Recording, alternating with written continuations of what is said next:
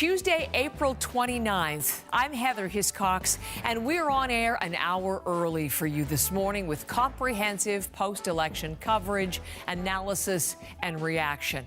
Canadians have made their choice. CBC News is projecting a Liberal government led by Mark Carney. At this hour, 5 Eastern, we do not know whether it will be a majority or a minority government. There are still a number of races too close to call, and the results are still being counted. So we'll bring you all of the latest results from coast to coast to coast. Here's what's happening right now. Mark Carney leads the Liberals to victory. Canadian voters give the party its fourth straight federal election win. Together, we will build a Canada worthy of our values. We will build Canada strong, Canada free, Canada forever. Vive le Canada. Thank you very much. Merci beaucoup. Some ridings are still in play this hour, so we'll look at the current seat count and see why the Liberals could still potentially form a majority government. The Conservatives fall short. Leader Pierre Poilievre vows to fight on despite an underwhelming election performance. We have to learn the lessons of tonight so that we can have an even better result the next time the Canadians decide the future for the country. And Poilievre himself won't have a seat in the new parliament. CBC has just projected he has lost his riding that he's held for 20 years, putting his future as party leader in doubt. Bitter disappointment for the NDP. Jagmeet Singh steps down as leader after losing his seat and leading his party to its worst performance in decades. Obviously, I'm disappointed that we could not win more seats, but I'm not disappointed in our movement. I'm hopeful for our party. Why the NDP may now have to consider a major rebrand in the wake of an election collapse. An election outcome that seemed so improbable just a few months ago is now a reality. The Liberals are projected to win a fourth consecutive term. And at this hour, 5 o'clock Eastern, it's still too close to say whether it will be a minority or a majority government. Mark Carney will remain as Prime Minister and will now hold his very first seat in Parliament. Let's take a look at the national picture. 172 seats, the number needed for a majority. Right now, the Liberals are leading or elected in 168 seats. The Conservatives in 144, the Bloc Québécois in 23, New Democrats in 7, not official party status, the Green Party in 1, Elizabeth May's riding. A handful of ridings across the country remain incredibly close, but the Liberals and Mark Carney are celebrating their win.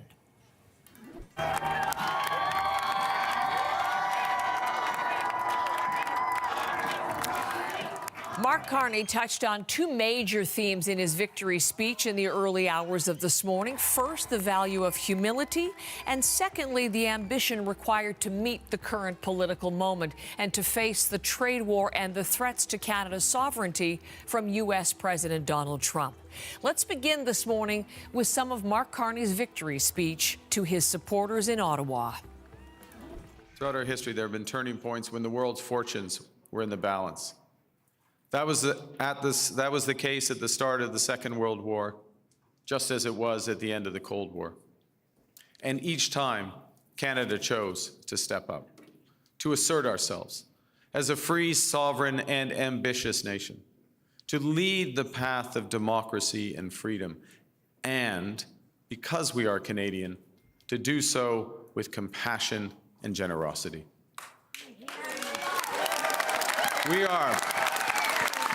We are once again at one of those hinge moments of history.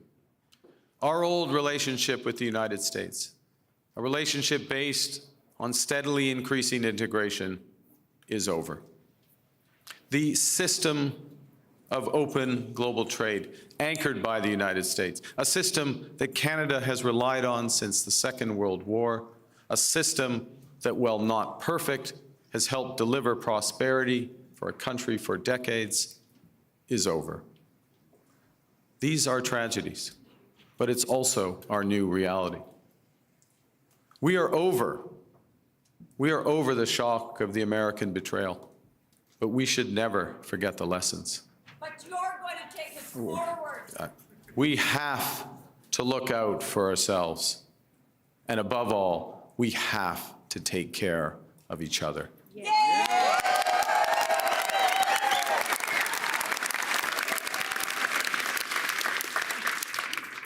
When I sit down with President Trump, it will be to discuss the future economic and security relationship between two sovereign nations.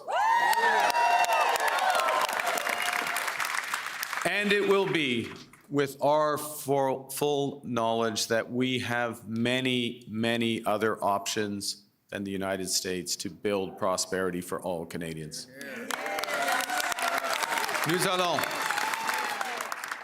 Nous allons renforcer nos relations avec des partenaires We will fiables strengthen our relations with reliable partners in Europe, Asia, and elsewhere.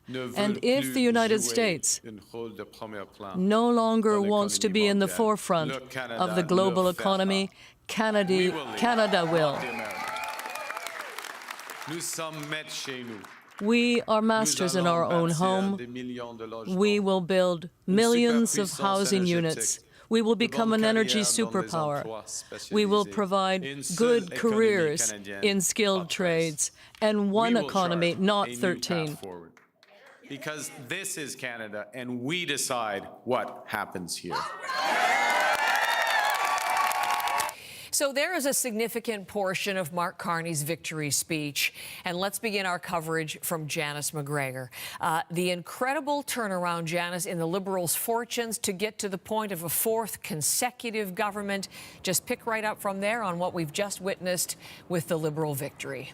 Yeah, indeed, Heather. This is a dramatic consolidation of the next parliament into essentially two-party politics. Well over 90% of the seats in the next House are going to be either Liberal or Conservative. That is a big change. It's a change in the dynamics. It's a change in the way sort of votes split in extraordinary ways overnight. The Liberals did win the popular vote. That is something that they did not accomplish in the last two elections when they won minority governments. This is something that potentially adds to the credibility of this win for leader Mark Carney, but it's not at all clear that the minority parliament that is resulting from this election is going to be easy for him to navigate at a time when he is going to have to pass fairly urgently a budget and other consequential legislation. Unless some of the ridings that flip in this last kind of 1% of polls reporting and the special ballots and so on in the coming hours, unless things really go the Liberals' way, they are going to need the help of perhaps 4 or 5 New Democrats or maybe the Green MPs to work with them for everything that they need to get through the House of Commons. They are not going to be masters in their own House as far as having majority status. Also worth noting that the Bloc will have an essential swing vote on parliamentary committees, so constant negotiation is going to be required there. In looking ahead to the challenge of dealing with Donald Trump's trade threats, I found it interesting that Carney was calling on everyone to sort of have strength through unity and cooperate for the road ahead, and he did seem to get some assurances from other leaders last night that they would give that to him. But let's also take nothing away from this accomplishment for Mark Carney. When Justin Trudeau resigned, there was a risk that the person who took over as Liberal leader could be the shortest serving Prime Minister in history. With this win, Mark Carney ensures that he does not become the answer to that trivia question. He is going to get his chance to govern and try to make the changes he was campaigning on. So, Janice, let's turn then to the Conservative outcome. The party, not, despite that 25% lead in the polls not that long ago, not able to land that victory. And what CBC News has just projected just a very short time ago, Conservative leader Pierre Poilievre has been defeated in the riding he held for 20 years. This is the riding of Carleton. Liberal Bruce Fanjoy has won. And CBC News, there you see, has just projected a Liberal victory in Carleton. So let's look at the meaning of all of that, both for the party and for Pierre Poilievre's own political future. Yeah, this is such a dramatic narrative. You know, this is someone who had a commanding control over his party, a commanding lead in the public opinion polls, and now doesn't even have a seat in the House of Commons. It wouldn't have been unexpected, perhaps, for him to even consider resigning after this turn of events. And yet, in his speech last night, Pierre Poilievre was actually, to a certain extent, declaring victory. Take a listen. Conservatives have achieved major breakthroughs tonight. We brought in record support from blue-collar and unionized workers, youth, new Canadians. We gave voices to countless people across this country who've been left out and left behind for far too long. We won the big debates of our time on the carbon tax, on inflation, on housing, on the drug crisis, on crime. Conservatives have been leading the debate, and we will continue to put forward the best arguments to improve the lives of our people right across this country. But we will not stop there. Every single day, our Conservative caucus and I will be holding the government to account on behalf of the millions of Canadians who believed in the message of change. That part of his speech may have been an opening salvo, part of a bid to perhaps keep his job atop a party that does appear to be fraught with serious infighting. If he is going to carry on in the short term, he is going to have to figure out how to lead this party without being able to be a leading voice in the House of Commons. Another Conservative that did win a seat last night, someone, unclear who, is going to have to be asked to step down. And then when a by-election is called, Pierre Poilievre is going to have to try again to get a seat in the House of Commons. Janice, we're just getting information from our CBC decision desk reminding us that at this point, as we look at the count, the Liberal Party not at the 172 seats required to have a majority government. But there are still several ridings left in play that could change. This is the wording from our decision desk. The result of the overall seat count, specifically that could get the Liberals to a majority government. So there are counting of special ballots yet to come from Elections Canada. Still some advance voting, still some day of vote being counted overnight. So what do we need to keep an eye on still in these hours to come this morning? Yeah, I can't say for certain that this is unprecedented, but by my computer here, I think we still are waiting for sort of final decisions on some 30 ridings. There is a lot still unfolding here in that final kind of 1% of the polls, because somewhat extraordinarily, there is a huge long list of ridings that are, within like 1% as their margins. I was particularly interested in some of these Ontario seats, because this is a province where they just had an Ontario election with the U.S. relationship as the ballot question, and returned a majority for Conservatives, progressive Conservatives, and now we have this Liberal victory, based on some of the same issues. You look at seats like the ones around Kitchener. I think there are 3 Kitchener seats. These are changing minute by minute, of course, but 3 Kitchener seats last time I looked, sort of manufacturing heartland, very trade effective, are among those that are still kind of not fully counted and called yet. I was also looking at the border towns, the dramatic turns in some of the seats in the Niagara region, and also one of the seats we're watching still very closely, Windsor-Tecumseh Lakeshore. Not out of the realm of possibility that the Liberal could hold it, but it has flipped Conservative, at least for now. An extraordinary kind of series of events where sometimes people had assumed that the New Democrat votes would move into the Liberal column, but in fact, in a number of parts of Ontario, they seem to have gone Conservative. We're getting into interesting sort of vote splits in a couple of places. The other part of the province, I'll just note, Brampton, had been kind of reliably pretty Liberal in past elections, now seeing more Tory strength in Brampton, a part of the 905 where the federal Conservatives are now doing considerably better than they used to, but I'll note a place where provincial progressive Conservatives have done well. To see some of those ridings be very, very close and still not called yet, I think quite significant. Janice, thank you. We'll check back many times over the course of the morning, watching those storylines. I was mentioning Elections Canada, pausing counting of the special ballots. I should tell you that will resume at 9:30 a.m. Eastern, so we will be watching toward the latter part of our program today to see if there's any major change in the counts and in the seat count. Now, so far, of course, Pierre Poilievre losing his seat. Another party leader, as Janice was mentioning, who will not be returning to Parliament, he announced last night that he will step down, NDP leader Jagmeet Singh. He lost his seat in Burnaby Central last night by a wide margin. He finished third, in fact. Liberal Wade Chang defeated him, more than double Jagmeet Singh's vote, 42.1% to Singh's 18.1%. In his concession speech, which came just past midnight Eastern Time, Singh congratulated the Liberal Party and, as I said, announced that he will step down. Tonight, I've been informed our party leader that I'll be stepping down as party leader as soon as an interim leader can be appointed. Now, I could not have done this incredible job without, here's a point, give me a second to break down a bit. I couldn't have done it without the incredible support of my wife, Gurkiran. Obviously, I'm disappointed that we could not win more seats, but I'm not disappointed in our movement. I'm hopeful for our party. I know that we will always choose hope over fear and optimism over despair and unity over hate. New Democrats literally built this country. We have built the best of Canada, and we aren't going anywhere. Thank you.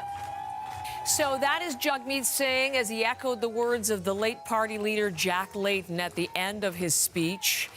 Of course, Jack Layton led the party to official opposition status in 2011 with the Orange Wave, and it was a very different story for the NDP last night, that crushing defeat. Singh thanked his wife, thanked his family, his young daughters, his parents, his brother and in-laws, party staffers, NDP caucus members and candidates.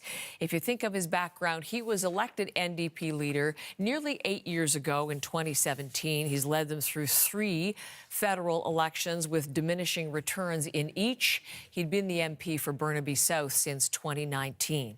Let's focus on the West Coast and in British Columbia. What a pleasure to say good morning to Gloria Makarenko, who you've been watching, I know, on our overnight hours, hosting the After the Vote program. Gloria, I'm so glad to see you from Vancouver early this morning. Thanks for staying up for us. Well, it's great to be on your show too, Heather. A very good morning to you. Well, thank you very much. Listen, I want to talk about BC broadly, but since we've just listened to Jagmeet Singh, let's start right there. There was a lot of question thinking that he was going to lose Burnaby South given the polling, and indeed he did, stepping away as NDP leader. That's a big part of the NDP story tonight. And that was an emotional speech, wasn't it? There were points where he was getting, you could just feel the tears. He was trying to stop them, and then he'd take a drink of water and then another drink of water, and a lot of thanks. And again, moving on, and big question marks for his future right now as well. And there was another big NDP upset in the Metro Vancouver area, which perhaps in many ways is more significant. And this was in New Westminster, Burnaby, Maillardville. And this was Peter Julian's riding. He first won that seat in 2004. So to see that riding flip to the Conservatives was shocking for many because he was very well regarded in that riding. NDP did lose some seats to the Conservatives in the BC interior, in the north, on Vancouver Island as well. But a big story for the Green, the only story for the Greens, I suppose, was Elizabeth May. Yes, she won her seat handily in Saanich Gulf Islands as well. And another name you're likely to recognize in Burnaby South is the election of Gregor Robertson. Gregor Robertson, of course, Vancouver's former mayor. Now he is a Liberal MP heading to Ottawa. And one of the conversations during our broadcast tonight, one of my favorite conversations was with Hedy Fry, because Hedy Fry is a real story here. She has won Vancouver Centre again, and she won it by a wide margin. Now, Hedy Fry was first elected to Vancouver Centre, get this, 1992, when she defeated then Prime Minister Kim Campbell. So she was talking about, being an initial Liberal candidate back then, and how she still, at the age of 83, looking forward to heading back to Ottawa and sitting again as MP for Vancouver Centre. So, I mean, it was an amazing conversation. That is so fantastic. Yeah. You know, when you think about longest serving female MP in Canadian history. You know, those are the stories because it came such an election, Gloria, of such a focus on two leaders that you didn't really hear about the star candidates, really like Gregor Robertson running or Hedy Fry's story. So I'm glad to bring them forward. We're all watching. I was noting a couple of BC ridings that are still too close to call. Kelowna, which is presently Liberal, Vancouver Kingsway, which is presently NDP. So it's still not completely written there in BC, is it, this morning? No, it's just, anyway, it's been a very, very exciting evening. It just flew by for us here in the studio as well, but watching those ridings very, very closely and also hearing it may be a while before we get all the counts in. Exactly. Still could determine majority or minority yet to come. One thing you did hear overnight, you had a call-in component to your program, which I know is always fun and very interesting. Let's listen to a little bit of it and then I'll get your take. So here's what some of the callers into Gloria were saying on our CBC overnight broadcast. Like seen firsthand what happens when like leadership choices kind of go in a different direction. And it's really made me grateful that in Canada, we're making decisions that are kind of making us move forward, not backwards. Tell us what's been going through your mind as you've watched the results come in, especially the view from Calgary and Alberta. It would be nice in future elections to see more of Calgary, you know, represented. There's a lot of really awesome people here, a lot of really progressive, liberal-minded people. And I think if Mr. Carney was able to hold a rally in Calgary Centre, it actually may have skewed that riding a little bit. I think they could have won that. Well, how are you feeling about the result tonight? Honestly, tonight I'm feeling pretty disappointed. I'm a pretty big conservative supporter. I'm only 21 years old, but I'm super passionate about politics, and I was not too pleased with how the election went tonight. I had a lot of hope. I've been to a couple of Pierre's rallies. So interesting, Gloria, those rallies, thousands upon thousands of Poilievre and Conservative supporters, but that did not translate into victory for the Conservative Party. Overall, as you listened to people, what was your takeaway? It was fantastic, first of all, to be able to blanket the country and get reaction from so many people. And, you know, you enter something like that with a certain amount of trepidation when you're opening up, you know, live calls on an overnight show, that kind of thing. But people were incredibly respectful and incredibly engaged, I would say. They were really feeling the results. There was one call that kind of stood out, and I'm sure somebody is still laughing about that in Newfoundland. He called in, I think, ostensibly to talk about the Green Party and ended up singing us a song of Kermit the Frog, and isn't it great being green? So that kind of made my night as well. Gloria, so great to connect with you again. Thank you very much. Thanks for giving us an extra time after that overnight program after the vote. Gloria Makarenko joining us from Vancouver. And if you were watching overnight, you'll notice that Sachi Kurl was part of Gloria's panel. And Sachi is also staying up late for us, or early for us, but she's going to be with me in just about 15 minutes for her take as well from Angus Reid. The Liberals picked up a number of seats in battleground Quebec. We knew those 78 seats were going to be determinant, and indeed they were a key part of the result last night. A major blow to the Bloc Québécois, which is projected to lose 12 of their seats. The leader of the party, Yves-François Blanchet, re-elected in his riding of Belleuil-Chambly. Rafi Boudjikanian has been covering the Bloc's campaign, and he was there at election night headquarters to bring us their results.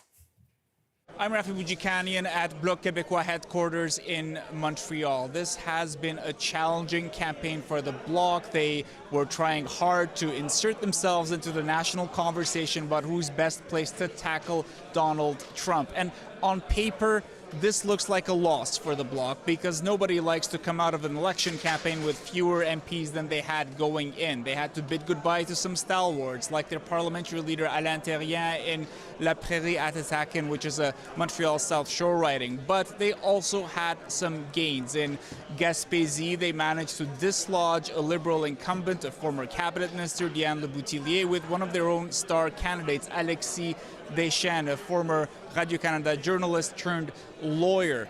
Now, what's still in suspense is whether or not the Liberals will form a majority or minority government. And the Bloc's argument is if it's the latter, then they hold a lot of power, the balance of power. That's the argument Yves-François Blanchet made to his supporters in his speech on Monday, saying that the Bloc will be able to push forward on issues that matter a lot to Quebec, like supply management, a big issue for dairy farmers in this province, or French language protection laws.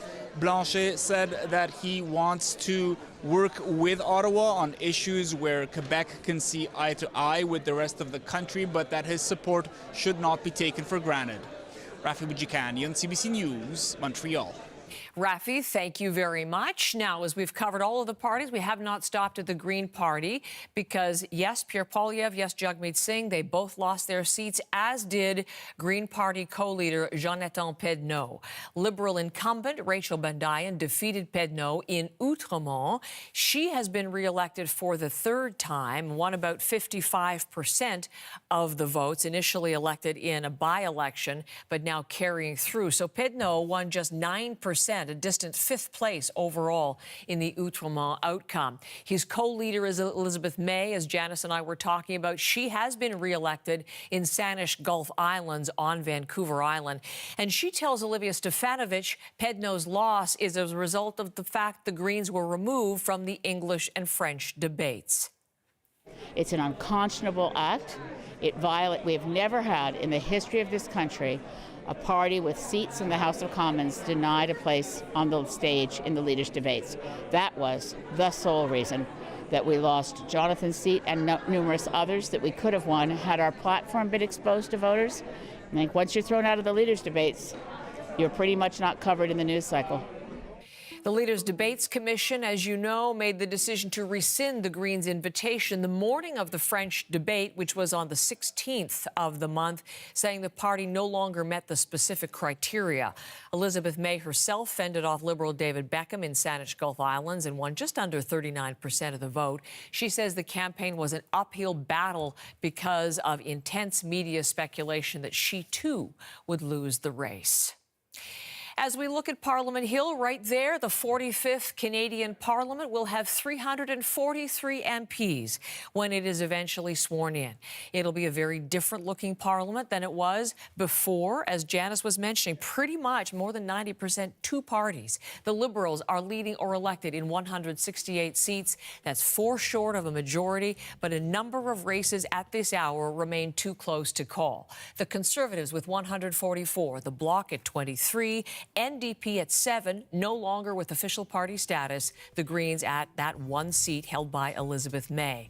So there will be many new faces in the next Parliament, some familiar faces as well. Here's a familiar face in terms of political analysis. Hi, Sachi Kurl.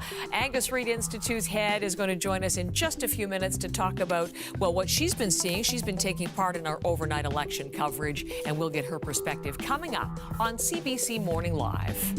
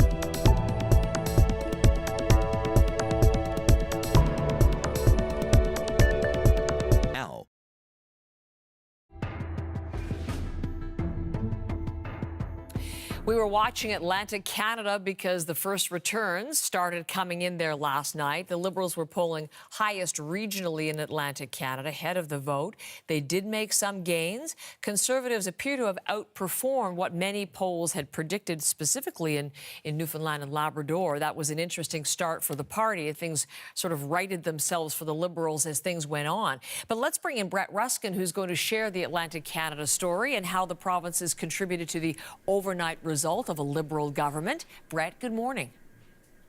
Good morning, Heather. And yeah, if the Liberals were hoping, as the polls were kind of indicating, for a full maritime sweep, they might be disappointed, even though they did make gains. So let's take a look at what didn't change as a result of the election. PEI, 4 ridings there, initially held or previously held by 4 Liberal members. Now they are keeping those 4 seats on PEI. New Brunswick, 6 seats went to the Liberals, 4 seats went to the Conservatives. That was the same as the previous election, as is this election result. Here in Nova Scotia, a little bit different. 11 seats up for grabs. Previously, there were 8 held by the Liberals, 3 held by the Conservatives. Right now, Liberals are leading or elected in 10 of those 11 ridings, with one of them going to the Conservatives. Now, there was lots of close battles here in Nova Scotia. One of them was Sean Fraser's riding. Again, Sean was a cabinet minister who was serving under Justin Trudeau and resigned. He said he wanted to spend more time with his family, but then once Mark Carney took leadership of the Liberal Party, he threw his name and his hat back in the ring and ran again. So here he is after becoming and being voted in once again, speaking with Rosemary Barton last night. The results we're seeing tonight reflects my experience on the doorstep over the course of the last number of weeks. People were faced with a very clear choice. Who is best to represent Canada in defending Canada, standing up to the threat that we're seeing coming from south of the border? People have very different views as to the appropriateness of one party or another, but that's what elections are all about. So again, we saw high, kind of the highest level of support for the Liberals in the polls, in the kind of public opinion polls. So Atlantic Canada had very strong support, the strongest in the country for the Liberals. That didn't quite translate into the seat count at the end of the day once the votes began coming in, but the Liberals did make gains. So overall, here in the Maritimes, the Liberals taking 20 of the available 25 seats, again in New Brunswick, Nova Scotia, and Prince Edward Island. So that's a look here at the East Coast, at the Maritimes, as a result of the results that we have so far. Heather. Brett, thank you very much. Brett Ruskin is in Halifax, and you're watching An Extra Hour.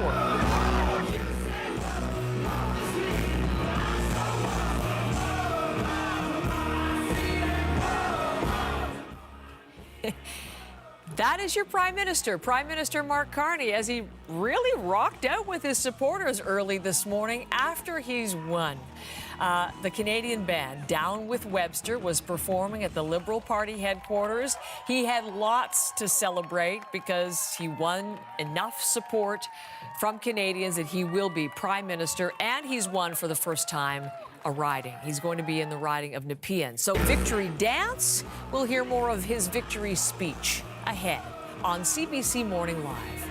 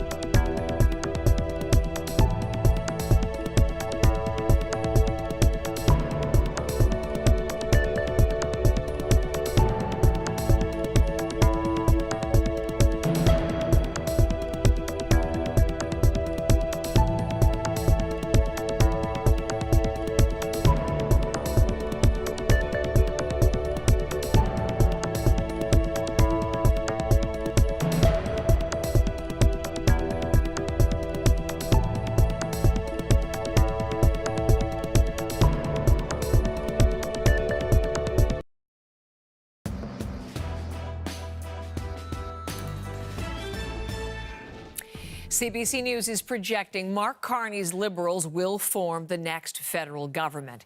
It's still too soon yet to tell you whether this will be a minority or a majority government because there are a number of ridings which remain incredibly close this hour.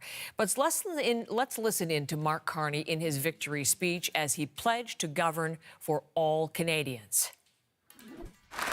Humility underscores the importance of governing as a team in cabinet and in caucus, and working constructively with all parties across Parliament, of working in partnership with the provinces and the territories, and with Indigenous peoples. And at this time, it underscores the value of bringing together labor, business, civil society, to advance the nation-building investments we need to transform our economy. Humility is also about recognizing that one of the responsibilities of government is to prepare for the worst, not hope for the best. As I've been warning for months, America wants our land, our resources, our water, our country. Never. But these are not idle threats. President Trump is trying to break us so that America can own us. That will never ever happen.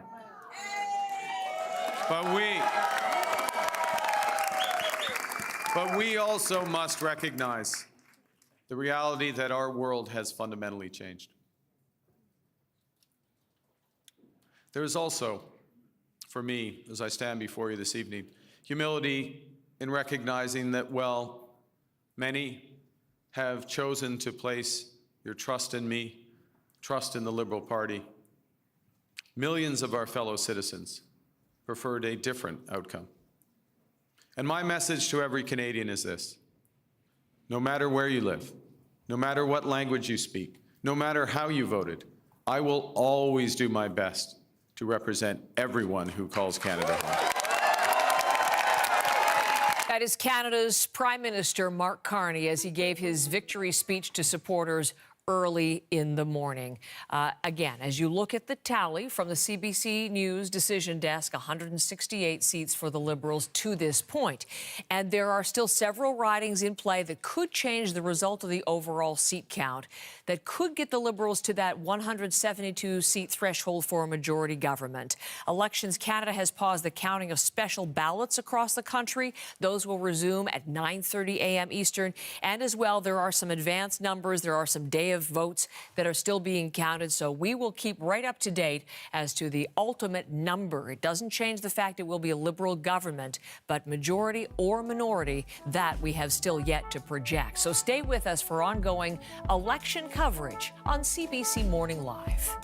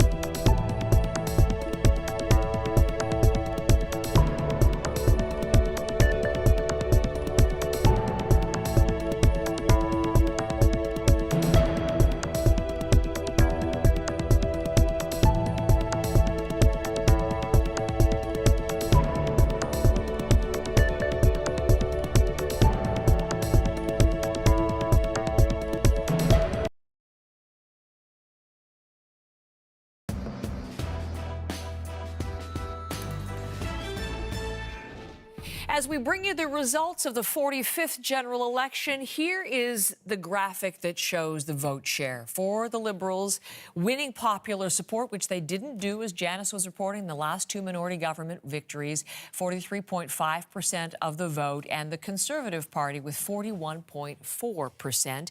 That is exactly what the polling had been indicating, that things were tightening in the dying days of the federal campaign. And Sachi Kurl was certainly speaking about that. She was part of Gloria Makarenko's analysis in the overnight show, but she is, of course, as we know, the president of the Angus Reid Institute, and she's in Vancouver this morning. So great to see you. Thank you for staying up. What we just witnessed is something, as I said, that tightening, yes, which you talked about in your reports and in your polling, but the culmination of all of this, something that you won't have seen very often in polling history, in your polling career. Just talk about the result of this election campaign, Sachi. So, Heather, good morning. And I want to tell everyone I've switched out my stilettos for comfy slippers at this hour because it's the West Coast and we haven't quite been to bed yet. But talking about the really unique and historical nature of this particular campaign. This is a once in 100 year result because try to think back over the course of any of our adult lifetimes over the last 50, 60 years to see any one party gain 40+% of the popular vote and fail to win a majority. And in this case, the first place and the second place parties both did that, and neither were able to secure a majority. So you've got Pierre Poilievre trying to hold on to his seat, which now is projected he's to lose. Mark Carney, of course, celebrating the fact that he's come first in the polls in terms of popular vote, and at this stage of the morning has the most seats. You did mention a few minutes ago that Elections Canada has announced that it's calling an all-stop to special ballot counting, which could have an impact on a number of really tight races. There are some races that are fewer than 100 votes apart, which are absolutely going to judicial review. But beyond that, judicial recount rather, but beyond that, there are those that are within 200 or 300 seats. Special ballots could have an impact on that. I said seats, I meant votes. But in any event, it's super tight. And yet, and still a majority either party in sight, potentially still, there is that glimmer? It's not impossible. I mean, definitely the Liberals, as the night has worn on and as the morning has started to chug along and as dawn has already broken in Newfoundland and Labrador and in the Atlantic provinces, we know that there's not that much runway left. All but about 1,000 out of a total of 75,000 electoral polls have reported. But of course, again, going back to those dozen or so seats, ridings, races, where, you know, the difference between the winner and the loser is 300 votes or fewer, special ballots are going to count, whether they're from overseas or write-ins or absentee or whatever they are. So, look, nobody can fault Elections Canada. They've worked through the night. Their workers have worked through the night for wanting to take a break and pick up again in some hours. But it means that we're not going to know for some hours yet, and in fact possibly for some days yet, whether it is a minority or a majority, and then what happens from there. Because if you're the Liberal Party, you're going to want to be able to come out very quickly and say, look, this is our mandate, these are our policies, these are the things we're going to do in the first 3 to 6 months of our mandate. If you don't know you have a majority mandate, it certainly makes things a tiny bit more complicated. And in Parliament with two parties, essentially, more than 90% of the seats between that dichotomy, Liberal Conservative. It'll be really interesting to watch how that works. Can I ask a couple of things? Because I know heading into the vote, you were watching a number of key sort of metrics. One was turnout. What did you see from turnout in terms of who turned out and the kinds of voting base that gave as impacting the result? Again, I think we have to wait until all the ballots are counted, but I don't think this, you know, there were those who were talking about this could be absolutely historic turnout, next level turnout. I think this is definitely going to end up being, and we know already that more votes have been counted than were counted in 2021 and in 2019. So it's certainly a significant increase in the number of votes cast. So that is higher turnout, but it's not necessarily at this stage in terms of what we're seeing some sort of new high water mark. Very quickly, Heather, I also want to talk about the one thing that was probably the factor that robbed the Liberal Party of its majority. All right. And that was its performance in the 905 and those exurbs, suburbs around downtown Toronto.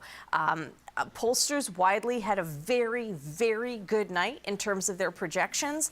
But the one area that there was a gap, and certainly I've been talking to some friends who are Liberal organizers. I have friends across the political spectrum. I said, where did you underperform?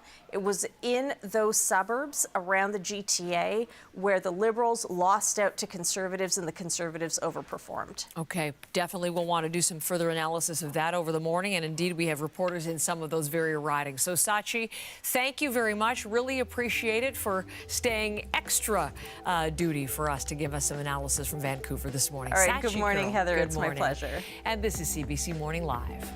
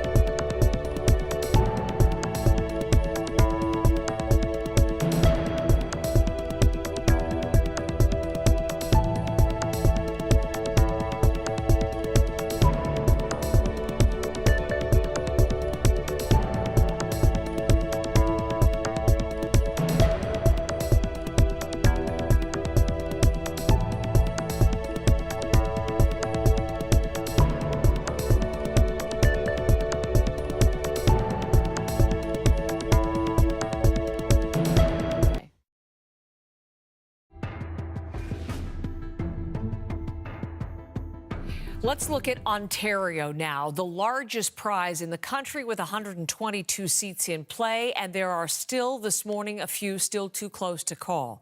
Liberals elected or leading in 69 ridings. They dominated in the city of Toronto. But as Sachi was just highlighting, the Conservatives had several key pickups in that 905 zone, the ridings that make up the greater Toronto area, and that's going to be an area where they can concentrate on. That was a big area of emphasis. It's an area where the Liberals will want to do some analysis as to what happened. And the area, the Ottawa area riding in Ontario, Carleton, boy, Marianne, that's one we'll be talking about, because Pierre Poilievre, the breaking news, the Conservative Party leader who has held that riding for 20 years, that has gone now. Bruce Fanjoy for the Liberals picked it up. So much in the Ontario story to tell. Joy in the name Fanjoy is likely what he's feeling this morning. He's the first-time Liberal candidate beating Conservative leader Pierre Poilievre. As you mentioned, he's held that riding excuse me, since 2004, so more than 20 years. He was 24 years old when he was first elected in that riding of Carleton in Ottawa. So yes, a lot of talk about that. Quite a significant win for Bruce Fanjoy there, and we're going to dig into that throughout the morning. But for Ontario voters who hit the polls yesterday, they were voting with one extra riding because of that redistribution of electoral boundaries to reflect the changes in population. And so much to look into, as some of those races still remain too close to call in Ontario. And the rest of the province, what else do we need to focus on? Well, looking at the biggest city in Ontario, Toronto, the Liberals have made a lot of ground there. Let's talk about York Centre. That's where the Conservatives won. Eglinton Lawrence really still too close to call as well, so we're keeping an eye on that. But one significant one in Toronto, the Liberals have taken back the riding of Toronto St. Paul's. That's the riding that was traditionally a Liberal stronghold. That was until the Conservatives won the riding during a by-election last summer. That prompted those calls for Justin Trudeau to step down as Prime Minister. Liberal Leslie Church was elected there last night. Heather, you talked about the 905. That's the area code for the area outside of Toronto, the Greater Toronto Area. And that is an area where we've seen some ridings flip from red to blue, particularly in the riding of Aurora Oak Ridge's Richmond Hill. That's where Conservative there won last night. Newmarket Aurora was won by Conservative Sandra Kubina. But Brampton, also that key 905 area, also one we're keeping an eye on. There are 5 ridings there, rather 6 ridings in Brampton, but keeping an eye on 5 that are still too close to call right now. So far, the riding of Brampton East was taken by the Liberals with a win by Maninder Sidhu. So keeping an eye on those other ridings all around there, because also quite significant when looking at that mix of blue and red in those really key 905 areas, including in Brampton. I want to mention Windsor, though, particularly the riding of Windsor West. That was won by Conservative Harb Gill, because no Ontario seats were won by the NDP. This is one of the ridings taken from the NDP, won by the Conservatives. That's also where we saw a lot of party leaders visiting because of its proximity to the U.S., the auto sector there in Windsor, and, of course, the ongoing trade war with Canada and the U.S. So interesting to see how that has changed as well. It absolutely is. Thank you so much, Marianne. Appreciate that. With a view in Ontario, let's look at Ottawa and Parliament Hill, where these MPs will be sitting when everything reconvenes. 168 seats presently for the Liberals. Marianne was mentioning the defeat of Pierre Poilievre by Liberal Bruce Fanjoy, thanking all of the people in the riding of Carleton on social media right now, saying we are all Canadian, we have to look out for ourselves, and we have to take care of each other. Let's get to work. And he will do so in the next Parliament, defeating Conservative leader Pierre Poilievre. You are watching special election coverage on CBC Morning Live.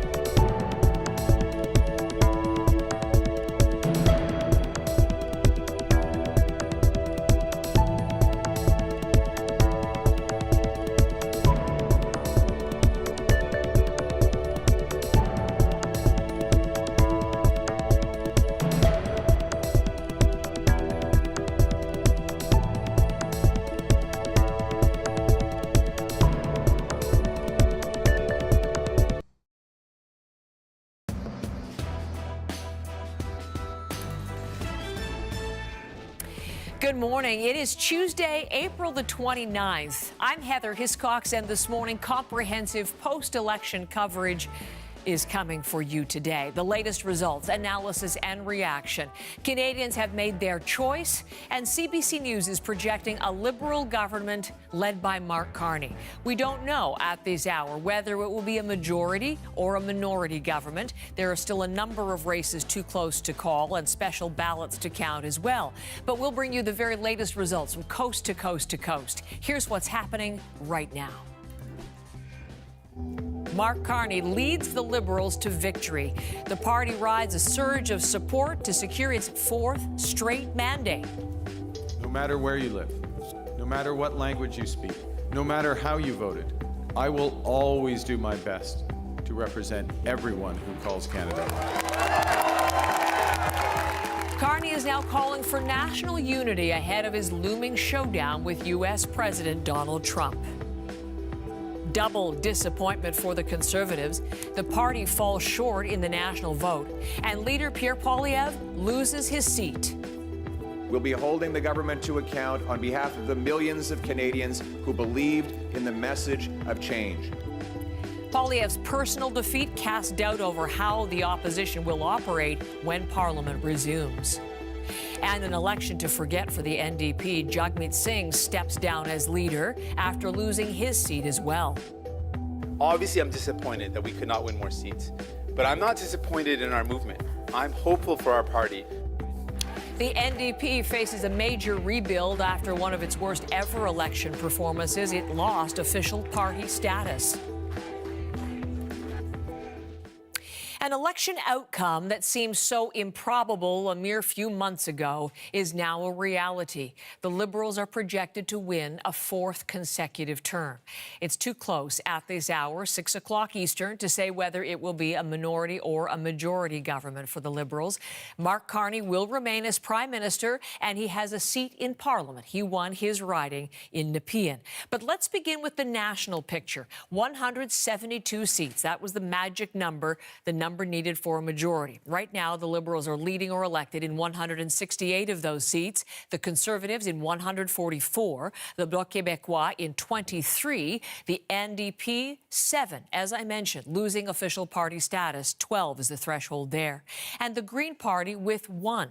A handful of ridings across the country remain incredibly close at this hour, but the Liberals and leader Mark Carney are celebrating a monumental win.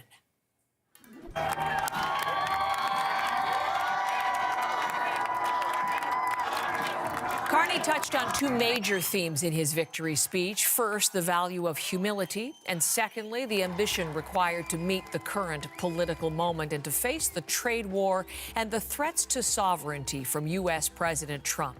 Here is some of the victory speech he delivered to supporters early this morning in Ottawa. Throughout our history, there have been turning points when the world's fortunes were in the balance. That was the case at the start of the Second World War, just as it was at the end of the Cold War. And each time, Canada chose to step up, to assert ourselves as a free, sovereign, and ambitious nation, to lead the path of democracy and freedom, and, because we are Canadian, to do so with compassion and generosity.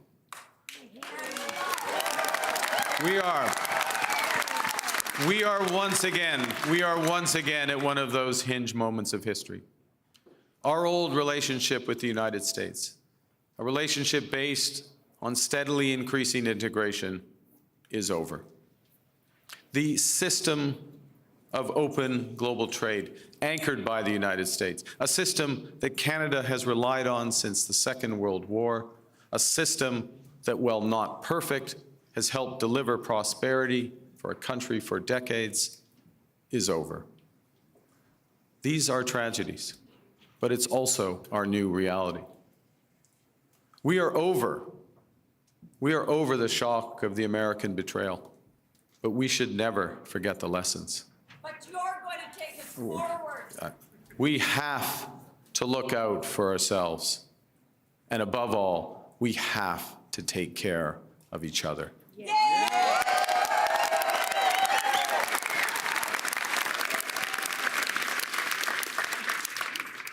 When I sit down with President Trump, it will be to discuss the future economic and security relationship between two sovereign nations. And it will be with our full knowledge that we have many, many other options than the United States to build prosperity for all Canadians.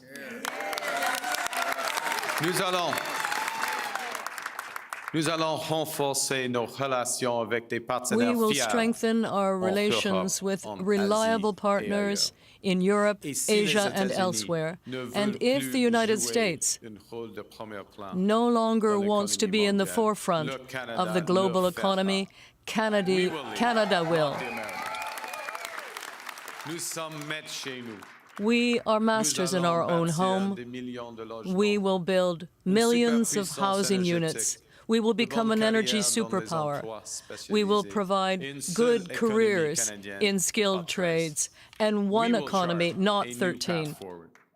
Because this is Canada, and we decide what happens here. Just part of Mark Carney's victory speech to supporters in Ottawa in the overnight hours after securing a fourth straight mandate for the Liberal Party. In Ottawa, Janice McGregor in. And Janice, I was speaking just a few minutes ago to pollster Sashi Curl from Angus Reid, and she was saying, cannot stress enough the unique nature of this victory, the historic quality to this reversal in fortune for the Liberals. Why don't we start there this hour? Yeah, a very significant swing in the space of a couple of months, but also a very dramatic consolidation of this next parliament into really two-party politics. That is part of the reason why, actually, some of these ridings, some 30 that haven't been called yet, are turning out to be now too close to call. That is what you get when you get kind of head-to-head Liberal versus Conservative politics in so many places now across the country.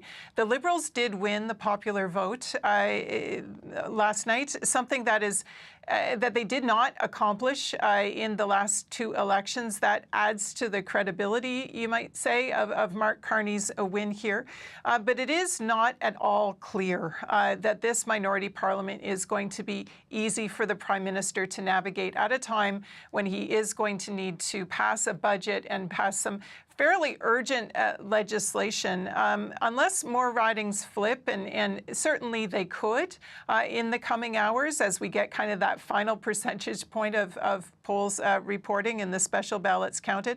But the Liberals at the moment are going to need at least 4 or 5 maybe seats worth of help to pass anything in the House of Commons. That paradoxically is going to take, for example, those kind of 7 leading or winning New Democrat seats and make them, again, somewhat powerful, even as they have lost official party status and are sitting as independents, because it means the Liberals could turn to them to help them govern. And also important to note that the Conservatives in the bloc will not have, at the moment anyway, enough seats to be able to defeat a minority Liberal government without the support of, again, that rump of New Democrats and the Green MP working with them. So an extraordinary set of circumstances when the House returns. Also worth noting, the bloc still has official party status, will have a crucial, perhaps, swing vote on parliamentary committees. And I also want to take nothing away from what an accomplishment this is for the Liberal leader personally. When Justin Trudeau stepped down, people were talking about how his successor may have a record-breaking shortest term ever as Prime Minister. In fact, with this win, Mark Carney does not become the answer to that trivia question. He does get a chance to govern and bring in some of the changes that he campaigned for. So the leader who campaigned for change in a totally different way is, of course, Conservative leader Pierre Poilievre, and CBC News, Janice, just before we came on the air at 5 Eastern, projecting that Poilievre has, in fact, lost his own seat. He's been defeated in the riding of Carleton. The Conservatives have lost the election. What does this all mean for him and for the party? Yeah, and take nothing away from Bruce Fanjoy, who worked for months to make this happen. Significant Liberal resources dumped in there tactically to pull this off. For an opposition leader who had let a very large public opinion polling lead slip through his party's fingers and then, sort of on top of it, lost his seat in the House, you might have expected even a resignation from Pierre Poilievre last night. Instead, though, what we had was actually a bit of a victory speech. Take a listen. Conservatives have achieved major breakthroughs tonight. We brought in record support from blue-collar and unionized workers, youth, new Canadians. We gave voices to countless people across this country who've been left out and left behind for far too long. We won the big debates of our time on the carbon tax, on inflation, on housing, on the drug crisis, on crime. Conservatives have been leading the debate, and we will continue to put forward the best arguments to improve the lives of our people right across this country. But we will not stop there. Every single day, our Conservative caucus and I will be holding the government to account on behalf of the millions of Canadians who believed in the message of change. And to be clear, it's not that Poilievre doesn't accept the results from last night. He did pledge to work with Mark Carney when it came to matters of dealing with Washington. But that part of his speech, I think we can see as an opening salvo in a bid to make sure that he can keep his job atop a party that now seems to have some pretty significant infighting. If he is going to carry on in the short term, he is going to have to figure out how to do that without being able to have a voice leading this party in the House of Commons. You talked about the humility in Mark Carney's remarks. It is going to take humility for Pierre Poilievre to look at somebody in his caucus who just won his or her seat and ask them to step down so that he can try again to get a seat of his own. An extraordinary and dramatic turn of events for him. Janice, thank you very much. We'll be continuing to watch new results and then reverberations with you.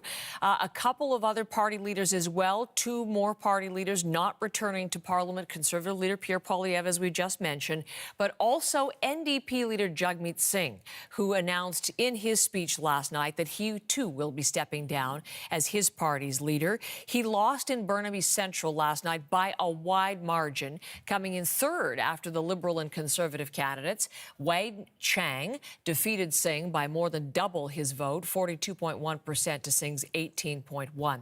So in that concession speech that came just after midnight Eastern, Singh congratulated the Liberals for the victory and made the announcement that he will, after now 3 elections as leader, resign from that position. Tonight, I've been informed a party leader that I'll be stepping down as party leader as soon as an interim leader can be appointed. Now, I could not have done this incredible job without, here's a point, give me a second to break down a bit. I couldn't have done it without the incredible support of my wife, Kidden. Obviously, I'm disappointed that we could not win more seats, but I'm not disappointed in our movement. I'm hopeful for our party. I know that we will always choose hope over fear and optimism over despair and unity over hate. New Democrats literally built this country. We have built the best of Canada, and we aren't going anywhere. Thank you. Jagmeet Singh, in the early morning hours, echoing the words of the late NDP leader Jack Layton, the hope over fear sentiment. Jack Layton leading the Orange Wave to official opposition status in 2011. Not so in this particular election, just the opposite. The collapse in support, not even reaching the threshold of official party status. And again, Jagmeet Singh losing his seat. Many thanks for all those involved over this election and through his past. He was elected NDP leader nearly 8 years ago in 2017, led the party through 3 federal elections. Each one had diminishing returns. He's been MP for Burnaby South since 2019. We focus on battleground BC for some time with Gloria Makarenko. If you were watching our CBC News overnight election show after the vote, Gloria Makarenko was hosting and was taking calls from viewers for their take overall on the Canadian outcome. I've seen firsthand what happens when leadership choices kind of go in a different direction. And it's really made me grateful that in Canada, we're making decisions that are kind of making us move forward, not backwards. Tell us what's been going through your mind as you've watched the results come in, especially the view from Calgary in Alberta. It would be nice in future elections to see more of Calgary, represented. There's a lot of really awesome people here, a lot of really progressive, liberal-minded people. And I think if Mr. Carney was able to hold a rally in Calgary Centre, it actually may have skewed that riding a little bit. I think they could have won that. Well, how are you feeling about the result tonight? Honestly, tonight I'm feeling pretty disappointed. I'm a pretty big conservative supporter. I'm only 21 years old, but I'm super passionate about politics, and I was not too pleased with how the election went tonight. I had a lot of hope. I've been to a couple of Pierre's rallies. Overall, as you listened to people, what was your takeaway?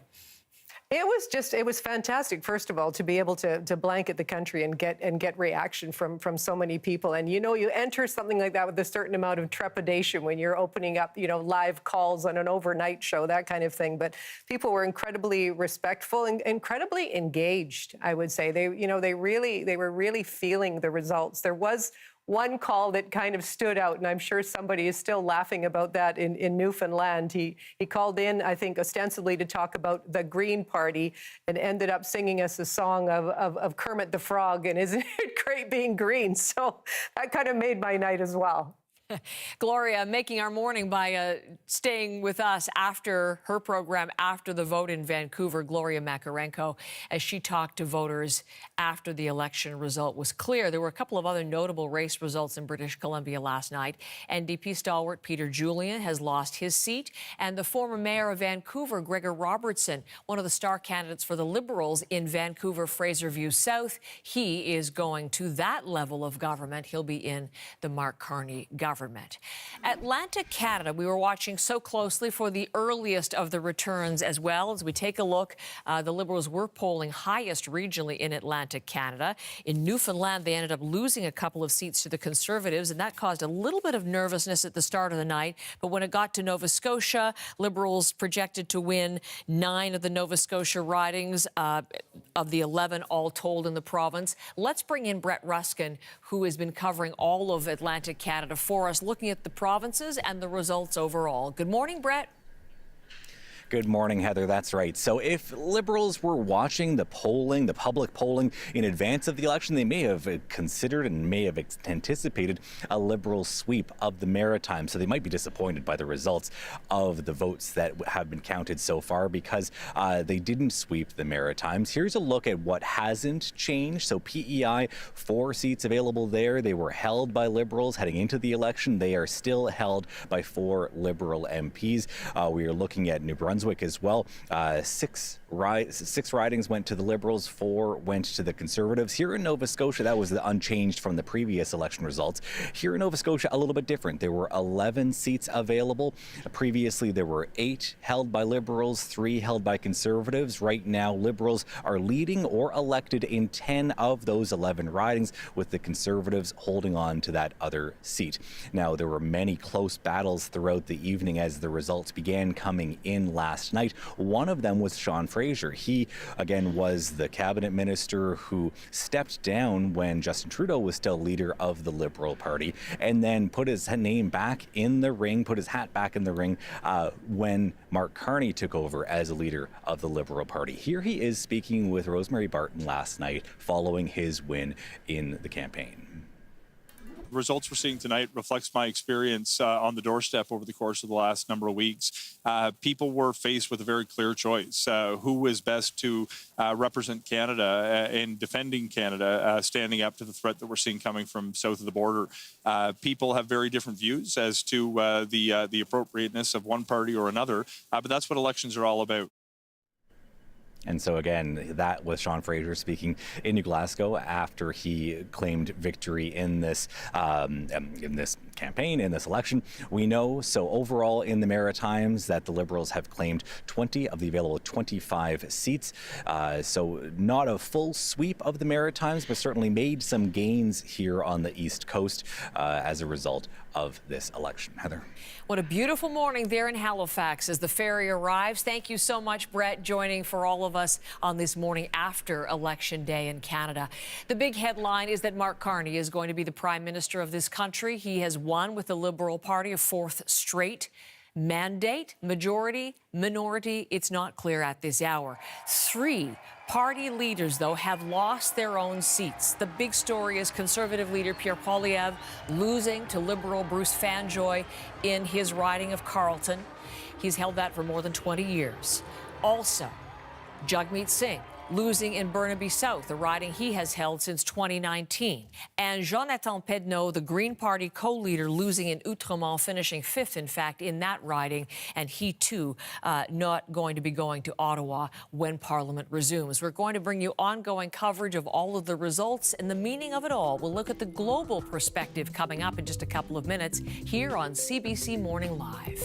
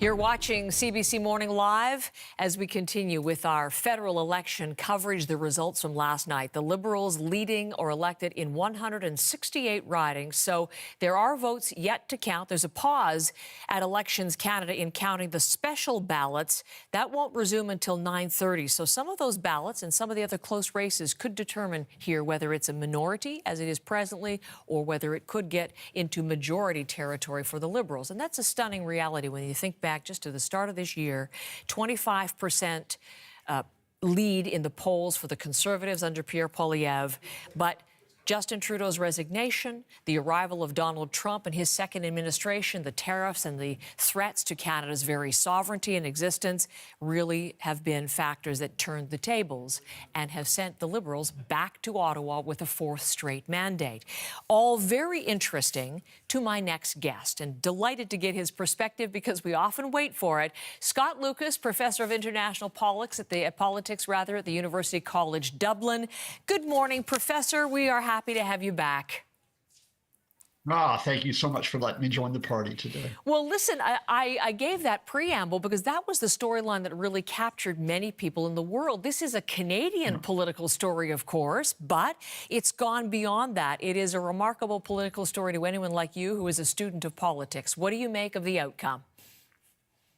Well, you've got a starting point, which is the dramatic fight back by the Liberals, aided, I have to say, in large part by Donald Trump. In fact, you could almost say this is the third election Donald Trump won, 2 for himself and 1 for Mark Carney. But I think it goes beyond the Liberals being on the verge of that majority in terms of the international significance. And I want to start off with this. Do not underestimate that for many people outside of Canada, I know certainly where I am in Europe, and I know in many places in Asia, Latin America, Canada is now the adult in the room. It is no longer the United States, at least the Trump administration, that if you're looking for stability, if you're looking for the idea of a constructive alliance, a constructive relationship, you go to Ottawa now rather than going to Washington. That's so interesting because, you might not have heard, sorry, just to interject, in his victory speech, part of what he said was, obviously, they have to have some relationship with the United States, but that Canada will look for reliable partners in Europe and Asia, and if the U.S. does not want to lead, then Canada will lead. He made that reference directly, Professor, last night. I think that's not just a political slogan. I think that's actually a reality which has already begun, which is sort of a diversification for Canada and for international relationships. In the run-up to this election, you could see, and you'll know the opinion polls about the number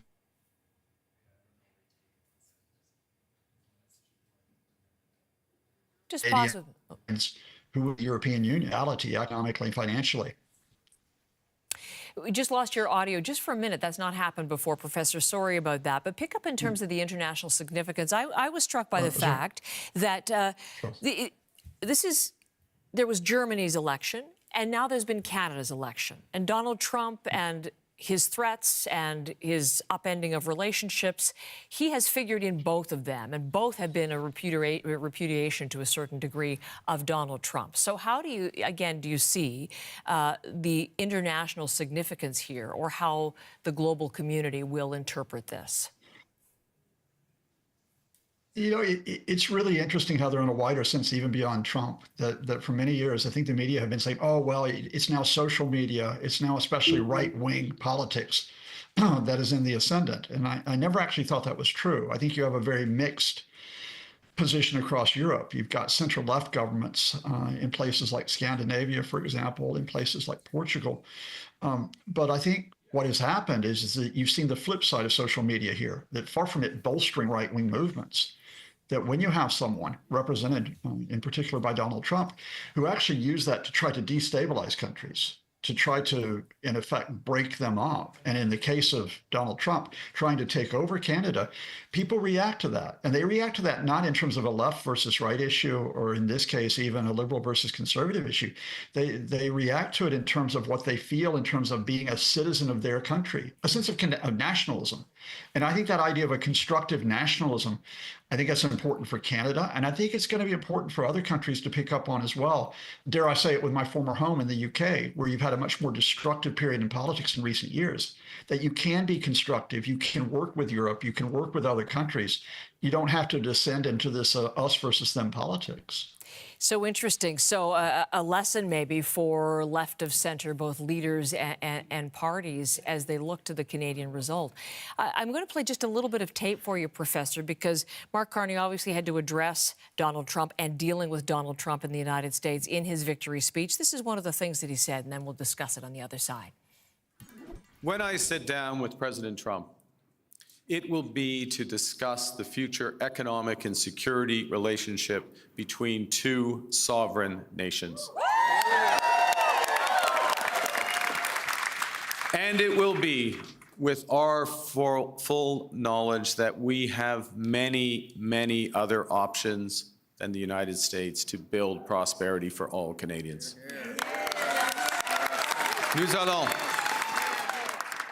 Nous allons renforcer nos relations avec des partenaires We will fiables strengthen our relations with reliable partners in Europe, Asia, and elsewhere. And if the United States no longer wants to be in the forefront of the global economy, Canada will. We will build one Canadian economy, not 13, with a government committed to free trade in Canada by Canada Day. The point is that we can give ourselves far more than the Americans can ever take away. So, there's a lot in there, Professor. Sorry, there's a lot of different takes in there. And in fact, just in French, saying what I had mentioned to you earlier. But the point that I wanted to get to you with you is eventually, and it's going to be sooner than later, one would presume, there will be a conversation with Donald Trump. And you heard the basis or the framework for him to go into those conversations. How do you think he should handle the relationship now? Donald Trump or Mark Carney? Yeah, I mean, Mr. Trump is going to do what Mr. Trump does. And I think what Mark Carney is doing, and I speak of this, by the way, with great respect for Mark Carney in terms of what he did for the Bank of England. It's first of all, you go in there in terms of competence, in terms of knowing the issues, in terms of what's knowing at stake, and in terms of talking about what is possible with a win-win relationship. That Canada does not want an economic war with the United States. It doesn't want a political war with the United States. It wants a cooperative relationship, and I'm sure he'll project that. But at the same time, if Donald Trump is not willing to accept that offer of cooperation, if Donald Trump insists that Canada has to bow down to him and become part of his wannabe empire, then Canadians will not accept that. Mark Carney will not accept it. The Liberal Party will not accept it. Many Canadians from other parties will not accept it. And no amount of white noise from Donald Trump and threats is going to do that. In other words, you extend the hand of friendship, but if that hand of friendship is not reciprocated by Donald Trump, then it is, to take the phrase that I've learned from Canada in the last few months, elbows up. It reached you there. In Ireland, did it? Elbows up all the way to Professor Lucas. Listen, thank you so much. Always appreciate your perspective. Scott Lucas from University College Dublin. And this is CBC Morning Live.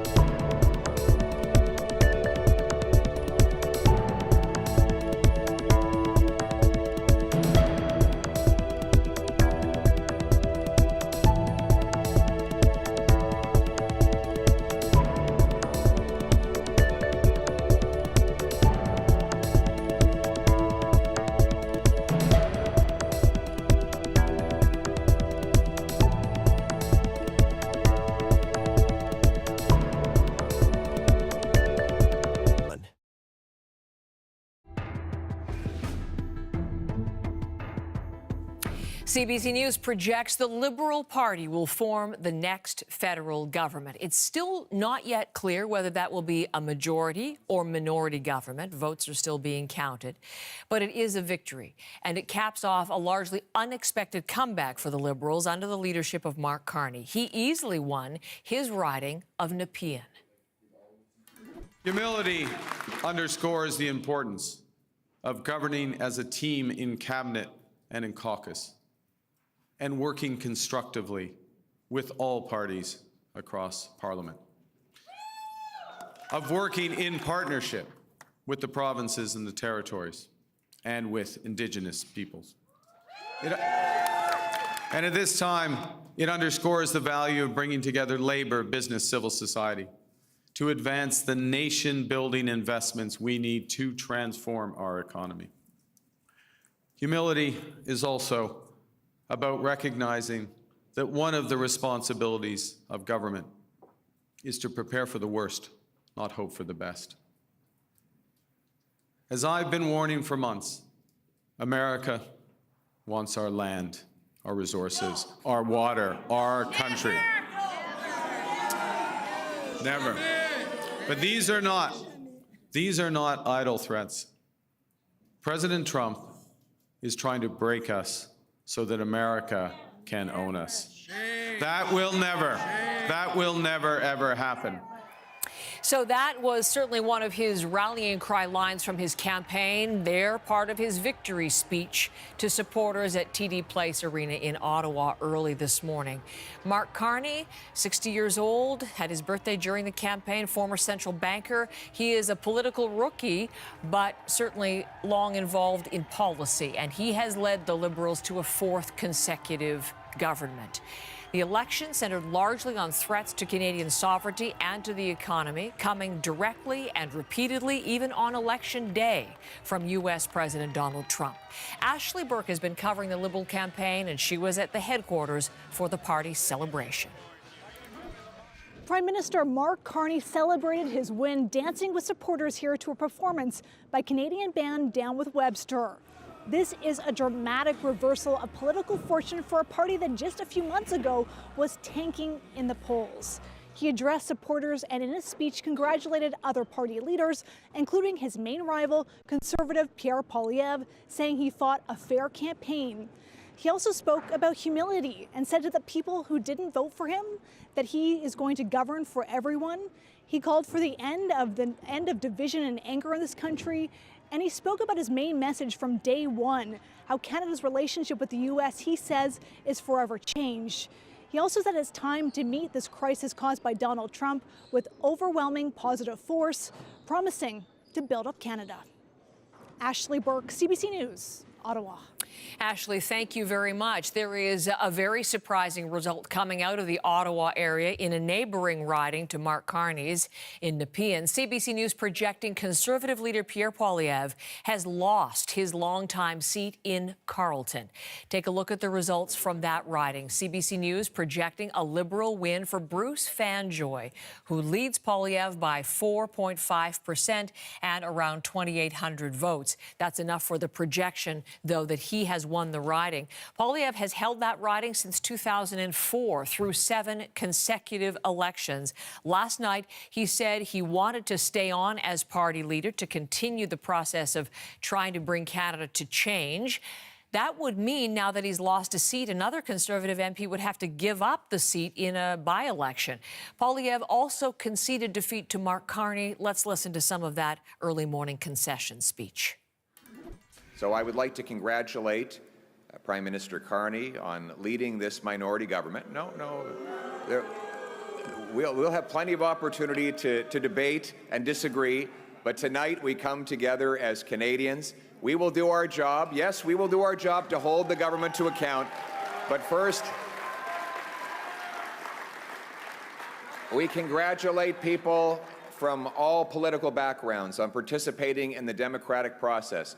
And as I said, while we will do our constitutional duty of holding government to account and proposing better alternatives, we will always put Canada first as we stare down tariffs and other irresponsible threats from President Trump. Conservatives will work with the Prime Minister and all parties with the common goal of defending Canada's interests and getting a new trade deal that puts these tariffs behind us while protecting our sovereignty and the Canadian people. Pierre Poilievre noting several silver linings in the Conservative result. Leading are elected in 144 ridings, which increases the seat count at present by 25 seats. Conservatives won more than 41% of the popular vote, which is their highest vote share since 1988. They had record-breaking fundraising and, of course, huge numbers at the Poilievre rallies. Jonathan Pedneau, the co-leader of the Green Party, he lost his seat in Outremont, as did NDP leader Jagmeet Singh. He lost in Burnaby Central, and he has already announced that he will step down as party leader. We may lose sometimes, and those losses hurt, it's tough. But we are only defeated if we stop fighting. We're only defeated when we believe that those that tell us that we can never dream of a better Canada, a fairer Canada, a more compassionate Canada. I have met New Democrats from coast to coast to coast who will never back down, even when they're told that there's no room for them at the table. Jagmeet Singh at his concession speech. Marina von Stackelberg has been covering the NDP campaign, and she was at election headquarters to hear that. Jagmeet Singh had to hold back tears as he called being the leader of the NDP the honor of his life. A small group of supporters cheered him on as he gave his emotional speech thanking volunteers and candidates. This was his third election campaign, and it ended in a worst-case scenario. The party lost the majority of their seats in the House of Commons. Several key MPs are not heading back to Ottawa. Singh couldn't hold on to his own riding. The New Democrats say they felt the voters had turned away from them because of fear of Donald Trump and Pierre Poilievre, so they moved their vote to Mark Carney. In many NDP ridings, that turned into a split vote, with some NDP incumbents losing to Liberals, others to Conservatives. The New Democrats say if they had more time, they felt they could have brought those voters back. One party staffer told me no matter what, they can still look back at what they did with just 24 MPs, pushing the Liberals to bring in a national dental care program for millions of Canadians. But voters did not reward that. The last time the party performed this poorly was in 1993. Losing official party status means the NDP will be able to do less in the House of Commons. And now they'll also need to find a new leader. Marina von Stackelberg, CBC News, Burnaby, British Columbia. Marina, thank you very much. So as we look there, 168 for the Liberals. We don't have the final count in that. Still ridings too close to call as far as projecting whether it will be a majority or a minority government. Elections Canada is pausing its counting of special ballots until later this morning. There are still, as I said, ridings too close to call, and special ballots may be key in those ridings. Those are ballots that people cast by mail or at Elections Canada offices if people know they're going to be away from their riding during an election. So they're going to pause those until 9:30 a.m. Eastern. That's about 3 hours from now, rather, and then they will resume the counting of the special ballots. So when they do and we start to get even more results, that number at the bottom may change. But for certain, it is a Liberal government in this country, the fourth consecutive Liberal mandate. And this is CBC Morning Live.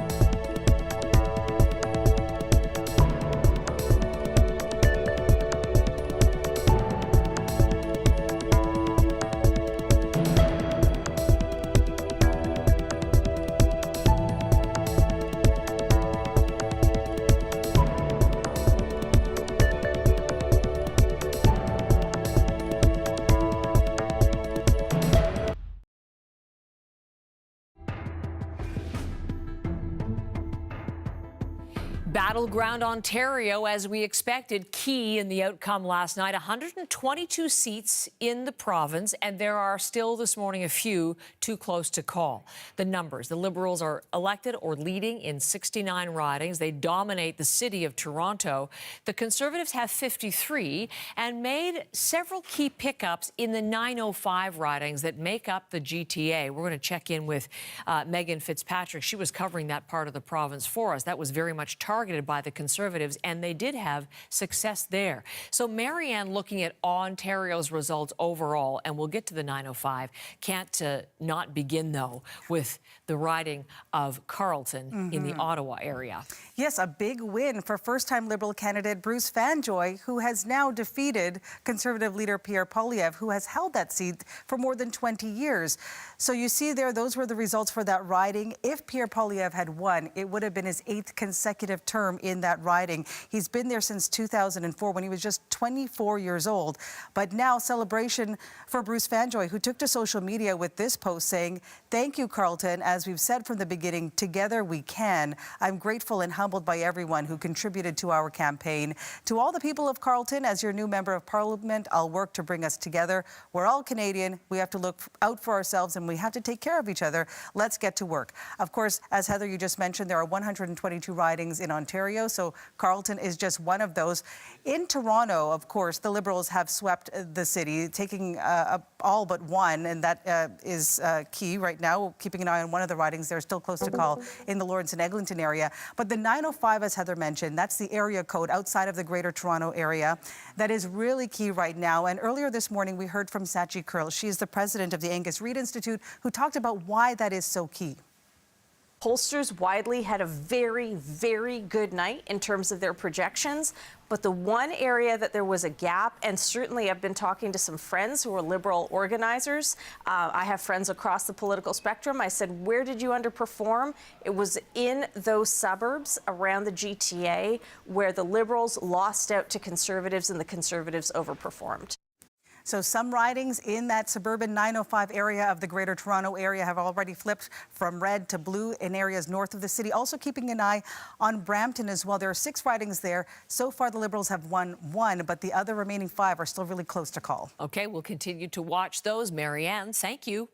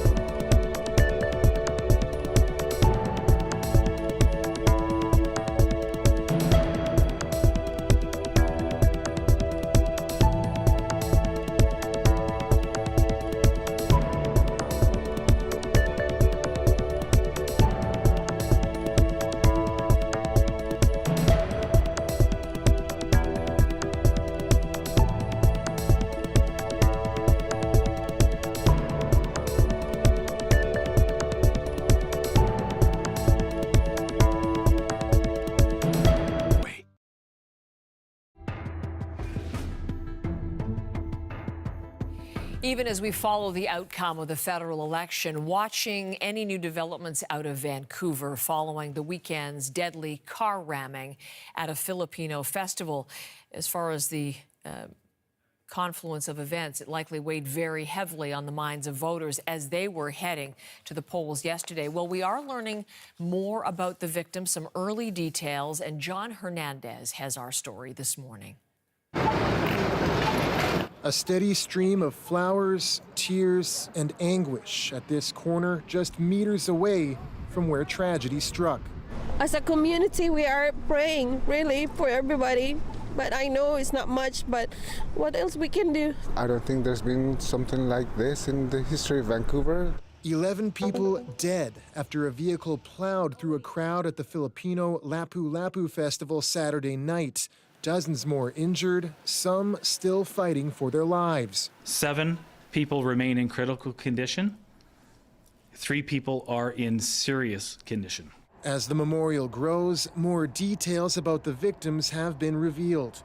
Among the dead, a family of 3, Richard Lee, his wife Lynn Huang, and their 5-year-old daughter Katie. We were hoping that at least there were some survivors, but their entire family just passed away. Lee's brother Tone says the family leaves behind a son who didn't attend the festival that day. We're just one of many, many families that are going through this experience, and it's a senseless violence to innocent people, and as a society, we have to be better. Kira Salem, a New Westminster school counselor and local pride advocate, also died. Kira was extremely vivacious, and they were an amateur drag king. Salem, originally from Brazil, spent their career supporting at-risk youth. They made it their life's work to make sure that people felt included and supported and understood. Kaiji Adam Lowe has been charged with 8 counts of second-degree murder, and more charges are expected. On Monday, VPD confirmed the suspect had a run-in with police in a neighboring community just 1 day before the fatal ramming. That contact was not criminal in nature, and it did not rise to the level where mental health intervention was required. Police say the investigation will be long. Officers are asking anyone with information or video to come forward as the weight of this tragedy grows heavier by the day. John Hernandez, CBC News, Vancouver. Indeed, John, and we'll certainly be updating any information on victims or on police investigation as the day goes on. And of course, the other top story, the election of Mark Carney and the Liberal Party to a 4th consecutive mandate. Chris, we'll see if we would expect to see the Liberal leader, the Prime Minister, at some point today following that election victory. But I say Chris because we do have a few seconds for a national forecast. Okay. Just a few seconds to you. Very quickly, Heather. Mostly whether the action is going to be in Ontario. Behind this cold front, we're seeing rain change to snow in northwestern Ontario and some freezing rain. Thunderstorms right along the front. They've moved from Georgian Bay and across Lake Nipissing, Val-d'Or and Santerre. That's moving eastwards. Look behind that, Moosonee, it's snowing. Timmins and Kapuskasing still warm enough for rain for now, but that should be changing over to a wet snow by this later this morning or afternoon. Widespread risk of thunderstorms, lesser risk of severe weather down in southwestern Ontario, but the Dundalk Highlands, GTA, the Kawartha Lakes, the Laurentians, all there. And whether or not you get a thunderstorm, wind will be strong today. Strong southwesterly winds and then changing to northwesterly as the cold front passes by. Those gusts could go 60 to 80 kilometers per hour, and within thunderstorms themselves, 100 kilometer per hour. Now, by tomorrow, the strongest winds will be over towards Gaspé. It'll be much cooler, much calmer come tomorrow. So it is these are just temperatures. With the humidity, it is going to be warmer than that in southern Ontario and Quebec. So that's what's helping the thunderstorm risk. Many parts of Quebec, your greater risk of storms comes this evening. Toronto, rain returns Thursday and Friday, as does in Montreal, but you'll notice the temperatures take a bit of a hit for the next couple of days.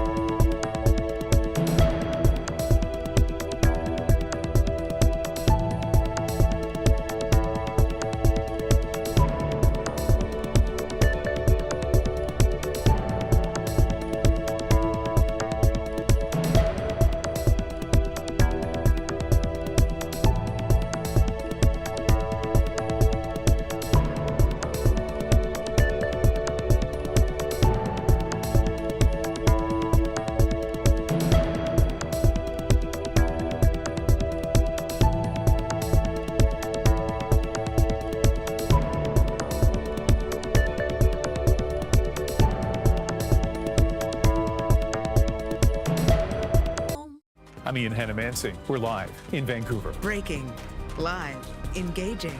For all the top stories, don't miss Hannah Mansing tonight on CBC News Network. We know that your family needs you just as much as you need them. That's why at Weber Naturals, we know it's important to take omega-3 daily to help support your heart and mind so that you can keep supporting them. Look for the purple cap for your heart and health solutions. Gold standard. Gold dust. Pot of gold, solid gold. You're worth your weight in gold. Golden boy, golden girl, golden goose, golden egg, golden age, golden ticket, golden opportunity. Is it just me, or is there some kind of clue here? I don't know.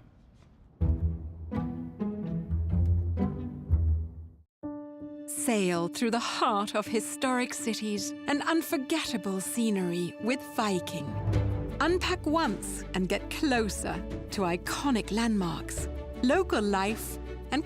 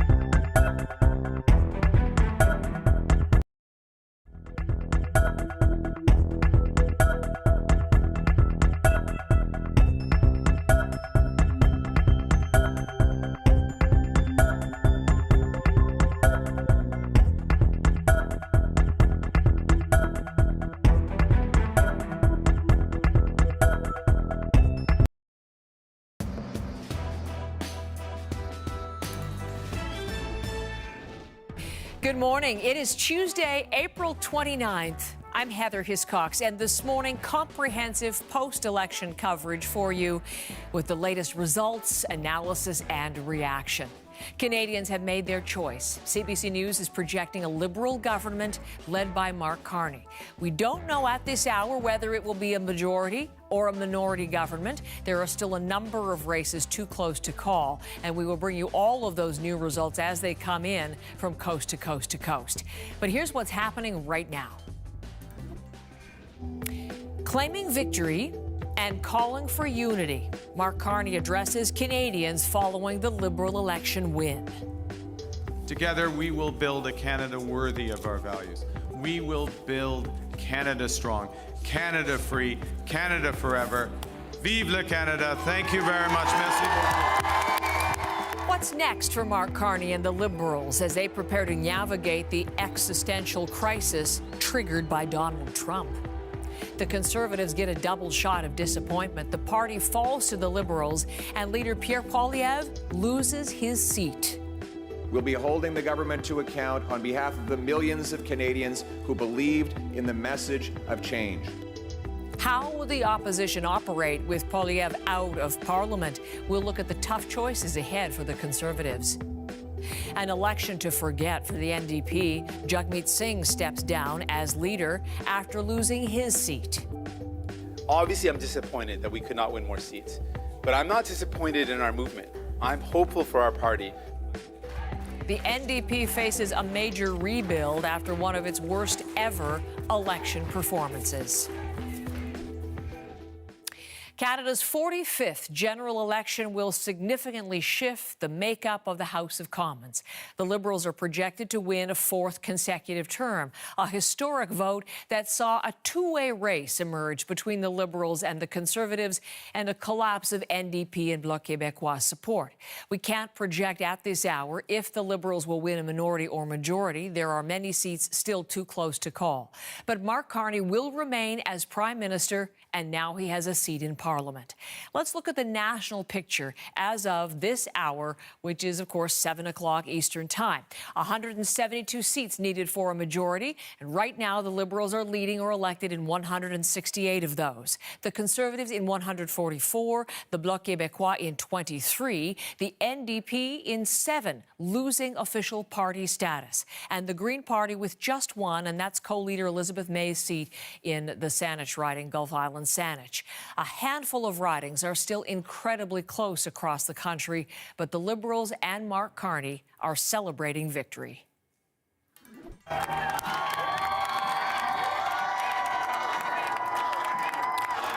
Carney touched on two major themes in his victory speech. First, the value of humility, and second, the ambition required to meet the moment and face the trade war and threats to sovereignty from U.S. President Trump. Let's begin this hour with some of Carney's speech to supporters early this morning in Ottawa. We become just by doing just acts, brave by doing brave acts. When we are kind, kindness grows. When we seek unity, unity grows. When we are Canadian, Canada grows.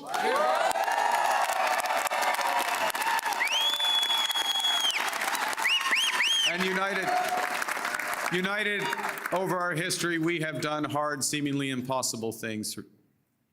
United, we have built one nation in harsh conditions, despite a sometimes hostile neighbor. Yes, they have form on this, the Americans. United, we have confronted our own past with Indigenous peoples. United, we built a country that brings together languages and cultures and beliefs that are different. We built critical cultural institutions such as CBC Radio Canada. United, we have created universal public health care. And now, in the face of this crisis, united, we are buying Canadian. We are exploring everything this country has to offer. We are supporting our friends and neighbors in the crosshairs of President Trump through a crisis that we did not create. United, we will win this trade war and build the strongest economy in the G7, an economy that works for everyone. Just part of Mark Carney's victory speech, Janice McGregor begins our coverage with more on what was an astounding turnaround in the Liberals' political fortunes.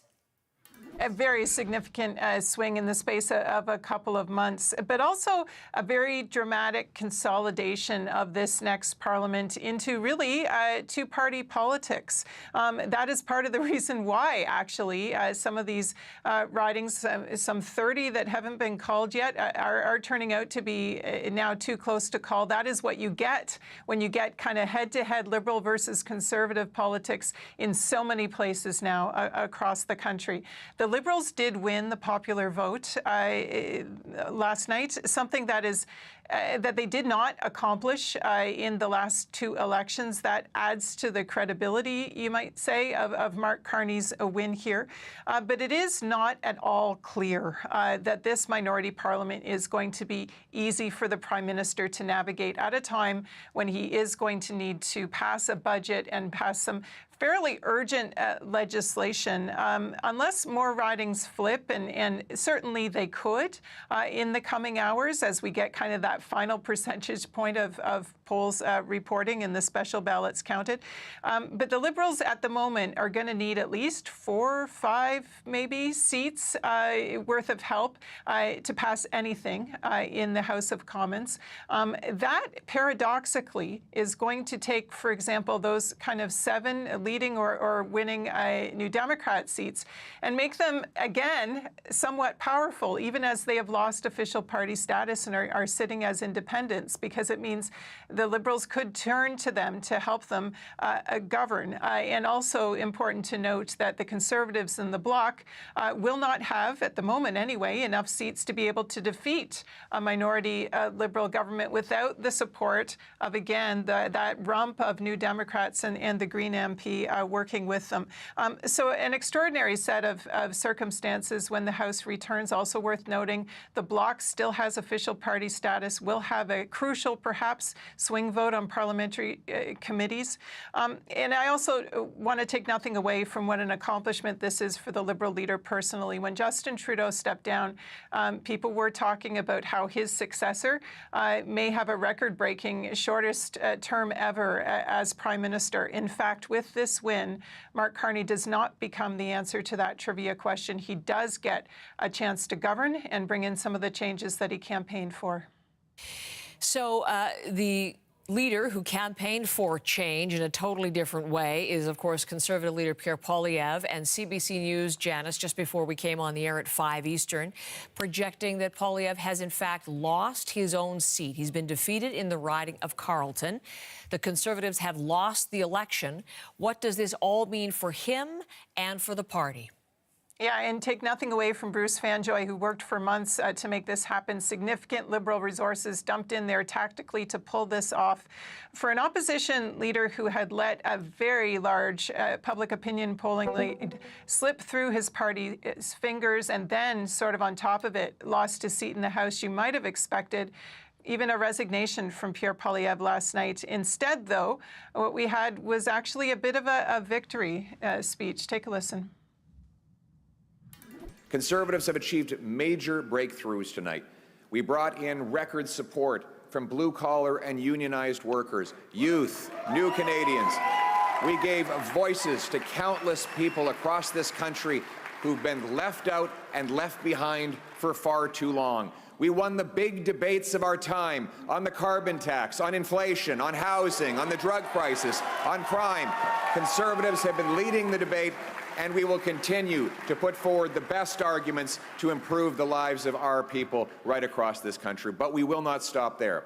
Every single day, our Conservative caucus and I will be holding the government to account on behalf of the millions of Canadians who believed in the message of change. And to be clear, it's not that Poilievre doesn't accept the results from last night. He did pledge to work with Mark Carney when it came to matters of dealing with Washington. But that part of his speech, I think we can see as an opening salvo in a bid to make sure that he can keep his job atop a party that now seems to have some pretty significant infighting. If he is going to carry on in the short term, he is going to have to figure out how to do that without being able to have a voice leading this party in the House of Commons. You talked about the humility in Mark Carney's remarks. It is going to take humility for Pierre Poilievre to look at somebody in his caucus who just won his or her seat and ask them to step down so that he can try again to get a seat of his own. An extraordinary and dramatic turn of events for him. Janice McGregor, thank you from Ottawa, and we'll continue to bring you results with Janice. Just getting some reaction in, some of the first from our country. The Premier of Quebec tweeting, putting on X right now, his congratulations to Mark Carney on his victory. Here's the social post. I will work with him to advance Quebec's interests by protecting our identity and our economy against Donald Trump's tariffs. I will respond in more detail this afternoon. So obviously, we will hear from François Legault at some point. One of the moments in Quebec that happened over the campaign was when he put a list of Quebec's demands, 5 key priorities, including health care and immigration, to the major party leaders and requested their response on those 5 points. So we'll hear what he has to say today, now that we know Mark Carney has in fact won and led the Liberals to a 4th consecutive mandate. Pierre Poilievre, the Conservatives losing the election, and Poilievre defeated in his own riding by Liberal Bruce Fanjoy. So let's look at that next. This is the scene as Fanjoy greeted his supporters last night. This is before we even had the result from the riding of Carleton. This morning, he's thanking his supporters on social media and promising to be an MP for all people of Carleton, saying, quote, we have to look out for ourselves and we have to take care of each other. Let's get to work. Bruce Fanjoy, defeating Pierre Poilievre in the vote yesterday. So there are three, all told, party leaders who will not be returning to Parliament. Conservative, or two not returning to Parliament, but three leaders losing their bid to be in Parliament. So that's Conservative leader Pierre Poilievre, NDP leader Jagmeet Singh, and the Green Party co-leader, who is Jonathan Pedneau, not in Parliament, but hoping for a seat. But the three of them all losing yesterday. Jagmeet Singh announcing he will step down as party leader as he made his concession speech last night. Here are the results in his riding of Burnaby Central. And there you can see he lost by a wide margin, finishing third, in fact, behind the Liberal who won and the Conservative candidate who finished second. Overall, though, Wade Chang with 42.1% of the vote to Jagmeet Singh's 18.1%. In Singh's concession speech, he congratulated Mark Carney and the Liberal Party and, yes, made clear that he will step down. Tonight, I've been informed a party leader that I'll be stepping down as party leader as soon as an interim leader can be appointed.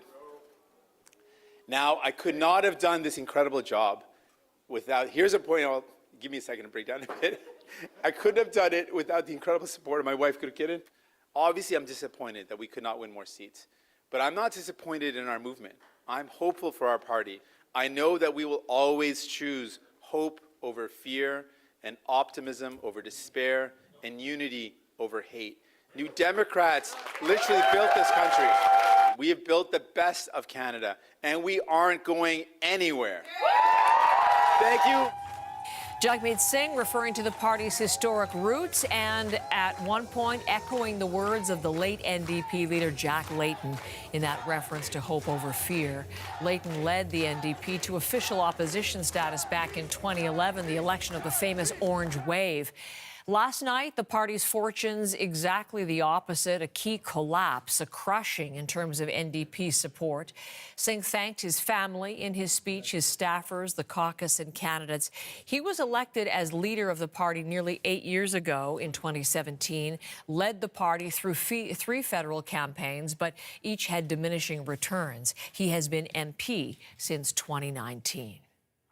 As we look to Quebec next, and that key battleground, the Liberals are poised to win 43 seats, a big jump from 35 they won back in 2021, the last election. And those seats, that gain has all come at the expense of the Bloc Québécois, party projected to lose 10 seats. Bloc Québécois leader Yves-François Blanchet has been re-elected in his riding of Belleuil-Chambly. He's one of the few party leaders who won riding in the election, as I just mentioned. In a victory speech late last night, Blanchet reiterated he's not running to become prime minister, but to represent the interests of Quebecers and to act as a partner to Canada. And indeed, that will be a key role for the party, a potential ally in Parliament for the Liberals if they do end up with a minority government and need another party to support them in key parliamentary votes. The map of Toronto and the Greater Toronto Area next. It was a two-party race. You can see red and blue. Blue gains mixed in with the red in the 905. Much more red in the 416, with the exception of one blue riding in North Toronto, and that's the riding of York Centre, where the Conservatives flipped that riding from the Liberals. The shaded area, the riding of Eglinton Lawrence at this hour, still too close to call. One of several ridings in that situation that will determine whether it's a minority or a majority outcome for the Liberal Party. Megan Fitzpatrick has been telling us the story of Ontario throughout the campaign. That 905 riding, Megan, exactly as you were reporting to us, it ended up being critical in the election outcome yesterday. This morning, there you are, out gauging reaction from people who are commuting in Toronto, arriving at Union Station. And what are you hearing so far? Well, Heather, I'm hearing mixed reactions. Some people saying they are happy with the results, others telling me that they are disappointed in the Liberal win. They were hoping the Conservatives would be leading the next government. And people reacting to news about Conservative leader Pierre Poilievre losing his seat, as well as NDP leader Jagmeet Singh. I met one woman who said she used to be a Liberal voter, but she changed her vote this time to the Conservatives. She felt that Pierre Poilievre was a strong leader. She said she listened to the debates. She was comfortable with him potentially being prime minister and put her vote behind the Conservatives. Now, she said she wasn't too upset that Mark Carney ended up winning the election, that he will be the next prime minister. And she says that he she will give him the benefit of the doubt. I did meet one voter who is upset that NDP leader Jagmeet Singh will no longer be leading that party and did not win his seat. That voter telling me, Heather, that he thought Jagmeet Singh did a lot of good things for Canada. Excuse me, and that he's sorry to see him go. Also, some people reacting to excuse me, the fact that this could be a minority parliament. Some saying they're okay with that they think that'll bring people to the table. Excuse me, and let's take a listen to what some other voters are telling me in reaction. Huge disappointment. I was hoping for change. I was hoping the Canadian people were tired of what we've dealt with. Thought it was time to move on, but I guess we got what we deserve. Not quite what I was expecting. I was expecting a majority for the Liberals, but it's still very great results. I'm glad he won because I think he's the best person to stand up to Donald Trump. You know, elections are all about events. Just because of tariff and this annexation, I think Liberals had an upper hand because we are confident Mark Carney can do better.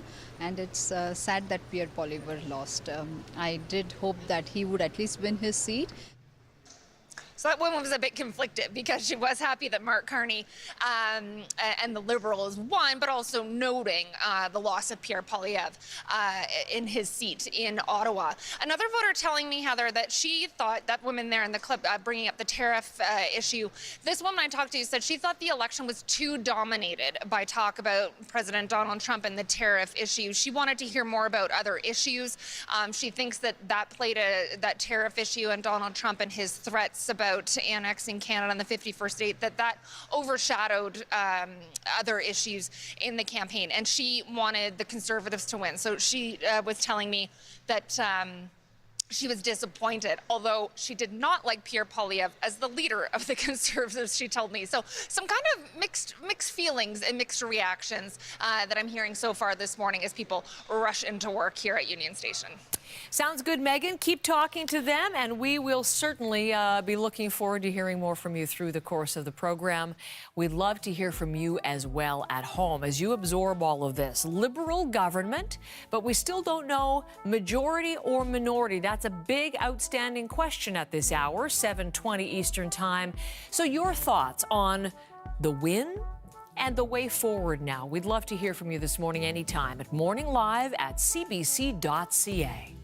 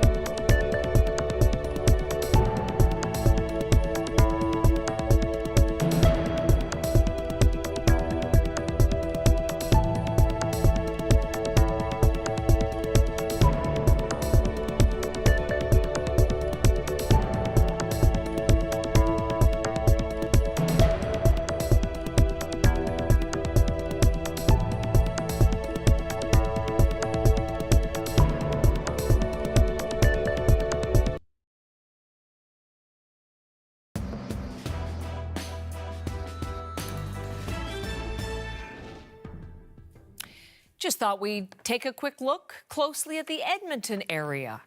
That's where Mark Carney grew up, of course. It is a sea of blue, except for 2 seats. The Liberals did pick up Edmonton Centre from the Conservatives. NDP incumbent Heather McPherson has kept her seat in Edmonton Strathcona. Someone who voted in Edmonton we have spoken to along the campaign trail. He voted for the very first time, was an undecided voter for much of the campaign, but we checked in after he'd made his decision, and we thought we'd just have a few minutes with Callum Leroy one more time now that we know how the election turned out. So good morning and welcome back again. Good morning, Heather. I think I should move to Ontario because I'm just getting up so early all the time now. I know. I promise this is our final conversation for now, because we know we have a period of time. Of course, how long it'll be, majority, minority, we don't know yet, but we do know the outcome, a Liberal victory. What's your take overall?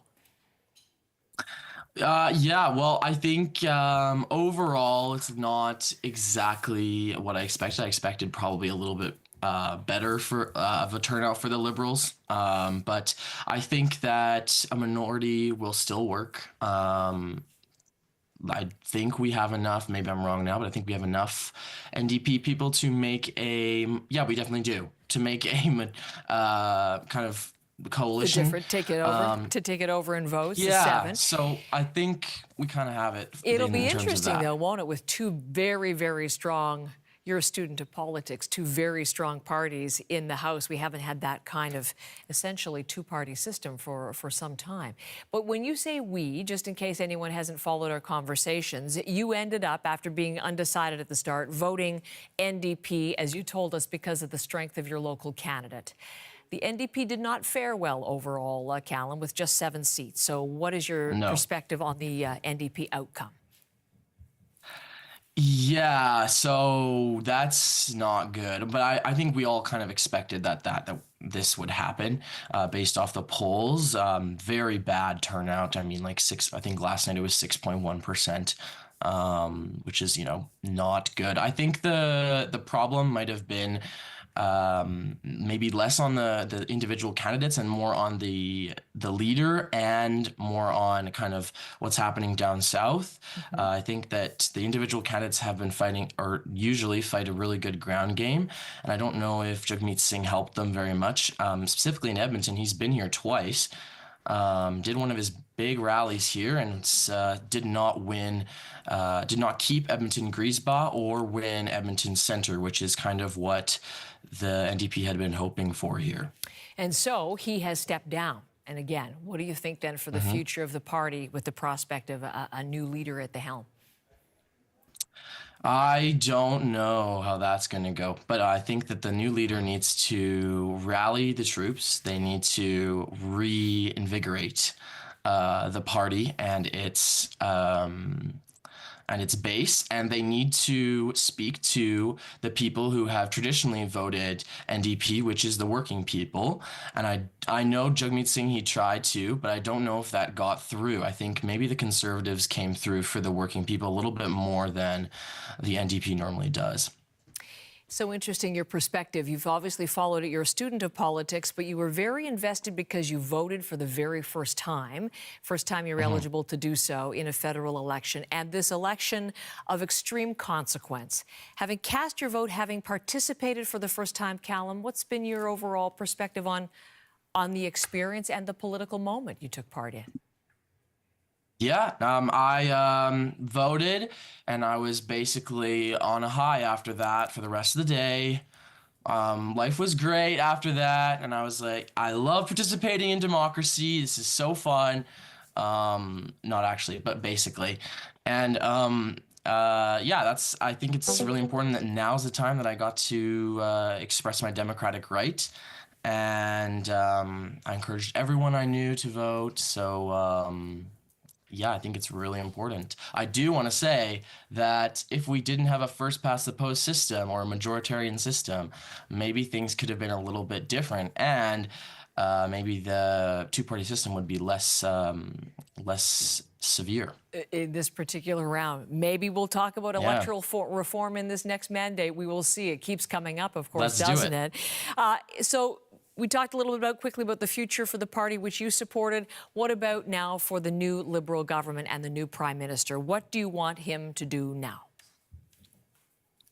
That's a good question. I think, well, when I talk to a lot of people, young people, people that I know, they want action on the economy and they want him to keep his promises. So I'm really hoping that he, and by he I mean Carney, he takes action on the economy and he keeps the promises that he's made. And the other thing is he needs to unify Canadians and he needs to speak to people who are going to feel very, very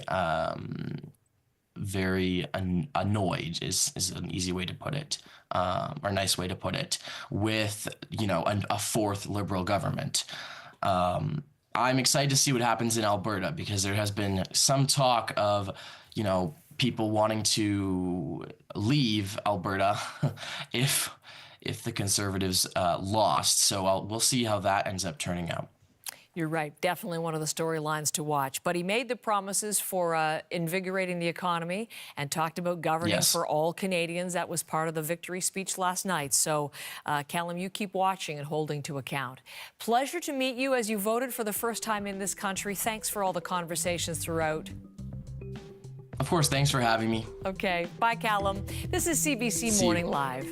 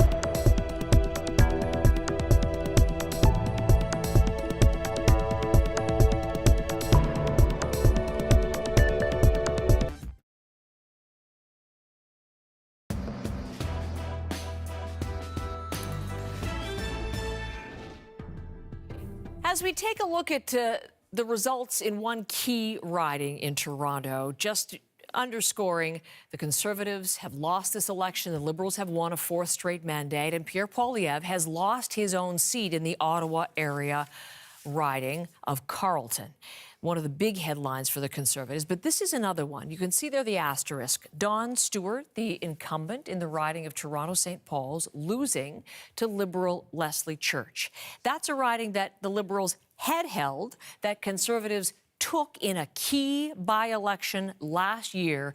Part of the story in the lead-up to this overall political shift was that result in Toronto St. Paul's. And so we watched it very closely yesterday for the results. And John Northcott, the co-host of World Report on CBC Radio, that is that storyline that attracted his attention. So look who's with us live this morning. Tell us the story, John, where you are. Good morning, Heather. In fact, I'm just across the street from what was for years Caroline Bennett's office. She held this riding for the Liberals for 27 years, then stepping down, eventually going to an ambassadorship. But that left the field open. And what we saw was that by-election, really the second of three by-elections that were arguably significant coffin nails in the political career of Justin Trudeau. This was, having been so safe, to have lost it to a Conservative, Don Stewart, sent a message. Now, whether or not that was their intention in terms of the removal of Justin Trudeau as the Liberal Party leader and the election that we have just seen or not, or whether it was to send just a reminder that perhaps some of their issues were not being focused on the way they felt. Nonetheless, what we saw last night was Leslie Church, again, a rematch, Liberal and Conservative squaring off, and she, that time, coming up with almost twice the votes that Don Stewart did, leading to the election that she has now, will become a member of the Liberal government. Heather? Oh, tell us more about Leslie Church. Again, one of the prominent MPs now elected. What are her plans for the riding, John? Yeah, no question, a high-profile riding, to be sure. Caroline Bennett, very high-profile throughout her 27 years, but it's also well-situated. In fact, it is just north of Chrystia Freeland's riding, and in fact, Church was an assistant to Chrystia Freeland. She's a lawyer. She has an international career in development before that, and we'll let her tell you more. Have a listen. Well, the difference was really Trump and Mark Carney. Donald Trump, I think, has really set the stakes for this election in a way that people understood at the doors.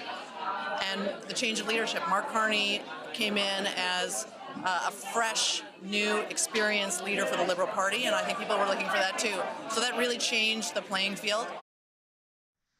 So when she lost this last June 24th, the argument seemed to be for many people that although she was known in the party, she wasn't known in the community. It seems that she has taken advantage of that time from that by-election to this election to make up for that and to raise her prominence in this community significantly to, as I say, double the votes that her previous opponent had in terms of this most recent election. Heather? John, really appreciate it. Nice to have you back on the program as always. John Northcott, the co-host of World Report, but giving us a picture at Toronto St. Paul's. Here's Toronto and the Greater Toronto Area, the broader picture. The Liberals carried the 416 ridings in and around downtown Toronto. The Conservatives made some real inroads, though, in the 905 ridings that surround the city, those key Greater Toronto Area ridings we focused on and that the Conservative Party had really targeted in its strategy. So much of the Ontario economy in that area. We're going to talk about economy. We're going to talk about the reaction and now the wish list for Canadian businesses. With the election behind us, Goldie Hyder is going to join me here in studio in just a couple of minutes here on CBC Morning Live.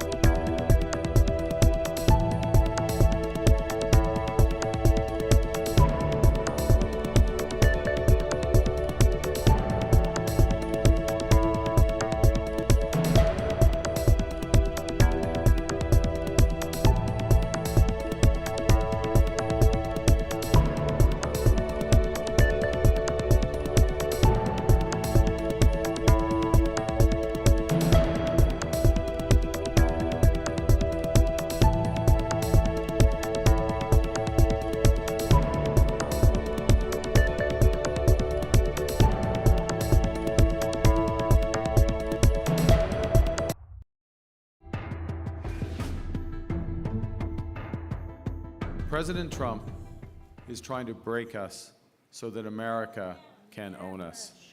That will never ever happen. But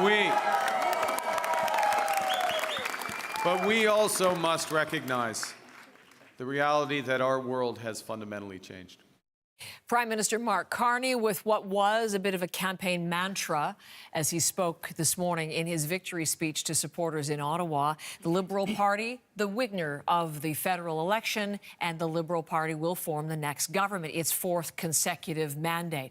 The implications of that for the businesses, the big businesses of this country. Goldie Hyder with me in studio. We've talked to him throughout the campaign. He is the president and CEO of the Business Council of Canada. Welcome in again. Good to be with you. Your reaction, we still don't know. It is a Liberal victory, but we don't know whether it's a majority or a minority. Still a number of races too close to call. But at this point, with that before you as the result, what's your reaction? Well, I think it's quite striking that out of the last 8 federal elections, 6 have now produced a minority government. And it makes you wonder, even when it was down to 2 political parties, 2 clear choices, and really the collapse, if you will, of a couple of other parties, we still couldn't produce a majority government. And I wonder if the parties will take some time to look back and ask themselves, what did we put on offer, and why did Canadians not give any of us a clear mandate? My sense is we still are lacking a serious discussion about the long-term economic growth of our country. There are parts and platforms that people like, but those platforms were generally recycled platforms to some extent, and I think the policies that were put forth, Canadians didn't gravitate clearly towards one or the other, and so we need to do better on their behalf, and I think it starts with speaking truth to Canadians about where we actually are, both from a financial perspective, from an economic perspective, and more broadly, our place in the world. And where are we, as you see it? Well, it's a very fragile state. Not only is this election produced a precarious minority, because it is going to be fragile, it's not going to be fun, it's not going to be easy, but we also have national unity that we also have to keep in the back of our minds here. There's a lot of tensions in different parts of our country that need to be brought together, so the Prime Minister has his hands full. I'm about to send a letter to the Prime Minister. I know it's day one, but you know what, as he mentioned in the campaign, we don't have time. We need to get going. The world's not going to wait. We've got to figure out how to stabilize our relationship with the Americans to start. Okay, so I want to talk about this letter, but you've raised the Americans, and that was certainly the issue at the base of this campaign. And Canadians, it seems, have decided that Mark Carney is the best person who should deal with Donald Trump. How do you want to see him deal with the American administration? Yeah, for us, it's really a question of what problem are we trying to solve here, right? The president's basically been saying, I'm unhappy with the trade deficit that exists with Canada. And yes, I am calling you out on being, frankly, laggards when it comes to defense and meeting our commitments for NATO. And that's fair. We need to do better. And I think we're in a place where we're going to have to do better without question. But on the question of trade itself, let's not overbake this cake. The issue is a trade deficit, which frankly doesn't exist, but let's acknowledge, and that doesn't matter with him, if it does, why don't we find a way forward to get to the review and extension of his trade agreement, the trade agreement he negotiated. CUSMA or USMCA. Right to CUSMA, USMCA, it's your deal, Mr. President. Everything we've been hearing in Washington is that's really what they're working towards. And I know people say, well, how do you do a deal with somebody who just broke their own deal? Tell me the alternative, that no agreement is no alternative. And so we've been working throughout this period, particularly during the caretaker of government stage, to working with Canadians, Mexicans, and Americans and saying, let's find a path forward. And that path is through the review and extension of the USMCA. In this letter, what else are you going to be saying as far as the economic priorities you want him to take up? Well, that's the great question, because in some ways, this one thing is going to work itself out. We do believe at some point there's no way we can go forward with that agreement. The harder part, the part that's actually probably keeping more people up is, as I said, what is Canada's long-term economic strategy? How are we going to strengthen our own country? Are we actually going to follow up and get rid of these interprovincial trade barriers? Will we do permitting in an expeditious way? Can we get our resources to market, from critical minerals to oil to gas to potash to uranium? The world wants what we have. Are we going to be able to strengthen this federation? Are we going to be able to do it in a fiscally responsible way? So the governing's hard. Governing is about making choices. I'll leave the politics to all the pundits, but the reality is Canadians have said this is the government that we want, and the voters are never wrong. We would have preferred a stable majority. We have what we have, but these issues don't go away, and the world doesn't wait for Canada. On the last point, in terms of in a financially responsible way, I don't know. We had the platform costed out and the deficit was large. But go back to the first three, because he acknowledged all three of them in his victory speech last night, particularly on interprovincial barriers. He again made the commitment to have that solved by Canada Day. Yeah, well, I think the point is show us. Let's get it done. There was a lot of, sort of the say one thing in one place and say one thing in another that has some antennas up. Particularly, as a Westerner, I'm saying this. People want to say, like, are you going to help us construct the infrastructure needed? Are we going to be able to expand our ports? Are we going to be able to build pipelines? Are we going to be able to get the railways in place, our highway systems in place, our airports? We need trade-enabling infrastructure to be able to get access to other markets. But let's be clear. We first need to stabilize the relationship with the United States. 75% of our economy is intertwined with that. And we need to ensure that we are diversifying for the long run. Again, he said we'll look to other reliable partners in Europe and Central Asia. But that U.S. relationship, that conversation, when it comes with Donald Trump sooner than later, one would presume, how does it need to go? Well, first of all, let's operate from a position of strength. I think Canadians have chosen to produce their minority government, however precarious it may be. We have to be careful because that can create some instability, that creates a lot of politics. We need to come together. And I was pleased to hear, frankly, both the main political party leaders say the right words, right? But I hear that every election night, to be honest with you. It's in the doing part that's hard. And everyone's going to kind of analyze what this means. My sense is Canadians have effectively said, I wasn't happy enough to vote for any one political party to give them a mandate. I want them to work together. Let's make sure we're dealing with this existential threat to our sovereignty and to our economy united, but in a way in which that doesn't jeopardize our economy at the same time. And there you have a lot of provincial resources that are going to need to find its way to other markets if it's not going to get to the U.S. Well, there were similarities in platform we learned over the course of those 36 days, so we shall see. And thank you very much for coming in today and throughout these weeks previous. Goldie Hyder in studio with me. Thank you. And this is CBC Morning Live.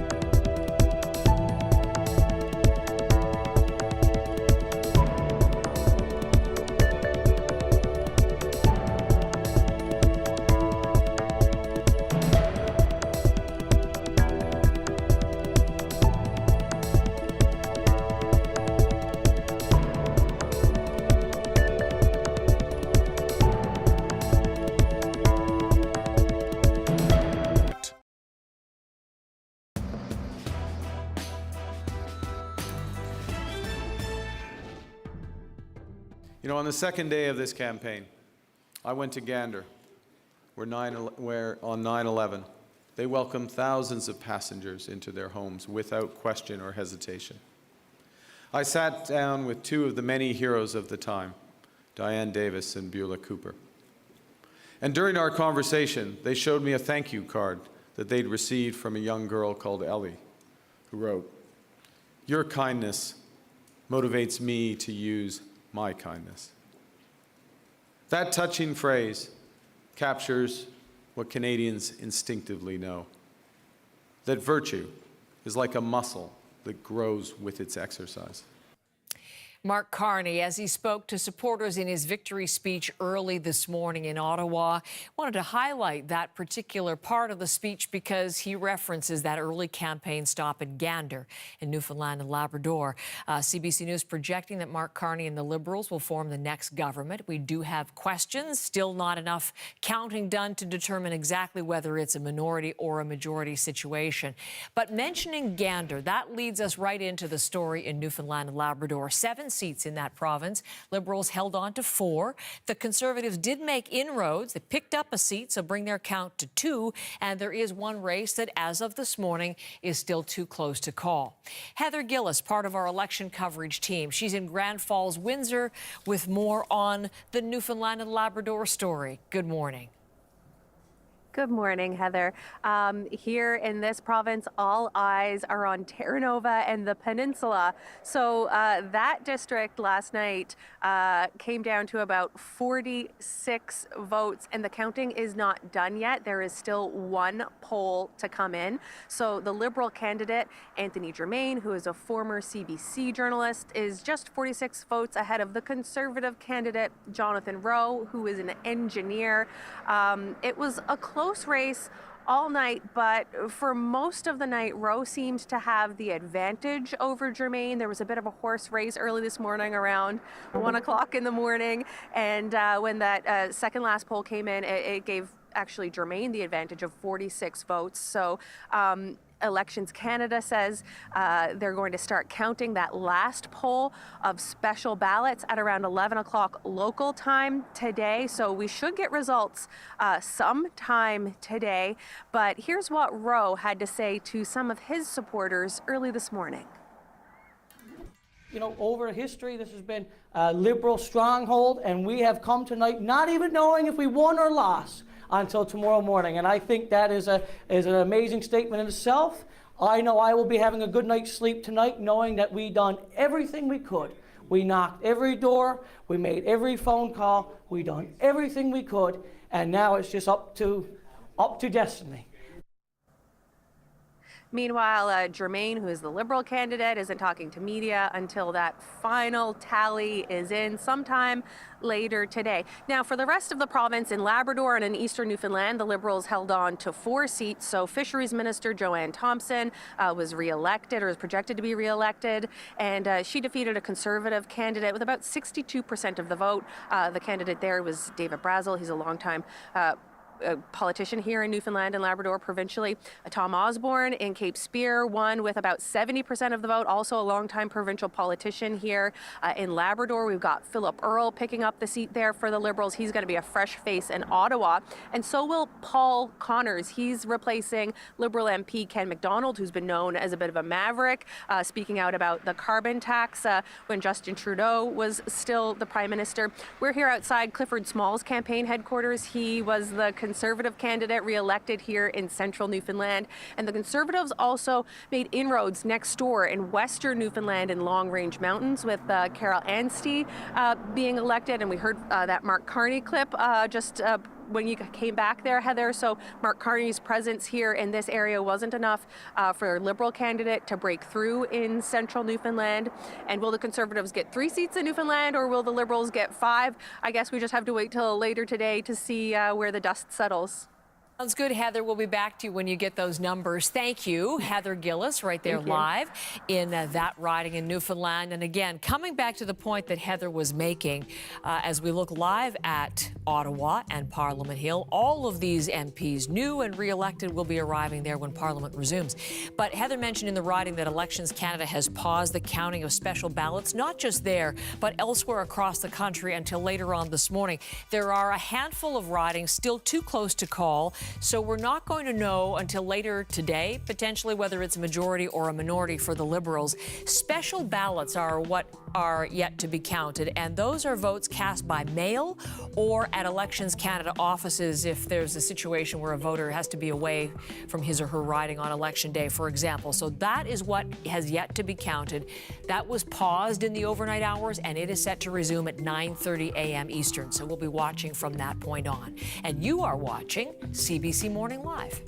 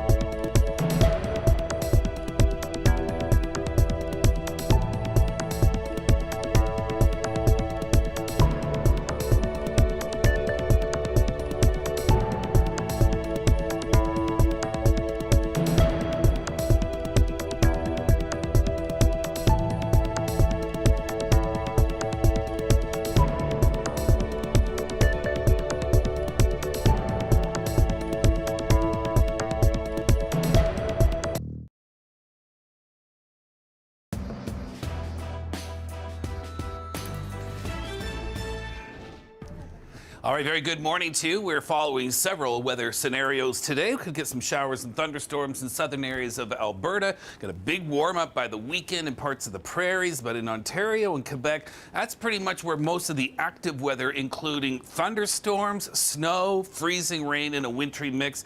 Thunder Bay now getting into some of those snow pellets right there. We've seen the snow up towards Lake Nipigon. Moosonee snowing. Timmins is raining, and Kapuskasing, you're going to be in that changeover as temperatures go from above zero to below zero this morning. Thunderstorms have been rolling their way across the Ottawa Valley through the Laurentians as well. Much of southern Ontario, very warm today. You have a risk of thunderstorms as well. And these morning thunderstorms are approaching the Mont Laurier, Petawawa area you can see there. So those are associated with storms from yesterday in the U.S., but there's fresh storms coming this afternoon.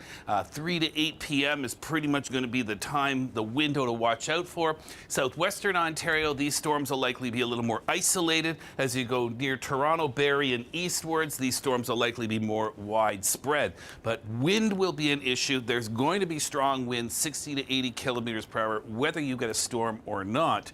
And within the storms, well, those winds could be damaging. It could be 100 kilometers per hour. 5 degrees in Timmins this afternoon, 24 in Toronto will feel like 29, and Windsor will feel like 32. Ottawa and Montreal, mid-20s today, risk of thunderstorms, and then the temperatures will fall a good 20 degrees in many parts of central and southern Ontario by tonight. In New Brunswick, beautiful day today, 20 degrees or better.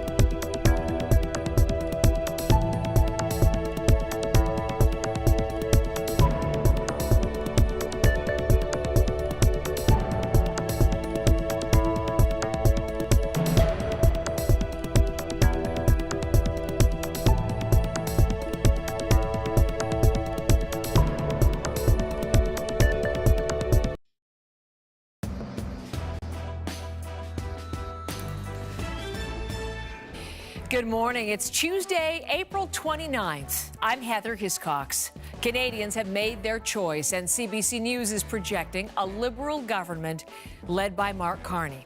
There's still a lot we don't know this morning, still a number of races too close to call. So we don't know yet whether it will be a majority or a minority government. But we have comprehensive coverage all day for you on CBC News Network as we bring you the latest results from coast to coast to coast. Here's what's happening right now. Delivering a message of unity, Mark Carney addresses Canadians following the Liberal win.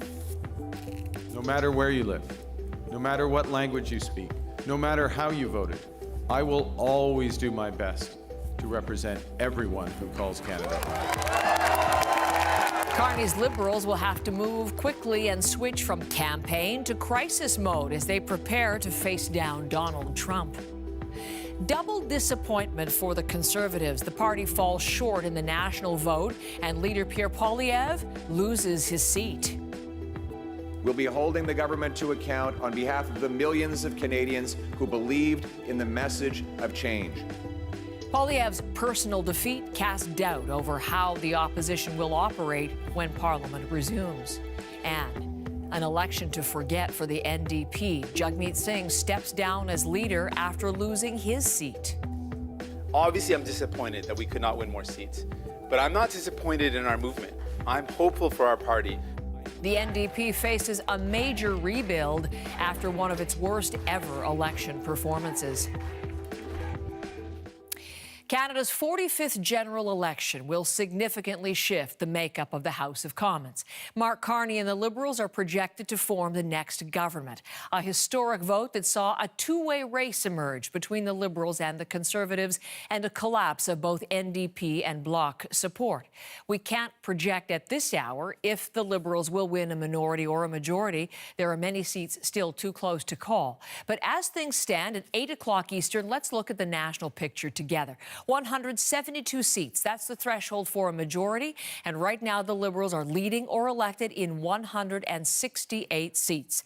The Conservatives in 144. The Bloc Québécois in 23. The New Democrats in just 7. They lose official party status with that result. The Green Party with just 1. The riding of co-leader Elizabeth May. A handful of ridings, as I mentioned, across the country remain incredibly close. But the Liberals and Mark Carney will be the governor, and they are celebrating that win.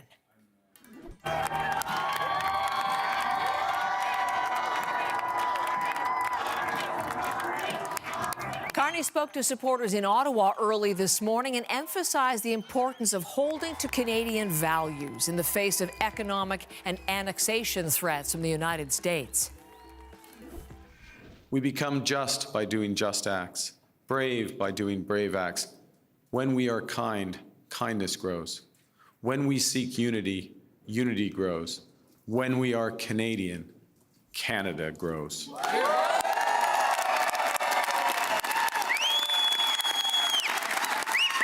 And united over our history, we have done hard, seemingly impossible things. United, we have built one nation in harsh conditions, despite a sometimes hostile neighbor. Yes, they have form on this, the Americans. United, we have confronted our own past with Indigenous peoples. United,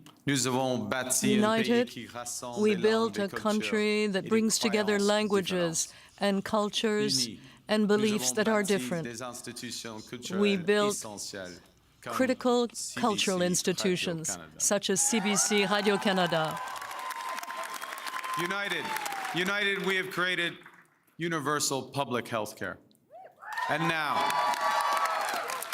in the face of this crisis, united, we are buying Canadian. We are exploring everything this country has to offer. We are supporting our friends and neighbors in the crosshairs of President Trump through a crisis that we did not create.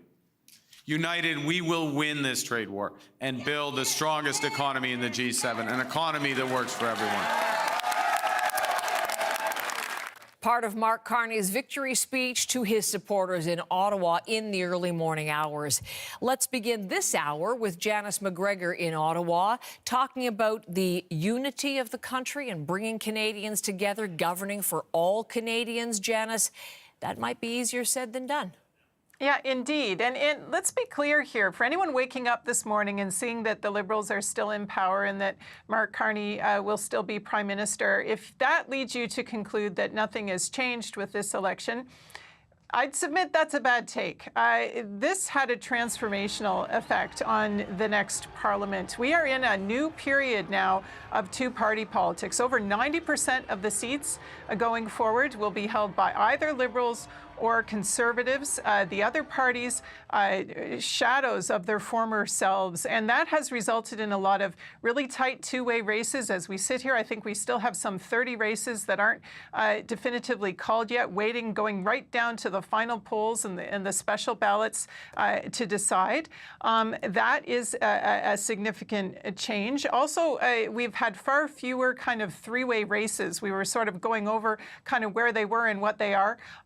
Just not as much of that this time, much more head-to-head Liberal versus Conservative, or in the case of Quebec Bloc versus one of the two this time. The other thing to understand, and we're going to look at the popular vote share too, because this is, again, a substantive change. Both the Liberals and the Conservatives have increased their popular vote from what it was in 2021. We are tracking probably towards a higher turnout overall. The Liberals won the popular vote this time. That is probably a feather in Mark Carney's cap. That is something that did not happen with the last two elections when Liberals won minority governments. That adds to the credibility of this win. But the vote share for the other parties is really what tells the tale, particularly the cratering of the NDP vote. They got over 3 million votes in 2021. This time, I think they have maybe 1.2 million with a little bit of counting to go. That is a radical night and day difference. The Bloc vote went down a little bit, but the NDP vote went down an awful lot. So in this next Parliament, what are we looking at here? Ironically, given what I just said, sort of the paradox of the situation is that those few NDP MPs that remain, who will not be an official party, who will not even be an official kind of caucus, won't be on committees or anything, but they could have a lot of power. Because if the Liberals don't get to that 172 mark, how are they going to pass an urgent budget? How are they going to get critical legislation passed to do some of the things that Mark Carney is going to need his government to do before the summer? Well, they're going to need a few people to work with. So those few NDP MPs could have more power than you might think in the near future. Also, the Bloc going to hold a critical swing vote on parliamentary committees because this is still a minority parliament. Again, how will that play out? Well, what will the ramifications for that be legislatively? And of course, I just want to note, this is Donald Trump's 100th day in office. He's going to be over in Michigan, apparently talking about auto tariffs today. Just in case anyone thought there'd be a break or a pause to figure out what happened, no. We are right into it. Minds are focused. We heard from all the opposition leaders last night that on this issue, battling Washington, they are going to give Carney his full support. What will that look like in the House? What will that look like in practice after such a vicious combat in the campaign? We'll see. Janice, I want to ask about the Conservatives in a second, but would we expect to hear from Mark Carney at some point today? That's an excellent question. I don't have anything in particular. I haven't seen anything either. Yeah, I didn't exactly. know if you'd heard, but I mean, one would he gave anticipate. a very detailed speech. Presumably, and it was about 1:30, 1:45 Eastern, bit so of it was a rest. Yeah, but if we do have a majority government called, right, someone will probably come out and speak for the government if there's a significant development as the count goes on. So, they put it on the list of things we're not sure about yet. Right. Well, one thing that is becoming quite clear is that the Conservatives have a double disappointment, a double challenge potentially. Just before 5 o'clock Eastern, CBC News projecting Conservative leader Pierre Poilievre has lost his seat in the riding of Carleton, one he's held for more than 20 years. So what does that result mean for him personally, but also for the Conservatives in opposition?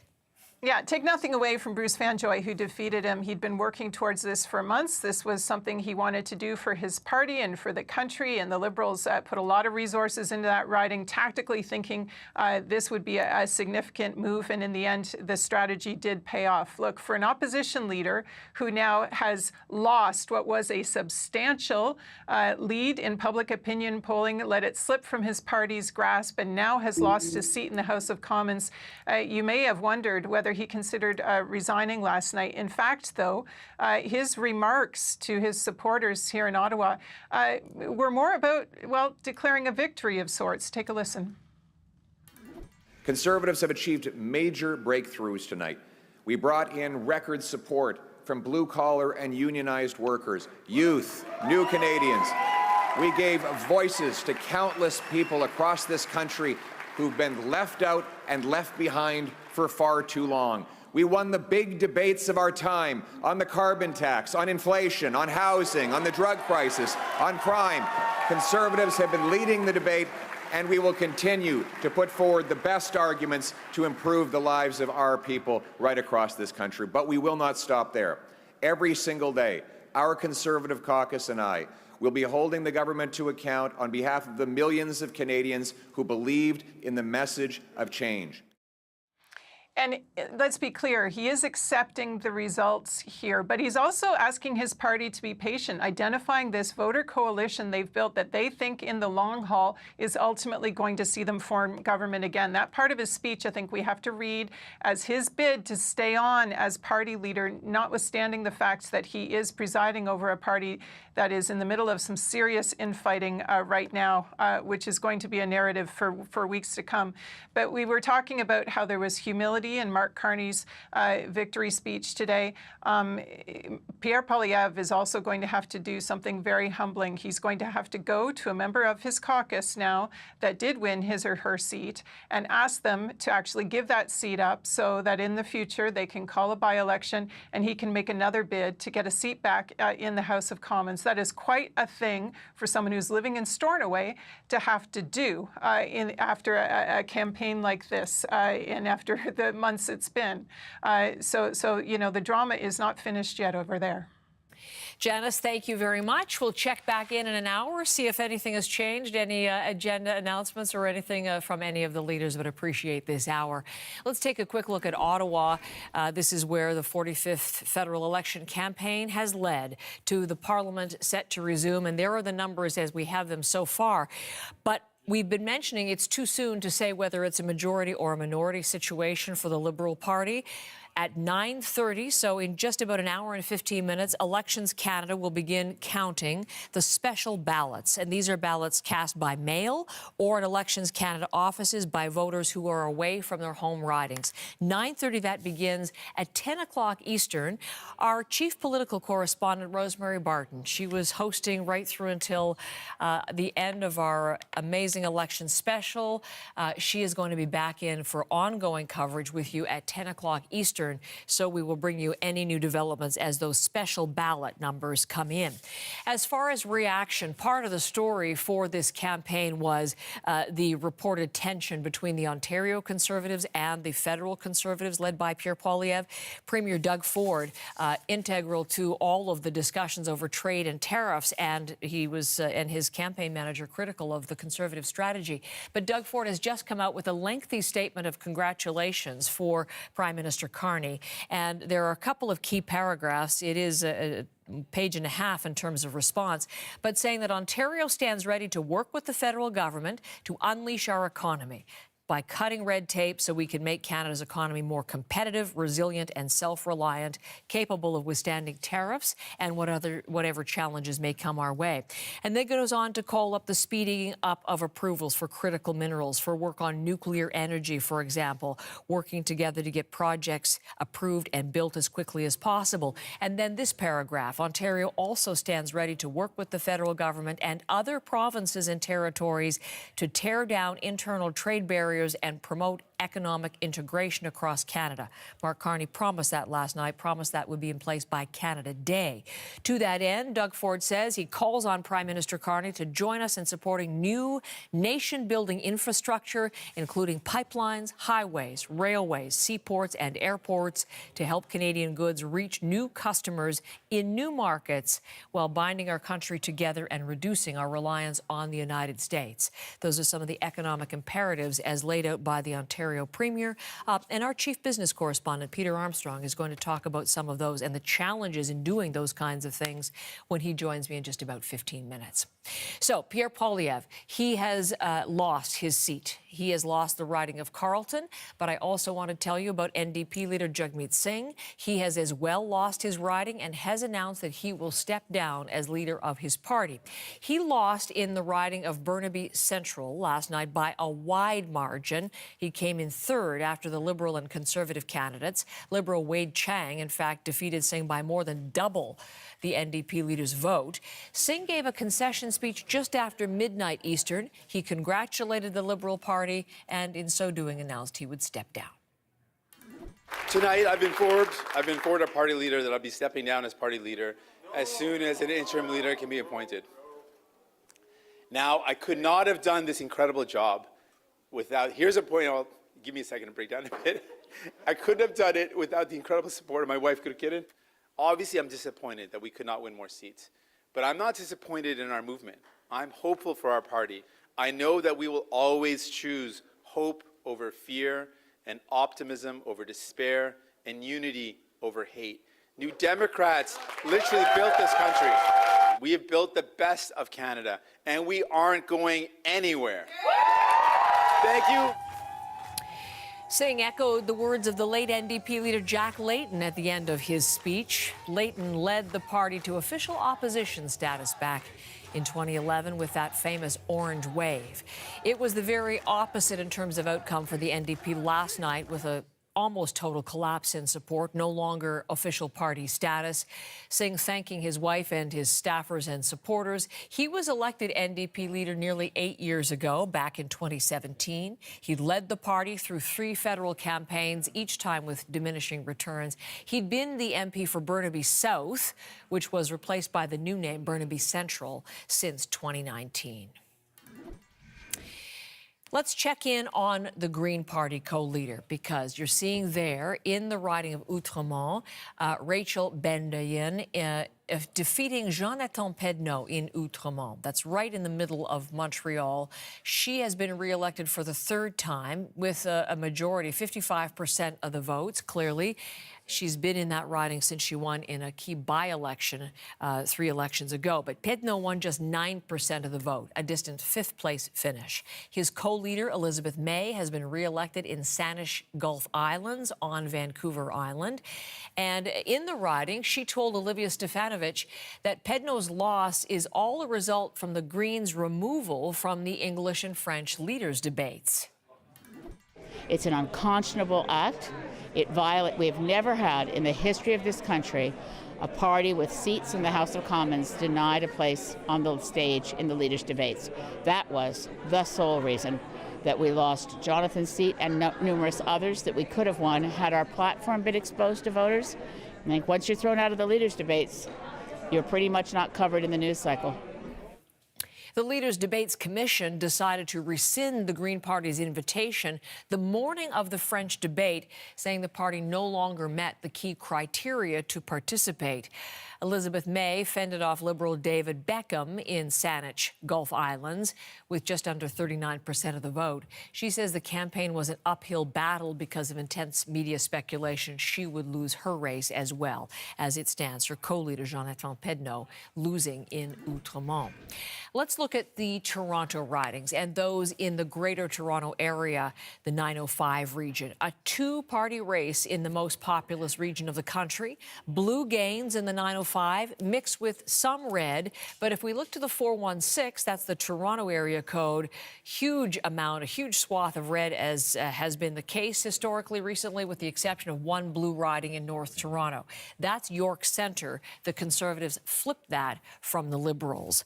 Over the campaign campaign, Megan Fitzpatrick has been telling us the Ontario story. This morning, she's at Union Station in Toronto. That's the big morning commute hub. So Megan there to talk to commuters and get their reaction to the outcome. What are they telling you this hour, Megan? Yeah, I'm trying to get them to react, Heather, because a lot of people are in a rush to get wherever they're going this morning. But we have managed to get a few people to stop and chat with us and give us their reactions. And I can sum it up by saying delight and disappointment. Those are two of the reactions I'm hearing. Some people quite happy that the Liberals have won the election, and others saying they're disappointed, that they were looking for a change and they were rooting for the Conservatives among the voters that I've been talking to. One woman, saying that she was hopeful that Canadians would move on from the Liberals, and she thinks that Canadians were distracted by the shiny new thing. And when I asked her what she meant by that, she meant Mark Carney, and that Canadians were also distracted by the whole trade war with the United States. So that was a bit of reaction from that one voter. Another telling me that she's a little bit surprised by the results, saying she was expecting a majority government for the Liberals. Again, we don't know yet exactly at this point if it's a minority or a majority, but that she is glad that Mark Carney will be the Prime Minister of Canada. And another voter, in terms of whether if it is a minority government, he thinks that's okay, and that will bring parties together at the table, and that so he's okay with that if that is what ends up happening. Let's take a listen to what else I'm hearing from some voters here this morning, Heather.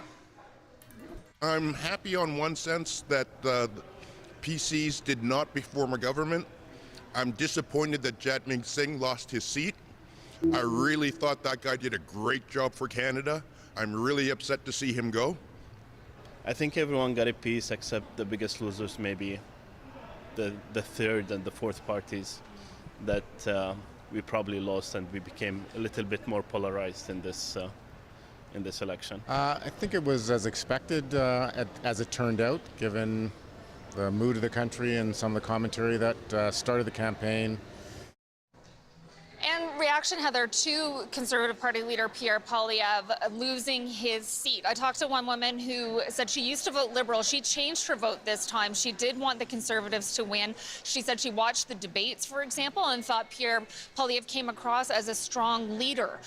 She said, nevertheless, she will be giving Mark Carney the benefit of the doubt. I've been speaking to other voters here who were not fans of Pierre Poilievre, some saying they thought he was too negative and that his message about Canada being broken and needing to be fixed, that didn't really resonate with them. And also saying he had a hard time pivoting off some of his messages, like the carbon tax and that nickname of carbon tax Carney that he used to call Mark Carney.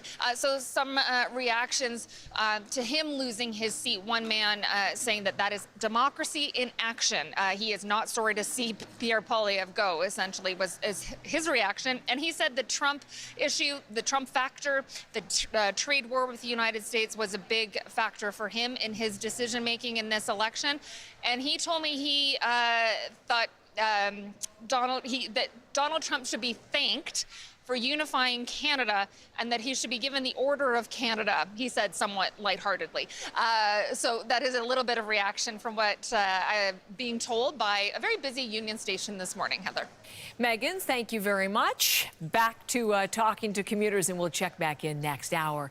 Let's look live at Ottawa. The 45th Canadian Parliament will have 343 MPs when it is sworn in, and it will look very different than the session beforehand. The Liberals leading or elected in 168 seats. That's 4 short of a majority government, but there are a number of races too close to call, and Elections Canada has paused the count for special ballots until next hour. The Conservatives with 144 seats presently, the Bloc at 23, the NDP at just 7, no longer holding official party status, and the Greens at just 1 with Elizabeth May. In just a few minutes, we'll talk about the key battlegrounds and the overall result as Philippe G. Fournier has seen it from 338 Canada. The great polls analyst will talk about the results and how the pollsters did. And then in about 20 minutes' time, Liberal strategist Marcy Surk's back with us for her sort of valedictory over the campaign in terms of the party's outcome.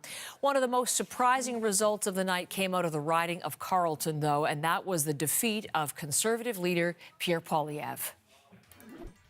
we are cognizant of the fact that we didn't quite get over the finish line yet. We know that change is needed, but change is hard to come by. It takes time, it takes work. And that's why we have to learn the lessons of tonight so that we can have an even better result the next time the Canadians decide the future for the country. That was Poilievre as he spoke to supporters in Ottawa last night. But that was a concession speech before CBC News projected that he would lose his riding. He said in the speech last night he's staying on as leader, but his defeat has raised many questions about that and about the party's future. So we'll look at all of that with some of our guests still to come this morning on CBC Morning Live.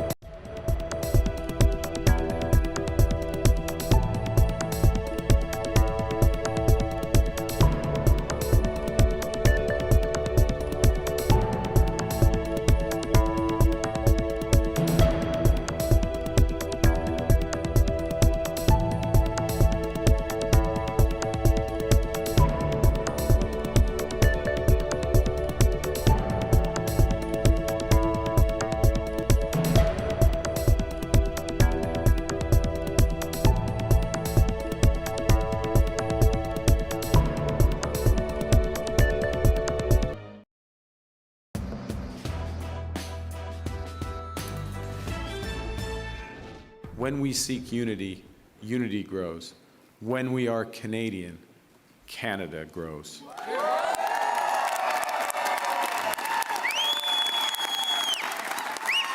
And united over our history, we have done hard, seemingly impossible things.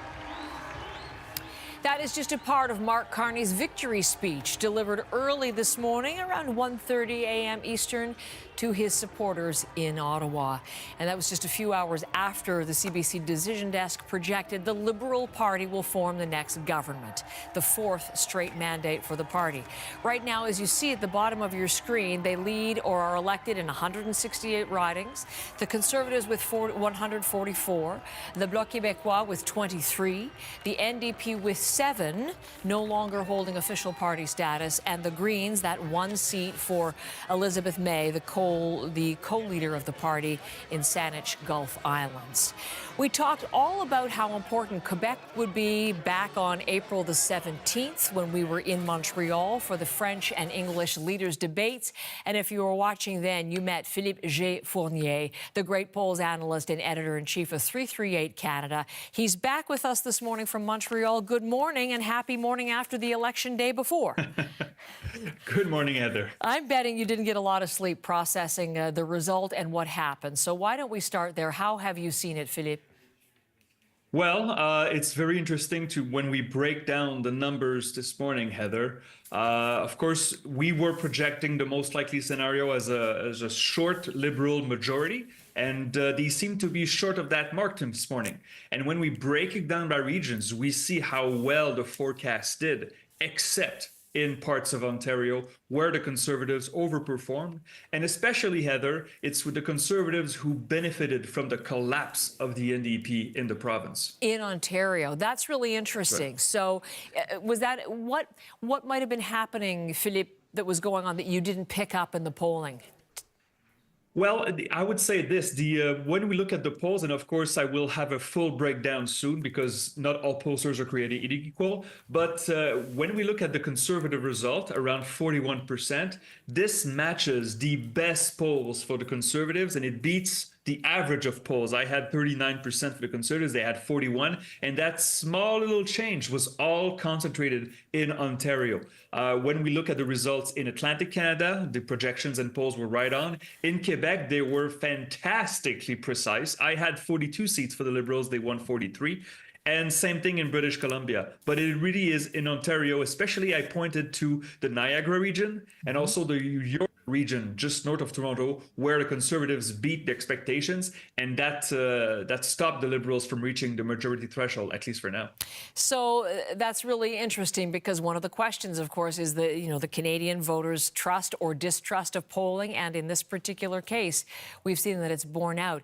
It was at the end of January we started to see the Conservative support, which had been so huge, begin to evaporate, and then toward the end of the campaign, there was the tightening in terms of Liberal Conservative support, and that was borne out in the end, wasn't it, Philippe? Absolutely. No, there's no doubt about this. The tightening was modest. It's important to say it. So it may have been a lot of fluctuations in the numbers, but we see that the Conservatives closed the gap in Ontario, and it made all the difference. Now, of course, Mark Carney has a victory with 168 seats at this moment. I know there's a few seats that are not called yet, but with 168, it's a strong minority, and it could provide potentially a stable government. For the simple reason is that to take down the Liberals, all the opposition parties would have to get together and agree to take down the Liberals. And so right now, even though the NDP is weaker in this parliament for sure, they only have 6% and 7 seats, they hold the balance of power. And for the Bloc Québécois, also weaker in this parliament, they lost 10 seats, they hold the balance of power. So the Conservatives have reasons to be optimistic when they looked at the numbers 3 weeks ago. But as you said, Heather, when they look at the numbers from 3 months ago, they have to shake their heads and wonder what happened. So there'll be a period of soul-searching, one would imagine, and looking at the strategy and looking at the leader, because there were questions that were popping up in the polling about the riding of Carleton and indeed Pierre Poilievre losing the seat that he's held for more than 2 decades. And I would have to say this is a surprise. And I know the Toronto Star and the Globe and Mail had reports that it was much closer than we thought in Carleton. My numbers showed that Poilievre losing in Carleton was not impossible, but it was very unlikely. And so all credit to the Liberal candidate, Mr. Fanjoy, managed to really cause a surprise here. And it will be interesting to see what the Conservatives choose to do. You heard Monsieur Poilievre in his speech. It seems like he wants to stay on, seems like he wants to find a solution to stay in this parliament, but he cannot be in parliament to face Monsieur Carney in the House now. You know, I'm just wondering, all of the things that we talked about and were thinking of over the course of the campaign, Philippe, a region that may be absolutely crucial, turnout as an issue, the age gap, the gender gap that became apparent over the course of the campaign. Are any of those sort of subplots, have they stood out for you in the result as you've seen them? Well, the age gap was very different from one poll to another, so we'll have to do more study and a deep dive on this. We remember that in the younger crowd was much more conservative than the average Canadian. However, that gap was reduced in the last days of the campaign. The gender gap certainly was a big story, but again, I'm going back to regions. British Columbia voted pretty much exactly how we forecasted. Atlantic Canada, Quebec as well. I wonder what happened in Ontario, why the Liberals dropped the balls in York and Niagara. So interesting. So we go online to 338 Canada. We'll find your latest analysis piece coming up soon. Is that right? That's correct this morning, yes. Absolutely. Okay, I'll look forward to the read. Thank you for the time. I always look forward to the conversations. Thanks, Philippe. Thank you, Heather. Have a great day. You too, Philippe G. Fournier, polls analyst, the editor-in-chief of 338 Canada on CBC Morning Live.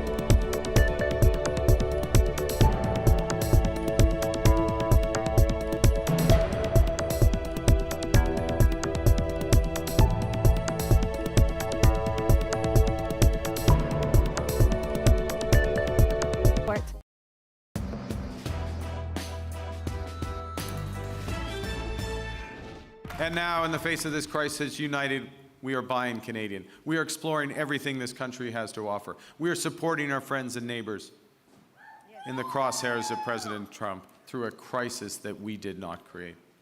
United, we will win this trade war and build the strongest economy in the G7, an economy that works for everyone. That was Mark Carney early this morning in Ottawa as he spoke to his supporters about one of the central issues of this election, protecting the Canadian economy in the face of tariffs and threats from U.S. President Donald Trump. Carney successfully pitched himself as the right man to navigate the economic crisis and to deal with Trump, and saying he'll rely on his experience as a central banker, both for the Bank of Canada and the Bank of England, and then his work in the private financial sector as well. Senior business correspondent Peter Armstrong was listening in last night. He's been doing a lot of thinking about priorities for the next government in terms of rebuilding Canada's economy, and he's with me in studio. Thanks for coming in today. The last thing that he said there I wanted to highlight for everyone, this pledge to make Canada's the strongest of the G7 economies. Yeah. You laugh? Listen, the words? Words are really easy to say. Campaigns are really hard to win. But that was the easy part. The job he has now, as of whatever time this morning, is an incredibly difficult task. The Canadian economy is weak and is getting weaker. The catastrophe that may befall it as a result of the trade war and tariffs and all of the uncertainty that comes with it will weaken it yet further. And industry leaders, business leaders, CEOs, small business owners, consumers, workers are terrified about what might be coming. And now the job that he has now won is to make good on all these promises. And if it's making Canada the best growth in the G7, well, how do you get there? What is step one? What is step two? What are we actually going to do? Goldie Hyder was just on this program talking very clearly about the priorities that the business associations have, that industries need. We need to see this move really quickly, because he says he's very good in a crisis. That is true. Canadians, the voters never wrong. The voters voted him in.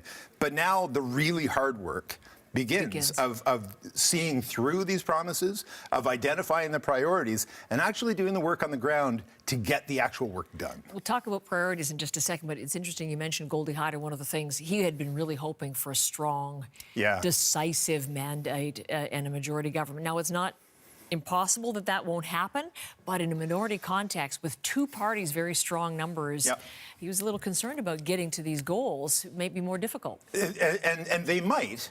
But I was talking to Goldie after you came off the set, because I also think there's a scenario here where the fix for the economy is also the fix for the politics. If you actually start speeding up the approvals process, getting things moving, knocking down those trade barriers, the interprovincial trade barriers, getting some traction on the ground right out of the gates, well, that's what all the people who voted for the Conservatives or voted against the Liberals getting a fourth term, that's what they want too. And if you can get those things moving, you can get the political support you need to get the rest of your agenda done. I think his entire political agenda hinges on his ability to get the economy moving quickly now. Okay. Because it's the panacea to all things, right? It's a way to insulate yourself from the Trump tariffs and trade war. It's a way to build up the economy that's weak and needs help and has been weak for a while. And it is also a way to convince the people who voted against you that you are actually working for them and that you are working to build the Canadian economy, the whole economy. You're governing for all Canadians. And I think there are, Goldie's got his list. There are all these various lists of policies out there. Pick any of them. They all sort of work towards the same goal, which is just getting some growth. On that point, April 24th on CBCNews.ca, you've written a really interesting piece on your priorities, your four. Where does he, of the four that you maybe want to run through them, but where can he score a first win? Where's what's the lowest hanging fruit? It's a good question. So the four I identified were speed up the approvals process. process for resource projects.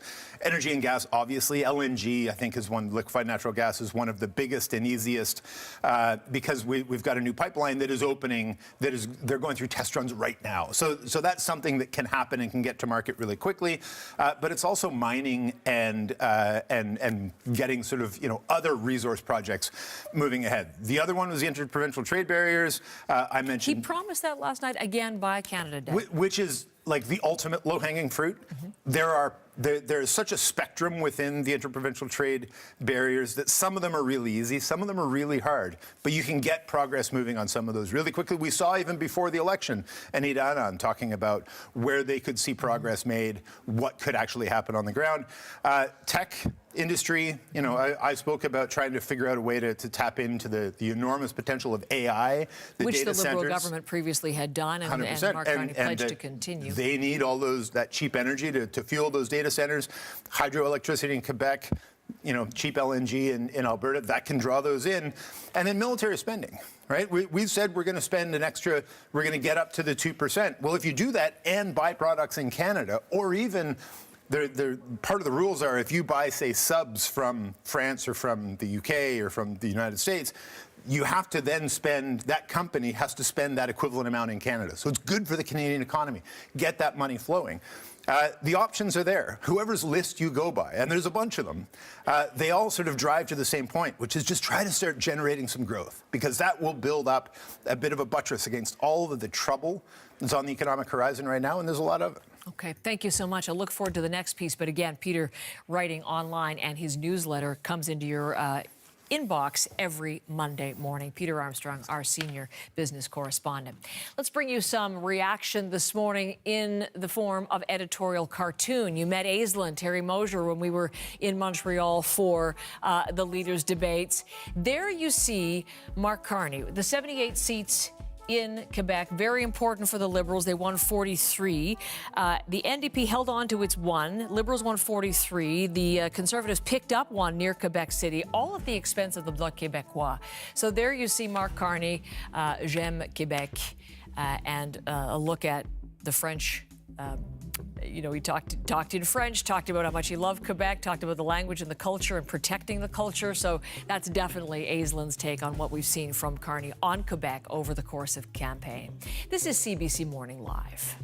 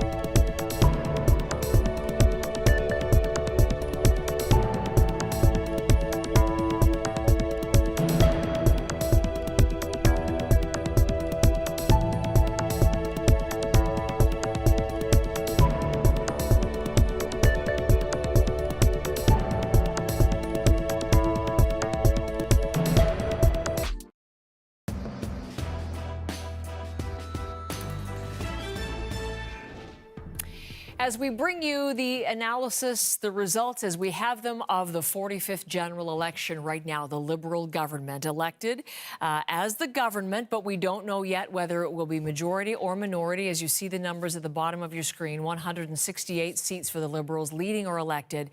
Elections Canada has paused the counting of special ballots. And Luis, thank you for letting us know you'd like a clarification. Let me say again, special ballots, those are ballots that are cast by mail or cast at Elections Canada offices by voters who happen to be away from their home ridings for election day. So there are ballots to cast there, and those are some of the ballots that will determine whether it's a majority or a minority situation. Either way, it is a Liberal government. And let's bring in someone who's been with us throughout the campaign to talk about Liberal strategy. Marcy Sirks is a former Director of Policy and Cabinet Affairs to the former Prime Minister, Justin Trudeau, and is now the Chief Strategy Officer at the Compass Rose Group. She was, if you weren't watching on television but were listening on CBC Radio, a big part of our CBC Radio coverage right through until the early hours. So thanks for getting up again for us, Marcy, so quickly thereafter. Good morning. Good morning, Heather. It's my pleasure. I was watching television, not listening to radio. I have to confess, so I did not hear your reaction when CBC's decision desk made that projection of Liberal government. What did you do and say in that moment? Well, I won't take that personally, Heather. That's all right. But for those of you who were listening or weren't listening on radio, I had a smile from ear to ear as I do this morning. So in spite of the fact that I couldn't be seen last night, I can guarantee you that I was beaming. That being said, as I said throughout the broadcast last night and still feel this morning, it's a very cautious optimism. What I mean by that is it's optimistic because the Liberals will have the opportunity to form government under the leadership of Mark Carney. But as of right now, it's not hit that magic number of 172, as you know, Heather. So we are waiting and watching to see what plays out, whether there are any recounts at play that still may get that yield that Liberals are looking for. But for now, Liberals will form government, and I think we'll be able to govern effectively, even if it holds around 168. Well, do you think so? Because imagine that kind of a parliamentary situation with two parties essentially going, and a minority situation, but two parties pretty much at each other all the time. That'll be a very interesting context. It is going to be, and we've talked about since the beginning of the campaign that this has been a highly presidentialized election. It is no surprise at all that the two major parties hold most of the seats in the Commons and that the other parties have really been relegated to the sidelines. Although we still have a situation where there are, even if the NDP doesn't have official party status, a number of NDP members who can be called upon to support the Liberals as needed on a case by case. The Liberals can also turn to other partners in the Bloc Québécois as needed on a case by case. And I'm holding out hope. We'll see if this is too hopeful, but perhaps in an instance such as this, where there are such critical issues facing this country, perhaps the Conservatives, as the official opposition, may in fact support elements of the government's agenda as well. So the Liberals are not beholden in this circumstance to any one party. They are going to have to find dance partners as we go. It won't be as stable as what existed under the Supply and Confidence Agreement for sure. But this is minority parliament. It could still be a minority parliament that gets a lot done if people recognize the gravity of this moment and come together in the best interests of Canadians. We did hear from Pierre Poilievre as he made his concession speech that he would work with Mark Carney on matters related to Washington. But we now know that Pierre Poilievre has lost his seat in the riding that he has held for more than 20 years. Was that a surprise to you, Marcy? It was a bit of a surprise, I think, to everybody. I will say, first and foremost, if we go back in history, Mr. Poilievre actually came into the Commons in 2004 himself as a bit of a dragon slayer. He took out then Liberal Defence Minister David Pratt, 20 years, full cycle. Here we are now, Mr. Poilievre not returned by the people of Carleton. Yes, it's a surprise. It's very difficult to lead a party when you are sitting outside of the Commons. Mm-hmm. That's precisely why Mark Carney called this election as rapidly as he did after becoming leader. He wanted to be in the Commons in order to lead the government in the Commons, and the leader of the opposition usually needs to be in Parliament to be able to prosecute the opposition. So that's a tough one for Mr. Poilievre. It's obviously, we'll see how that unfolds, but I do think that presents a real challenge for his continued leadership, in spite of the fact that the Conservatives did have a good night in many other respects, and Mr. Poilievre remains very popular within that party and within that caucus. But sitting outside, tough one. Don't know how he's going to square that circle, We'll see. Heather. You're right, gaining in seats, gaining in popular support, gaining in fundraising. Can I ask you just quickly, because I want to get one more in before I let you go, and that is put on the strategist hat. In Ontario, that was where the Liberal Party flagged and didn't have the results that had been hoped for. What did you do well to get Mark Carney and the government elected exceptionally? And then where did it fall short? Just as sorry, Marcy, has to be quick before I let you go, but tackle that one if you would in brief form. Yeah, really disappointing in and around the Toronto area. Fortress Toronto held, but the 905 didn't. Obviously, the Conservatives had the message on affordability, cost of living, change. The Liberals need to double down on all of that and be back on that message track as soon as today. Yes, it's Donald Trump in the U.S. and tariffs and the trade war, but cost of living is obviously foremost in the minds of those voters, and the Liberals need to grab that message track really quickly before it gets away from them. Thank you so much. I've always enjoyed talking to you through the campaign. Hope we can continue on these conversations. And thanks for the time this morning. Marcy Serks on CBC Morning Live.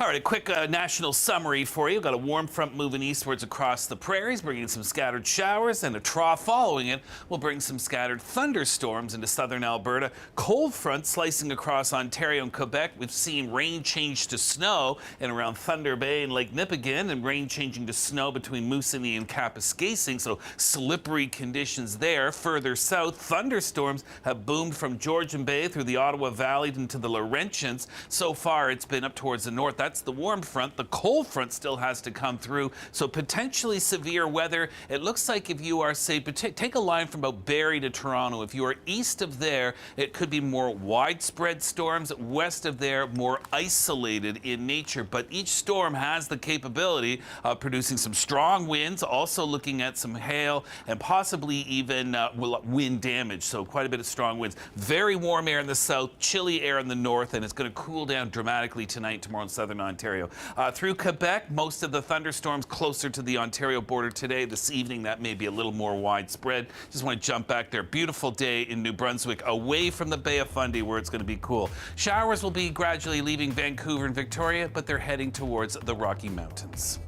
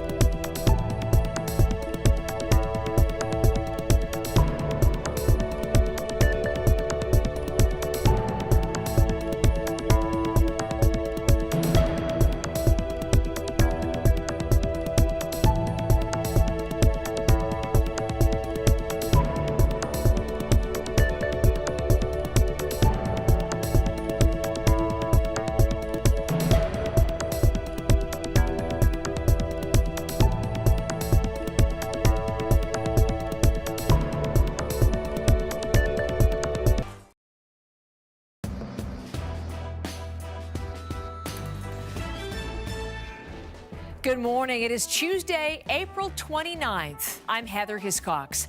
Canadians have made their choice. CBC News is projecting a Liberal government led by Mark Carney. But there's still a lot we don't know this morning. There are a number of races still too close to call, and we don't know as a result whether it will be a majority or a minority government. This hour, Elections Canada will resume counting the special ballots across the country, and we'll bring you all of those breaking results from coast to coast to coast. Comprehensive coverage all day here on CBC News Network. Here's what's happening right now. Claiming victory and calling for unity. Mark Carney addresses Canadians following the Liberal election win. Together, we will build a Canada worthy of our values. We will build Canada strong, Canada free, Canada forever. Vive le Canada. Thank you very much. Merci beaucoup.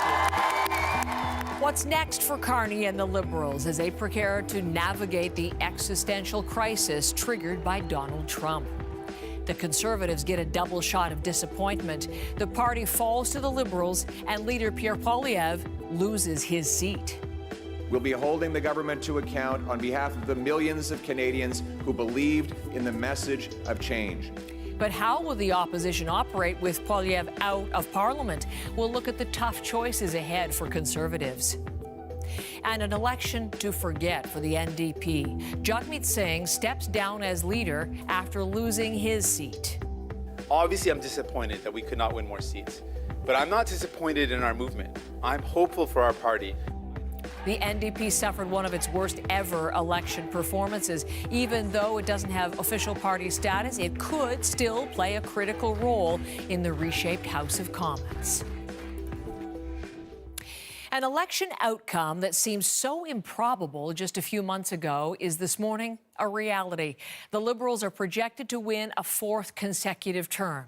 It's too close at this hour, 9 Eastern, to say whether it will be a minority or a majority government. But we do know Mark Carney will remain as Prime Minister, now with a seat in Parliament. Elections Canada is set to resume counting special ballots across the country in just about 30 minutes' time, and that may bring more clarity. As it stands, though, let's look at the national picture this morning. 172 seats, that's the number needed for a majority. The Liberals are leading or elected in 168 seats, with the Conservatives in 144, the Bloc Québécois in 23, the New Democrats in just 7, as I mentioned, set to lose official party status, and the Green Party with just 1, the co-leader Elizabeth May's riding. A handful of ridings across the country still remain incredibly close, but the Liberals and Mark Carney, they will be the government, and they are celebrating their victory.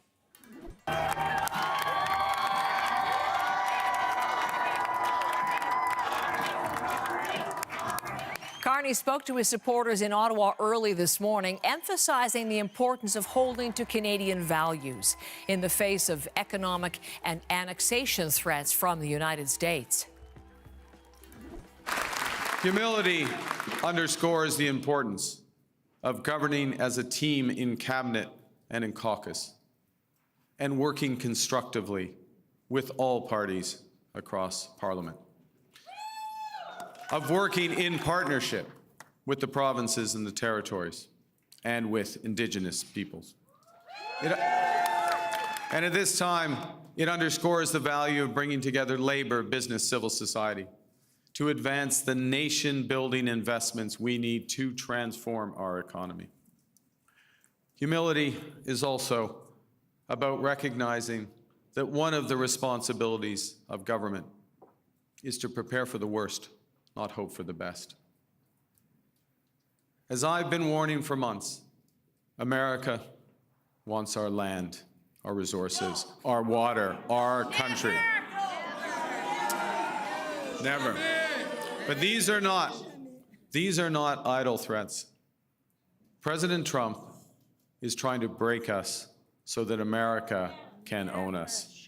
That will never ever happen.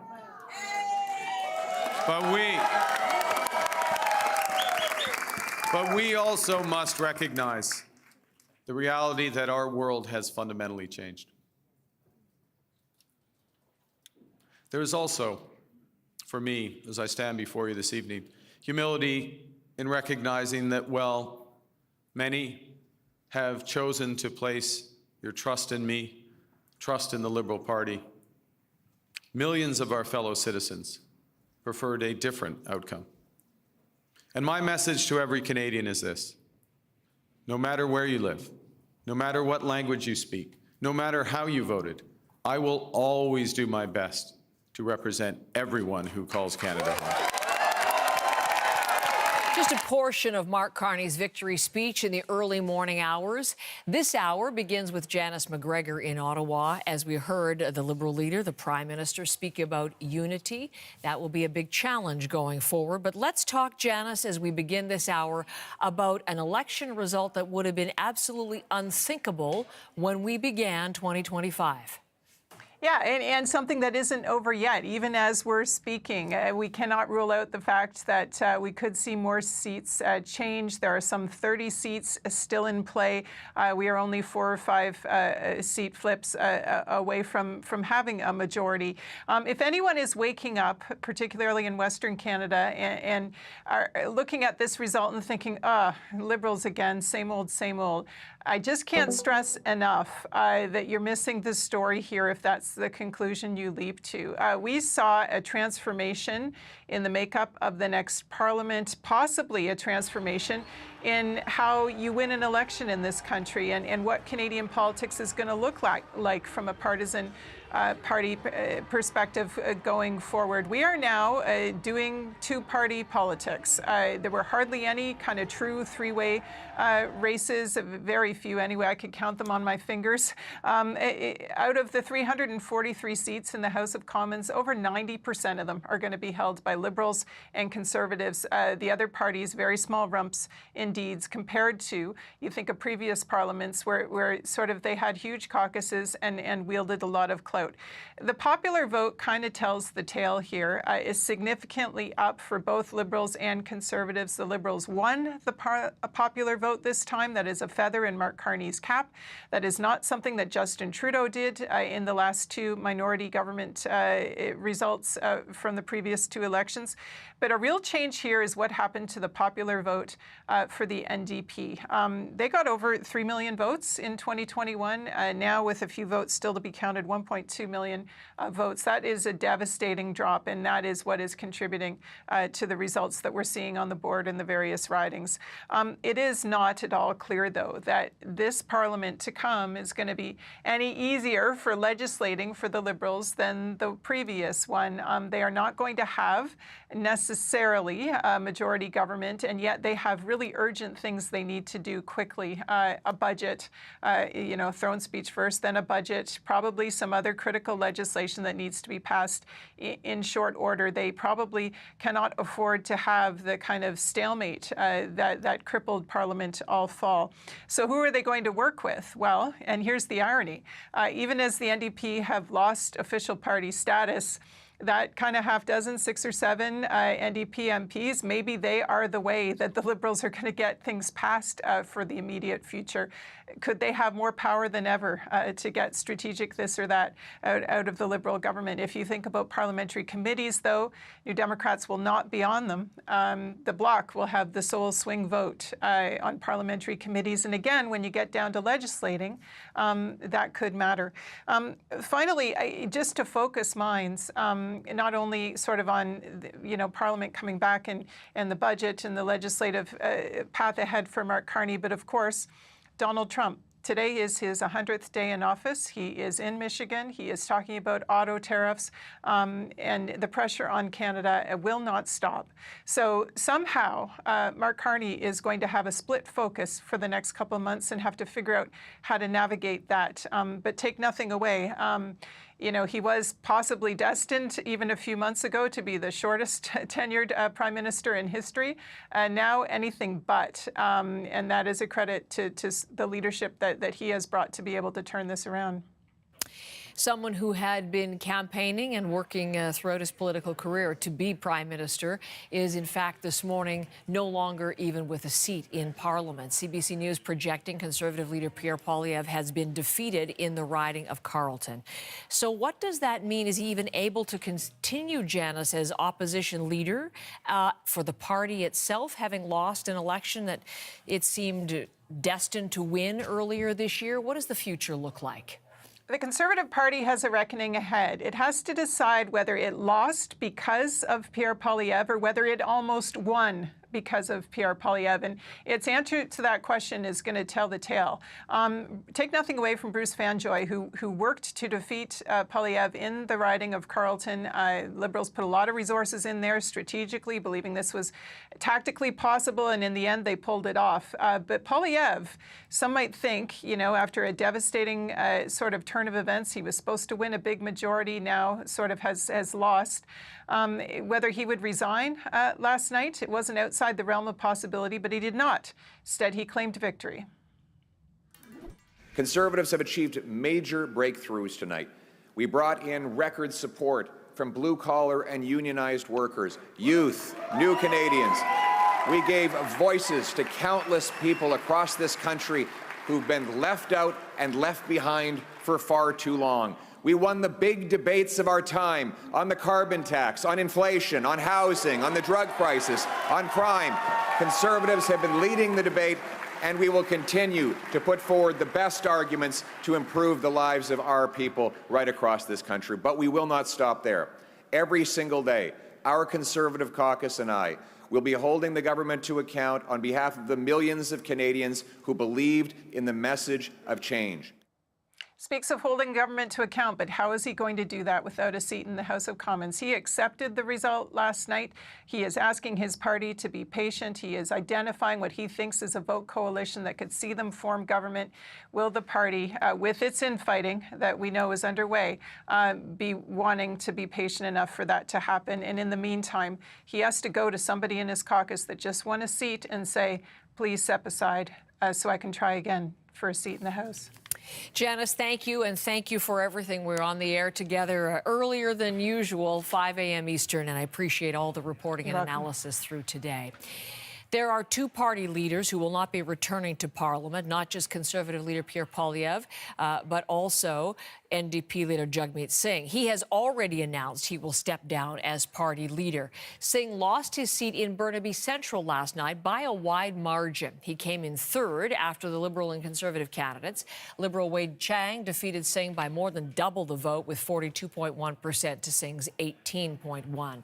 Singh's concession speech just after midnight Eastern concluded congratulations for the Liberal Party and, as I said, the announcement that he would be stepping down as leader. Tonight, I've been informed a party leader that I'll be stepping down as party leader as soon as an interim leader can be appointed. Now, I could not have done this incredible job without, here's a point, give me a second to break down a bit. I couldn't have done it without the incredible support of my wife, Kidden. Obviously, I'm disappointed that we could not win more seats. But I'm not disappointed in our movement. I'm hopeful for our party. I know that we will always choose hope over fear, and optimism over despair, and unity over hate.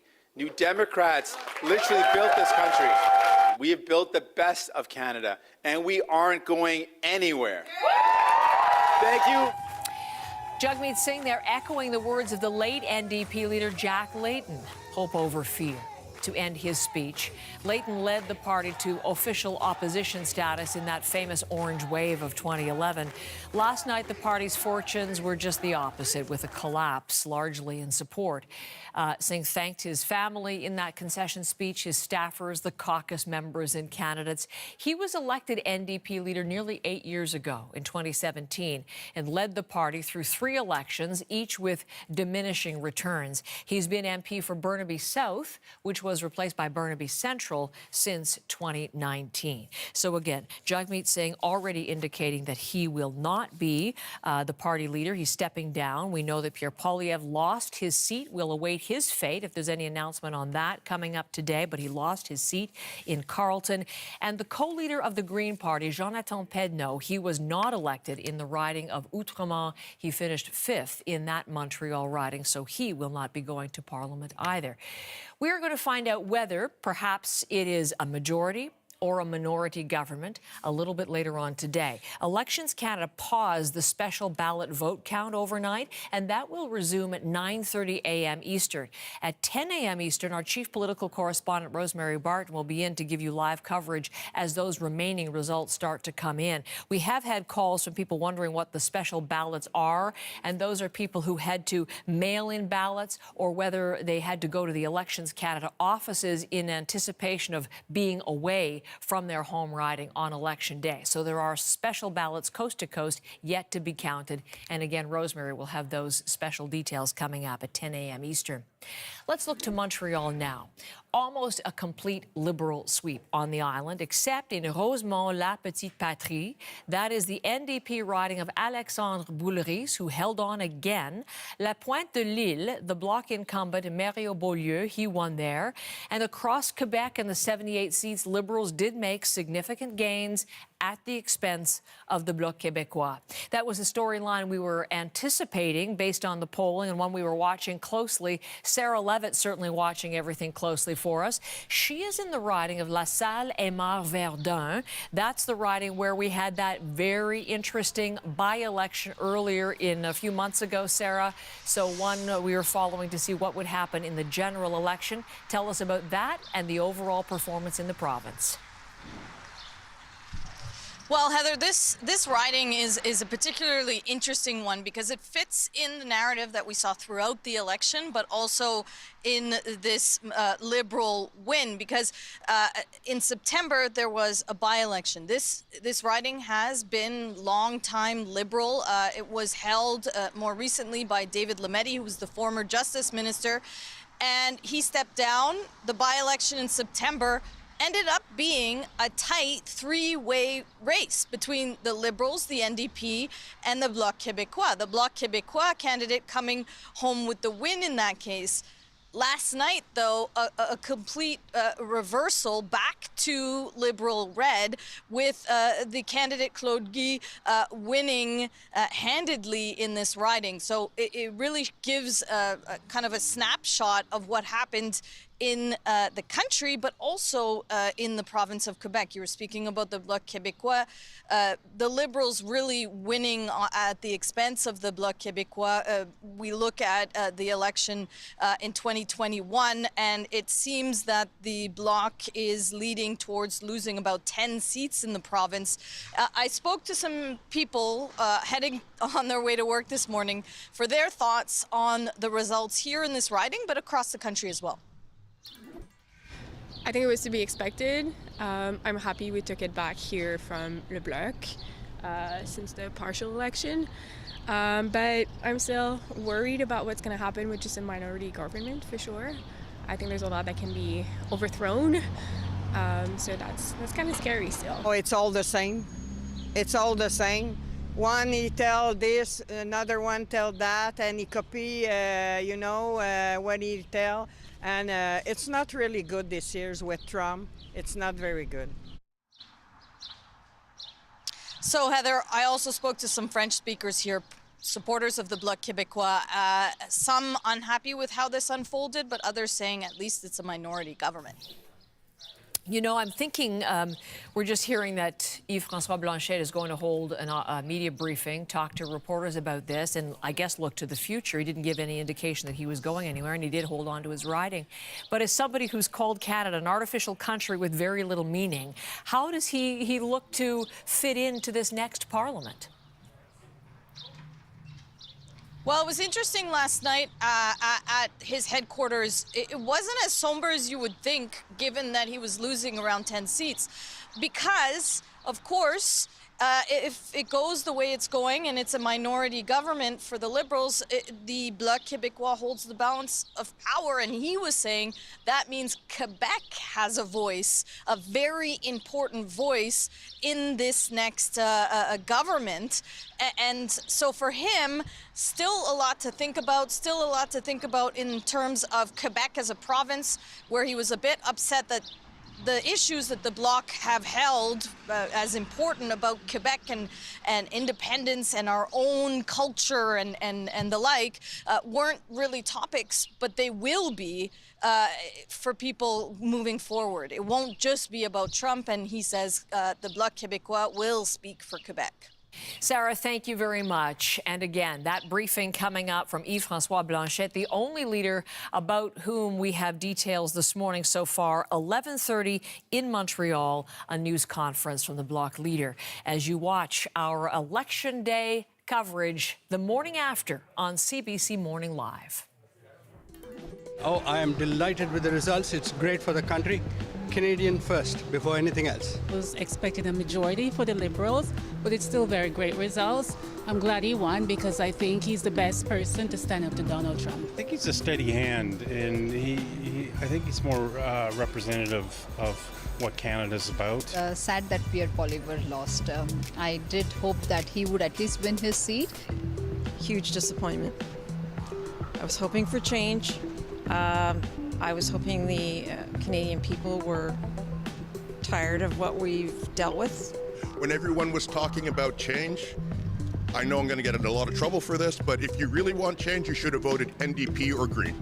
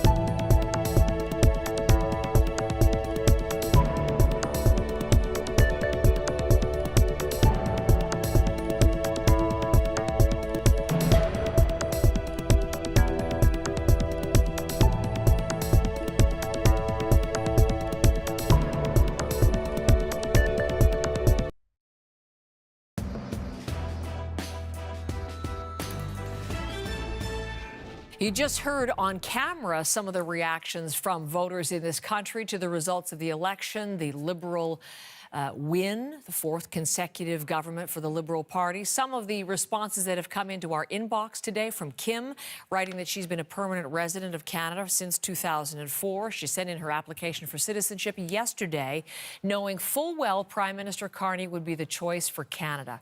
We're going to be world leaders. This is an exciting time for Canada. So full of optimism. Kim, thank you so much. Dan says you make plans and life gets in the way. At this time for Canadians, that part of life that got in the way is Trump. If he hadn't introduced tariffs and threatened our sovereignty, there's no way the Liberals would have won their fourth mandate. And Jimohal says, I was absolutely shocked by the results this morning. Couldn't believe Poilievre lost his own riding. And the biggest surprise for me was seeing the Bloc win more seats than the NDP. I can't help but wonder what the NDP is thinking now after backing the Liberals only to lose so many seats. And that party's leaders, too, incidentally, with Jagmeet Singh announcing last night that he is stepping back as soon as they can find an interim leader. So that's some of your reactions set into us. I want to get some reaction from our next guest this morning. Dr. Dapo Akinsepe is a member of the Association of Black Conservatives and the president of the Black Physicians Association of Alberta. He's in Calgary this morning, and welcome to our program. Thank you for having me. I appreciate it. You just heard some of the reactions that people have written into us, Doctor. What is your sense overall at the outcome from the election vote? So based on the advanced voting that already came in before, which is about 70.3 million people, I did expect this to be the election outcome based on all of that and just the country sentiment in total. Yeah. That's it. We wanted you to be our guest because we noticed the op-ed piece that you wrote 1 week before the vote, laying out your priorities, the kinds of things that you wanted to see from the government, and also talking about Black and racialized Canadians, what a potent force that group of voters can be for any government. So having read that, wanted to have you back to see now, with a Liberal government in place, what are you looking to see from the Liberal government now? Yeah, so, based on the article that we we put forth, I think some of the big issues will be getting more involved, less focused on just election cycles, but more involved in actual engagement beyond the ballot box year round, and seeing more of a, core cooperation with the community at different levels, as opposed to more performative. I think a lot of that is what a lot of people would want to see moving forward. Within the Black and racialized communities, is that what you're talking about especially? Exactly. Because so much of this election campaign was based on the economic and existential threat from Donald Trump and the things that he's been saying about the 51st state. So many of the issues that might have come to the fore didn't as a result. Do you feel that your issues were perhaps underrepresented this time round? Yes, definitely. It also has laid out in the article, unfortunately, on both sides of the major parties, Black and racialized issues were not really addressed. And even among their campaign leadership structure, representation was not put forefront. I think, like you mentioned, the Trump and tariff issues probably overshadowed this election. But I think moving forward, addressing Black and racialized issues would definitely be a key winning strategy for any party that wants to continue, to make impact in the country. So let me ask you firstly, because I have two threads that I'd like to ask you about, but you as a member of the Association of Black Conservatives, Diversity, Equity and Inclusion, on that point, what do you think now, with the election result known, where do you want the Liberals to focus? Well, the Liberals, it'll be in their best interest generally to focus on, again, addressing issues which do affect Black and racialized communities more, which we laid out, which a lot of it was economic inequities, access to healthcare issues, as well as unfortunate overrepresentation in our criminal justice system, which is highly proportioned to as Black and racialized individuals compared to our white counterparts. So those main issues, along with other issues, but those three key pillars would definitely be a huge part that the Liberal Party would want to focus on. And again, in terms of healthcare, because obviously there you are in your medical capacity.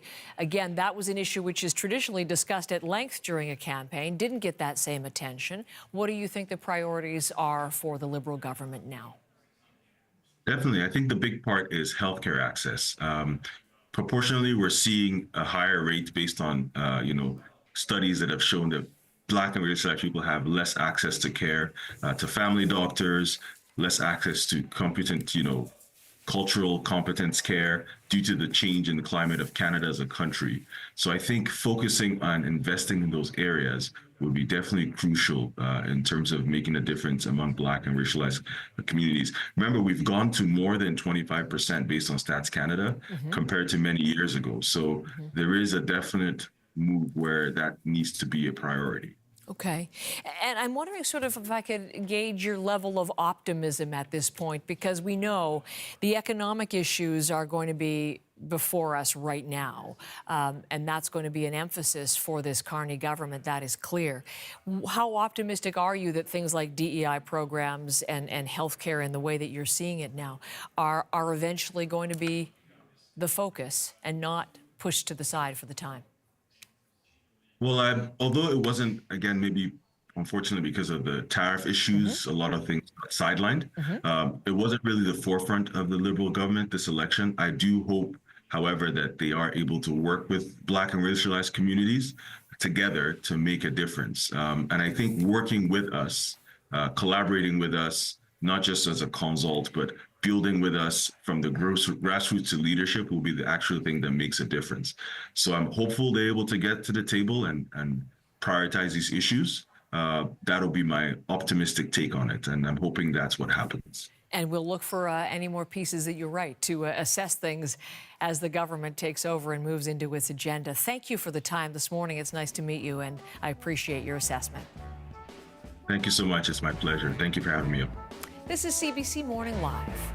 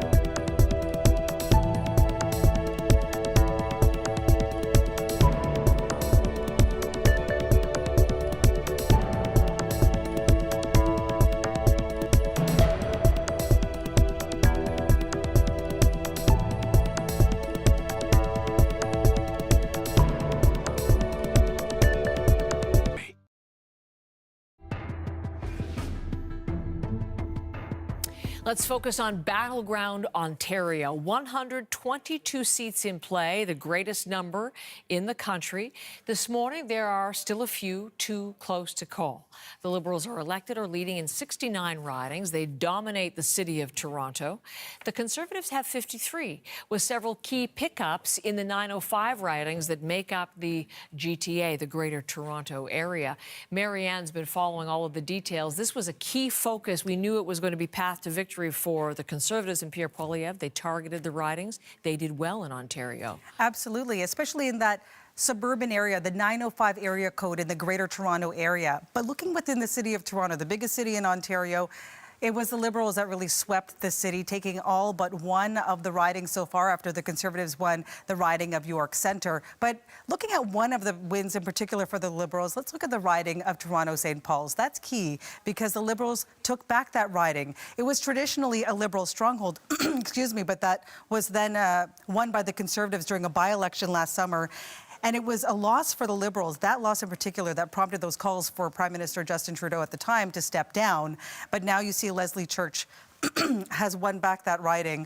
It is now back in the hands of the Liberals. Now, 122 ridings in Ontario. Of course, the big question mark is, will it be a Liberal majority? And until those ballots are fully counted, we won't know, of course. But looking at the 905 region, that's that area code outside of the GTA, the Greater Toronto Area, what happens there could really help dictate what happens when all of this is said and done. Let's look at some of the ridings there because the Liberals have lost some of them to the Conservatives taking some riding from the Liberals as well as the NDP. And we heard this from Sachi Curl. She is with the Angus Reid Institute, the president of the Angus Reid Institute, who talked about the importance of these suburban ridings.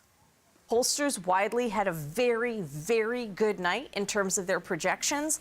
But the one area that there was a gap, and certainly I've been talking to some friends who are Liberal organizers. I have friends across the political spectrum. I said, where did you underperform? It was in those suburbs around the GTA where the Liberals lost out to Conservatives and the Conservatives overperformed. Looking at some ridings that flipped from red to blue north of the city of Toronto. That includes the riding of Aurora, Oak Ridges, Richmond Hill, now won by a Conservative, and the riding of Newmarket, Aurora. We're also keeping an eye, though, on Brampton. That is a Liberal-Conservative battleground. There are 6 ridings in Brampton, and we know so far that at least 2 of them remain in the hands of the Liberals. But there's another riding, that's Brampton West, which was held by the Liberals. It is now a Conservative riding. No Ontario seats for the NDP, Heather, as we've been talking about all morning. But interesting to see how that suburban vote, really key for what plays out between the Liberals and the Conservatives. It absolutely was. And it was that everyone was suggesting for the Liberal Party, figuring out what happened there, where did they miss with their message, and at the same time, what was the strength for the Conservatives. So that's a part to watch in the future. Marianne, thank you for all of the coverage this morning. We just have reaction in from former Prime Minister Stephen Harper. You heard him during the course of the campaign say that both party leaders, Mark Carney and Pierre Poilievre, worked for him, but he was very strongly endorsing Pierre Poilievre. He has just reacted to the fact that Pierre Poilievre did not win, that Mark Carney did. The Stephen Harper statement says he wants to extend my sincere congratulations to Prime Minister Carney on the results his party achieved. I wish him and the government he will lead success as they navigate our country forward during these challenging times. But he also goes on to support and congratulate Pierre Poilievre and the Conservative Party of Canada for some of the things that we have highlighted this morning on making significant gains both in seats and popular vote and bringing an entire new generation to the Conservative Party. So we'll have more on that. I'm going to talk about where the Conservative Party goes from here with Chris Hall coming up in just a moment. But I want to show you the winner of the election last night as this all played out in Ottawa, the victory party for Mark Carney, the victory dance.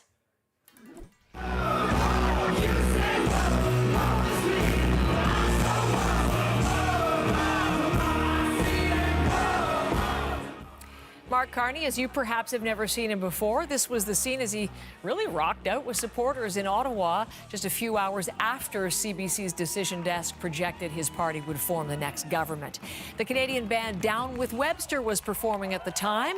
Mark Carney had a lot to celebrate, winning the support of Canadians who helped vote him in both as Prime Minister and the new MP for the riding of Nepean, his first time holding elected office. More on the repercussions of that, the future for him, and some highlights from his victory speech coming up on CBC Morning Live.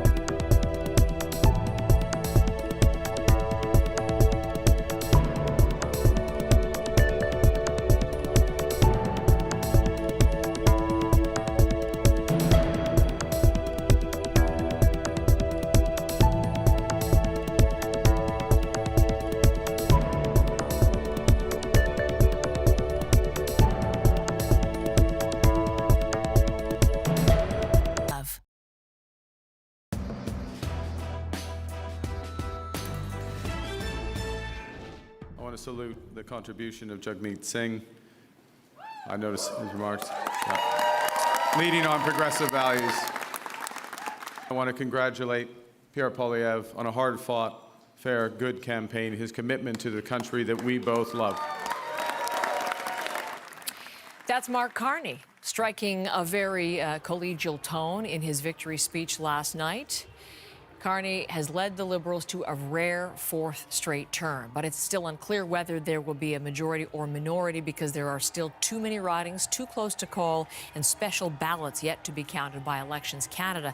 That process, incidentally, has just resumed about 10 minutes ago. Mark Carney has been elected for the first time in his riding of Nepean. Conservative leader Pierre Poilievre in nearby Carleton. He has been projected to lose his seat after more than 20 years there, but last night he pledged to keep working. We didn't quite get over the finish line yet. We know that change is needed, but change is hard to come by. It takes time. It takes work. And that's why we have to learn the lessons of tonight so that we can have an even better result the next time the Canadians decide the future for the country. That was the concession speech made before the projection that he would lose his riding. The Conservatives did outperform most polls last night. They gained more than 20 seats, and their share of the popular vote is the highest it's been since 1988. Poilievre says Conservatives will work together with the Prime Minister and other parties in tackling the threats from Washington and from U.S. President Donald Trump. There may be more of those even today, with him set to make auto tariff announcements in the state of Michigan. Michigan. It is his 100th day as president. Let's bring one final bit of analysis to our 5 hours of programming this morning. Couldn't be a better person with which to end. Good morning again, Chris Hall, our former national affairs editor and now managing principal at Navigator in the private sector. Welcome back from Ottawa. Wow, what a night and what a morning you're having. This is amazing, isn't it? Well, it is, and there are so many different storylines to follow, which we will over the course of the next couple of days as well. Can't cover it all even in one program, but let's begin with the Liberal story, that extraordinary fourth straight mandate. How and why did Mark Carney win? You know, will it be more dissecting of that as days go on, but at least the initial blush would be that he hit the right note with Canadians who are mostly concerned about the loss of U.S. markets, about Donald Trump's threats to sovereignty and to bring economic ruin, basically, to Canada in order to force that force Canada to become the 51st state. So he talked about that relentless. He talked about himself as not being Justin Trudeau, who was not very popular by the time he left, Heather. And so the challenge for him now going ahead is to prove, he's different, that he is, in fact, the best person to deal with Donald Trump, and he has a plan to do that. And time is short. It's the one commodity he really doesn't have. He needs to recall Parliament. He needs to have a cabinet put in place. The challenges he faces are extraordinary. We saw a letter from Doug Ford earlier this morning talking about wanting to see progress on building pipelines, on working to reduce and eliminate internal trade barriers. There's a really long to-do list and not much time to get it started. You know, William, one of our viewers in Victoria, literally just wrote me, Chris, and said he's pleased with the results, but this was the line, now the hard work begins. Yeah. And that's true, as you said. Does he have to have an early win quickly, Chris? I think he needs to get his cabinet in place to show that, as I said, it's different than Justin Trudeau. There's a focus on the issues. The right people are being put in place. Not all the same as he had even before, but new people to take on that major challenge of relations with the United States and building out trade diversity. It's a big challenge, and I think he needs to show some progress on that. But first and foremost, getting rid of those internal trade barriers. We have been talking about this issue. I was a journalist for 40 years. We talked about it my entire career. We're still not there, although it does seem with Nova Scotia moving in that direction, Ontario moving in that direction, and support from all the parties to do that. I suspect that will be the one thing he can put in the window pretty quickly. And he did indicate a Canada Day deadline for that, so that is very close at hand. Let's talk about Conservatives. For Pierre Poilievre, the gains in seats considerable and a strong popular vote with more than 40%, but the party lost. Where were the failures, Chris? Yeah, it's an interesting question. I think in part it was because he didn't really address the Trump factor. We know some people in his own party believe and agree with what Donald Trump is doing in the United States on issues like tackling woke ideology and the like. I think he needed to actually address that during the course of the campaign because messaging obviously is important. That being said, the polls clearly predicted, is that a word? Didn't predict the kind of support he would have in the popular vote. Their vote, in turn, turned out to be far more efficient, particularly in southwestern Ontario, where they got a lot of seats from the Liberals and from the NDP. So I think that had he changed that message, been a bit more aware of what people were thinking early on in this campaign, that he would have been able to use that and to buttress his own arguments about this was a lost Liberal decade. Taxes are higher, fewer homes are affordable, people can't get ahead. People who are voting last night clearly bought into that message in larger numbers than we anticipated. Will he pay personal cost for that? We already know he's lost his own riding of Carleton, the riding he's held for more than 20 years. Stephen Harper just posted on social media a note which praises him and congratulates him for those very gains that we talked about, seemingly, certainly not calling for him to go. But can he continue, Chris, as opposition leader when he doesn't hold a seat?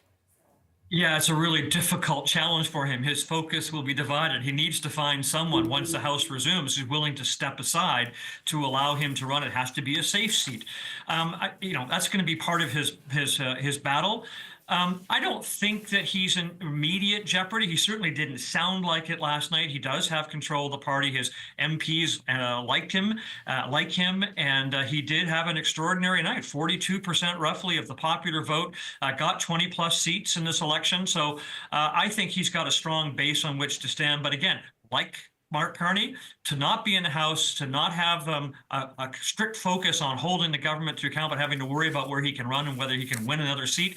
That's going to divide his attention. It's going to be very difficult for him, I think, to try and balance those two and still keep himself in the public eye as the leader of the Conservative Party and the leader of the official opposition.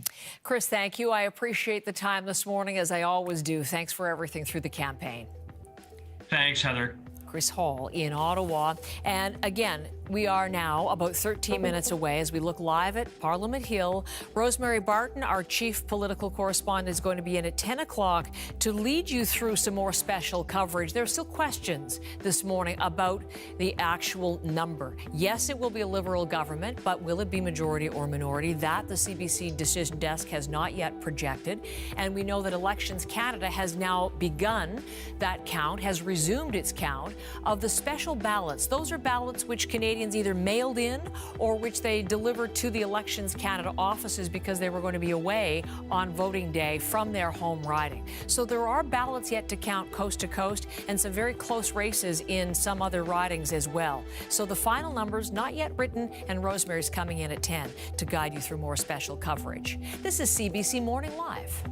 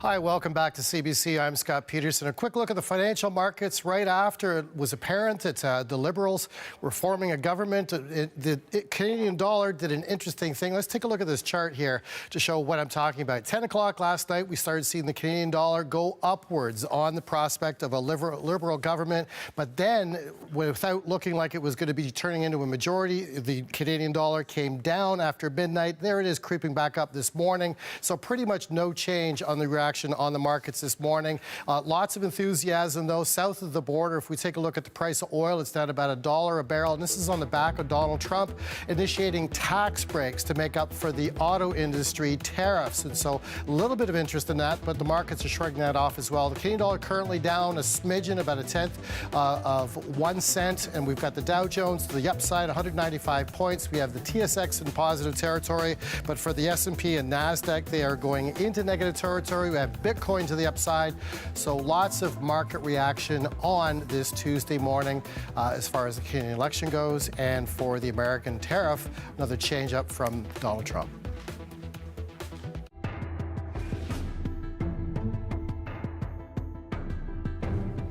All right, we take a look at your national forecast for the 29th day of April, and we're seeing a front moving inland in British Columbia, so that'll help clear out the coast, bring showers in the southern interior towards the foothills in the Rocky Mountains and across the east. Well, we've got quite a storm brewing across portions of northern Ontario after the rain yesterday. That's changed over to some snow and ice pellets and snow grains. That's moving out of Thunder Bay, but the north side of Superior right up to James Bay. You can see some of that pink. That's that rain mixing over to snow. The blue is snow. Further south of there, places like Timmins, Wawa, Sault Ste. Marie, probably going to be warmer this morning than you are this afternoon. And this is our initial line of storms moving its way southwards across Quebec from the Saguenay region to the Outaouais. That's where we're seeing some showers and some thunderstorms. Those will be moving their way southeastward, so that could be round one, and then another round of storms to come with the cold front this afternoon. Look at these temperatures. Moncton, 20 degrees. What a beautiful day. If you're right along the shores of the Bay of Fundy, though, you'll be nowhere near as warm as that in New Brunswick.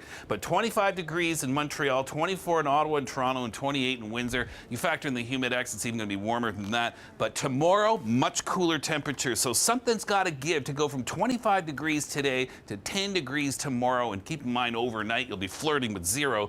We got a cold front coming through. So that could spark the thunderstorm risk. Now, it's a wide area in orange, which means that severe weather is possible as opposed to unlikely. You could take a line from Toronto to Barrie. You go east of there. Now, this could be more widespread storms. You go south and west of there. These might be a little more hit and miss and isolated in nature. Whether you get a storm or not, there's going to be some gusty winds. Strong southwesterly winds could go 70, 80 kilometers per hour, even changing to the northwest. And then by tomorrow, the winds will be lighter. The temperatures will be much cooler. The sun will be out as the strong winds then migrate over towards the Gaspé Peninsula and ultimately Atlantic Canada. We mentioned today's a beautiful day in the Maritimes. Newfoundland still on the cool side in the east, but the wind is light, the precipitation is done. Just brisk conditions in New Brunswick. Those southerly winds helping your temperature. Strong winds in the Gaspé region, Anacostia, and over towards the shorelines there in northeastern New Brunswick, and over towards between New Brunswick and Nova Scotia and Newfoundland, we'll get some strong winds here that could bring some gusty conditions. So perhaps mariners, there's a heads up for you. All right, this afternoon we've got back to 11 degrees in Winnipeg, mid-teens in Alberta, and likely mid-teens for coastal BC. Again, we've had the rain showers. They're moving eastwards. Thunderstorm potential near and west of Red Deer, southwards to the U.S. border, so that could include Calgary. So we could be some small hail, possibly some strong winds and local downpours this afternoon or evening. This is all going to be replaced by a big area of high pressure. Look at Edmonton. Hopefully you beat the LA Kings, but you'll be getting LA-type weather by Friday, Saturday. Regina as well could be flirting with 30 degrees this weekend. Even Winnipeg, some of the warmest air you've had this year, is en route.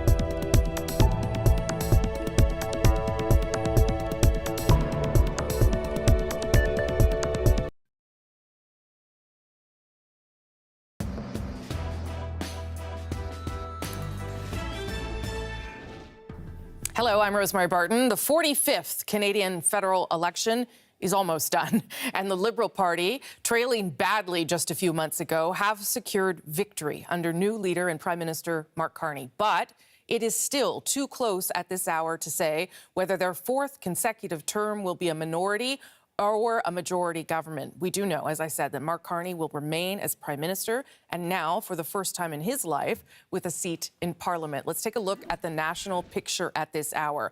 Remember, 172 seats are needed for that majority. Right now, the Liberals are leading or elected in 168 seats, the Conservatives in 144, the Bloc Québécois in 23, the New Democrats in 7, set to lose official party status, and the Green Party has won with one of its co-leaders, Elizabeth May.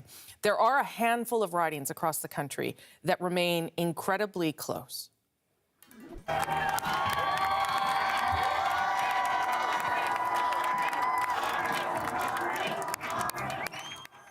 Mark Carney spoke to supporters in Ottawa early this morning. He emphasized the importance of maintaining Canadian values in the face of economic annexation threats from the United States. Also talked about reaching out and unity in the country in this moment as we wait to find out whether Mark Carney has secured a majority or a minority. And we'll tell you more about why it is still difficult to make that call, although at this hour, Elections Canada is again counting ballots in a number of ridings across the country that will be determinant in seeing whether the Liberal Party can get to 172. As we wait for that, let's get more from the CBC's Karina Roman. She joins me live in Ottawa. Good to see you, Karina. As I said there, Mark Carney really did talk a lot about unity last night, that in part because no matter what the outcome is, the final outcome, he will need to find a way to work with people in the face of Donald Trump here. Absolutely, especially since we're looking at such a binary parliament. Yes, of course, a multi-party system. The other parties are still present on the board, as you can see there. But as you know, Rosemary, I mean, that is a very unusual result for Canada to have such a clear divide between two parties as the front runner. But he did have a message of unity because there did seem to be, and he wasn't alone in that in terms of the leaders, there does seem to be a common reading of the room that unlike any other time, if there's a time to not be bickering and having partisan fights, at least immediately, that would be now when we face this threat from Donald Trump. So that might put a damper, at least as I said in the immediate, on partisanship, on parliamentary hijinks, so much of what we saw in the last parliament. So have a listen to what Mark Carney had to say on that. I'm going to begin with the value of humility, and by admitting that I have much to be humble about. It's true. Over my long, that's not an applause line, it's just a statement of fact. Over my long career, I have made many mistakes, and I will make more. Humility underscores the importance of governing as a team in cabinet and in caucus, and working constructively with all parties across Parliament. Now, unity messages, as you know, Rosemary, aren't really uncommon for the winner, for the victor. I mean, from every party, we've seen it from Stephen Harper, we've seen it from Justin Trudeau, that they'll govern for everyone. It's easier for the winner to say those kinds of things.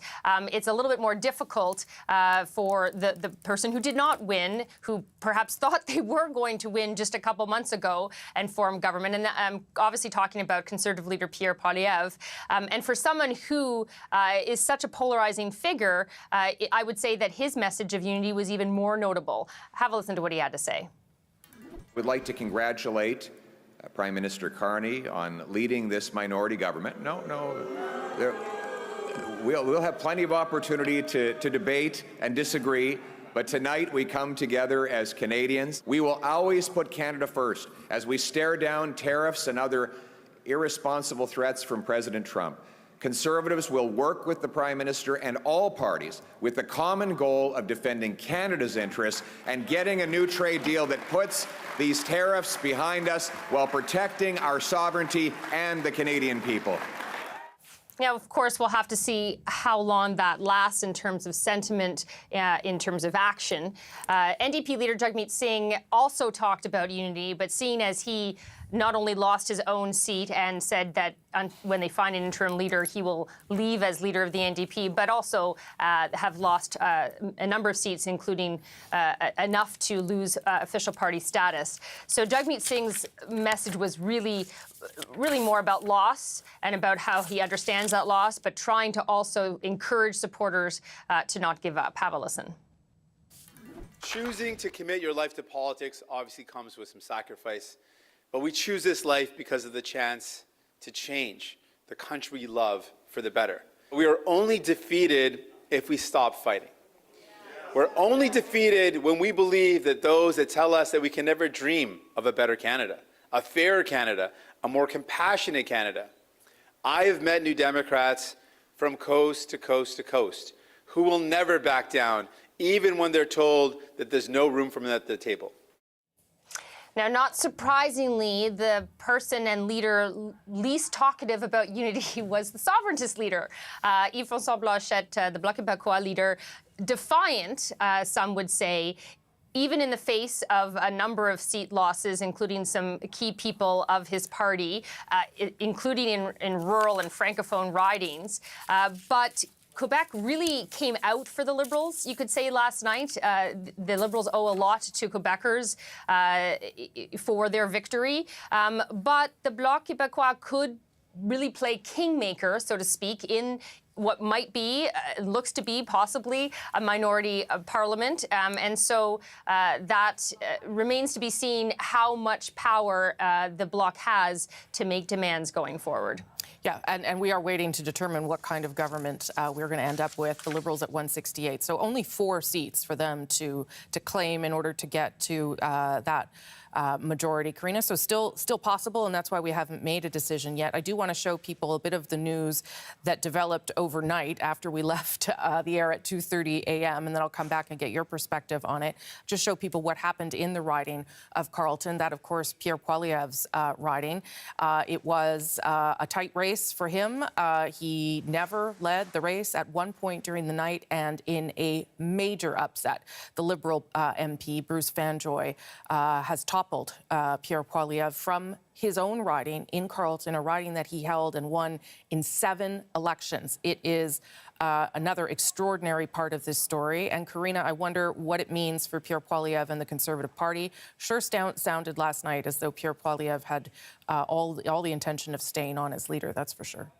That's for sure. He definitely did not sound like he was making any kind of comment about stepping down. He talked about carrying on the fight for change. Now, granted, when he spoke, it hadn't officially been declared for the Liberals, but I do suspect that might not have changed his tone, even if it had been. And it is a remarkable turn of events. I remember covering his first win there when he upset the Liberals and a cabinet minister, David Pratt, who had held the riding. So, we've come sort of full circle here, but there's a lot of unknowns.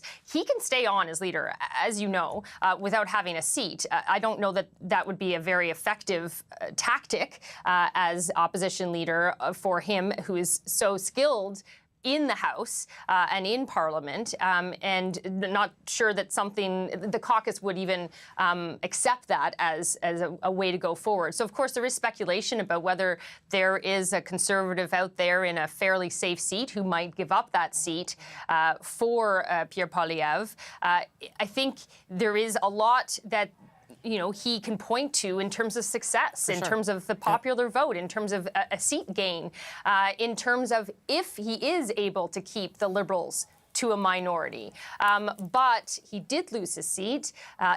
The Conservatives did not win the election, so there is a lot of uncertainty going forward about how they manage that. And really, again, because there's so many knowns, we'll have to wait and see what happens with the final tally, which I was actually at the Elections Canada warehouse yesterday, where they count the special ballots and mail-in ballots that were on hold until 9:30 this morning Eastern. And they had a record number, especially from the international voters. So that is, I just explained to our viewers why perhaps it's taking a little longer for those particular ballots and for those ballots in close races. Yeah, and those special ballots can be expats, students on campus, armed forces members, all kinds of different ways of voting in those special ballots. And you're right, Karina, Pierre Poilievre did have have some success last night. He certainly improved the Conservative Party's outcome, picked up 12 seats in Ontario, which is, a very impressive outcome.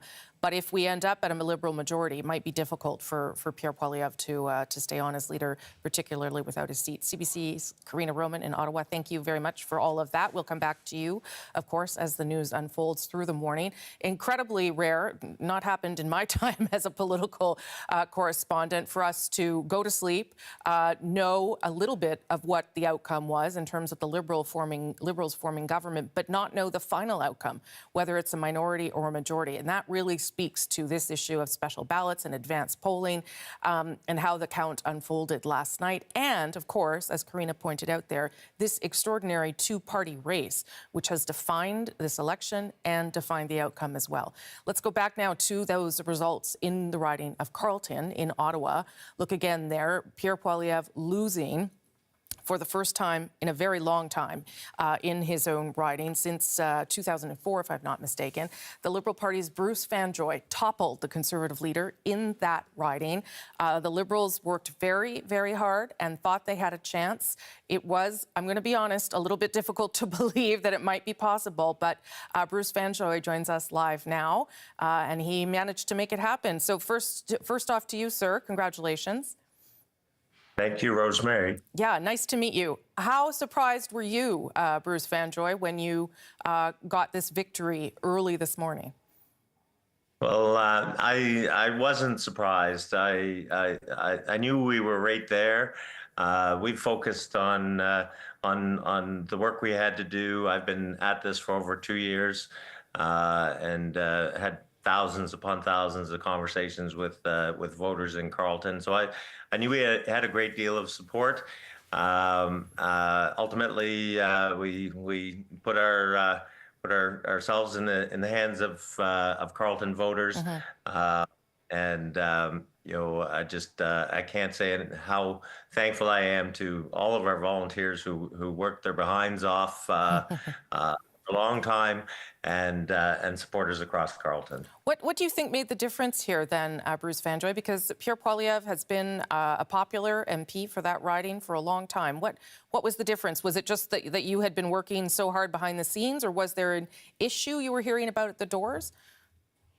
Well, the main issue, of course, is Donald Trump and tariffs, and the people of Carleton were looking for serious leadership. Who's going to be able to address the crisis that we have thanks to the American administration and their tariffs? Who's going to stand up for Canadian industry, for Canadian jobs, and for Canadian families in order to weather the storm? And they concluded that Mark Carney and the Liberals were the best qualified to deal with that.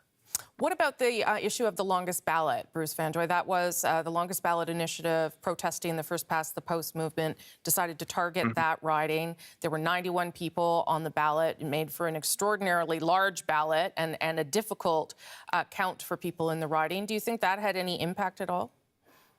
I don't think it had an impact on the outcome. I'm disappointed for people in Carleton who that may have disenfranchised. Some people may have had some difficulty navigating the ballot, but I don't think it changes the outcome. But I'm also feel for the Elections Canada officials and volunteers who had to put in a very, very late night dealing with something which I think would be better left dealt with differently.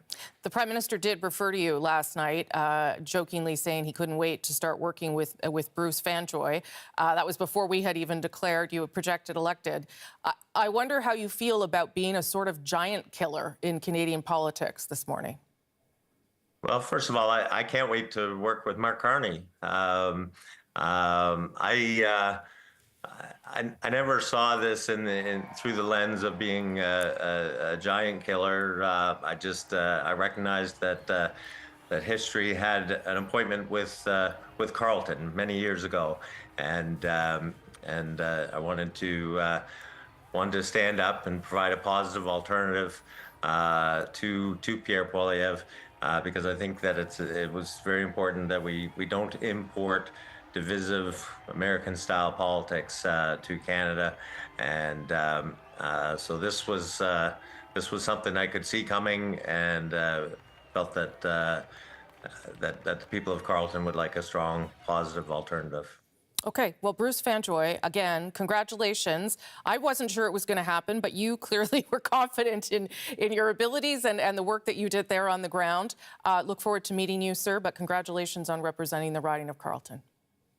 Thank you very much, Rosemary. Okay, nice to meet you. That's Bruce Bye. Fanjoy, again, who took the riding of Carleton away from Pierre Poilievre for the first time since 2004 was the first time Pierre Poilievre was elected. Let's take a look at the Ontario riding map at this hour. 122 seats in play right across the province. And this is why we're on the air again this morning, still very many that are still too close to call. The Liberals are leading or elected in 69 ridings in Ontario, most of them dominating the city of Toronto. The Conservatives have 53, and they've got several pickups in the 905 ridings that make up the GTA. In fact, increased their share, not their share of the vote, their seats by 12 in Ontario, which I think was surprising to some people there, where we expected more gains for the Liberal Party. We're starting to get some reaction from premiers right across the country. Ontario's Doug Ford, who has been a thorn in Pierre Poilievre's side, to say the least, has congratulated Mark Carney on the Liberals' election victory. Let's talk a little bit more about this with Megan Fitzpatrick. She is in Toronto. Megan, what is the Premier saying this morning about the results?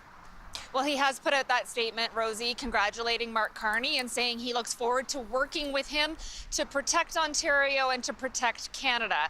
And in that statement, he thanked Conservative Party leader Pierre Poilievre, as well as Jagmeet Singh, the NDP leader, and every candidate, Ford said, for putting their names on the ballots. Let's take a look at what else he said in this statement. He wrote that Ontario stands ready to work with the federal government to unleash our economy by cutting red tape so we can make Canada's economy more competitive, resilient, and self-reliant, capable of withstanding tariffs and whatever challenges may come our way. Ford said in this statement that this federal election comes at a crucial time, he said, for Ontario and Canada, given the economic uncertainty that's being caused by these tariffs imposed by U.S. President Donald Trump. He went on in that statement, Rosemary, to kind of put out a bit of a wish list for Mark Carney, saying some of the things Ford now wants to see from the federal government. And some of those items include speeding up resource development, critical minerals development in places like Ontario's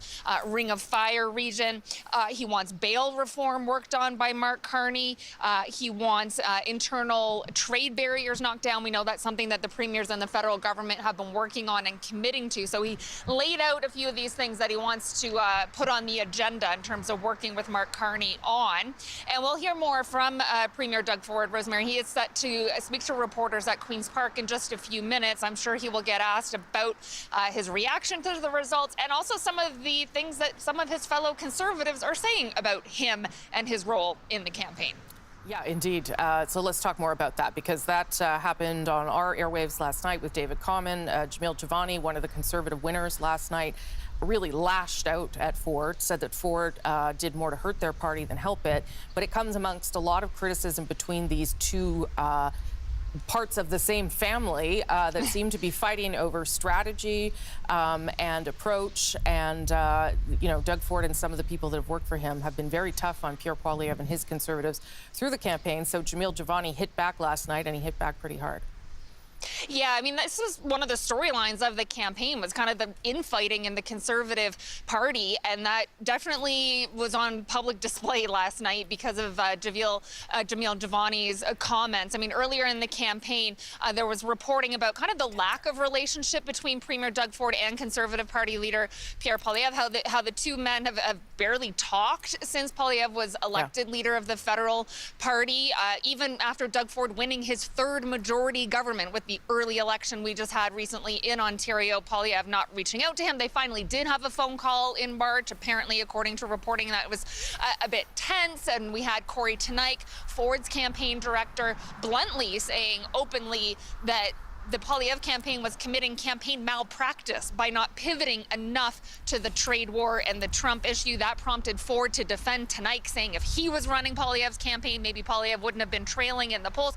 There was a lot of back and forth, and it was quite interesting to see that on public display. And clearly the frustration is present, according to Giovanni, who, yes, told our CBC's David Common on live TV last night that he made it very clear that he's not happy with Ford and accused him of sabotaging the Conservative campaign. Take a listen to Giovanni and his comments about Ford.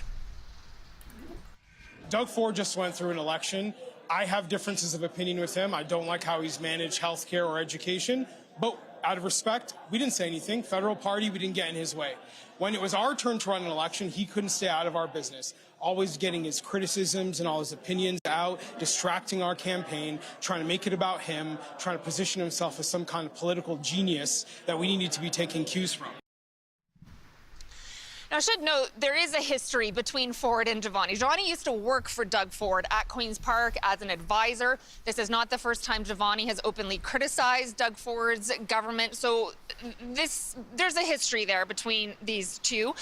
And clearly things have not improved based on Giovanni's comments. He went on to call Doug Ford an opportunist. He said there are, quote, goons around him. He was very blunt, obviously, in his assessment of Doug Ford.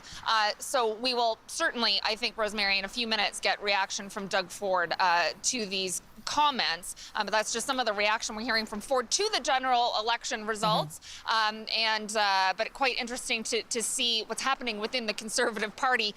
Perhaps more fallout to come based on what happened last night. Some vindication, though, for Pierre Poilievre, I would say, in the face of that criticism, given that, as I said, he did seem to pick up 12 seats in Ontario. So perhaps his strategy was, in fact, the right one. Megan Fitzpatrick in Toronto, thank you so much for that. I appreciate it. We are standing by right now because Elections Canada has started counting votes again.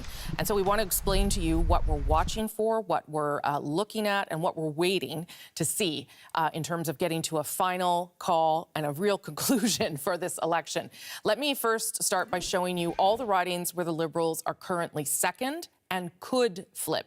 And this is important because this is the path to a majority, that 172. So they need 4 of the following 11 ridings to do that. Let's take you through them. Terrebonne in Quebec is the closest race in the country right now. Look at that. The Bloc leading the Liberals by just 28 votes. There are 2 polls still left to report, which we understand represent special ballots. It could be as much as 880 votes. So a 28-vote margin, 880 votes to come. We're not calling that one yet. Nunavut, there is a 54-vote margin, and there are at least 647 votes to come. Same thing there. We cannot project a winner, and that one could flip as well to the Liberals. Vancouver Kingsway is where the NDP's Don Davies is leading the Liberals by 308 votes. He is the incumbent there, but there were about 3,500 special ballots in that riding in total. 1 of 2 special polls have reported, but we don't know how many votes was in it. That one, too, we cannot project a winner yet. Windsor, Tecumseh, Lakeshore, where the Liberals are trailing by 359 votes. Once again, 1 of the 2 special ballot polls reported. We are expecting at least 3,500 special ballots here. So it's not that these races are too close to call, it's that there is an enormous amount of vote that is yet to be counted. Take a look at another one here. Miramichi, Grand Lake, a margin of just under 400 votes. This one bounced around all last night. And again, 1 of the 2 special ballot polls reported. Again, 2,700 special ballots cast. You can see there, again, we cannot project a winner there yet, but that could flip to the Liberals, could put them on the path to that majority. Take a look at this other one. Milton East, Halton Hills South. This is another one we tracked through the night last night. Former Ontario PC Cabinet Minister Parm Gill leading the Liberals by more than 500 votes. Again, same story again and again. 1 of the 2 special ballot polls reported could have 2,800 special ballots cast. So we expect a whole bunch more of those votes to be counted. Let's take a look at Shefford now in Quebec, a 651-vote margin for the Bloc. You might say, well, why can't you project a winner there? Well, the Liberals were in the lead for part of last night. Again, special ballot polls. Only one has reported. 1,800 special ballots were cast, meaning this too could change. Cloverdale-Langley City, this is a large margin, 923 votes in the lead for the Conservatives. You might think, okay, why not that one? But listen, in this instance, neither of the special polls have reported, and we do know there are at least 5,500 votes in those polls. Again, this isn't about races that are too close to call. This is about races where those special polls, those special ballots are huge in number and have yet to come in. And that's what we are waiting for. That's what Elections Canada is doing right now. Kitchener-South Hepsler, Conservatives leading the Liberals by a little more than 1,100 votes. Again, you would think that that was a big margin. Again, special polls reported 3,000 were cast. We are waiting for those. Pitt Meadows, Maple Ridge in BC. Right now, Liberals trailing by 1,400 votes. But they were trailing by 2,500 votes last night. And there are 8 polls in that riding still to report.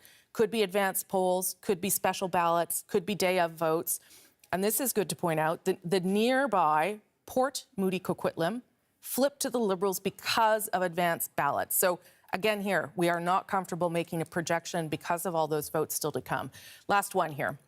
And I know it's a lot, but this is the story of where we are after last night and as we wait for more of these ballots to be counted today. This is the last one here. Hamilton East Stony Creek. The incumbent Liberal, Chad Collins, is trailing right now by 1,600 votes. 1,600 votes, is that right? Yeah. And at one point last night, Liberals were trailing by 3,000. They somehow have cut that in half. There are still 6 polls left to report, which includes, at minimum, 4,800 special ballots. So those are the ridings, the 11 ridings right now, where the Liberals are in second place. The Liberals need just 4 of these, just to flip 4 of these in order to get to that number of 172 so that we can project a majority government for them. If they do not get there, we're going to stay where we are to a minority government. But these are the tight races. These are the places that we need to watch over the next number of hours as those counts continue. Let me show you now the couple of places they need to hold, okay? Here, let's take a look at this riding. This is, of course, the map of Montreal. Almost, okay, I'll get back to that. Here, I'm going to show you the riding in Montreal. This is almost a complete Liberal sweep on the island, except for that little dot in the middle, that little orange dot, Rosemont, La Petite Patrie, that's the NDP's Alexandre Boulris. He held on the island of Montreal. And La Pointe-de-l'Île, where the Bloc incumbent, Mario Beaulieu, also won. Across Quebec, though, the Liberals, as we've been talking about, made significant gains at the cost of the Bloc Québécois, and that is what brought the Liberals to this number where they are at this morning as they wait to find out whether they can get to a majority. And I'll bring you back again and again to those ridings where things are still being counted. But for now, let's bring in the CBC's Sarah Levitt. She's in the riding of La Salle-Hermard-Verdun in the Montreal borough of Verdun. Sarah, what can you tell us about the pretty extraordinary Liberal performance in Quebec last night? Yeah, well, Rosie, this is a great example of how much has changed in such a short amount of time, because this riding actually had a by-election in September. Now, it has historically been mostly a Liberal riding, last held by David Lametti, who was the former Justice Minister. When he stepped down, there was a by-election just in September, and in that race, it actually ended up being a 3-way race between the Bloc, the Liberals, and the NDP. Now, fast forward to an election that changed the narrative throughout Canada, and particularly showing that here, because last night, the Liberal candidate, Claude Gay, he won it, and he won it handedly, so it's back in the Liberals' hands. That is a representative of what we're seeing across Quebec, with the Bloc Québécois losing at the expense of the Liberals, around 10 seats. Of course, you were speaking about that riding in Terrebonne that we're still waiting to hear from. Some numbers not entirely clear yet, but what is clear is that the Bloc lost seats and they mostly went to the Liberals. I spoke to a few voters earlier this morning. Here's what they had to say. I think it was to be expected. I'm happy we took it back here from Le Bloc since the partial election. But I'm still worried about what's going to happen with just a minority government, for sure. I think there's a lot that can be overthrown. So that's kind of scary still. Oh, it's all the same. It's all the same. One he tell this, another one tell that, and he copy, what he tell. And it's not really good this year with Trump. It's not very good. And Rosie, I did also speak to people here who did vote for the Bloc. You can imagine most of them speak French, and that's why we don't have those clips for you. But there was at least a few who said, we're still happy with the results. In fact, the idea that there might be this Liberal minority, because it shows just how important Quebec is, and perhaps the Bloc Québécois, even though they lost seats. It's a lot of seats, but you're right. They still did okay. They could have a bit of sway in Parliament if it ends up being a minority. What is the sense here of what that might mean for the Bloc Québécois in the next Parliament? I gather we have to wait until we know whether it's a minority or majority. Yeah, well, we got a bit of a sense of what they're thinking, at least. Yves-François Blanchet giving his speech last night. He won his seat, so he's staying. And he said there's two veins to this. The one is that, yes, we're really sad to not have the colleagues that we wanted. But if there is a minority government and the Conservatives are the opposition, the Bloc holds quite a bit of sway in Parliament, and he said that's good for Quebec. In fact, last night it wasn't really a somber environment at the Bloc headquarters. It was more kind of almost excitement. Of course, this all depends on what we find out with whether or not it is a minority government. But Blanchet also had changed his tone throughout the campaign at the very end, saying there that he essentially was not running for prime minister, but he was running to be the representative for Quebec in Ottawa, and that he feels that that's been done. Sarah, I'm going to just interrupt you. Thank you so much for that. Doug Ford is speaking, so I want to bring that to our viewers. We'll come back to you, of course. Here is the Premier of Ontario, Doug Ford. We need that, one review that when it comes to assessments, we need to make sure we continue moving forward, getting critical minerals out of the ground, getting them refined right here in Ontario. That's what our focus is, as well as our energy projects. So there's a wide range of items that we have to focus on, but I can tell you one thing, it's not business as usual. That's not going to cut it. We have to make sure that we move fast, immediate, or if not, President Trump is going to eat our lunch. That's what it comes down to. When you say business as usual, do you mean the federal Tories should be working with the Liberals on those kinds of things so they don't have to make deals with the separatists? Or... No, I just believe we shouldn't be dragging our heels, take 15 years to get a permit, and the province and the federal government are doing environmental assessments. There should be one window, one review, and that should be the provincial government, as natural resources fall under the jurisdiction, under the constitution of the provincial government. We need to start moving quickly as possible, get projects moving forward. That's what we need right now. Last night, MP in Durham region that you know quite well said that you were a hype man for the Liberals and that you sabotaged the campaign for the Conservatives. Well, I'm focusing on unity right across this country. We have to bring this country together like we've never have before. Each other are not the enemies. There's one person that's causing a real problem, not just here around the world, and that's President Trump. We need to get this deal done as quickly as possible. We have to continue moving forward on the interprovincial trade. As Prime Minister Carney mentioned, by July the 1st, we'll get that done. And he also mentioned about the one review, one window, one review, done, legislated by July the 1st. So, I'm going to hold his feet to the fire. We're going to work well together, and I encourage all parties to work together for the common good. The common good is to make sure that we deliver economic prosperity, not just here in Ontario, but around the country, right across the country. You know something? I'm focused on whoever is going to help Ontario. That's who I want to work with. I'm the Premier of Ontario. I have to make sure that we focus on driving economic, the economy moving forward, economic prosperity, and that's what I'm focused on. Should Pierre Poilievre resign? That's going to be up to Pierre Poilievre. It's going to be up to the federal party. I'm focused on Ontario. Are you not bothered by Jamil Giovanni's comments? He called you a problem for Ontario and Canada, suggesting you're not a true conservative. Yeah, I know.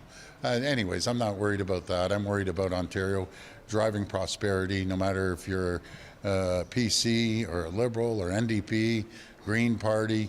We all need to work together to look at the common problem right now is these tariffs from President Trump. That's the single #1 issue. And as I said during my campaign, I'm going to do everything in my power to protect the people of Ontario, protect their jobs, protect their communities, and protect businesses. Any thoughts about Pierre Poilievre losing his ride? Well, again, that's up to him to figure out. He's been a member there for quite some time. I'm not too sure what happened there. All I know is I'm going to be focused, working side by side with the mayors across this province, the federal government and the provincial government here, and making sure that we unite people across the country. I'm a strong believer in building pipelines right across the country, no matter if it's west, north, or east, to get our energy out to markets around the world and stop being so reliant on the U.S. Given your comments, do you have any interest in that job? I'm sorry. You talk about needing to work together, but Yes. it sounds like there's this huge rift in between, your PCs and the federal Conservatives. So what do you do? No, I think, the same voters for the most part voted for myself, and, traditional NDP voters voted for me, traditional Liberal voters voted for me. As I've always said, I'm proud to be the leader of the PC party. I don't give two hoots about political stripes. If there's a leader federally and they can help Ontario, then I'm going to work with them. Do you think your comments? Do you want PP's job if he steps down? I'm focused on Ontario. I love my job. I have the best job in the entire world. I'm grateful to the people of Ontario to give me a mandate to move forward and continue to create economic opportunities right here in Ontario. Premier, given your comments before the election, talking big about the Poilievre campaign, he actually got 1 million more votes than you did. Any comment on that? You know something, what I do is I just focus on Ontario. I focus on making sure that we win the seats. In our democratic process, we count seats, we don't count votes. And we ended up getting 80 seats, and I'm fortunate that people gave us a mandate to do that. Last question. I'm sorry? Have you spoken to Mark Carney, and if not, when you plan to? I messaged him. I'm sure he's pretty busy. I messaged him this morning to say congratulations. And, I think what Prime Minister Carney has to do is unite the country. He has to reach out to our friends out west and tell them how he's going to build that pipeline, how he's going to have opportunities for people in the west, and that's absolutely critical. Any message to Mr. Yeah, Poilievre? something, it's hard to run a federal campaign. He worked very, very hard. The people have spoken. The people are never wrong. They have a reason why they vote the way they do.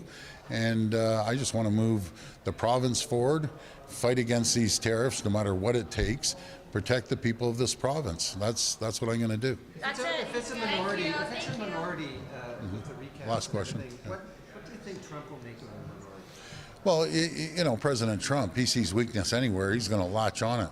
And that's the last thing we want to show President Trump, any weakness. We have a very strong country. We're a proud country. We're resilient, and we have to continue fighting these tariffs every step of the way, and I'll make sure I'm part of that. So thanks, everyone. Thanks, everyone. Okay, that is Ontario Premier Doug Ford reacting to the results from the election, talking a little bit, too, about what he expects to see from Prime Minister Carney, the One Project, One Review that the Prime Minister promised during the campaign that would get energy projects developed quickly, interprovincial trade barriers the Prime Minister promised would be struck down by Canada Day. Doug Ford's counting on that. But a lot of that media availability with questions about some of the comments made by a federal MP, Jamil Giovanni, about Doug Ford and how he impacted the federal campaign. Doug Ford not biting there at all, saying that he's focused on Ontario and creating prosperity in this province. Also saying it's up to Pierre Poilievre to decide what he wants to do next, given that he's lost his seat, even though he improved his own party standings, and saying wouldn't also answer the question if he was interested in Pierre Poilievre's job. But that shows you a little bit, again, some of the rifts between the biggest province, the premier of the biggest province, and the federal Conservative Party as well. Let me show you a little bit about what happened in Ontario, though, last night. This is the share of vote in Ontario. You can see the Liberals up close to 49%, the Conservatives at 44, and everybody else well down. And I'll show you now the seat change, because that tells the story of what happened in this province. And there you go. Liberals down 7, the Conservatives up 12. NDP down 4, and the Greens lost 1 in the Kitchener region. So you can see the Conservatives took from everywhere and gained 12 seats at the expense of everyone. And that is some of the things that happen when you have an election with two parties really fighting it out. And sometimes it splits one way and was good news for the Liberals. And sometimes, like the case of Ontario, it splits that way and was good news for the Conservatives last night. And now, in the face of this crisis, united, we are buying Canadian. We are exploring everything this country has to offer. We are supporting our friends and neighbors in the crosshairs of President Trump through a crisis that we did not create. United, we will win this trade war and build the strongest economy in the G7, an economy that works for everyone. That was Mark Carney, very, very early this morning in Ottawa. I felt like it was nighttime, but it was actually morning. Speaking, of course, to one of the central issues of the campaign, this election, the thing that he wanted to talk the most about, protecting the Canadian economy in the face of tariffs and threats from the U.S. president. Carney has pitched himself as the right person to navigate an economic crisis, saying that he will rely on his experience as the governor of the Bank of Canada and Bank of England, plus his work in the private financial sector. Should tell you that at this hour, Emmanuel Macron has put out on social media, on X, his congratulations to Mark Carney, saying, quote, "You embody a strong Canada in the face of today's challenges. France is glad to further strengthen the friendship which unites our two countries. I'm looking forward to working with you," quote, elbow to elbow, along with a picture, because, of course, one of the first places Mark Carney went when he was named Prime Minister was to Paris and to London. He's heard from both of those foreign leaders today as part of their reaction to his winning, and Mark Carney's promise to continue building new alliances beyond the United States. One of the people that did win last night, although he didn't believe it when we told him, is New Brunswick Liberal MP Wayne Long. He's won a 4th mandate. Nice to see you again, Wayne Long. Hey, Rosemary. Good morning. You were very skeptical about your win last night, even though we had projected you elected. Were you a little bit shocked, or were you just trying to play it safe? Well, you don't want to, cash that check before the money's in the bank. So I wanted to play it safe. It was early. I was surprised at the early call, but in the end, the call was right, and we continued to increase our lead over the night. So it was a great night in St. John, Kennebec cases for sure. And what do you think, because, you were one of the people, as we've talked about many times, who criticized Justin Trudeau, who wasn't going to run again, who then got back on the Carney bandwagon and the Liberal Party. What do you think made the difference for you, Wayne Long, in your riding, and what was it that you think brought voters to you? Well, I mean, it is my 4th term. I've been privileged to be a member of Parliament in this riding since 2015. And, I've always taken a riding-first approach.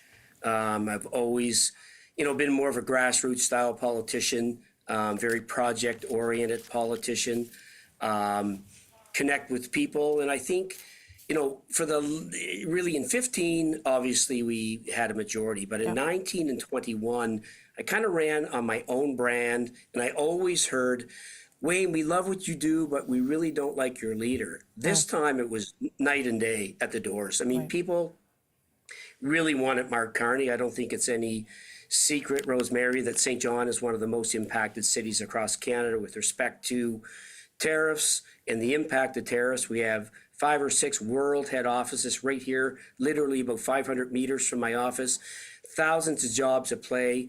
And people were looking for leadership and looking for vision. And I think Mark Carney clearly has, respect from coast to coast to coast. He has respect amongst the premiers. You just heard Premier Ford talk about him. World respect with respect to his economic strength.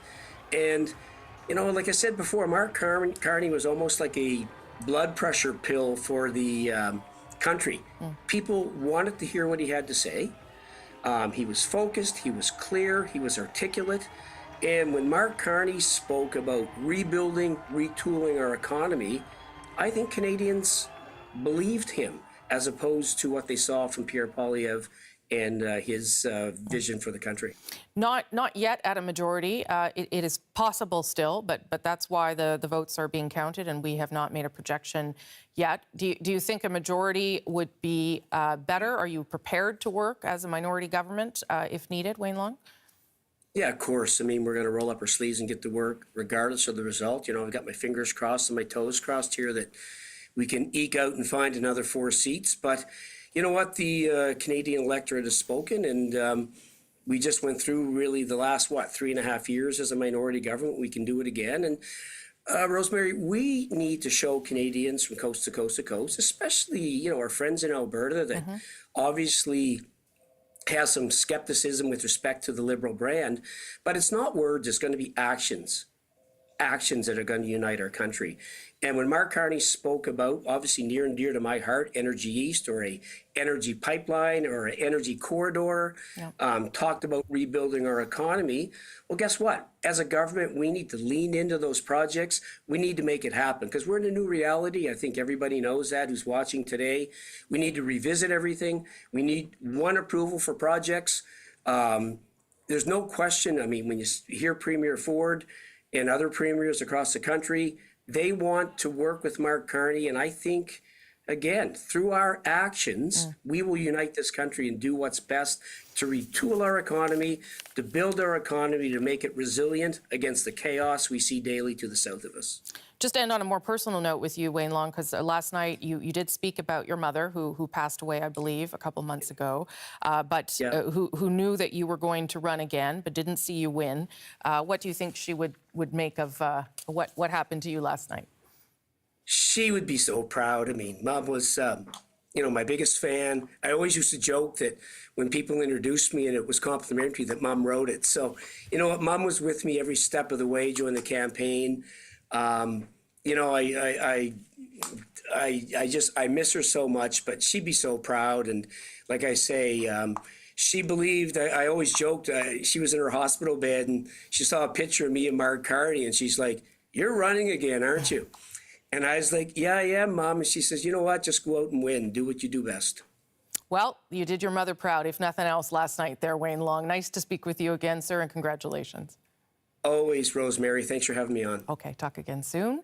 That is Wayne Long, one of the Liberals who did hold on to his seat last night. Look at that, a pretty giant win for him as well. More than 9,000 votes in the riding of St. John. Kennebecasis. Okay, want to show you a little bit more of what happened in Atlantic Canada, where all of the votes started last night. The polls closed first in Atlantic Canada, of course.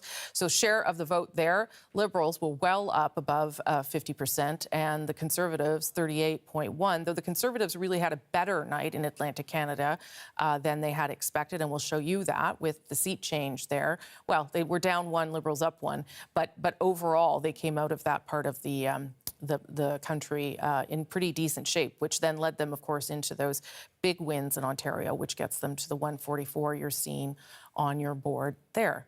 And that is where I'm going to remind you to look at this hour. Elections Canada paused voting of those special ballots overnight because at 2:30 a.m. you decide to take a little break. They picked up again at 9:30 a.m. And as we've gone through, and we'll bring them again to you, so many places, 11 ridings where the Liberals are in second, and there are still a large number of ballots to be counted, and then a couple others that they need to hang on to. And that's why we are not yet, even at 10 to 11 on the following day of Election Day, able to tell you whether this is a majority or minority government. Some really unusual things happened, of course, in this election, including the counting of these special ballots, starting up again at 9:30 Eastern. Liberals in Newfoundland and Labrador held on to 4 seats. The Conservatives, as I said there, did pick up a seat, bringing their count to 2. One race there, still close, too close to call. The CBC's Heather Gillis is in Grand Falls, Windsor, with the latest on that. all eyes are going to be on Terra Nova and the peninsulas today. That race last night just too close to call, and the vote counting was paused on the last poll in the early morning hours. So what happened there was Liberal candidate Anthony Germain was leading by 46 votes around 1 o'clock this morning over the Conservative candidate Jonathan Rowe.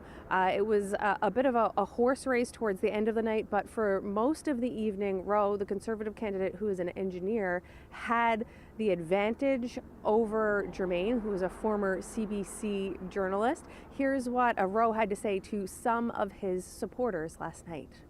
You know, over history, this has been a Liberal stronghold, and we have come tonight not even knowing if we won or lost until tomorrow morning. And I think that is an amazing statement in itself.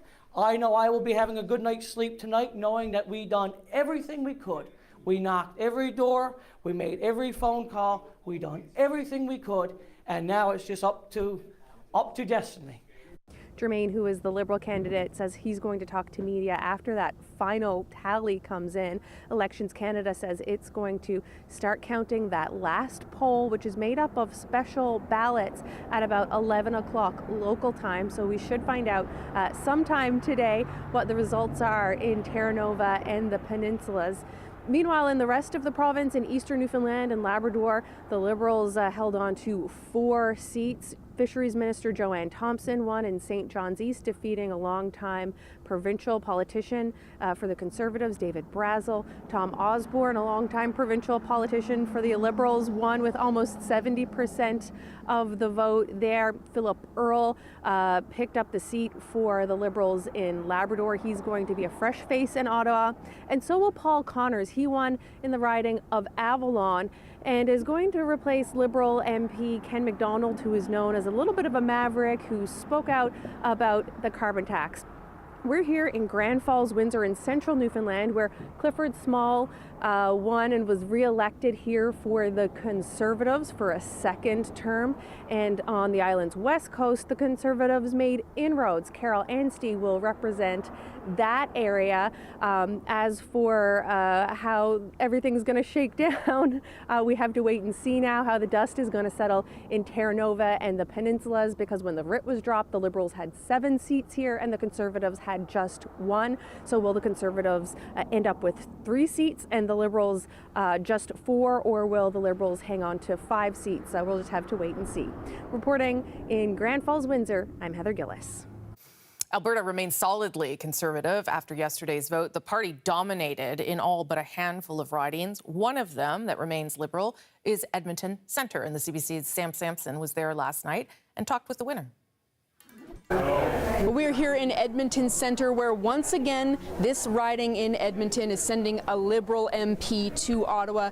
Eleanor Olszewski, congratulations on winning this riding for the projected winner. Thank you so much. Thank you. So this was an open race, and I'm just wondering what you think really sold constituents on the Liberals once again, especially after former Liberal MP Randy Boissonnault left among some controversy.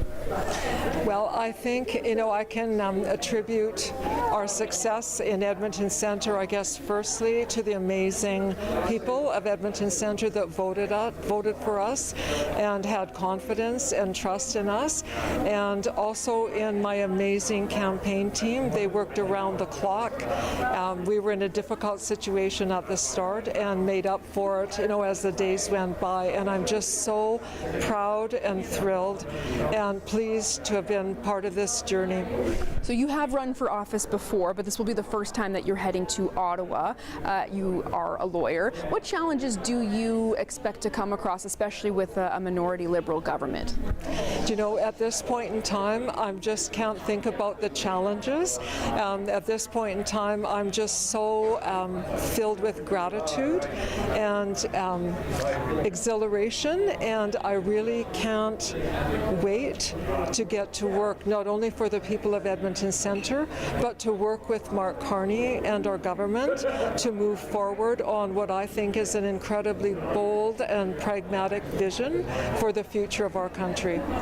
It's interesting you mentioned the Prime Minister because he mentioned unity in his speech. You mentioned unity in your speech, but you are going to be one of the few more left-leaning MPs from Alberta heading to Ottawa. So how do you think you'll represent the West when it comes to conversations, votes, things like that in the House of Commons? I'm really hoping to have a different kind of dialogue with Ottawa, and really one that's productive and not filled with animosity and not adversarial. And I think, you know, we really do need a different kind of voice from Alberta, one that's collaborative and one that is looking forward to working together, bringing together Alberta and the federal government. And I really hope I can play an important role in accomplishing that.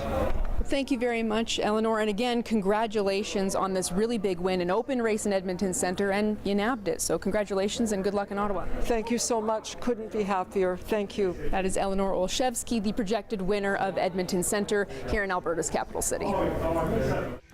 Okay, look at Montreal now, where Bloc Québécois leader Yves-François Blanchet will be speaking in the next hour. His party currently projected to lose 1/3 of its seats. The Liberal Party, the main benefactor from those losses, they are posed to win 43 seats in Quebec.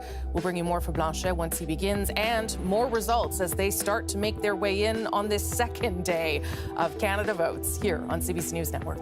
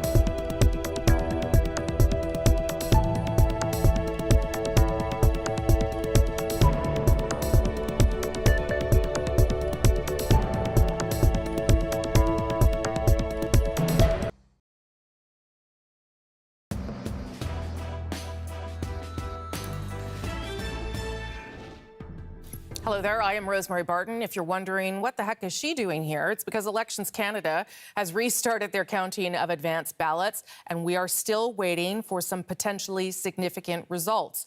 Because, as you know, the broad strokes here are clear. The 45th Canadian federal election has seen the culmination of a stunning comeback, a reversal of fortunes for the Liberal Party, trailing so badly just a few months ago, but has now secured victory under Prime Minister Mark Carney. Will form government, but still at this hour, as that count continues, it is too close for us to say whether that fourth consecutive Liberal term will be a minority or a majority. We do know one thing: Mark Carney will remain as Prime Minister, and he has won his own seat in Parliament in the riding of Nepean in Ottawa. It was a night that had a lot of significant political developments over the course of the night that will continue to impact the Canadian landscape in the weeks and months ahead. The new Democratic leader, Jagmeet Singh, lost his seat. Pierre Poilievre has also lost his seat, but the NDP leader, Jagmeet Singh, made it clear last night that given the results here, the NDP not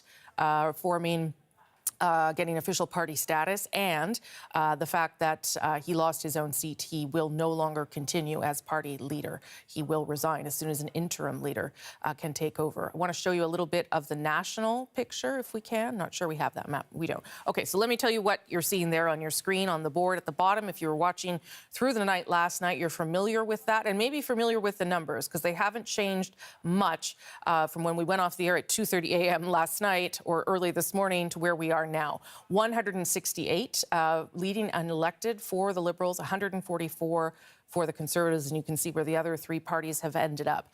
172 there is what the Liberals are still on the hunt for and still hoping to clinch a very narrow majority at this hour. And as we know, a lot of the ridings, a handful of ridings, special ballots are still being counted, and so the race remains simply too close to call.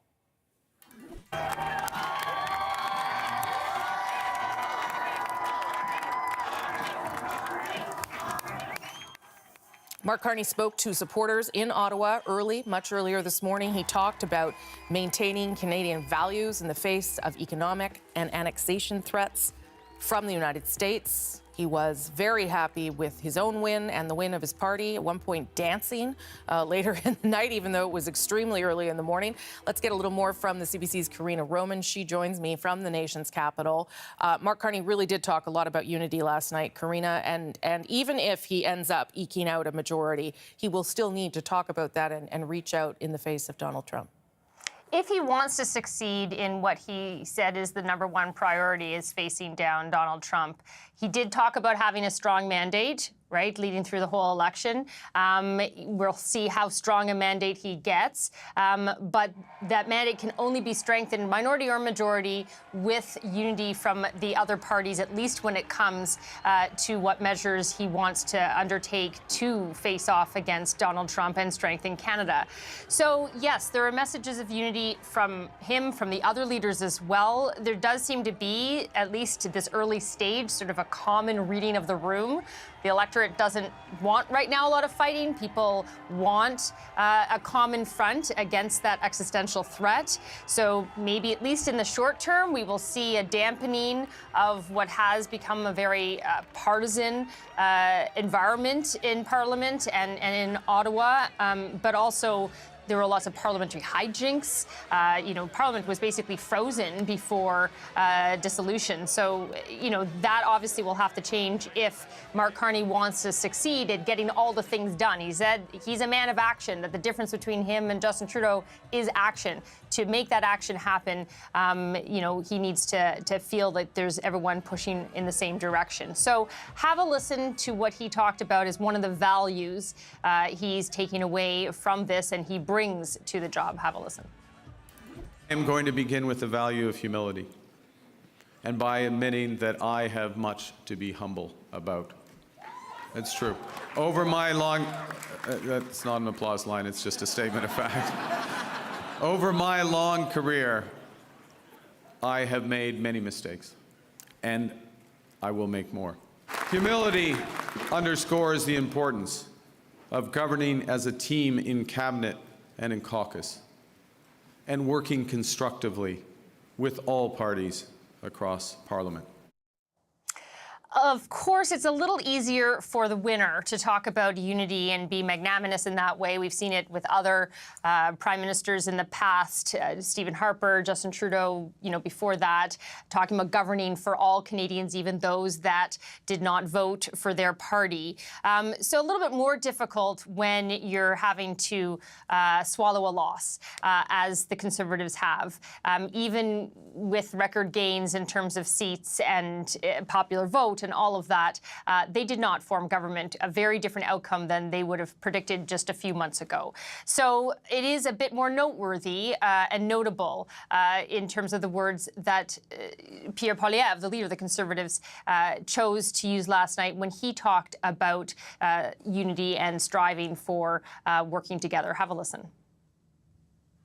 I would like to congratulate Prime Minister Carney on leading this minority government.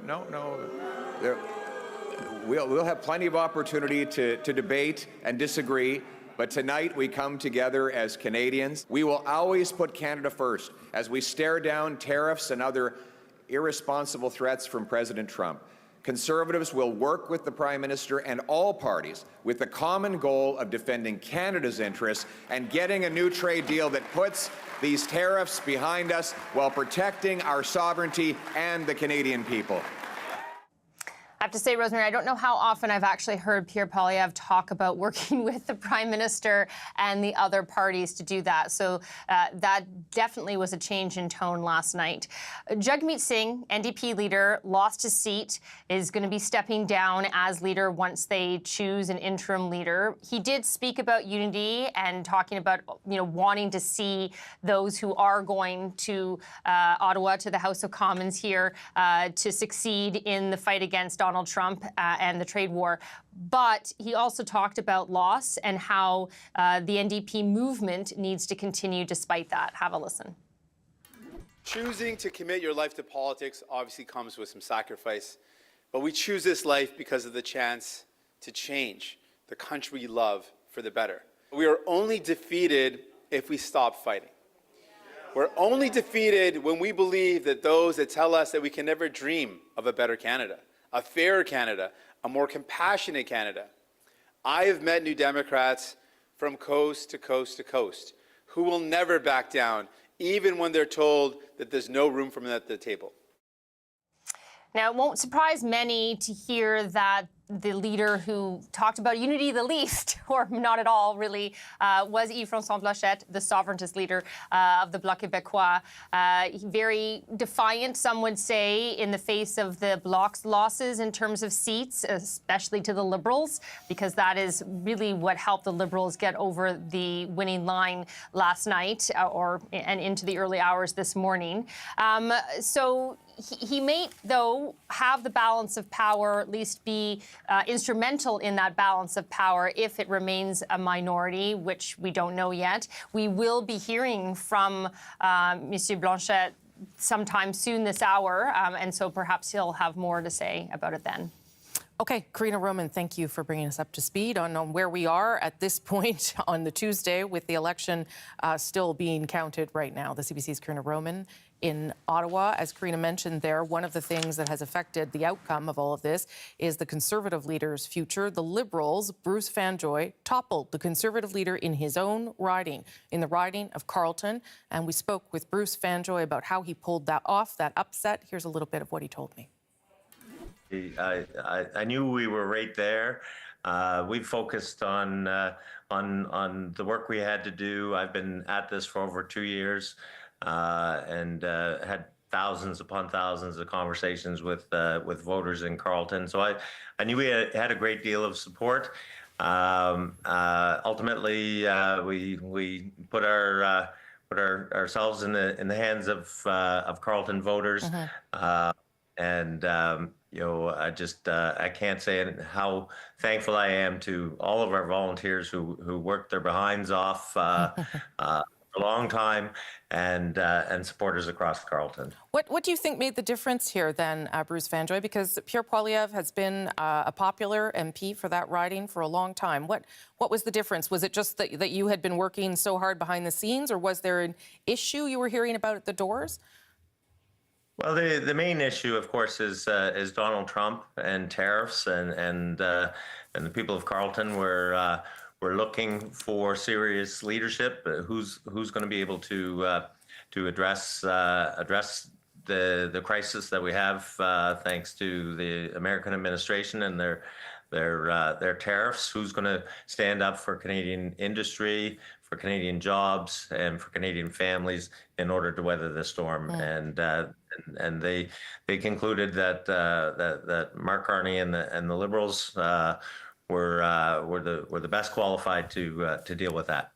What about the issue of the longest ballot, Bruce Fanjoy? That was the longest ballot initiative protesting the first past the post movement, decided to target that riding. There were 91 people on the ballot. It made for an extraordinarily large ballot and a difficult count for people in the riding. Do you think that had any impact at all?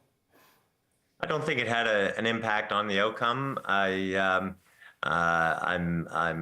disappointed for people in Carleton who that may have disenfranchised. Some people may have had some difficulty navigating the ballot, but I don't think it changes the outcome. But I'm also feel for the Elections Canada officials and volunteers who had to put in a very, very late night dealing with something which I think would be better left dealt with differently. The Prime Minister did refer to you last night, jokingly saying he couldn't wait to start working with Bruce Fanjoy. That was before we had even declared you projected elected. I wonder how you feel about being a sort of giant killer in Canadian politics this morning. Well, first of all, I can't wait to work with Mark Carney. I never saw this through the lens of being a giant killer. I recognized that history had an appointment with Carleton many years ago, and I wanted to stand up and provide a positive alternative to Pierre Poilievre. Because I think that it was very important that we don't import divisive American-style politics to Canada, and so this was something I could see coming, and felt that the people of Carleton would like a strong, positive alternative. Ontario Liberal MP-elect Bruce Fanjoy in Carleton. Again, he was the one that won over Conservative leader Pierre Poilievre, who may, as we're hearing a little bit, now seek out another seat from a secure Conservative seat somewhere in the area. But I would imagine those conversations are just beginning. Let's bring in, though, an Ontario Conservative who did win, Scott Aitchison. He's been re-elected in the riding of Parry Sound Muskoka handily with more than 6,000 votes. Scott Aitchison, nice to see you. Congratulations to you, sir. Thanks, Rosie. Good to be here. Yeah. So tell me why you think it's your third win. So obviously you're an incumbent, you're popular in the riding, but what was it that you were hearing on the doors? What was it that made the difference, do you think? Well, my experience, I think, certainly helped, but what I heard from people all over Parry Sound Muskoka was the challenges of the affordability situation, whether it's housing or groceries or, getting to work. People here don't really have the option to hop on a subway or a city bus to get to work, and a lot of them work a couple of jobs because there's so many service-related industries here. So affordability was really the top issue for the majority of people who live in Parry Sound Muskoka, which I think is often misconstrued. People think it's just all rich people here, and there's a shortage of people that are wealthy that have places on the lake. But the people who live and work here. The median income in this area is about 20% below the provincial average in Ontario. So these people, a lot of people here have been hurting for a long time. There was, as you know, criticism of the campaign and the leader about the strategy, but the Conservatives picked up 12 seats in Ontario last night. What does that tell you about the approach and about how it was received in this province? Well, I think what the leader has done, and I think it's a remarkable thing, but he has energized and engaged the younger generation all across the country, and they have come out in droves. we saw the total vote in Parry Sound Muskoka go up by over 10,000 votes, almost 10,000, not quite. And I guarantee you that was an army of young people who feel like the promise of Canada that, you know, we all enjoyed has left them out in the cold. They can't buy a house, they can't get started. And Pierre spoke to that next generation in an incredibly powerful way, and they came out to vote. You disappointed with the outcome here? I mean, we're waiting to see whether it's a Liberal majority. It's still possible, but it's certainly not where the Conservatives were, you know, at the beginning of January. Though, yes, a better outcome than the last vote, than the last election. How are you feeling about the results? Well, I'm always disappointed in having a Liberal government, obviously, but you know, when I look at the results, I look at, you know, the Conservative Party and Pierre's numbers. You know, we outperformed the polls, frankly. You know, this country has Pierre Poilievre to thank for no more Justin Trudeau as a prime minister. They have Pierre Poilievre to thank for a carbon tax that's been reduced to zero, not eliminated, but reduced to zero. They have Pierre Poilievre to thank for the Liberal reversal on their capital gains inclusion rate. So, you know, Pierre has been, I think, one of the most effective leaders of the opposition in generations. And frankly, I think that this country would be better off to have that kind of a fighter and that kind of a communicator standing up to the bully to the south of us. So it was pretty clear last night that Mr. Poilievre wants to stay, intends to stay, although now he has lost his seat. I wonder whether you think he has the runway to stay, and whether there's the possibility for him to go find another riding to become an MP. What do you think the future holds there? Oh, I think the future for Pierre is incredibly bright. He is, you know, look what he's accomplished already. He's absolutely earned the right to take a moment to sort out what happens next.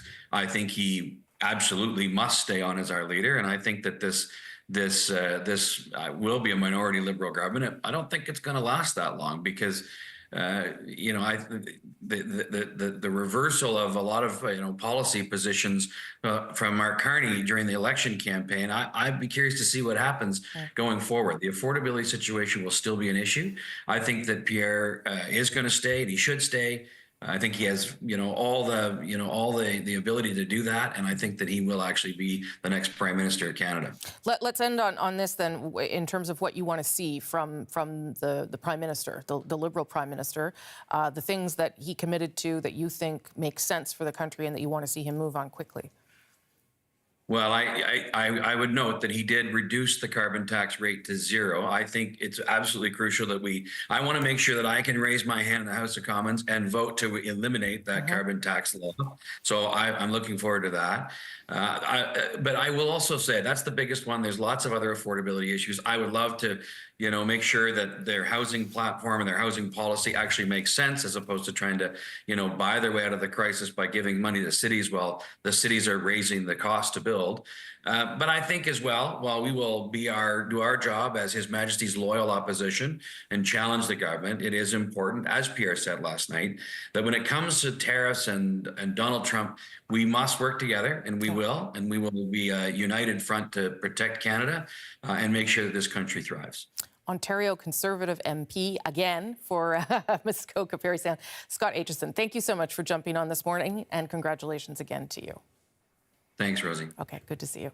I want to give you a sense of why we have not called a government there. Scott Aitchison remains hopeful that the Conservatives have kept the Liberals at a minority, but there's a reason why we have not projected that yet. There are ridings where the Liberals are currently in second. Those are ridings where they could flip, and that would then become the path to a majority. They need 4 of the following 11 ridings to do that. So let's look at a few of them. Terrebonne in Quebec. It is the closest race in the country right now. It is not moving. It has not moved in the past hour, even though we're told votes are being counted. But there's 28 vote lead for the bloc there. 2 polls left to report.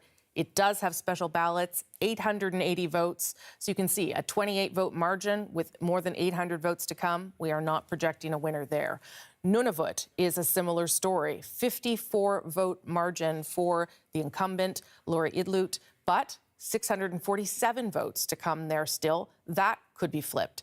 Vancouver Kingsway, where the NDP's Don Davies is leading the Liberals by a healthier lead there, more than 300 votes, but We happen to know that there were 3,500 special ballots in that riding in total. One of those special polls has reported. We don't know how many votes was in it, and we don't know how many votes was left. So again, there too, we're not going to project a winner yet. Windsor-Tecumseh Lakeshore, where the Liberals are trailing by 359 votes. Once again, one of the special ballot polls has reported, but we expected at least 3,500 special ballots there. So you can see how just that would change the outcome. Miramichi, Grand Lake, the margin there, 394 votes. That riding was flipping back and forth all night long. One of the two special ballot polls has reported at least 2,700 special ballots were cast. Take a look at another riding where it's the same story. Milton East, Halton Hills South. Former Ontario PC Cabinet Minister Parm Gill leading the Liberals by 556 votes. Again, one of the two special ballot polls has reported, but 2,800 special ballots were cast, making this impossible to project yet until we get some more of those numbers. Shefford in Quebec, 651 vote margin for the Bloc. Liberals were in the lead for part of the night last night. One of the two special ballot polls has reported 1,800 special ballots were cast. Cloverdale, Langley City. This is a big margin here, but neither of the special polls have reported, and there are 5,500 votes in those polls. Again, simply impossible to make a projection given the large number of votes to come. Kitchener South Hepsler, the Conservatives leading the Liberals by a little more than 1,100 votes. Again, there, you might think, well, that seems done. 3,000 special ballots were cast. Pitt Meadows, Maple Ridge in BC. Right now, the Liberals trailing by 1,400 votes, but they were trailing by 2,500 votes last night, and there are still 8 polls yet to report. That could be advance polls, special ballot, all kinds of things. And then it would be good to point out here that the nearby Port Moody Coquitlam flipped to the Liberals because of that very thing, the advanced ballot. So we're not making a projection here yet either. Last one, Hamilton East, Stony Creek, the incumbent Liberal trailing now by 1,600 votes. At one point last night, Liberals were trailing by 3,000. They've cut this in half. There's one poll left to report, which includes, at a minimum, 4,800 special ballots. So we just ran through those 11 ridings where the Liberals are in second place right now and could get to first, and that could bring them to a majority. But to get there, the Liberals need to flip 4 of these 11, and the Liberals need to hold 2 races. The 2 races where in the country where they hold a close lead. So a little bit different than the ones we were talking about. But here's one of them, Terra Nova, the Peninsulas in Newfoundland. You can see there, Anthony Germain, this too was flipping back and forth through the night. He's leading just by 46 votes. They need to hold that one, and they need to hold this one. Kelowna in British Columbia, where Stephen Feuer has a lead of 170 votes. He previously won this riding, but before it was the riding of the Conservatives. And so that is why we are still static here at the bottom of your screen, still unable at this time to tell you what kind of government Canada has chosen. It is still possible that the Liberals get to the 172 number. It's only 4 seats, and as you saw, as we laid out all those seats there, they've got to hold on to 2, and they've got to flip another 2 out of 11 where they're in second place. Just to explain all of where we are with our math and the votes being counted at this hour. So these numbers at the bottom of your screen could change. Following all of this closely is Jamie Ellerton, a Conservative strategist and founder and principal of Conoptus, a strategic communications firm. Hi, nice to see you in person. Great to have you in Toronto, Rosemary. Yeah, what do you make of what I just laid out there? Have you ever seen anything like that? Yeah, I think it clearly shows why you cannot actually call this thing quite yet. Yeah. I think when you look at some of the switches of late in the vote last night and how the tally moved, I think the CBC election desk has taken the prudent approach. Yes, they are prudent, and we appreciate that because you don't want to get something like this wrong. But, I mean, I've never had a federal election where we're well into the following day and we still don't know the final outcome. Talk to me a little bit about the Conservatives. You heard from Scott Aitchison there, who really felt that affordability argument worked in his riding, and felt that it worked largely in Ontario, where the Conservatives, in spite of all the criticism of the strategy, picked up 12 seats. Yeah, I think that's right. And I think if you look also down in places like Windsor, where my parents live, a long-time Labour bastion, Jeff Watson back in 2004 kind of cracked that in Essex County, but the city itself had stayed orange or red all this time. Those are now blue seats today, potentially two, if Windsor-Tecumseh holds as it's currently showing. So I think the broader movement of Conservatives across the country speaking more to union and blue-collar workers is something that's kind of building an irreversible trend. I think it's going to be hard for the NDP to win those votes back in the future. They're going to have to do a lot of work, and with a really dwindled caucus, they're going to have fewer resources to do so. I think the other real big thing when you look across the map is just how divided Canadians are. And I think if you're a Conservative today, a lot of them are disappointed, but we're now on the year 10 of counting these Liberals for dead and saying we're going to win the next election. And I think if you look at what the NDP did in the last Parliament, I think there's an opportunity for Conservatives to essentially box the NDP out in the early days of this Parliament, work with the Prime Minister, just like Scott Aitchison just said, to advance a real housing plan that gets government out of the way and boosts supply, to actually advance meaningful infrastructure reform to get projects built in this country and show that they can work with Mark Carney and the centre to deliver on a few key issues while holding this government to account. So what would be the advantage of that, though? Because we've seen, certainly with Pierre Poilievre, a very, I mean, it was Justin Trudeau, so maybe that was what was causing it, but a very combative parliament. What would be the advantage to the Conservatives in this moment with a strengthened caucus to work with the Liberals for now? So I think if you want to actually enact change, especially with what's going on with the government, with the country right now as a result of the Trump threats, why would you see the entire political field for the next potentially 4 years for the NDP to work with the Liberals to drive up more inflationary spending, expand government programs, and just kind of keep that blank check machine going in Ottawa? If you can actually kind of do what, say, the Reform Party did in the 90s, which talked constantly about fiscal issues to bring the Liberal Party to the centre and to fix Canada's fiscal mess then, I think there's a recipe that can be made for here's how we're going to work constructively, here's where we're going to disagree, and if they're consistent in following through in that frame and kind of have the discipline rather than just kind of screaming how terrible the Liberals are time and time again, I think there's more upside for the Conservative to grow the voter pool so that instead of having to hit 42 out of 43% to hopefully win, we can maybe get that number closer to 50 and ultimately beat the Liberals in the next election, showing that we have the credence to actually act on issues. Were you surprised that Pierre Poilievre lost his seat?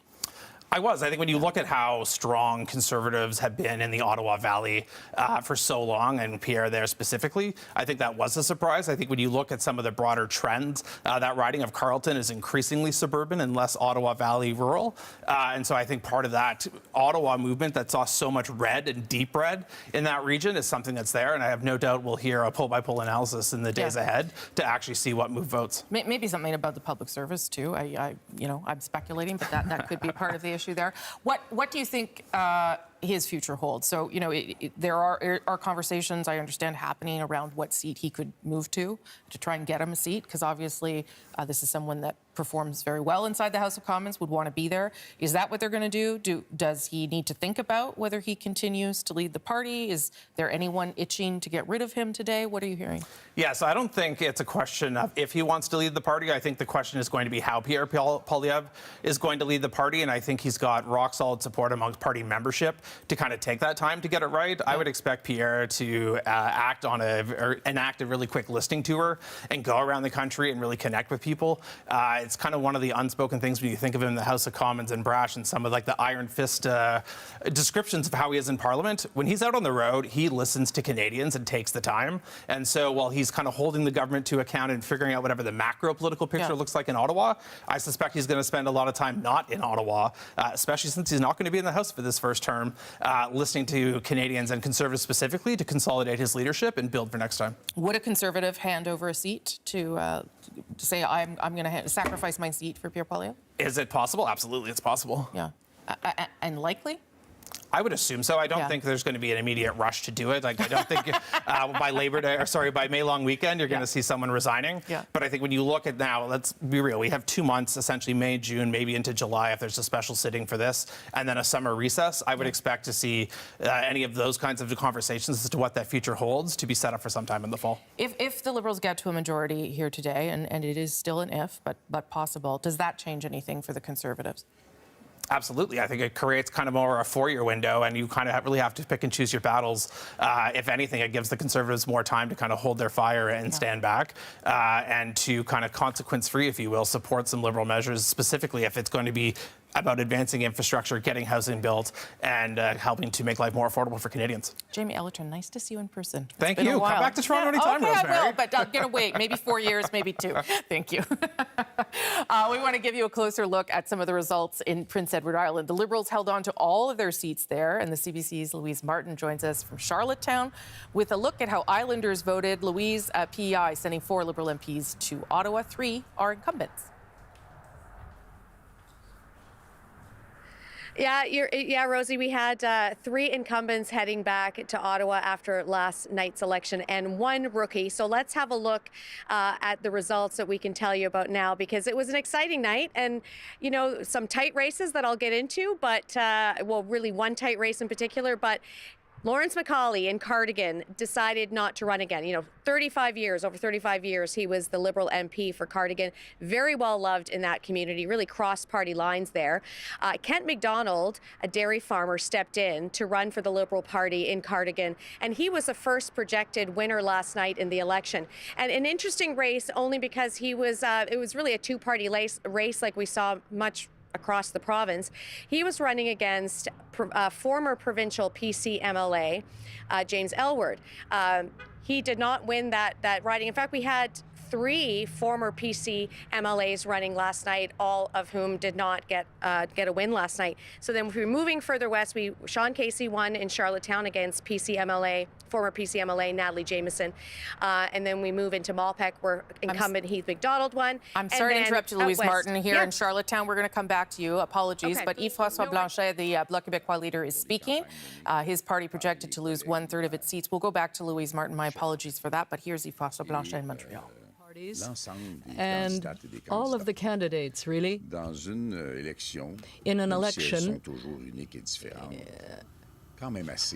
that was quite unusual, and there will be conversations with the leaders in the coming hours and days. There has already been some contact, and I want to thank the people in my riding, the organization in my riding that ensured my re-election. They did an honorable job. And I also want to thank all the voters in my reading who gave me their confidence again. You can't imagine how touched I am by that support. I also want to thank all the activists of the Bloc Québécois for a campaign that was difficult, that began in a context of considerable anxiety. And I want to thank the staff, the people who man the buses, my wife, Karine, and I have a thought as well for my friend Alain. There's no one who fought harder than Alain. He was always ready to do so. All the other candidates and the other friends that I lost, you know, he was my close friend, Alain, so it's something else to lose him. And I'm sure you can understand that the short term will be devoted to phone calls to all of those individuals who, over the last 5 or 6 years, depending on the case, developed among themselves, between themselves, and I with them, a very, very close friendship. So there are wounds that have to heal, and I will be spending the next hours and days trying to heal. The words that come to mind right now remind me of 2019, humility. An election result, whatever it is, reminds us that it's not up to us to make the decision, and that there are storms that come up and the effects are then felt. So yes, we should be happy, because as I said yesterday, I have the sense that people in the Bloc were able to hold back a wave, and that wasn't an easy thing to accomplish.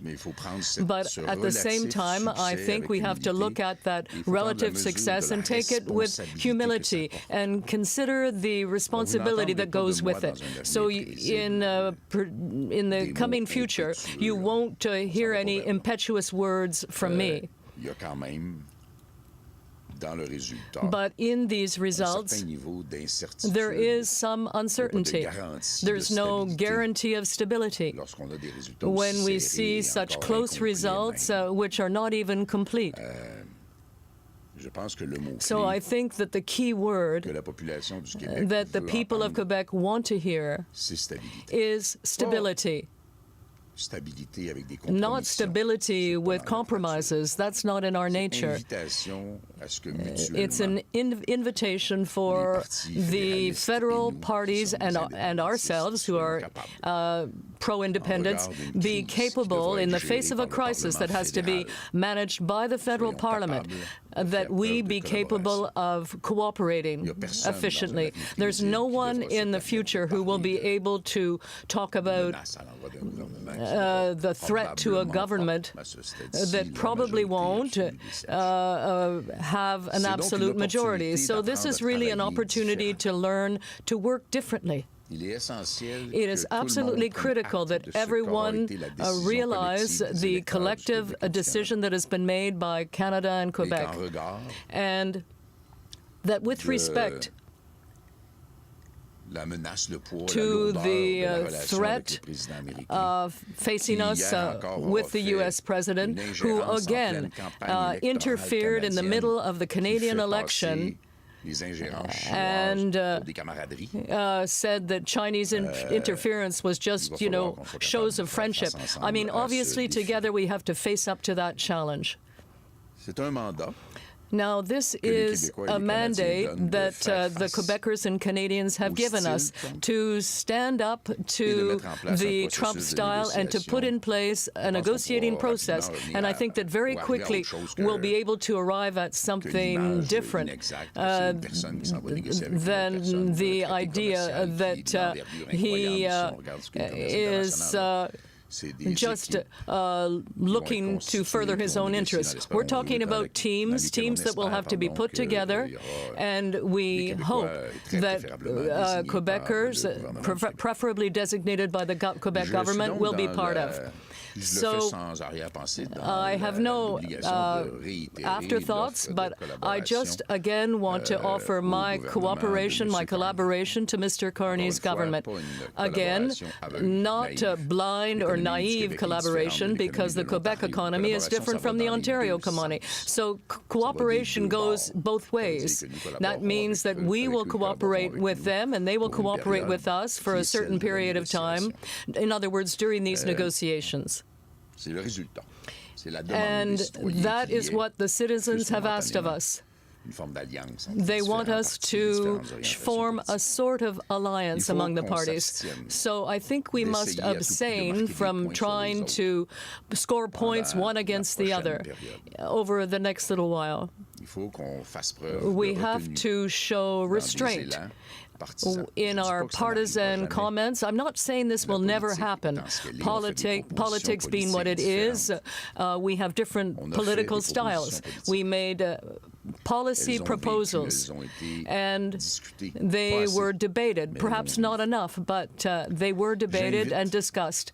So I am inviting Mr. Carney and the Liberal government and all of Parliament to mark a pause in terms of the deepest rifts or differences between us. I'm inviting Mr. Carney's government, in the spirit of healthy collaboration within the Parliament, to pause any kind of bellicose attitude when it comes to the protection of French, or with respect to the protection of the value of state secularism well-rooted in Quebec, and to pause any attitude involving non-respect for Quebec's powers over immigration, and to generally respect Quebec's determination to eliminate areas of tension so that we can main collaboration, which won't always be easy, and the embodiment of financial network. But the fact is that Quebec's economy is much different. So our different universes will have to come together. And there are proposals that we made that should be discussed. You're familiar with them. And we expressed some concern for the economy of Quebec. And those issues will have to be taken into account. So in the coming hours and days, the kind of fog that's still hanging over us with results that are not necessarily clear at this point, we will ask everyone to just step back and observe the developments happening. There are people who have some reflection that is required in the coming days, but we will have to be patient and respectful, and that is absolutely our intent. So thank you to all the voters. We have noted our duty, the duty that this implies for us, while at the same time we must remain who we are until we have the next opportunity to reflect once again on Quebec's capacity to make its own decisions. Thank you. La période de questions pour les journalistes. En rappel, une question de suivi. Merci de vous nommer ainsi que le média que vous représentez. Bonjour, Patrice Bergeron, la presse canadienne. La presse canadienne. Monsieur Blanchet, vous avez Mr. Blanchet, you lost 10 seats, which is about a third of your caucus. What are the reasons prompting you to remain as leader of the Bloc québécois? That is the mandate that I got from members of the Bloc québécois. That's the consensus within the caucus as well. And as long as that's the case, I will remain in my position because I still have a lot of work to do. Now, Mr. Saint-Pierre Plamondon of the Parti québécois criticized the Bloc's campaign quite severely. What do you say to him? I don't have to respond to him.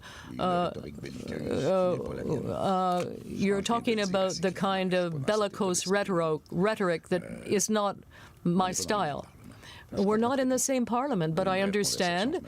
And the federal parliament is the one that is there to benefit Canada and Quebec, so we must be allies with Mexico and with European countries as well. So the Parliament will have to deal with that negotiation, and this puts us in a different position. But today is day one of the election campaign for the National Assembly elections at the end of 2026. So I understand that Paul is taking a stand, and he is perfectly legitimate in so doing. Bonjour, Monsieur Blanchet. Denis Saint-André de TVA. TVA. You spent a lot of time in the 450 area, and there were very tight races there. You talked about Alain Thérien and the fact that he's a very close friend. And what happened? What is your analysis of what happened in the 450 area code zone? Well, there will be a lot of analysis that will happen in the coming days, and that will be public or not public. The post-mortem of a campaign is a bit premature at this point. It's too early for that. At the same time, we are identifying a number of things. The fear that was spread by Donald Trump with respect to tariffs and trade, and I think that profoundly marked people, affected them, and that was strategically used by the Liberals quite quickly after they had a pre-campaign that they were only the ones able to run. There was the campaign for the leadership of the party, the debates within the Liberal Party, so all of that was happening between the Liberals and then Mr. Carney and Mr. Trump. So there was a period where we were not even on the ice. no goalie there either. So we were in a very difficult position, and of course we understand that the Liberal support in Montreal went somewhat beyond that. Now, you said you have spoken to a number, or you will be speaking to leaders in the coming hours. Now, you talked about collaboration. What exactly do you intend to say to Mark in terms of that collaboration? Well, I think it's perfectly appropriate, and this has happened in the past, and I talked about it during the election campaign, that the leaders should get together. They should meet and establish the terms of a partisan, a period where we will not be looking to score points. We don't want dissension. So I think there needs to be some restraint shown. And I believe that Canadians and Quebecers expect from the new House of Commons that it be stable and responsible for the entire duration of those negotiations with the U.S. And I also think we have to take note of that. I mean, sometimes we're impatient because we have deep convictions, but that will come up during the negotiations. We'll be able to look at other considerations that are important to our future. Radio-Canada, you talked about the opportunity to collaborate between the parties, but yesterday you said you might hold the balance of power, but in fact, Mark Carney can negotiate just as easily with the NDP as with the Bloc. So what do you see your level of power? Well, I think we have to go well beyond that calculation. Yesterday, were we in a situation where we could have held the balance of power? I refuse to even consider that because we are currently exposed to what Quebecers and Canadians do not want, an unstable parliament.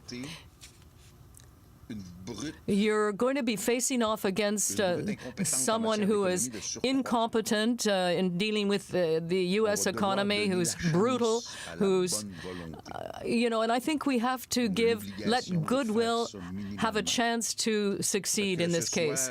So whether it's the NDP, and we don't know what its future will be in the short term, but I could talk about our strength in relative terms. And I decided that I wouldn't go there, as a matter of fact, because 22, 23, 24, that's more than 7. And I think it is absolutely essential that the weight of Quebec that we embody be very much considered in this context, because yesterday we saw that political certainties that existed previously, before people started to vote, have pretty much collapsed. I'm not talking only about ourselves. The Liberals were supposedly going to have a comfortable majority, and that didn't happen. And you say that Canadians want stability? But how can this minority government stay in power, in your opinion? I don't even want to think about that. Now, just imagine, and I want to remind you that I said that we had to get this election as quickly as possible so that someone would have a mandate and so that the Parliament would give the government a mandate to negotiate. And that's exactly where we are. You cannot skate alone on the ice.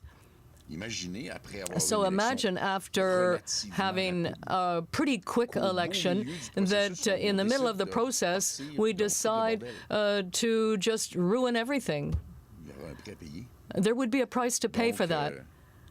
So without there being a major crisis, unless there's crass bad faith, I cannot see any scenario happening other than collaboration for a period of about a year or more. Mr. Blanchet, Jesse Fight with the Montreal Gazette. In your speech last night, you spoke about having mixed feelings about the results. You lost what looks like 10 seats. Looking back this morning, is there anything you can identify that you would have done differently during the campaign? Seriously, I will have to think about that. My mixed feelings were that we had what I call We have controlled a wave with our bare hands. So we are entitled to be proud. But I lost some very close friends. And those people will get my attention first. Also, last night, many of your MPs and candidates spoke about the idea of Quebec independence gaining steam among young voters. That maybe didn't translate to votes last night, but where do you see the future of the independence movement in Quebec this morning? I see it as being very successful. If we start, we will keep speaking about it when circumstances call for it, but I am absolutely certain that we must first, in the federal parliament, deal with the negotiation. And it won't be a matter of years, it will be a matter of months. We can do that. And after that, I still say that we must start again thinking about it as a normal option for a normal people. You know, some people said that Quebec could not face United States alone. You know what? Canada can't face United States alone. We will need Mexico, we will need Europe.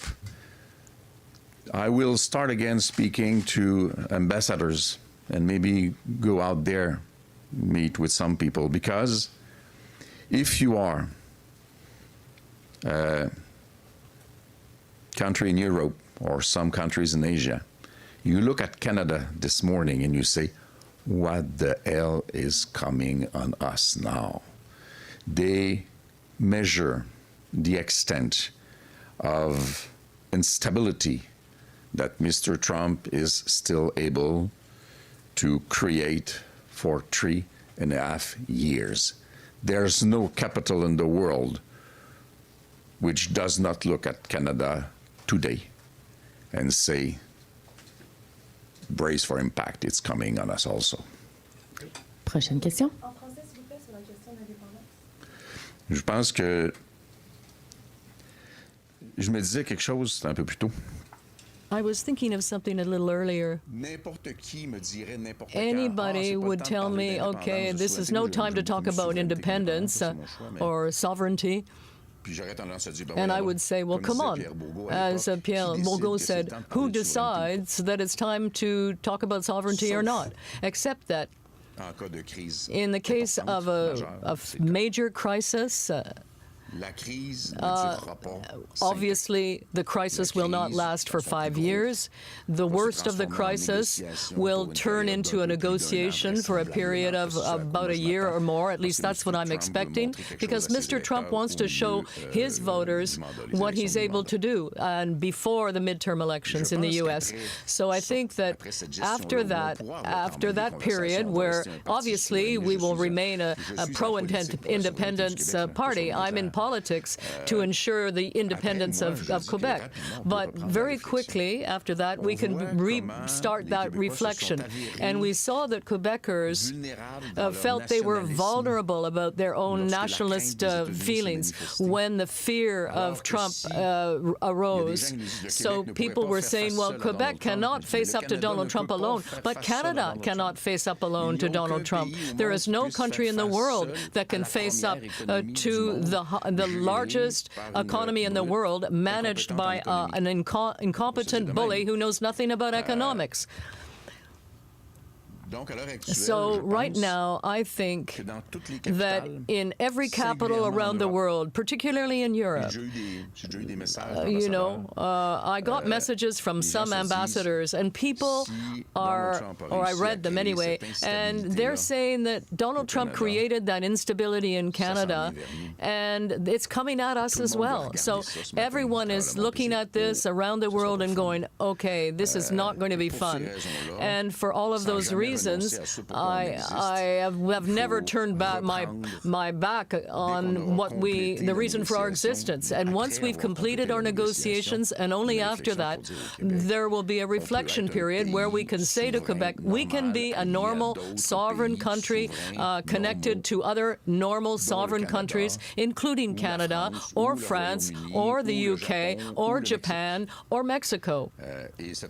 And that reflection will certainly start again quite quickly afterwards, because what I believe is what we need now is a sort of a truce on sovereignty, but not for any extended period of time. Mr. Blanchette, I know you're still in reflection about what really happened and why it is your party seemed to have lost about 10 seats or so in Quebec. But do you think, can you explain why do you think so many Quebecers did rally behind Mark Carney and the Liberals? Do you think it was because of the threats of Donald Trump that the party did well in the province? It's at once the threat from the White House and the very clever use of the fear in the population by the Liberals, who distillated it. Each time they feared to lose ground, suddenly the 51st state came back, and there was those affirmation about Canada's sovereignty. I will refrain from judging people about that, because we all have to consider working together with our differences for something like a little more than 1 year to complete a negotiation, which is very important for Quebec. And we are in the federal parliament. This is where this is going to happen. And talking about that relationship, how do you now see your role in terms of working with or against the Liberals if they, you know, it looks like they're going to be a minority government. It's not totally definitive yet, but if there is a minority government, how do you see a relationship in negotiations with the Liberal Party? I will not answer that before I have spoken to both Mr. Carney and Mr. Poilievre. Prochaine question. Bonjour, Monsieur Blanchet, Refugee Canyon, CBC. When you return to the House of Commons, you'll basically be the only opposition leader who's kept their seat other than Elizabeth May. I'm wondering, will you miss Pierre Poilievre and Jagmeet Singh, and how much more cooperative or combative do you expect the Commons to become now?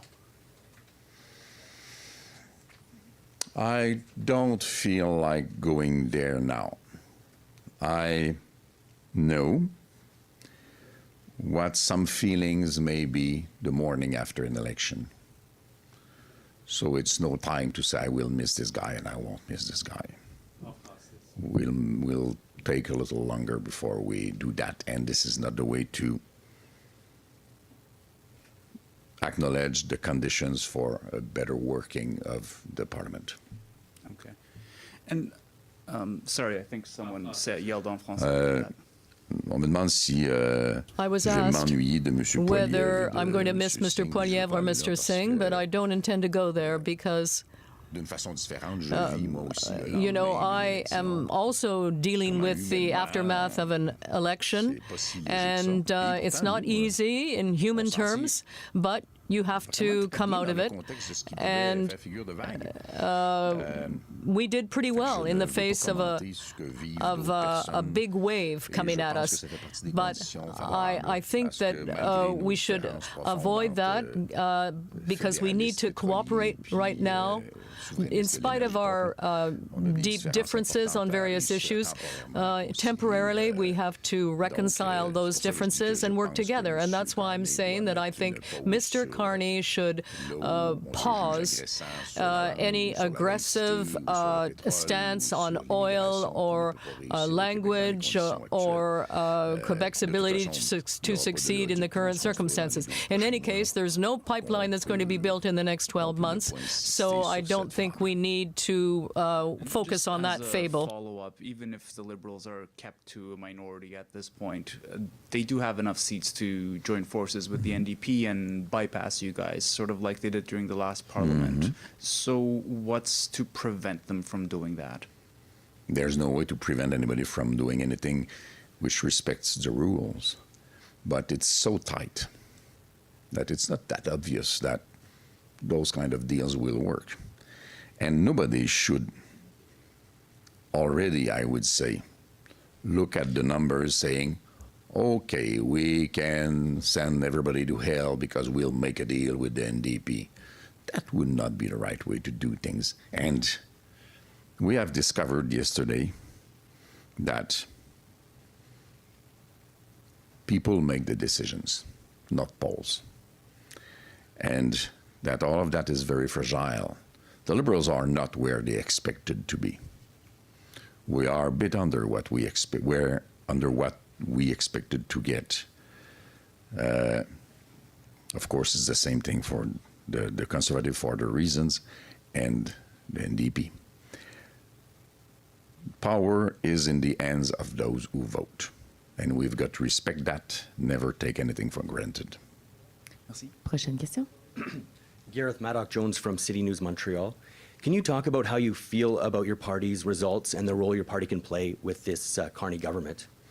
There's nobody but us that will bring in that parliament what is different in Quebec economy. Aluminum and clean energy and lumberwood and aerospace and all of that. Nobody spoke of it. We have, and we will keep doing that. And we will have to remain the barrier not to be crossed, protecting French language and secularity of the state in Quebec, and a different model in immigration which has to be successful, and the fact that there's no future for oil and gas, at least in Quebec and probably everywhere, and this has to be said and protected. I have a brand new weapon to do that. Mr. Bonin will be extraordinary carrying that message. Many are assuming that the Liberals may try to form government with the NDP, but if you're given that chance to collaborate, what would you like to see? What kind of policies or what would you like to negotiate in this collaborative mood that you're trying to establish? Kind of a truce in which the Liberals would refrain from being offensive about language and secularity of the state and immigration and oil.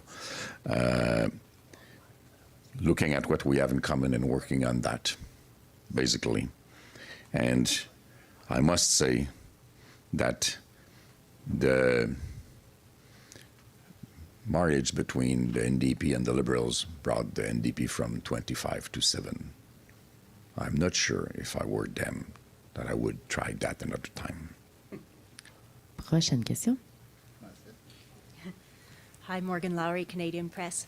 I have made many English friends this morning. Yes, you do. You said earlier that you plan to speak with the other leaders later today. Can you say, what do you plan to say to them? What will your message be? Respectful opening for some future discussions about what we have in common and how we could negotiate.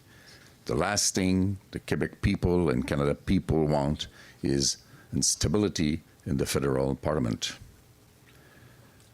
It's not something very easy to say because those who fought for this result want us to go on with independence as soon as possible, but I'm sure that they understand that the population of Quebec said, we might be back, but now fix this thing. And I intend to contribute fixing this thing with no compromise for the interests of Quebec.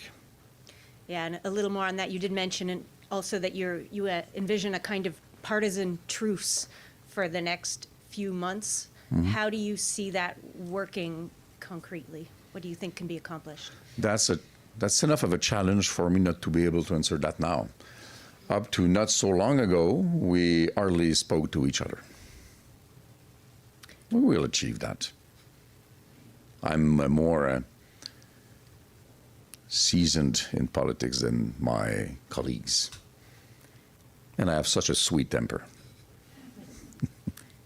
Prochaine question. Hi, Sharon Yonan-Reynolds from CBC. In the context of the tariff war and, the threats from the U.S., you've talked about how you envision your party in terms of negotiating with Carney. What about the larger, negotiations with Donald Trump and, facing this tariff war? What do you see specifically the role of your party in all of this? We contributed already with some propositions about the way to adapt to the situation. Those propositions deserve to be discussed. It might inspire some solutions. And we have to be a little bit patient and quite resilient. Mr. Trump is having his own economy implode. He cannot stand that a long time. If we are patient enough, we will prevail in that negotiation. But the best way for us to achieve that is through an alliance under present circumstances, because if Canada wants to be strong, it also needs us. Thank you. Merci tout le monde. Ceci me fait la Merci beaucoup. À bientôt. Okay, that is the Bloc Québécois leader, Yves-François Blanchet, reacting to the results from last night and taking a lot of questions there about what this means for his future and how he's going to lead the party in whatever form of government we're going to be dealing with there, but with a much reduced caucus. The Bloc Québécois only with 23 seats. He talked a lot about humility that is needed, not just by him, but by other leaders, the instability of the moment, given the threats from Donald Trump, and he says his willingness to cooperate and collaborate with Mark Carney, but not blindly and not naively. He kind of criticized the approach that the Liberals took during this campaign, talking about how they cleverly used the fear of Donald Trump to their advantage. I would suggest that the fear is real, but that's how Mr. Blanchet sees things. He obviously wants to see what it's going to be like inside the House of Commons before he makes any determination about how he works with a future Liberal government. Let me give you a bit of a sense of why the Bloc Québécois has had trouble and only 23 seats. If you look at all of those areas through Quebec, all of those ridings there, they are down in every region of Quebec. And that support has really primarily benefited the Liberals. They have picked up an enormous amount of support in Quebec, which has led them to this 168 leading or projected today. But that is the story of Quebec. Lots of loss for the Bloc Québécois and lots of pickups for the Liberals. We are, of course, waiting to bring you more results. We can tell you that the vote counts are happening. They are happening in many of these ridings where we are waiting to see if the Liberals can flip some in order to get to 172, and in a couple of other ridings where we're waiting to see if they can hold them in order to get to 172. So this is not over yet, and the vote is still happening at this hour, and we will bring you results as they start to come in. Most of that vote, as we've been talking about, special ballots, things like expats, students on campus, and other things. Again, we'll bring all of that to you as it comes in for our second day of election coverage in this country. Never a dull moment here. The NDP leader, Jagmeet Singh, will not be returning to Parliament. That's part of what happened last night. He came in third in his riding of Burnaby Central. He stepped down as party leader last night, saying he would leave as soon as an interim leader has been chosen, also reducing the NDP to 7 seats, not even enough for official party status, which is 12. Let's bring in NDP strategist Raj Sahota. She served as the executive director of the BC NDP and is now vice president of Strategies 360 Canada. Nice to see you. Hi, Rose. Good to be here with you. Yeah, I'm sure. Listen, I'm sure this is not a super fun day for people who support the NDP. Not a great outcome. Let's start with what you made of the fact that there are a couple of seats where they could still pick up. Don Davies is one. We're waiting to see whether he can hold on to his riding in BC. But were you surprised that the NDP couldn't get into double digits? I think this has been a very, very tough campaign for the NDP, and being the junior partner in a confidence and supply agreement has been very hard for them to carve out the space about how they would, their proposition going into this election. And so it's a very disappointing result for New Democrats across the country. It's obviously the lowest seat count in almost 30 years. Yeah. And, and they can argue, that that they could hold some influence and some balance of power, but without party status and the resources that come with it, it will be a long rebuild. Yeah. Jagmeet Singh, there was all that concern that he might not win his seat, and indeed he placed third. Was that surprising to you? And I didn't know for sure if he would make an announcement last night about his leadership, but he did. He immediately said that he would step back once an interim leader is chosen. Yeah, and I don't know if many of us were expecting that he would do that last night. Yeah. But given the circumstances, I think he's made the right decision. And, the party has some time here now to decide how that process will unfold. I was struck, I will say, by Jagmeet Singh's, the way he was very graceful in his remarks. He was very gracious. And that humanity that he brought to the role was something that people liked about him. He had, high favorability. Do you think that this was a problem of the leader or a problem of the moment? Oh, I mean, I think it's the moment. I don't think any NDP leader, Rosie, could have done any better in this circumstance. I think in the middle of the trade war, being in the crosshairs of the American president, and just how Canadians were feeling, their own security, their own choices in life being limited, and people really felt this was an existential election, and that they had to make a decision where the broader issues that they care about were being represented. And I think the energy that Mr. Carney brought to the campaign, I mean, just think about where we were in December, and now we're just, maybe 4 seats away from a majority Liberal government, given how, depending on how the count works out today. I mean, extraordinary. And as a campaigner, you have to hand it to them. The timing was on their side, but so was the energy and finding the right moment. And I think it was hard to say in January where this was going to go, but here we are. 2 opposition leaders have lost their seat. The bloc is greatly reduced. And, I was just listening to the bloc leader, and, and I think the tone he's striking is the tone that we need to strike as a country. We do have to unite. And we have a task at hand, which is getting our citizens through this trade war and making sure that the impact is contained as much as we can, and doing the right thing for Canadians and supporting Canadians as much as we can as we go through a very tough time that is coming. Just one more question about rebuilding. Obviously, as you said, this is the most devastating loss for the party in decades, a far cry from where it was under Jack Layton, where it really reached new heights as official opposition. What does rebuilding look like then for the NDP? How does it happen? And is it a guaranteed thing that the party can rebuild? I mean, I wear the jersey of the Orange team, Rosie, and I think there is a place for New Democrats in this country, but I'm not naive about how long this rebuild will take. I think Mr. Poilievre went after NDP voters in a very strong way. I know the party will do a postmortem of this campaign. New Democrats always do. And I think there has to be some reflection on where we lost blue-collar voters across the country and how we get them back. Yeah. Raj Sahota, thank you so much, NDP strategist, for joining us this morning. Always difficult when your party has not done as well as you want to come on and talk about it, but I appreciate your perspective. Thanks so much. Thanks so much, Rosie. Nice to see you.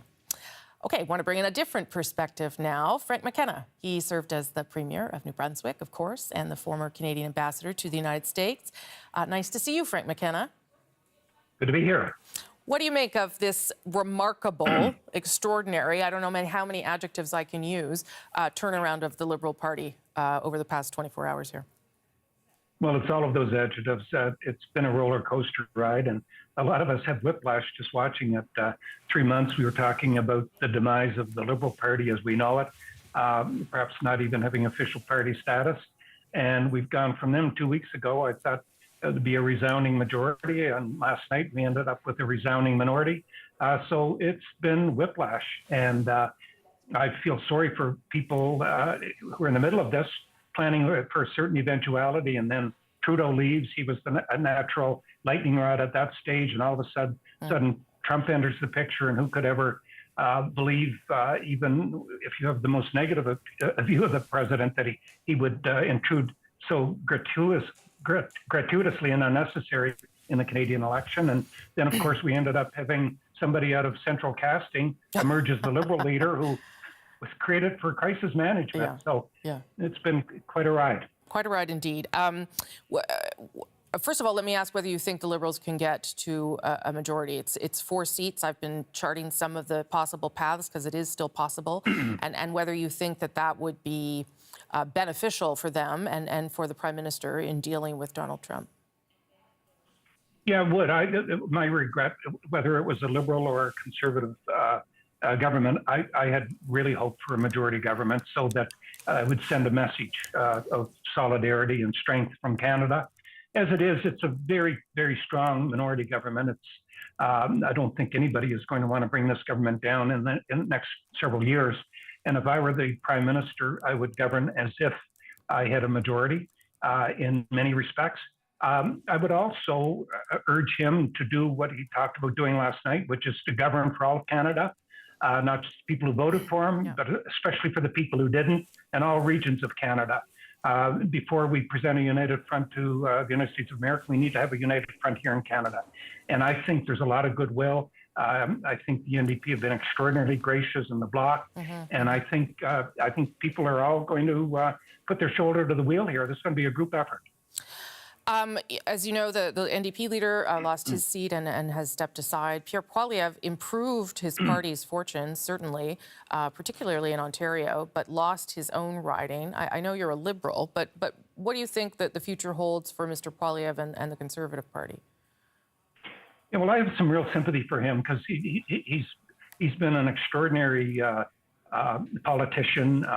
He's really energized the Conservative movement in the country, large rallies and large energized crowds, and he really got young people in politics, and he improved his standing in both in terms of popular vote and in terms of the numbers.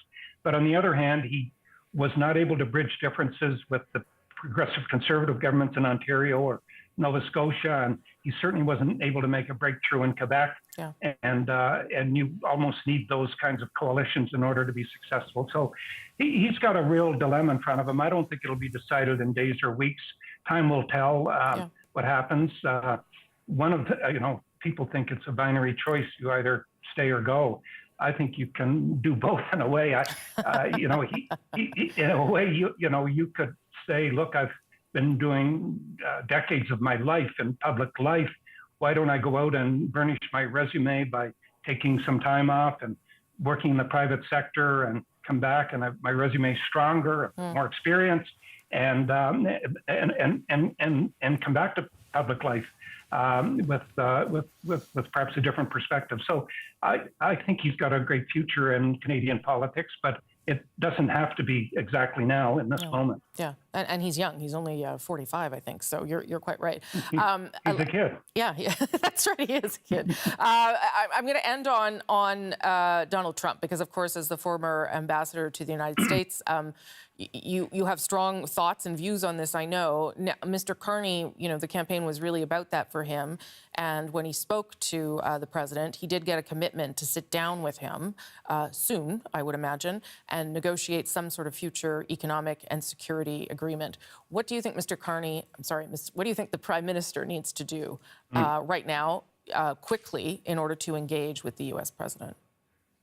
Well, exactly that. But I do think he needs to be vigilant that he has Canada all behind him, and that means doing some work with various provinces and premiers. But having said that, I think he's got a strong mandate to approach negotiations with the President of the United States. And the President of the United States, it's almost like the President of China saying, look, you need to treat us with some respect. The gratuitous intervention in the Canadian election yesterday, I thought was repugnant. The idea that he was asking that we vote for somebody who would deliver Canada to the United States. Well, that is not going to be the negotiation. The negotiation is going to be how we can have a respectful trade and security relationship, understanding that contrary to what the President of the United States is saying, we bring enormous value to the relationship. And I think it's possible to do that. I think we've got a lot of goodwill with a lot of Americans who would want to see that relationship. And I think, quite frankly, Prime Minister Carney has got the chops, the credentials, the experience to do exactly that. Okay, Frank McKenna, always good to speak with you. Thank you for making the time on this post-election where we're still waiting to finalize things. Appreciate seeing you. Okay. Okay, thanks, Frank McKenna. That's Frank McKenna in Toronto there, the former Premier of New Brunswick and former Canadian Ambassador to the United States. As I've been doing a bit through the morning here, because we're really into the second phase of our election night coverage, because we have not decided whether or not the Liberals will form a minority and a majority. And we want to remind you about why we haven't done that. I want to show you the ridings where the Liberals are currently in second place and could flip the ridings. This, again, is the path to a majority, and they need, because of the numbers there at the bottom of your screen, only 4 of the following 11 ridings to do that. So bear with me as I go through these again, just so you know what we're waiting for as the votes are being counted right now. Terrebonne in Quebec remains the closest race in the country, where the Bloc leading the Liberals by 28 votes. 1 poll left to report, and we understand there are some special ballots there. Could be as high as 800, more than 800 votes. So you got a 28 vote margin, you got more than 800 votes to come. We are not projecting anyone elected there. Nunavut, a 54 vote margin for the incumbent NDP. There are more than 600 votes to come. No way we can make a call there yet either. Vancouver Kingsway, I mentioned that just earlier. The NDP's Don Davies, he's the incumbent. He's leading the Liberals by 300 votes. But we understand that there were 3,500 special ballots in that riding in total. Only one of those special polls with special ballots has reported. We don't know how many were in there, and we don't know how many are to come. We cannot make a prediction here either, a projection rather. Windsor, Tecumseh, Lakeshore. The Liberals are trailing by 359 votes. Once again, there are 2 special ballot polls. 1 has reported, and we are told there are 3,500 special ballots there. Cannot make a projection there either. Miramichi, Grand Lake, 394 vote margin. Again, 1 of the 2 special ballot polls has reported. 2,700 special ballots were cast. We got to wait till those have been counted to make a projection. Milton, East Halton Hills South, former Ontario PC Cabinet Minister Parm Gill leading the Liberals by more than 500 votes. Again there, this is the same story again and again. 1 of the 2 special ballot polls reported. 2,800 special ballots were cast. That could change things dramatically. Shefford, 651 vote margin for the Bloc. The Liberals were leading in Shefford for part of the evening last night. 1 of 2 special ballot polls reported. 1,800 special ballots cast. All those need to be counted before we can make a projected elected. Cloverdale, Langley City. This is a large margin. In a normal circumstance, we might say, okay, the incumbents got it, but neither of the special polls have reported here. Those are still being counted. 5,500 votes in those polls. Cannot make a reliable projection there. Kitchener, South Hepsler, the Conservatives leading the Liberals by a little more than 1,100 votes. That too, normally, probably on track to win, but 3,000 special ballots cast there. We need to make sure that those have been counted before projecting an elect. Pitt Meadows, Maple Ridge in BC. Right now, the Liberals are trailing by 1,400 votes, but they were trailing by 2,500 votes last night. And look at that. There's a lot of polls still to report, 8 of them. Could be advance votes, could be special ballots. And at this point, too, good to know that Port Moody Coquitlam, which is just nearby, flipped to the Liberals after those advance ballots were counted. That is the exact reason why we are not projecting an elected here. Hamilton East Stony Creek, the incumbent Liberal trailing now by 1,600 votes. At one point, the Liberals were trailing by 3,000 votes. They've cut it in half. There's still 1 poll left to report, which includes, at minimum, 4,800 special ballots. So it's not that these ridings are too close to call. That's not what we're dealing with here. We are dealing with a large number of votes through those special ballots that need to be counted so that we can project where those 11 ridings end up. Those are the 11 ridings where the Liberals are in second place right now. They could get to a majority, but they also need to flip 4. They need to flip 4 of those 11. They also need to do this. They need to hold 2 races in 2 ends of the country where they do have, this is about a close lead. Terra Nova, the peninsulas in Newfoundland, that is Anthony Germain leading by 46 votes. That too has flipped around through the night. And now we'll go to Kelowna in British Columbia. Same thing there, 170 vote lead for Stephen Fuhr. He's held that riding previously, but it is the incumbent Tracy Gray who is trailing this time, 202 out of 203 polls reporting. So once those polls all close, we'll see whether that lead continues. But that is the story of where we are a day, not even a full day, the next morning, the day after the election day, and why we are not yet able to tell you what kind of government Canada will end up with. We think we'll get there today because those votes are being counted. But right now, we are still waiting for more information and more ballots. The Premier of British Columbia is getting set to react in just moments to the election results. And as we stand by to bring you that live, let's go to the CBC's Karina Roman, and she is in the nation's capital. Karina, just wanted to get a sense of what leaders were saying through the night in terms of their messaging, given where the night ended.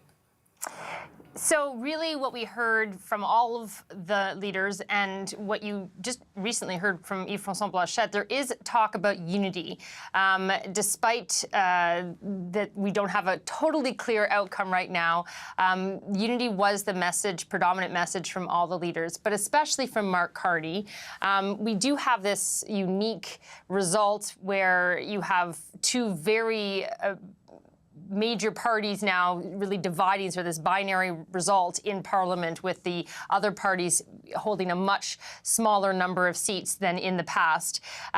So Mark Carney says, basically, considering what Canada is facing from south of the border, there needs to be some kind of common front. And at least on that issue, there needs to be a unity and coming together. And I think under the recognition that if it is going to be a minority government, that collaboration is even more important. Have a listen. As we come here after this most consequential election, let's put an end to the division and anger of the past. Now, more than ever, it is a time for ambition. It is a time to be bold, to meet this crisis with overwhelming positive force of a united Canada. Because we are going to build, baby, build. Now, some might be surprised that there was also talk of unity and working with the other parties from Pierre Poilievre, the Conservative leader. Perhaps the fact that he lost a seat and also lost the election, even though, of course, the Conservatives increased their seat count and their share of the popular vote. But perhaps the mixed results, I guess you could say, especially for him personally, there is some tempering of the hyper-partisanship that we have obviously seen previously from the Conservatives. So have a listen to what Poilievre had to say. I would like to congratulate Prime Minister Carney on leading this minority government. We'll have plenty of opportunity to debate and disagree, but tonight we come together as Canadians. We will always put Canada first as we stare down tariffs and other irresponsible threats from President Trump. Conservatives will work with the Prime Minister and all parties with the common goal of defending Canada's interests and getting a new trade deal that puts these tariffs behind us while protecting our sovereignty and the Canadian people. Now, as of last night and this morning, really, Pierre Poilievre, at this point, will remain leader. It plans to stay on. He gave no indication that he wants to step down. But NDP leader Jagmeet Singh, a different story there, also losing his seat, also having his party lose official party status. He will be stepping down, but he too talked about the principles of unity in the context of what the NDP stands for going forward. Have a listen.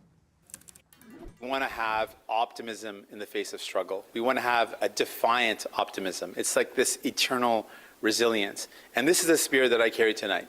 Obviously, I'm disappointed that we could not win more seats. But I'm not disappointed in our movement. I'm hopeful for our party. I know that we will always choose hope over fear and optimism over despair and unity over hate. Now, Quebec really came out for the Liberals this election, really can be given credit for where the Liberals stand in the standings. But if it does stay a minority, the Bloc Québécois could have quite a significant role to play. Certainly, questions were put to Yves-François Blanchet, the leader, just earlier today about that. But he also talked about his mixed feelings over the results for the Bloc. Have a listen. My mixed feelings were that we had what I call, we have controlled a wave with our bare hands. So we are entitled to be proud. But I lost some very close friends. Now, Blanchet did talk about how there needs to be a real toning down of the partnership, that there has to be a coming together of all the parties, at least in the next few months, to deal, as I mentioned, sort of common front with the threat from the United States. But he did also talk about how Mark Carney and the Liberals have to listen to the Bloc Québécois about what they still want. You know, would they still want provincial jurisdiction to be respected, in their eyes, respected. And he talked about, you know, the French language protection and secularism, and how separatism is still on the agenda, just maybe not for right now. But he, as I said, still talking about how there can't be this hyper-partisanship and hijinks, as I've been calling them, in Parliament, that really just bogged all work done. That just cannot be accepted, regardless of whether it's a minority or a majority. Roman in Ottawa, thank you for wrapping that for all of us. I'm going to go to the Premier of British Columbia, David Eby, who is speaking right now. With the community members, I take it I'm not wrapping and the this community either? is quite devastated. Obviously, people are still finding out information about loved ones who are in hospital or who were killed. And I think for all of us, seeing the photographs, hearing the stories of the families, for me, the family with the 5-year-old and the now orphan 16-year-old is really leaves most of us without words. What do you say? The senselessness of the brutality of these killings. I know that British Columbians want answers. I want answers. And I support the efforts of the police in finding those answers for British Columbians. The provincial government, I am committed, provincial government's committed, my colleagues are committed to getting all of the answers for British Columbians about how this could possibly have happened, who this individual was, what happened in the time leading up to his horrific attack, and how we can move forward. If the criminal investigation and trial is unable to provide British Columbians with the answers that we need, then the provincial government will call a public inquiry and ensure that we get all of the answers that we're looking for. We'd call one right now, but for the fact that it could interfere with the criminal investigation and criminal trial, and the number one priority is ensuring justice for the Filipino community, ensuring that this man is held and tried and convicted for these murders. In the interim, I know that there are also a group of people looking for answers and advice and information. Anyone that's thinking about hosting a public event over the summer, bringing British Columbians together to celebrate, what do we need to do? How do we plan for this? What if this happens to us? And we can't wait to get those answers. So we will hold an independent commission. It will be a quick turnaround, gathering information on best practices from other jurisdictions, understanding from police in Vancouver, across the province and internationally, how best to practically secure events to minimize risk to the public so that people can feel safe and comfortable attending and celebrating with their communities this summer in British Columbia. My hope is that the Commission will have full answers for organizers, for cities big and small across the province by June. so that organizers can go ahead and plan and be prepared and do what they can to minimize risk to the public and allow us to gather and celebrate as we need to, as is so important for British Columbians. I'll just wrap up these remarks by directly addressing those who are in hospital, those who have lost loved ones. We stand with you. In the legislature today,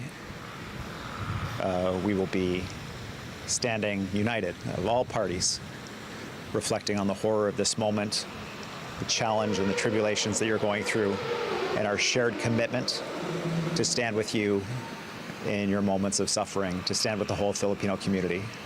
The Filipino community in this province has given us so much, has cared for so many people, and it's our turn to care for you, and that's what we'll do.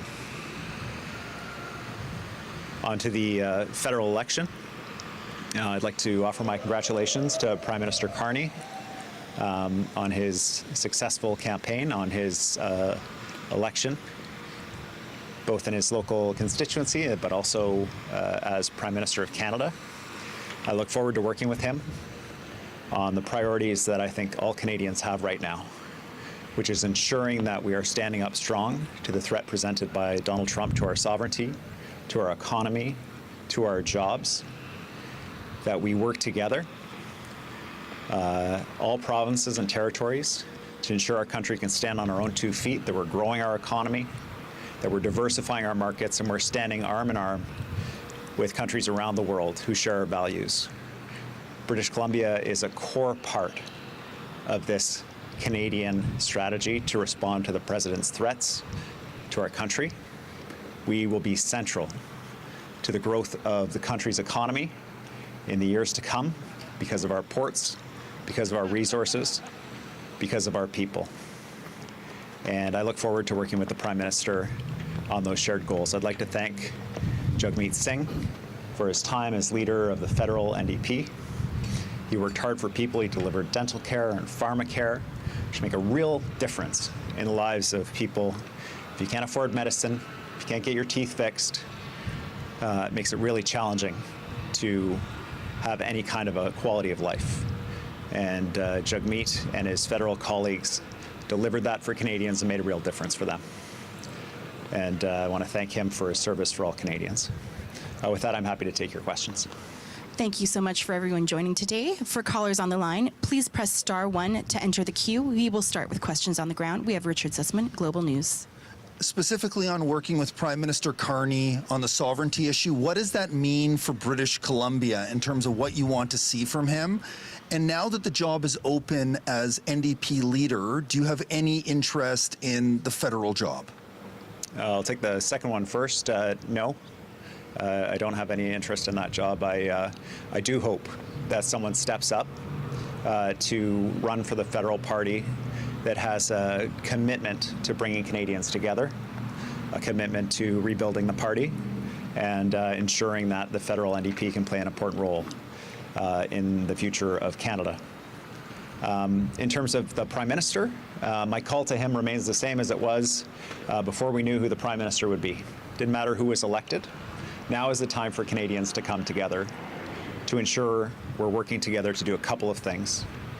One is to get rid of the internal trade barriers. Prime Minister should call us together, all the premiers. We'll sit at the table, ensure that we're trading across the country, that we're delivering services across the country as one country. It should be as easy for us to do business with Ontarians as it currently is to do business with people in Washington State. And so that's a critical priority. Another key piece is obviously supporting those industries that are already affected by this international trade war that the President has kicked off. In BC, it's the softwood lumber industry. In Ontario, it's the auto parts sector. Ensuring that workers are protected, that families are protected, and that we're working, hopefully, to sit down with the American administration to end this trade war as quickly as possible for the sake of people on both sides of the border.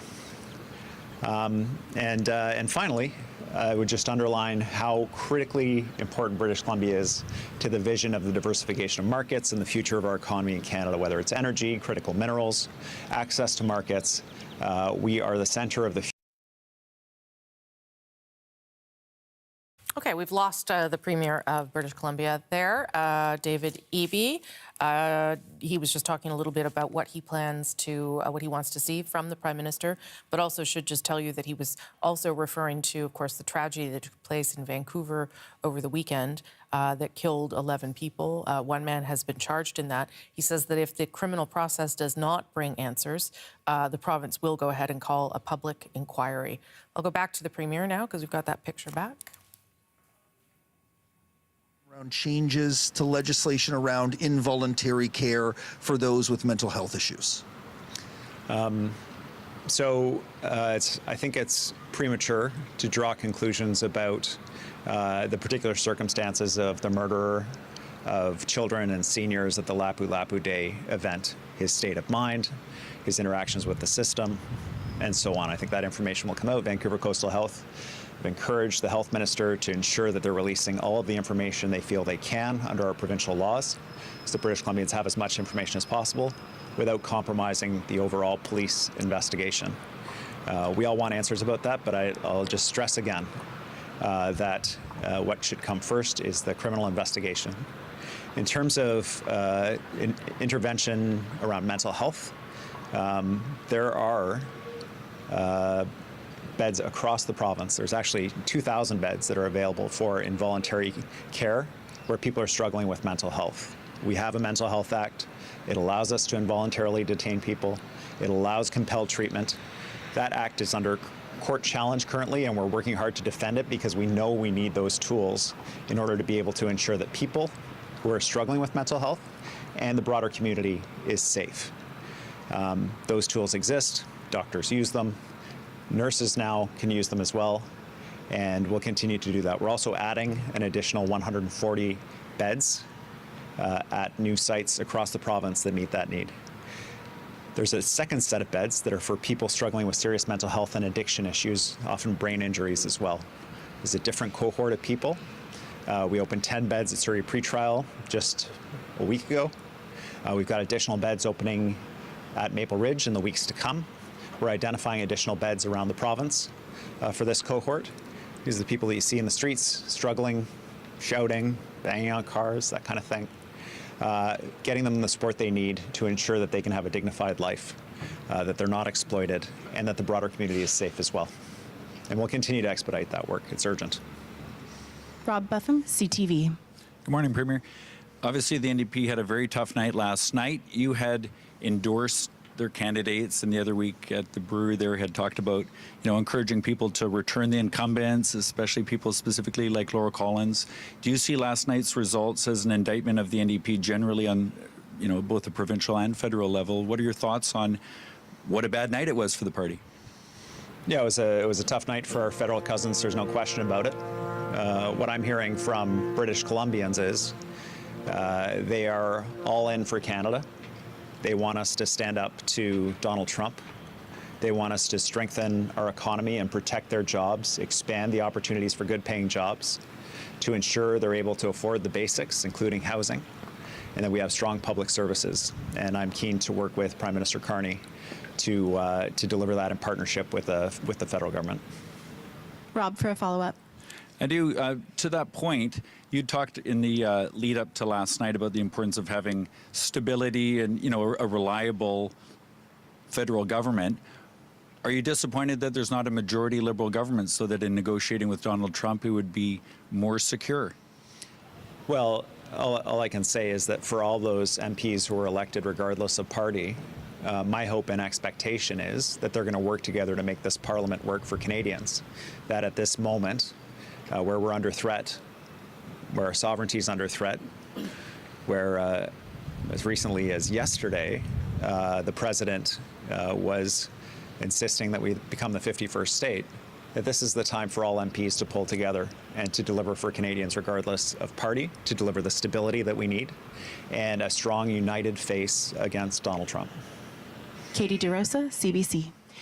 Premier, the Liberals have really picked up their share of seats in BC. Does that make a difference for getting BC's message, getting BC's priorities heard in Ottawa, which you have said has been hard in the past? Yeah, I think I'm hopeful that that the MPs from British Columbia are going to assist our provincial government in ensuring that the federal government meets the baseline expectation that I have for them, that all British Columbians have for them. If they have a federal program in Quebec, if they have a federal program in Ontario, that we get access to the same federal program in British Columbia, funded to the same level on a population basis. This isn't unreasonable. We're not asking for more. We're not asking for less. We're just asking for the same. And I think that the BC MPs who are elected, regardless of party, can assist us in delivering that message federally. Katie, for a follow-up. Again, looking at the the collapse of the smaller parties and this becoming a two-party race, that was very similar in the provincial election with the NDP and the BC Conservatives. Is Canada and perhaps BC moving to a two-party system? And the smaller parties are calling again for proportional representation. What are your thoughts? Well, the NDP has always played a critical role federally in advancing federal discussions on critical issues of importance to Canadians. That's not going to change. And I hope that whoever steps up to run for leader of the federal NDP is able to ensure that the party continues to play that role of advancing the priorities of many Canadians. The history of things like Medicare, starting with Tommy Douglas, all the way through to Jagmeet Singh and his colleagues delivering pharmacare and dental care for Canadians in the most recent parliament. That work is critically important. Alec Lazenby, Vancouver Sun. Hi, Okay, that is the Premier of British Columbia, David Eby, reacting to results of the federal election, also giving some updates on the tragedy that struck that Filipino street festival on Saturday night where 11 people were killed, committing to a provincial inquiry if the criminal outcome and the judicial process doesn't get the answers required for people in BC. He was also asked if he would consider the federal NDP leadership job, and he said very bluntly, absolutely not. Okay, let's take you to Ottawa at this hour, where Mark Carney, the Prime Minister, got to get used to calling him that again, the Prime Minister of Canada, has arrived back at work after what would have been probably a very brief pause between celebrating last night in Ottawa his victory as Prime Minister and an elected Prime Minister for the riding of Nepean. Comment vous vous sentez? Très bien, beaucoup d'énergie, beaucoup à faire. Quand est-ce que vous allez parler à M. Trump? On va voir. Vous avez parlé d'humilité hier. Comme deux nations souveraines. Mais juste par rapport à M. Poilievre et à l'élection partielle, est-ce que, parce que lui, il aimerait peut-être avoir un siège, est-ce que vous seriez prêt à déclencher une élection partielle rapidement? On verra, c'est pas fini, c'est pas décidé. Ça continue. Vous avez parlé d'humilité hier. Oui, il y a beaucoup d'humilité. Monsieur Carney, est-ce que vous espérez avoir une majorité encore? Merci beaucoup. Est-ce qu'on... Good morning, thank you very much. Okay, oh, this is good. If it's not a lot of sleep.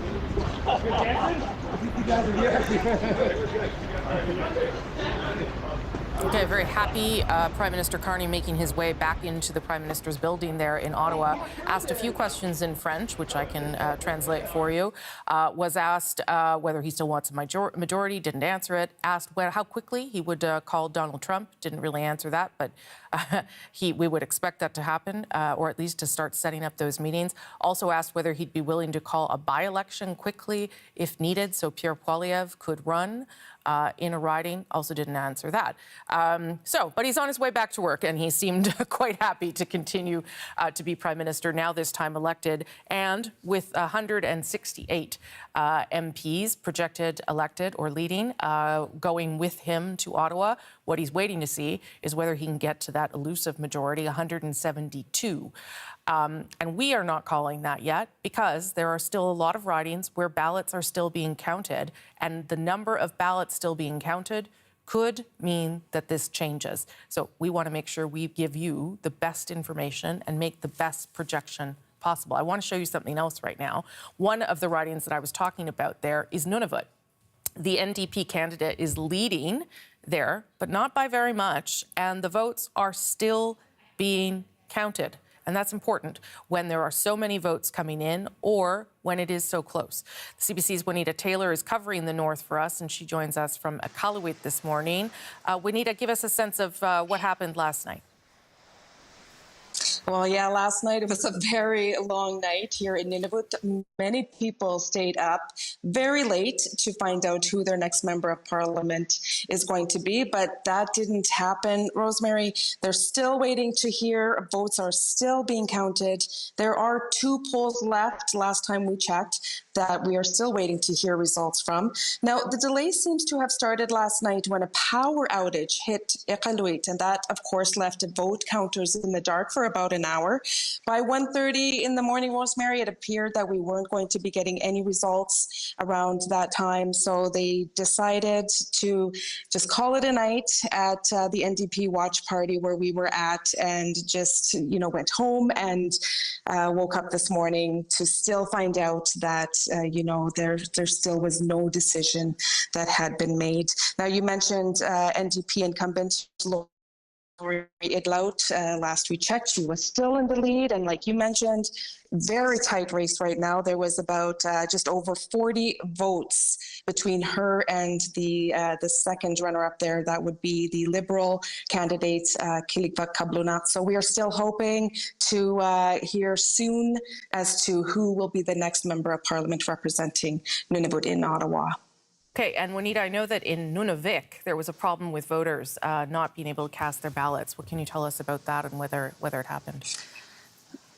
Yeah, that did happen. There was about 5 communities, 5 villages in Nunavik that were impacted. Many voters were not able to vote in Monday's election.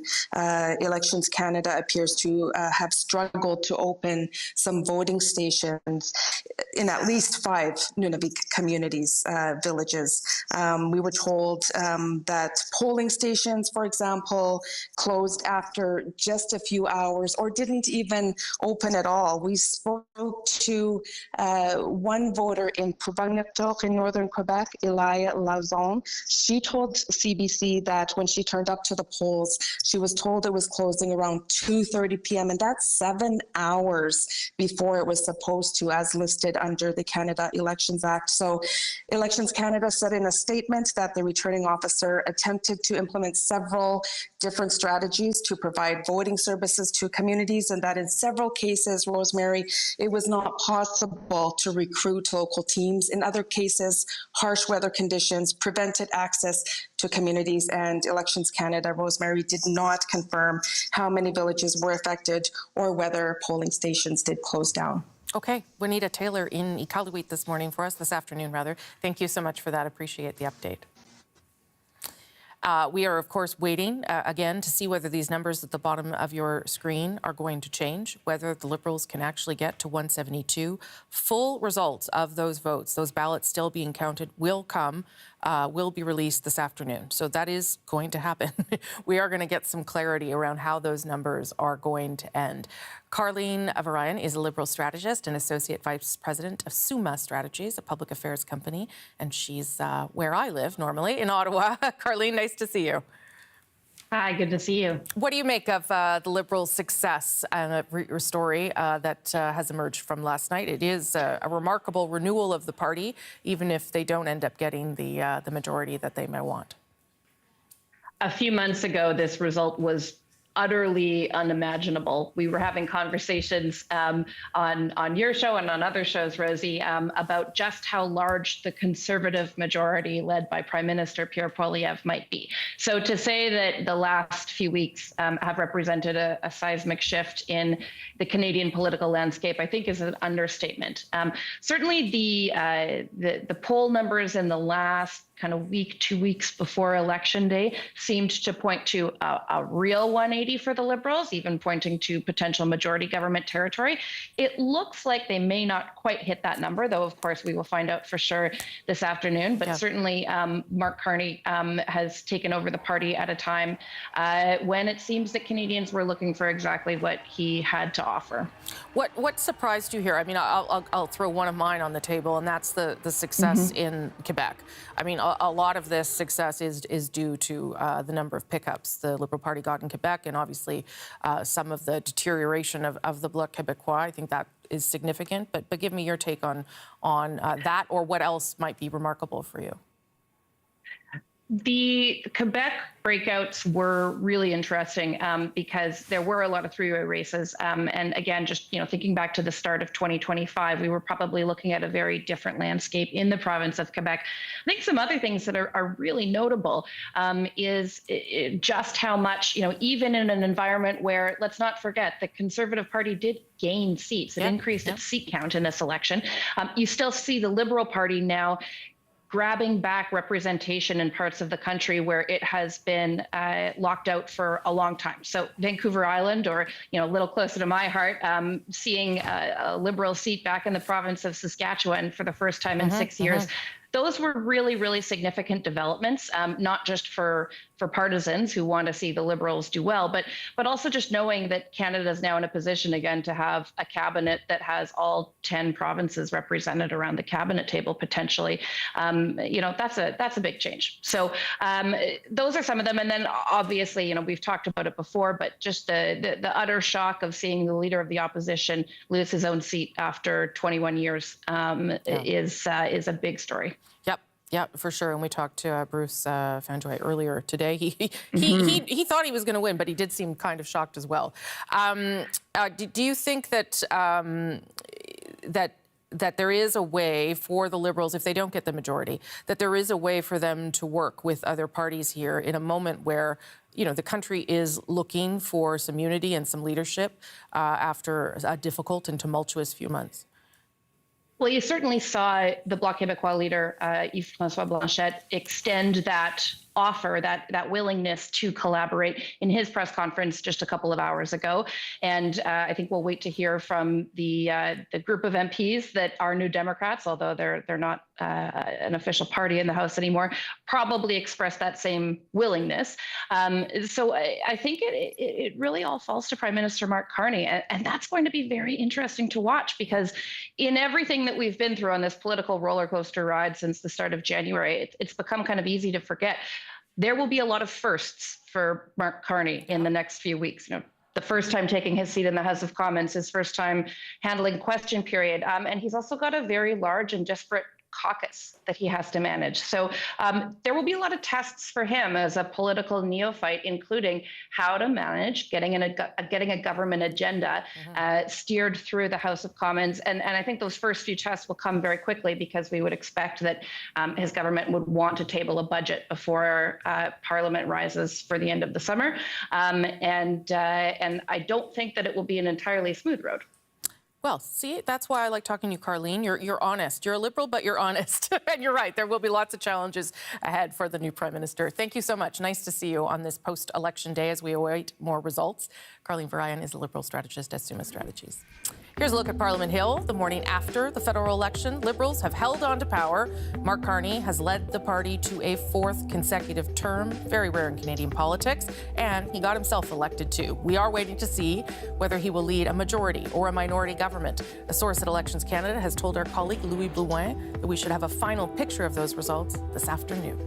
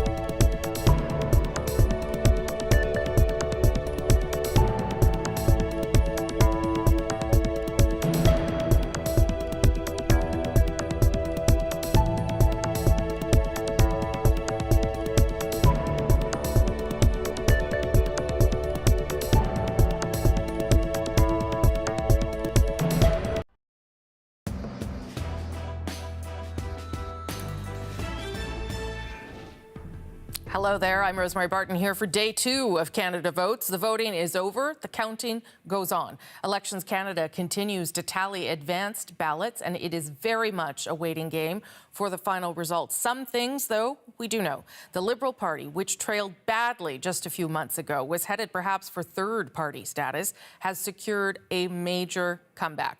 Mark Carney remains Canada's 24th Prime Minister. He has won his own seat in Nepean. However, it's unclear at this hour whether he will have a minority or majority government. That's not the only development that has happened over the past 12 hours or so.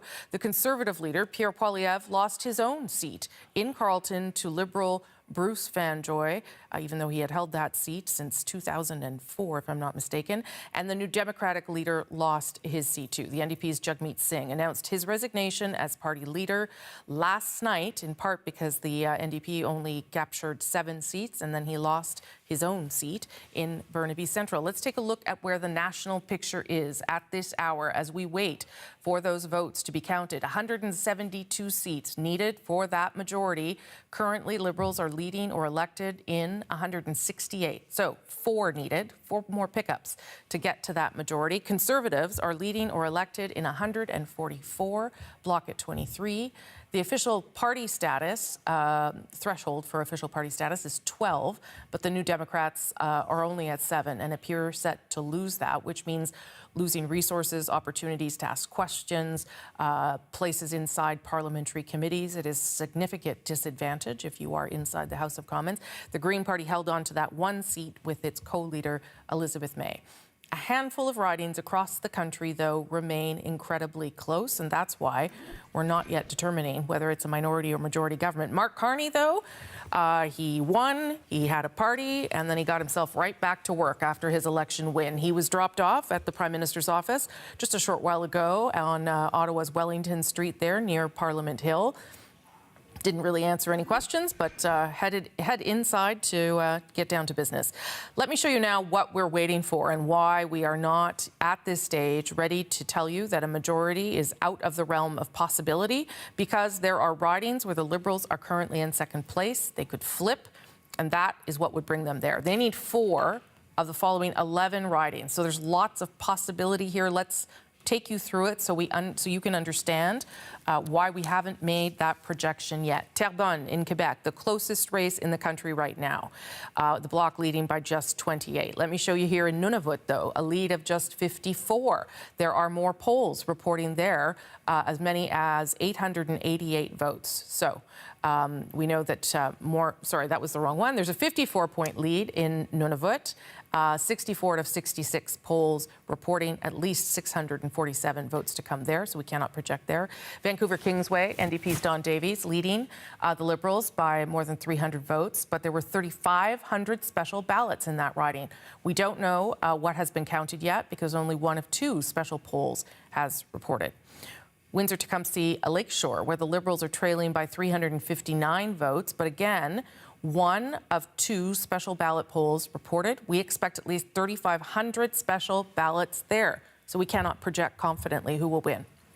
Miramichi, Grand Lake, 394 vote margin there. Again, this is the same story of the special ballot polls. 1 of 2 of those polls reported. There are 2,700 special ballots cast in that riding alone. Milton East, Halton Hills, Parm Gill leading the Liberals by 556. But again, those special ballot polls, only 1 of 2 have reported. There are 2,800 special ballots cast in that riding. Shefford, 651 vote margin for the Bloc. The Liberals were leading there for a large part of the night. 1 of 2 special ballot polls reported. There's 1,800 special ballots cast. We cannot confidently project the winner there.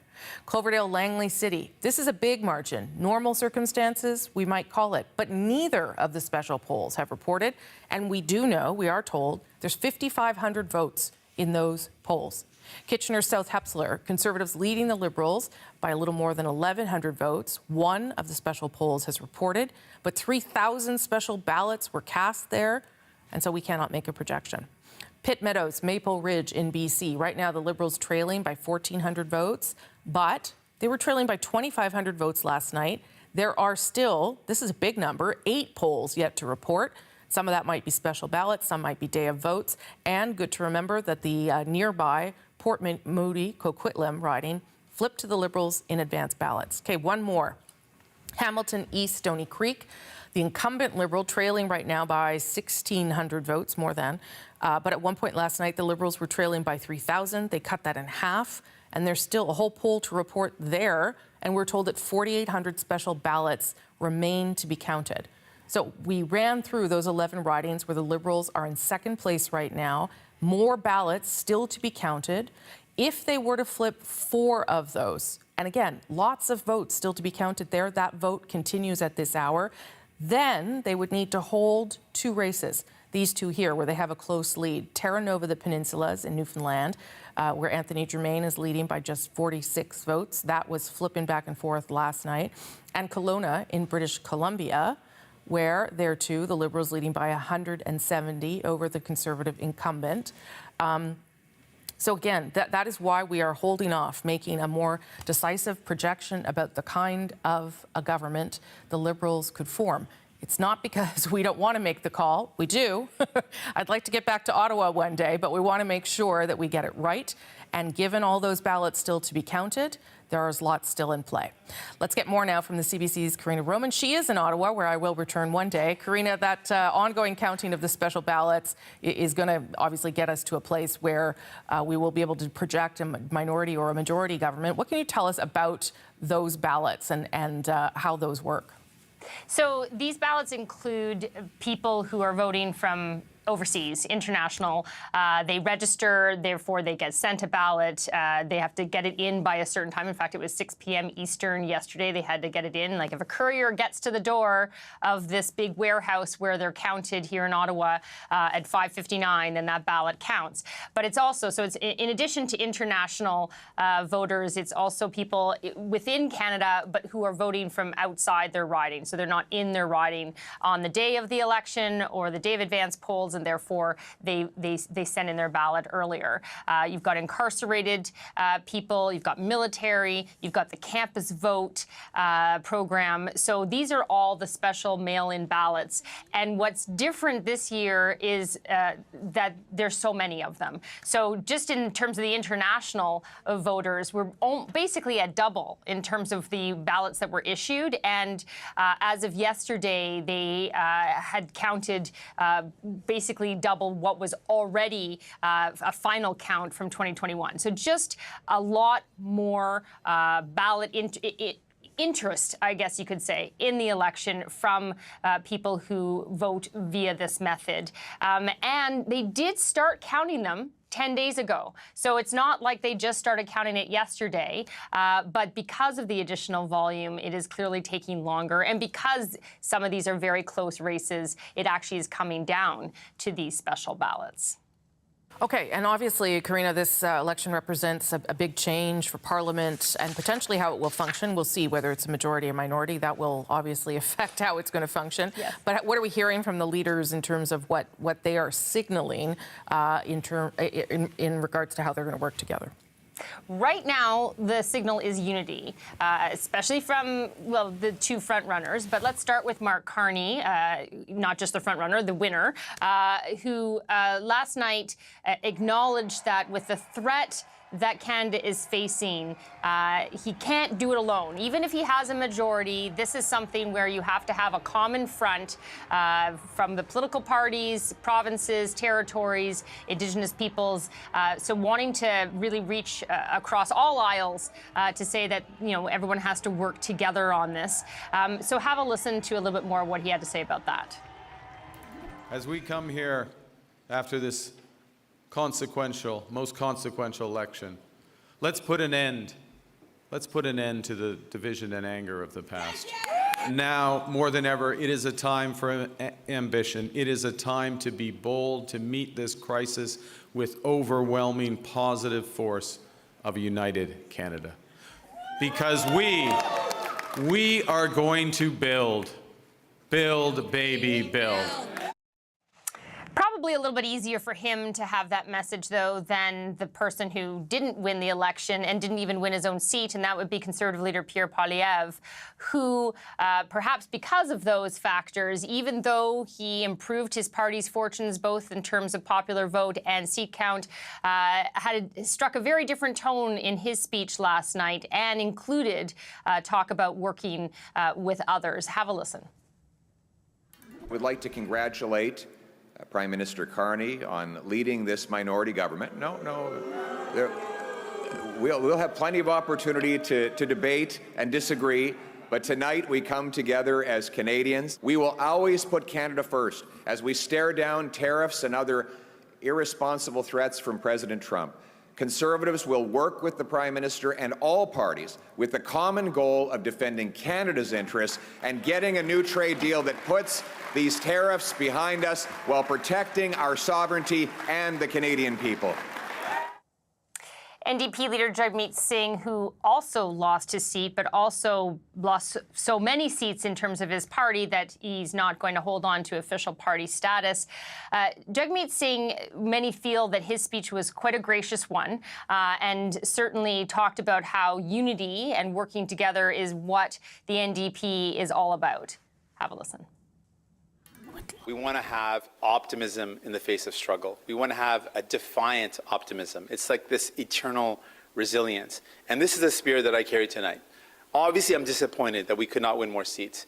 But I'm not disappointed in our movement. I'm hopeful for our party. I know that we will always choose hope over fear and optimism over despair and unity over hate. Now, surprisingly, perhaps for some, Bloc Québécois leader Yves-François Blanchet, who is a sovereigntist, so the word unity perhaps not what he's used to talking about in terms of national unity for Canada, even he, despite the fact that Quebec really, it was a big instrumental part of why the Liberals did so well last night.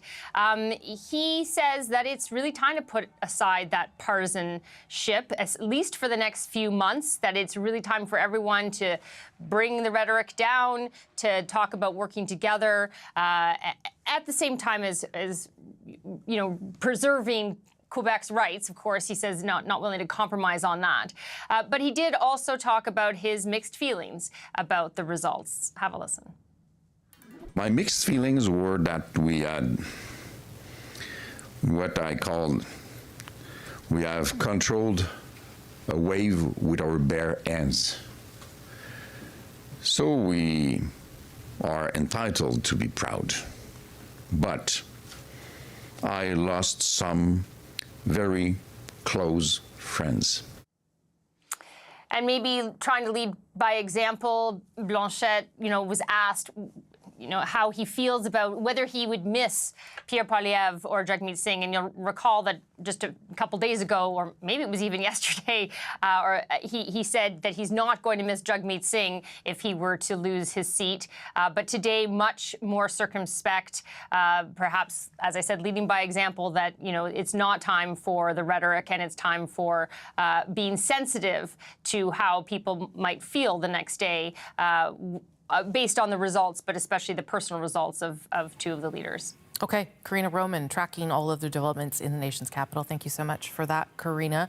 We do know that Mark Carney has arrived in the Prime Minister's office and is doing some work. Part of that work appears to be taking calls from foreign leaders. Can tell you that Emmanuel Macron has put on X that he had a conversation with the Prime Minister, congratulated him on his election, reviewed some of their joint projects, he said, as well as the challenges ahead of the G7 summit, which Canada and Mark Carney, the Prime Minister, will be hosting in Kananaskis this June. Possible that other leaders, foreign leaders, will also try and get in touch with the Prime Minister the day after the election.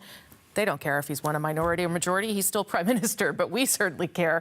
And we can tell you that that count is proceeding by Elections Canada, and we should see some full results soon that may move those numbers at the bottom of your screen. In British Columbia, a sea of blue for much of that province. The Conservatives nearly pulling off a sweep of the interior. Let's take a look at the vote share in British Columbia.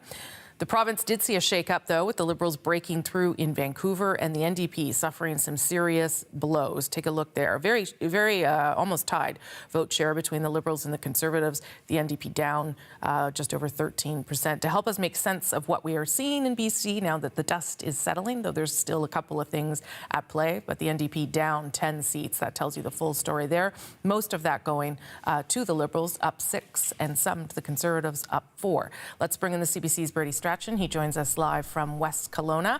Brady, walk us through what happened in BC. Yeah, you mentioned the Metro Vancouver area. The Liberal Party made major gains there. If you zoom in on that area, there is a lot of red. Just one or sort of 2 ridings that are either Conservative or NDP. And as you mentioned, the rest of the province, the interior and the Fraser Valley, almost a sweep of blue. Here in the Kelowna area, there is one exception, however, with the Liberal Party right now maintaining a very slim lead over the Conservative incumbent. That's in the riding of Kelowna, and that is where a former Liberal MP appears to have won back his seat. So that will be like a small island of red amongst a otherwise very blue BC interior. Now, Premier David Eby spoke about the election results with reporters today, and he started off by congratulating Prime Minister Mark Carney. I look forward to working with him on the priorities that I think all Canadians have right now, which is ensuring that we are standing up strong to the threat presented by Donald Trump to our sovereignty, to our economy, to our jobs, that we work together,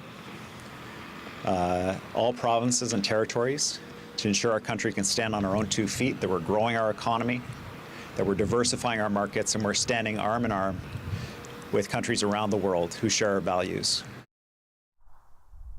And he spoke about specifically what that would mean, opening up interprovincial trade barriers and also protecting industries like softwood lumber, which is very important to BC and threatened by these tariffs from the U.S. Okay, and of course it was a very disappointing night for Jagmeet Singh personally and also for the party. I'm going to show, I think, his riding there in Burnaby Central, just so people know how the night ended for him. He did come in 3rd place, and that was obviously very upsetting. He is going to step down. Brady, what can you tell us about that?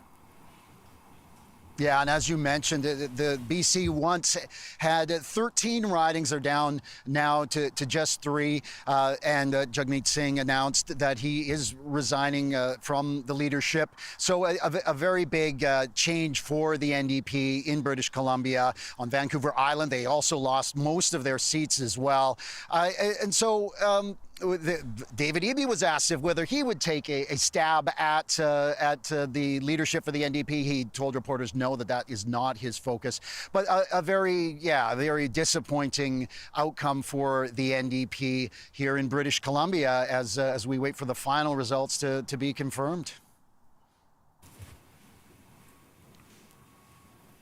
Okay, Brady Strachan, thank you so much for that. You are in West Kelowna, BC. Appreciate you coming on to give us that perspective today. As we wait for the votes, the special ballots, and some advance polls still to be counted, let's take a look at the Ontario riding map to give us a sense of what played out in the province where I am. 122 seats in play across that province. There are still a few that are still too close to call. Not only too close, but there's votes coming in that still have to be counted in order to determine how things are going to unfold. Liberals elected or leading in 69 ridings, dominating the city of Toronto. Conservatives have 53. They've got some gains in the 905, and that is significant. Let me show you the vote share in Ontario, where we have ended so far. The Liberals up to 48.8%, the Conservatives at 44%. Let me show you, though, what the vote change looks like, because that really tells you the story.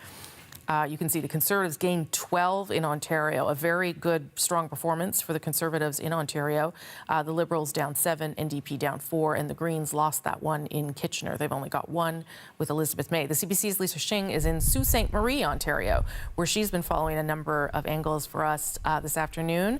Lisa, this riding is an area where the boundaries were updated for this election. Still a close count between the Liberals and the Conservatives. What can you tell us about that race?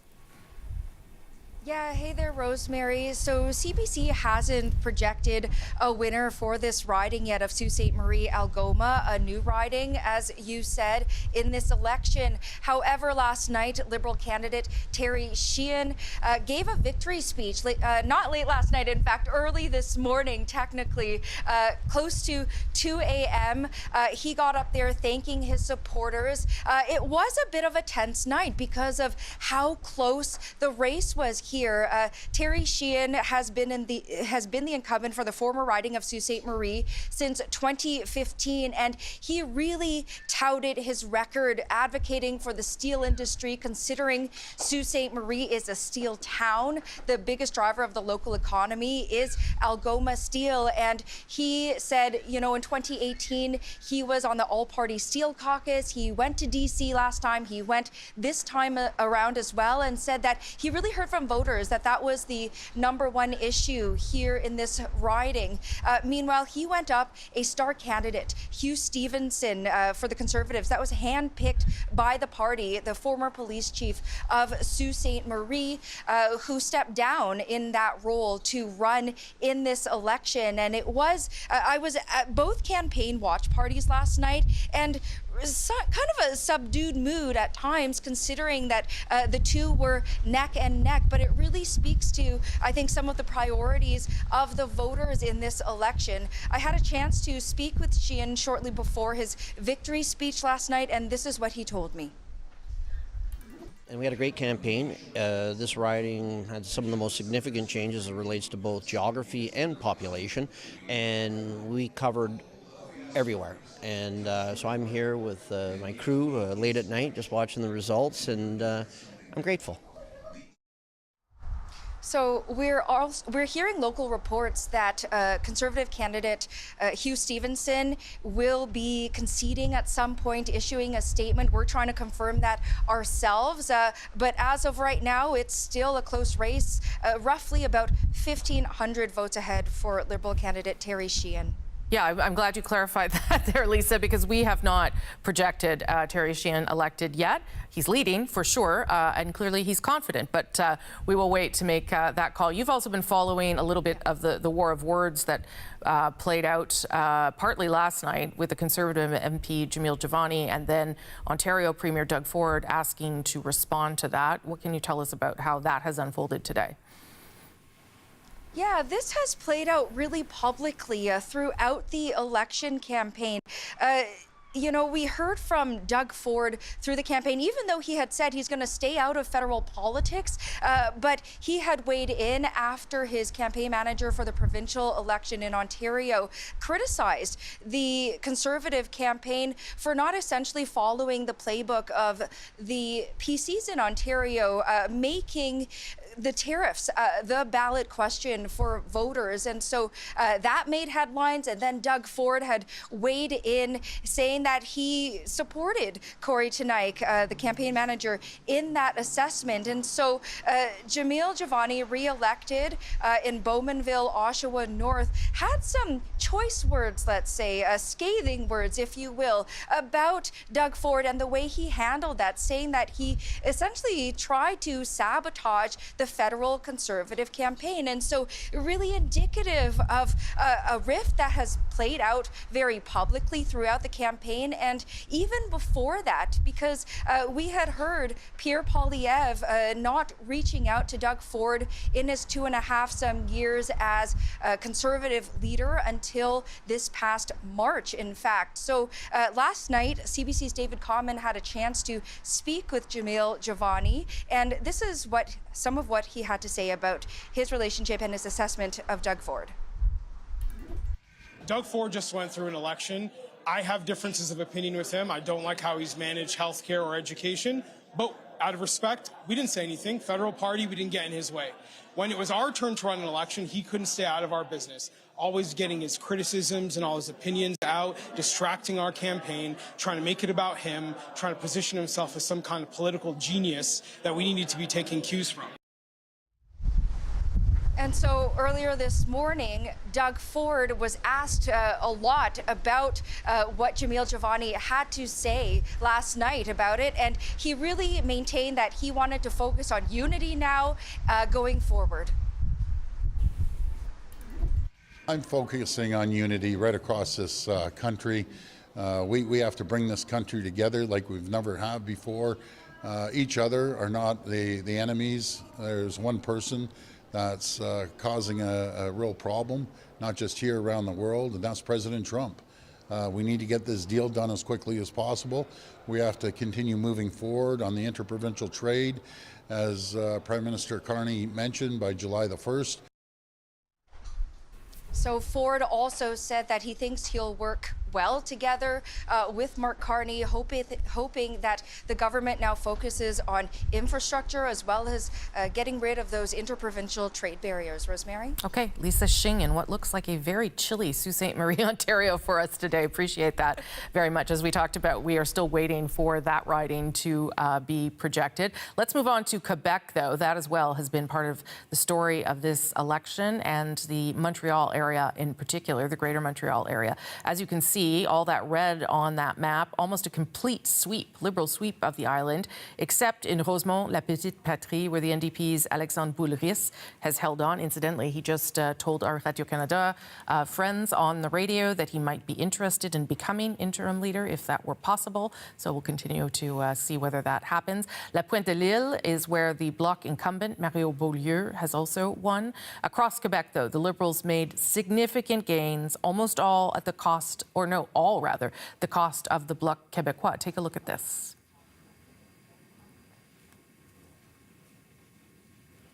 Oh, I was going to show vote share there. No, I'm not. Okay. Let's go to the CBC's Sarah Levitt. She's in the riding of Laurier-Sainte-Marie on the island of Montreal. Sarah, you can tell us more about the Liberal performance there in the province.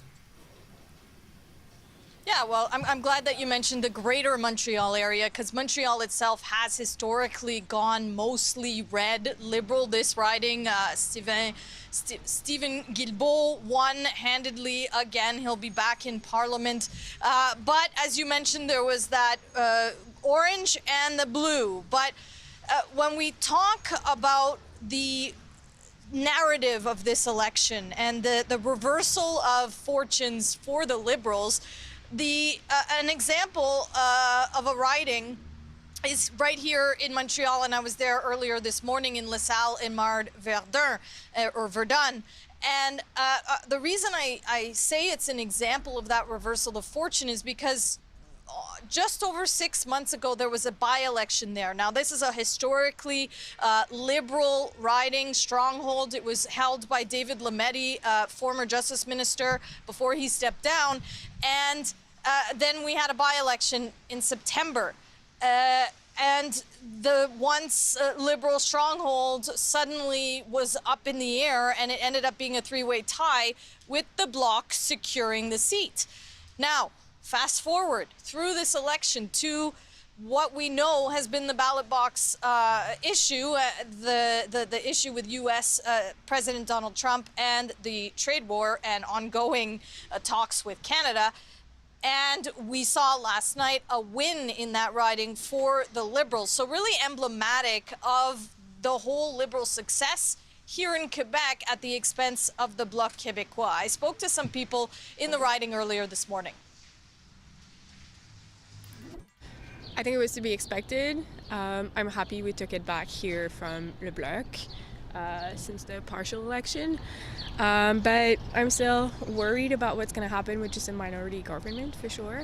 I think there's a lot that can be overthrown. So that's kind of scary still. Oh, it's all the same. It's all the same. One, he tell this, another one tell that, and he copy, what he tell. And it's not really good this year with Trump. It's not very good. So as you heard from that first clip, the woman saying minority government, of course, we don't know that yet, as you know very well as you're watching those numbers come in. But it is something important in that riding. I did speak with a few Bloc Québécois voters speaking only in French in those cases who expressed disappointment, yes, but also a hope that the Bloc can still represent Quebec interests with this potential minority government from the Liberals. So we'll see there. Yeah, so obviously that's what we're waiting to see, what they're waiting to see in terms of how the Bloc Québécois will be able to function in the next parliament. Given the Liberals have so many seats of their own in Quebec, they'll certainly have to pay attention to the Bloc, but they have their own strong mandate. What do you think that means for the Bloc heading into the House of Commons in this version anyway? Well, you know, Rosie, it was kind of an interesting juxtaposition of demeanor from the leader of the Bloc Québécois, Yves-François Blanchet, just from last night to this morning. Because last night he was saying that he's equally sad to have lost those seats, but at the same time saying cheekily that maybe the Bloc will have actually a balance of power given the outcome, although it was still early at that time. Now he's come out and changed his tone and the tune, perhaps recognizing what the results brought. And he said that for him, right now, the focus has to be on collaboration in Ottawa between all parties in light of the U.S. president and the trade wars. Let's hear from him. I am absolutely certain that we must first, in the federal parliament, deal with the negotiation. And it won't be a matter of years, it will be a matter of months. And you know, Rosie, something really important to note here, because the entire identity of the Bloc Québécois, the reason for its existence, is to represent Quebecers, yes, and also let's talk about sovereignty, independence in the province. Blanchet noting this afternoon, saying, you know, that is important, but right now the U.S. and Trump is most important of all. Sarah Levitt in Montreal for us again today. Thank you so much, Sarah. Appreciate it. Let's take you live now to Regina, where Saskatchewan Premier Scott Moe is reacting to the federal election results. Let's listen in. His election win. Canadians have provided him and your party and your government a new mandate. And while you had very strong support in some parts of Canada, there are many Canadians, including most of us in Saskatchewan, who voted for a degree of change. And now it's up to you to show that you have heard that message and to deliver change, not only for Saskatchewan people, but for many Canadians as well. For Saskatchewan industries that help drive the Canadian economy and very much are part of the Canadian economy, to provide some degree of change for Saskatchewan people. Last night, what I heard was that the Prime Minister Carney had said that he wants to work with both Saskatchewan and Alberta. He's also said that he wants to make Canada into a global leading energy superpower. And that's great to hear, but those are nothing but words. And I would say, and I've said it many times, that policies truly do matter, in particular in this space. And so some of the government's policies, the federal government's policies, they quite simply are going to need to change in order for Canada to achieve that goal. What Prime Minister Carney had said is that we must deal with the United States of America and the Trump administration from a position of strength, and I couldn't agree more with that statement. And making Canada the world-leading energy superpower would be a pretty good start to dealing with the United States, as well as any other allied country from a position of strength. We have some ideas on how we can jointly achieve that as a provincial government and what policies this new administration may need to alter to some degree in order for us as Canadians to achieve that global energy superpower. So I would say that this is an opportunity for each and all of us to hit the reset button, if you will, on the federal government's relationship with the province and the people of Saskatchewan. And I hope that this offer is taken. And I would take this opportunity to invite Prime Minister Carney to a meeting here in Saskatchewan where we'd love to host him to chart a productive path forward for our province within the nation of Canada. I want to work alongside this federal government to build a strong and growing Saskatchewan, as I said, within a very united and strong growing nation of Canada. So I look forward to meeting with the new Prime Minister as soon as possible so that we can start working together to achieve that mutual goal that we have. And with that, I would be happy to take any questions. Can you explain what it means to hit the reset button and what you think you can contribute to that process? Because many would suggest that disagreements went both ways in terms of the bad relations with the previous administration. So I guess what I'm asking is, what are you going to do specifically to improve those relations that need to exist? What we're doing today is providing an offer to engage and to consult on not only what some of the policies are, but where the issues are from a Saskatchewan, not particularly the government's perspective, but from our industry's perspective, but also not to just come with complaints, but to come with real solutions to what a path forward is with respect to those policies. And so I think that would be the first ask, which is I think a pretty sensible one, is let's just stop with the unconsulted policies, of which we've seen far too many over the course of the last decade or so. We've talked at length of Bill C-69. Right today, we have a uranium mine that has all of its provincial approvals and has for the last 2 years, and has just recently been delayed from receiving all of their federal approvals as well moving forward. And so it's not just the oil and gas industry that we are discussing here, but it's the entirety of our economy. We have some ideas on how we can alter, not change or end Bill C-69 or any environmental impact assessment, because that's important, but alter it so that it is working not only for gauging any environmental impact that might be there and protecting those that live in the area and protecting the duty to consult process that we have, but ensuring that investment can actually flow into places like a new uranium mine, which would employ many northern and Indigenous residents and provide clean fuel to the world.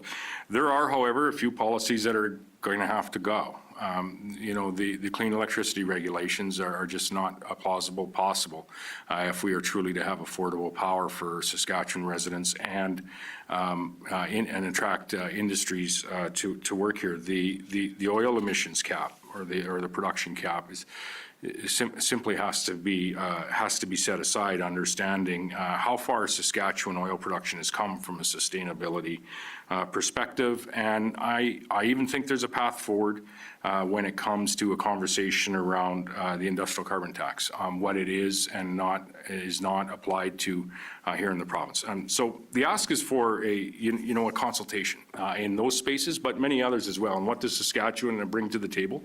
A continued willingness to work with the federal government. I think when we signed the first iteration of the child care agreement, we were the second or third province to do so, and very, I would say, ambitious in that space. And we continue to work, and we'll pick up working again subsequent this election happening last night with the federal government on what that agreement will look like moving forward as it expires just about a year from now.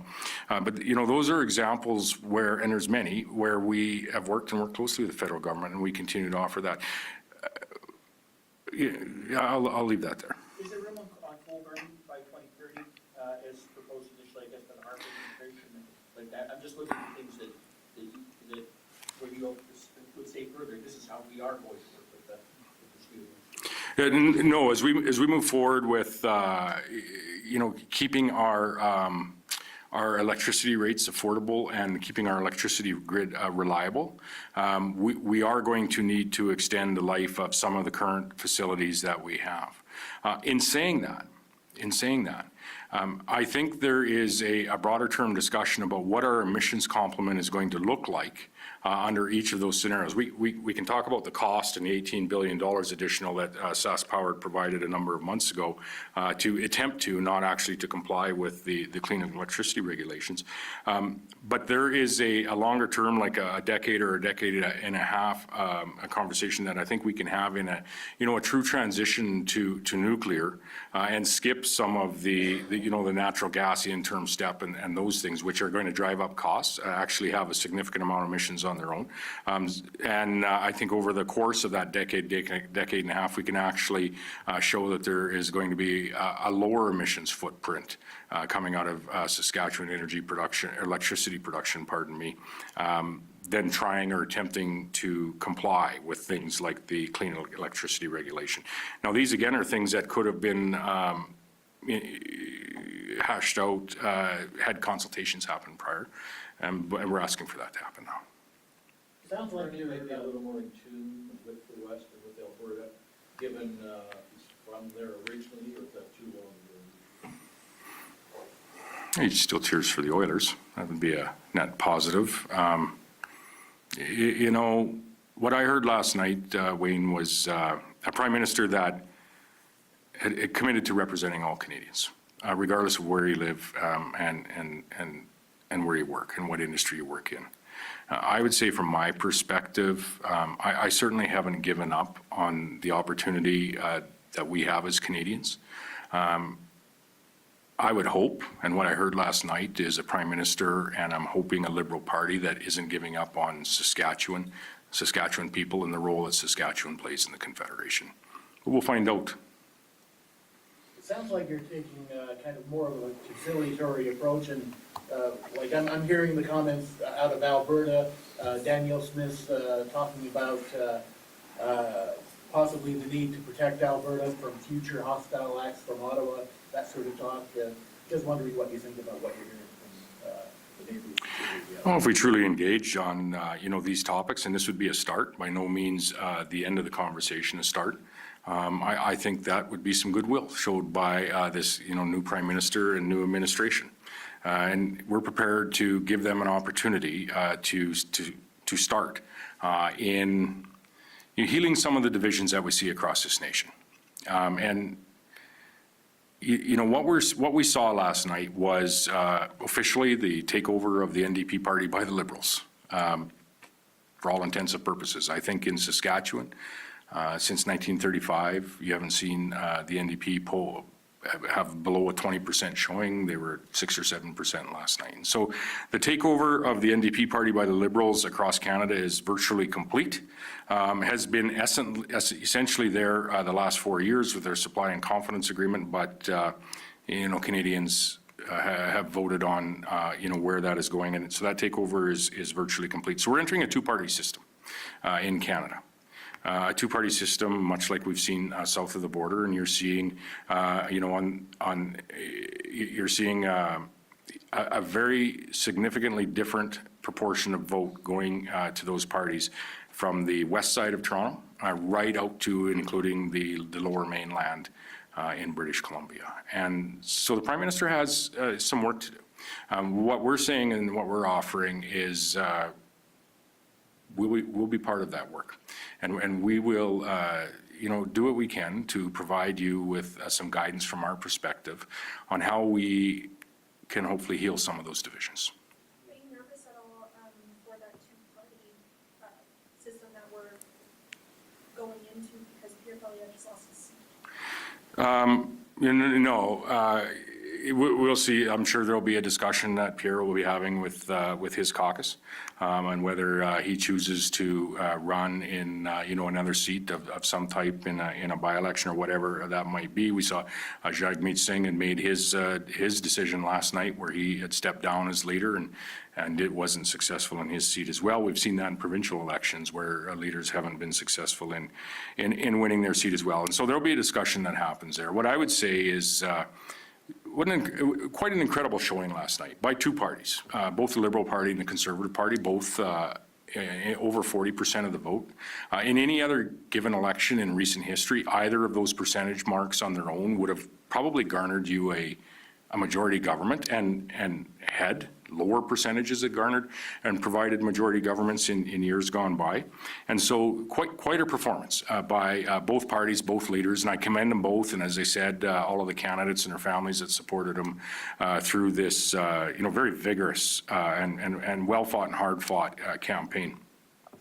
With respect to Pierre Poilievre, my comments which mean nothing. Okay, that is the would Premier of be, Saskatchewan, Scott Moe, with some a message of unity and wanting to work with the Prime Minister. We'll talk more about that in a minute. First, I want to bring you, though, to Quebec City, where the Quebec Premier, François Legault, is also reacting to the federal election results. We'll talk about both those things in just a moment. So let's listen to Premier Legault. Négociation éventuelle avec Donald Trump.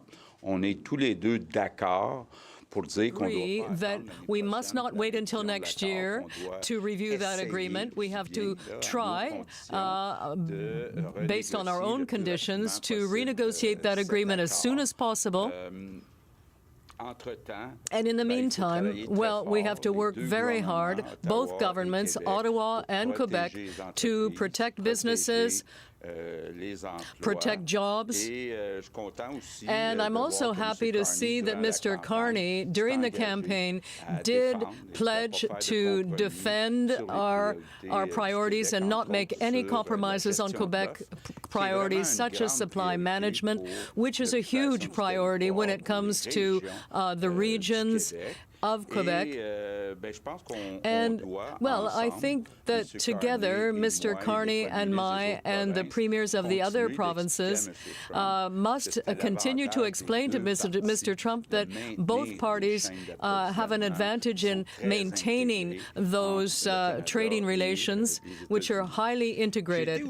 I was also very happy about my meeting with Mr. Carney and to see that both of us are talking about building a new economy around energy, including clean energy, critical minerals. As you know, we have large quantities of those minerals in Quebec, artificial intelligence, where we are really doing very well in our universities in Montreal, and defense, where we have to be more self-reliant in relation to the United States and develop closer relationships with Europe. So Mr. Carney and myself are really on the same wavelength in terms of the economy, and I'm really looking forward to the coming weeks and the coming months and to be able to come forward with concrete projects to expand the new economy of Quebec. We're also in agreement, Mr. Carney and myself, that it's urgent at this time to reduce the huge gap in productivity between Canada and the United States. So the top priority, both in Ottawa and Quebec, has to be wealth creation. And as you know, that's very important to me. And in 6 years, we have been able to reduce the gap between Quebec and Ottawa in that regard. But unfortunately, in recent years, we have not, as a country, been able to reduce our wealth gap with the U.S. So that's urgent. And one way of strengthening our economies is through infrastructure. We know, unfortunately, for all sorts of reasons, successive governments in the past neglected infrastructure. And so now we have a big catch-up to get going.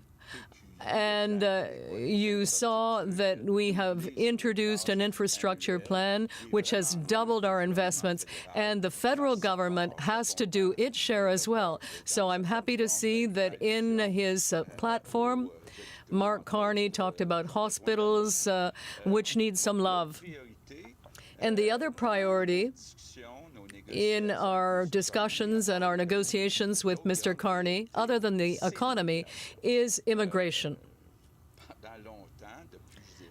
I would say for years I've been talking about that, and I have the feeling that I'm kind of the only person talking about this. But fortunately, even under the Trudeau government, we had begun to take action. We tightened up the situation at Roxham Road. We introduced visas for Mexicans. We introduced restrictions for the introduction of temporary foreign workers to Quebec. But that is not enough, and we simply must do more. And again, looking at the platform and Mr. Carney's plan, and I was rereading it last evening, They talk about three things. One, bringing back immigration to acceptable levels, sustainable levels. And second, when asylum seekers are refused, to send them back.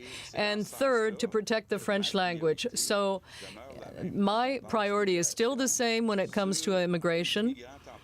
Temporary immigrants have to be properly controlled. We went from 200,000 to 400,000, and we simply have to go back to 200,000. So I will continue to insist with Mr. Carney on that happening. And I also want to take this opportunity to thank Pierre Poilievre, in particular for his commitments with respect to ensuring that Quebec can have some better control over immigration, and the need for citizens to have some support when it comes to the cost of living. And I also want to extend my thanks to the leader of the Bloc Québécois, Yves-François Blanchet. He ran a good campaign, and I'm counting on him to defend Quebec's interests in Ottawa. Thank you very much. Does Mark Carney owe a debt of gratitude to Quebec because he's been given possibly a majority? Does he owe Quebec for that? Well, I think Mark Carney had very good support in Quebec, as you say, and a lot of Quebecers voted on the basis of the economy. As I just said, his vision of the economic future is very similar to my own, and I'm really looking forward to our ability to announce economic projects in Quebec, and I think that would really be the best way for Mr. Carney to say thank you to Quebecers. What kind of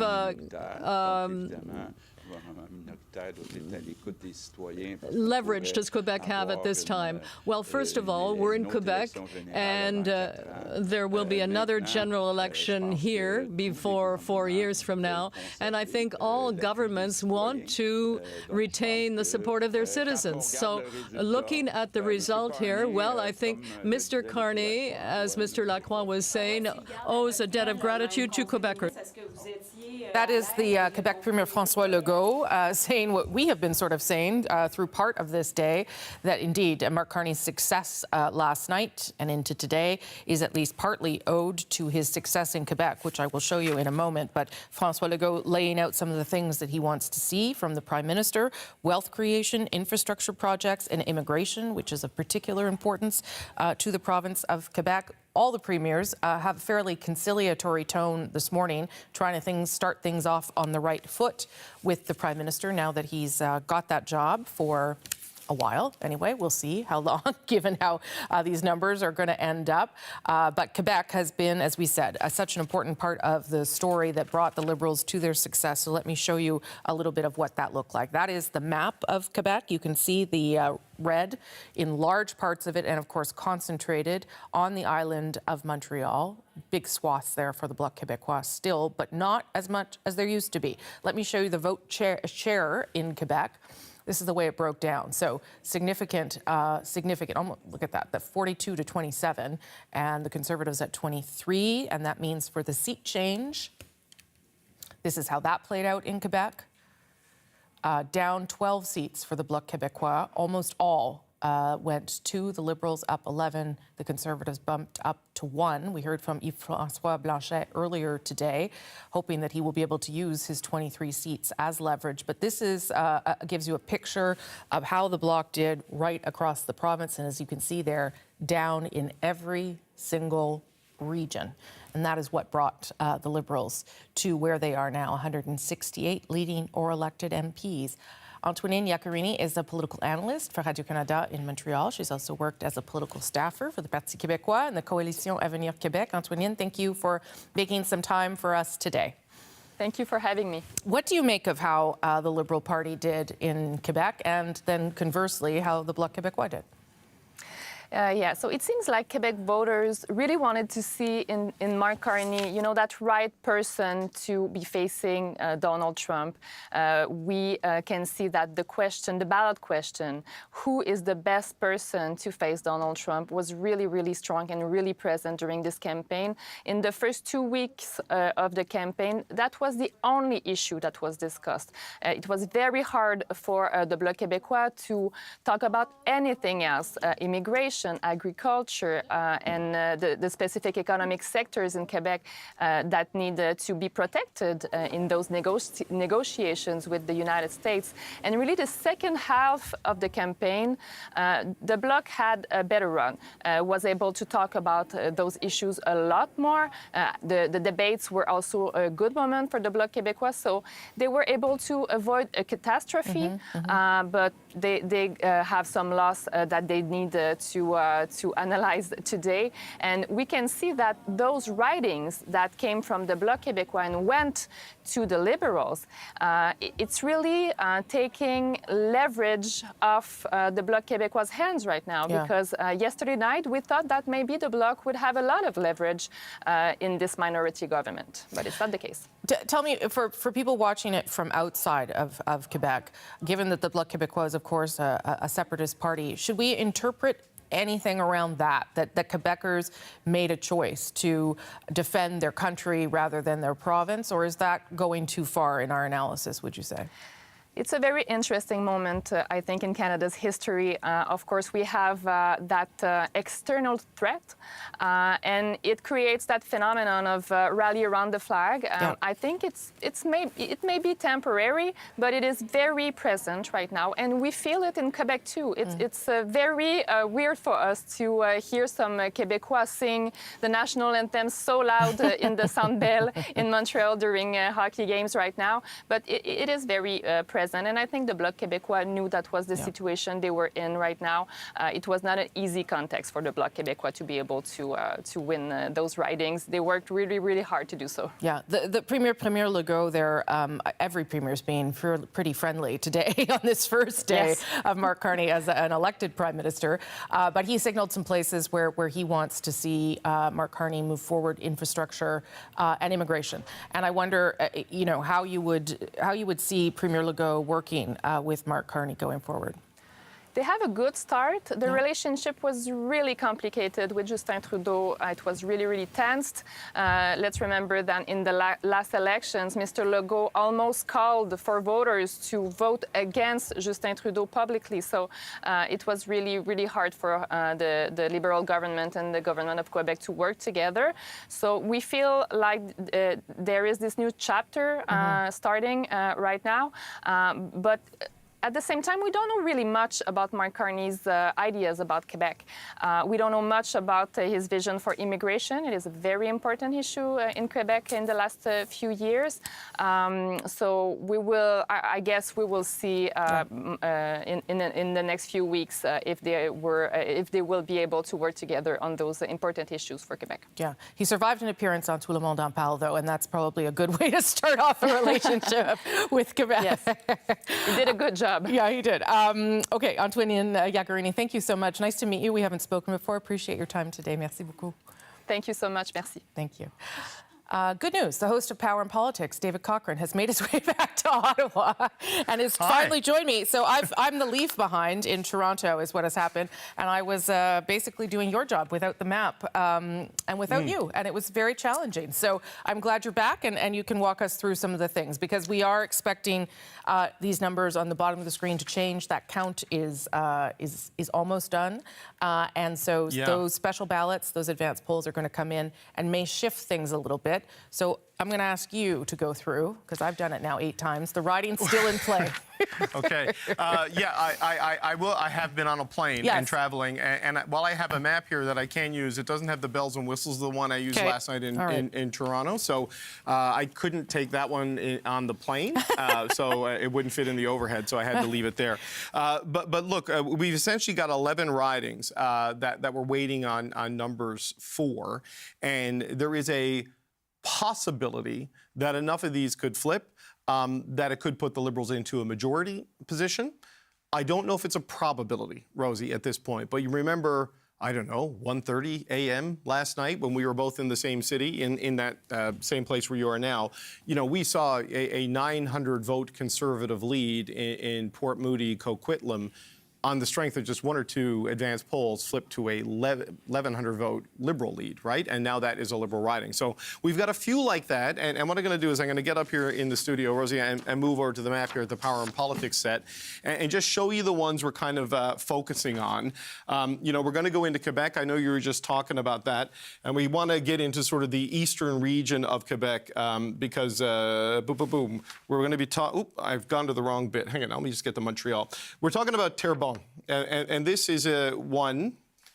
Okay, now the menu is not working great. So we've got a challenge here, Rosie. But this is the riding we're talking about here, if I believe, if muscle memory. Well, you don't have to point to the riding. You just talk about the region. I know you want anyway, to. the map is glitching on me. Yeah, okay. So anyway, we're looking at Quebec. Well, look, the riding of Terrebonne in Quebec, it is the closest race in the country right now. There's a 28-vote lead for the Bloc Québécois with one poll left to report. At this stage in the count, Rosie, as we're going over last night, that's either the advance poll or a special ballot, and on the strength of their Get Out the Vote organization during the early voting period, you know, it was the Liberals who ran up big scores there and big margins there, and that's what we've seen things flipping on. I'm just looking off camera there, Rosie, to see where I am in terms of on the map. Yep. This is another one we're watching, Nunavut. It's got a 54-vote NDP lead. There are about 650 votes still to come there. I think when we said goodbye last night, the NDP had a lead of about 300, closer to 400. You know, the Liberals have been galloping up on that lead ever since. So with 647 votes or so to come, you can very easily see a 54-vote margin disappear. Other ridings we're watching is over in the greater Vancouver area. You get into the metro area. You look at these NDP seats. Look, Vancouver East, that's Jenny Kwan. She is projected elected. She'll be just fine. Vancouver Kingsway, though, this is Don Davies' riding. The lead here gets a little bit bigger, but in a riding like this, the advanced polls also get a whole lot bigger. So Don Davies is ahead by about 308 votes. But again, this is a riding where, you know, it should be, in theory, in a normal election, a safe NDP seat. But we've seen that lead starting to get cut away as the votes come in. Well, another one to look at is in Ontario. And this is one that the Liberals are losing right now. And it's a seat that they held when this election started. And we're going to go all the way down to the southwestern Ontario here, not Essex, but Windsor, Tecumseh, Lakeshore. Eric Kuzmierczak is the Liberal MP there. The Liberals are trailing by 359 votes. But the expectation is there are 3,500 special ballots there in the one poll that's remaining. So you can see, yet again, depending on how those special ballots break down, that's another seat that could potentially flip Liberal. Now, special ballots are very different than the advanced polls. This could be people in the military working overseas. This could be people out of the country. They break down in a bunch of different ways. So it is not the hard and fast rule that, you know, the Liberals believe they overperformed on that 4-day Easter weekend, and that certainly seems to have been the case based on a lot of the results. But, you know, when it's all special ballots, there's a little bit more uncertainty I'll just intervene here, David, just to say that we are expecting that data to be dumped all at once, too, when it goes into the systems. I mean, it's really good that it all comes super fast, and we're tired, and we'll have to process it in real time. Just so that'll be fun. Get a heads up, You know, so the Miramichi Grand Lake is the other one I want to focus on. A Conservative seat in New Brunswick. The Liberals thought this was their safest. Do we know when it's coming, Rosie? I just keep hearing soon, but the definition of soon is fluid, right? I would say the definition of soon has shifted through the afternoon, Okay, all right, that's moving like the ballot question. We're getting close. Yeah, okay, all right. So Miramichi Grand Lake, look, the Conservatives have a 394-vote margin here. One of the two special ballot polls has reported, and where at least 2,700 special ballots were cast. So there is still another report to come, and it's, again, those special ballots, very likely what is coming there, and that could have an impact on what happens in that particular riding. So it just goes to show you, like, where you were, you know, with all of these. We're going to go into the GTA. This is one the Liberals feel pretty good about flipping. Make sure I can, nope. Is it right here? I'm lost in this without my menu, Rosie. There it is. I found it. Milton East, Halton Hills South. This is where former Ontario Progressive Conservative Cabinet Minister Parm Gill, he's leading the Liberal candidate by 556 votes. 1 of 2 special ballot polls were reported, and at least 2,800 special ballots were cast. So there is, north of 1,000 votes potentially available, or, thousands of votes still available in these ridings where you could see change. There's also, back in Quebec, there is Shefford, which is a riding. There's a 651 vote block lead in Shefford right now. The Liberals were in the lead for part of the night. Again, special ballot. The Bloc is more of a movement and wave party in Quebec elections. They don't necessarily have sort of the structured, organized ground game that you often see the Liberals and the Conservatives focusing on. But then the Liberals will even tell you that in Quebec, their ground game functions a little bit differently than, say, it does in Ontario. And, well, last night that ground game delivered over expectations. Another place to look is Cloverdale, Langley City, again, getting back into the lower mainland of British Columbia. This is a riding, it's been redrawn, but like the Liberals won it in 2015 and then lost it in a by-election, and lost the next election, won it back, then lost it in a by-election. So this is a battleground. And then you get back into Ontario, into Kitchener, South Hespeler. You've got Hamilton, East Stony Creek nearby. In the Hamilton area, but you've got Kitchener, South Hespeler. That's one. Yeah, there it is. That's one. The Conservatives are leading the Liberals by a little more than 1,100 votes. One special ballot poll is reported, but there were more than 3,000 special ballots that were cast. This was a seat that the Liberals won, but there's been this trend all around southwestern Ontario, Rosie, that we noticed last night, that whatever happened with the NDP vote, you can see no New Democrat in Hamilton. You can see no Green in Kitchener, no New Democrat in London, and no New Democrat down in Windsor. They just got wiped out in Ontario. And a lot of the NDP collapse has just led to the election of a lot of Conservatives. I think of the 17 seats they lost, 13 of them went Conservative. So that's played out a little bit in Hamilton. That's definitely played out down in Windsor. It's definitely played out that way in Kitchener. And there's one more riding to watching back in BC, which is sort of similar to what we talked about with Port Moody, Coquitlam, Rosie, and that's Pitt Meadows, Maple Ridge. The Liberals are trailing by 1,400 votes, but they were trailing by 2,500 votes last night. And there's still 8 polls to go. So remember, we saw those big swings, right? From 900 down to 1,100 up. We saw the same thing in Nipissing last night in Ontario, where the Conservative Gary Keller was up by 1,000. Advanced polls came in, he's down by 1,100. Yep. So it is possible that these swings happen. There is also one riding I want to show that could go against the Liberals on this count, and that is the Terra Nova riding, Terra Nova, the Peninsulas. Anthony Germain has got a lead there for the Liberals, about 46 votes. There's a special ballot poll to be counted there. Now, if you look at the way things have gone in a lot of the ridings on mainland Canada, you would say, oh, that's probably a good thing for the Liberal. The thing about this riding here, it goes from the Bonavista Peninsula down to the Burin Peninsula. This is a part of Newfoundland and Labrador where a lot of people travel for work. They're journeymen. They work in the oil and gas sector. They work in construction.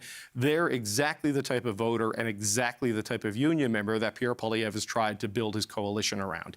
So some of the key industry in that particular riding is like the Bull Arms shipyard. This is the big shipyard and fabrication yard where the Hibernia offshore platform was assembled and then floated out, for example, to drill for oil on the Grand Banks. So you have that kind of a labor force and core sustaining industries there.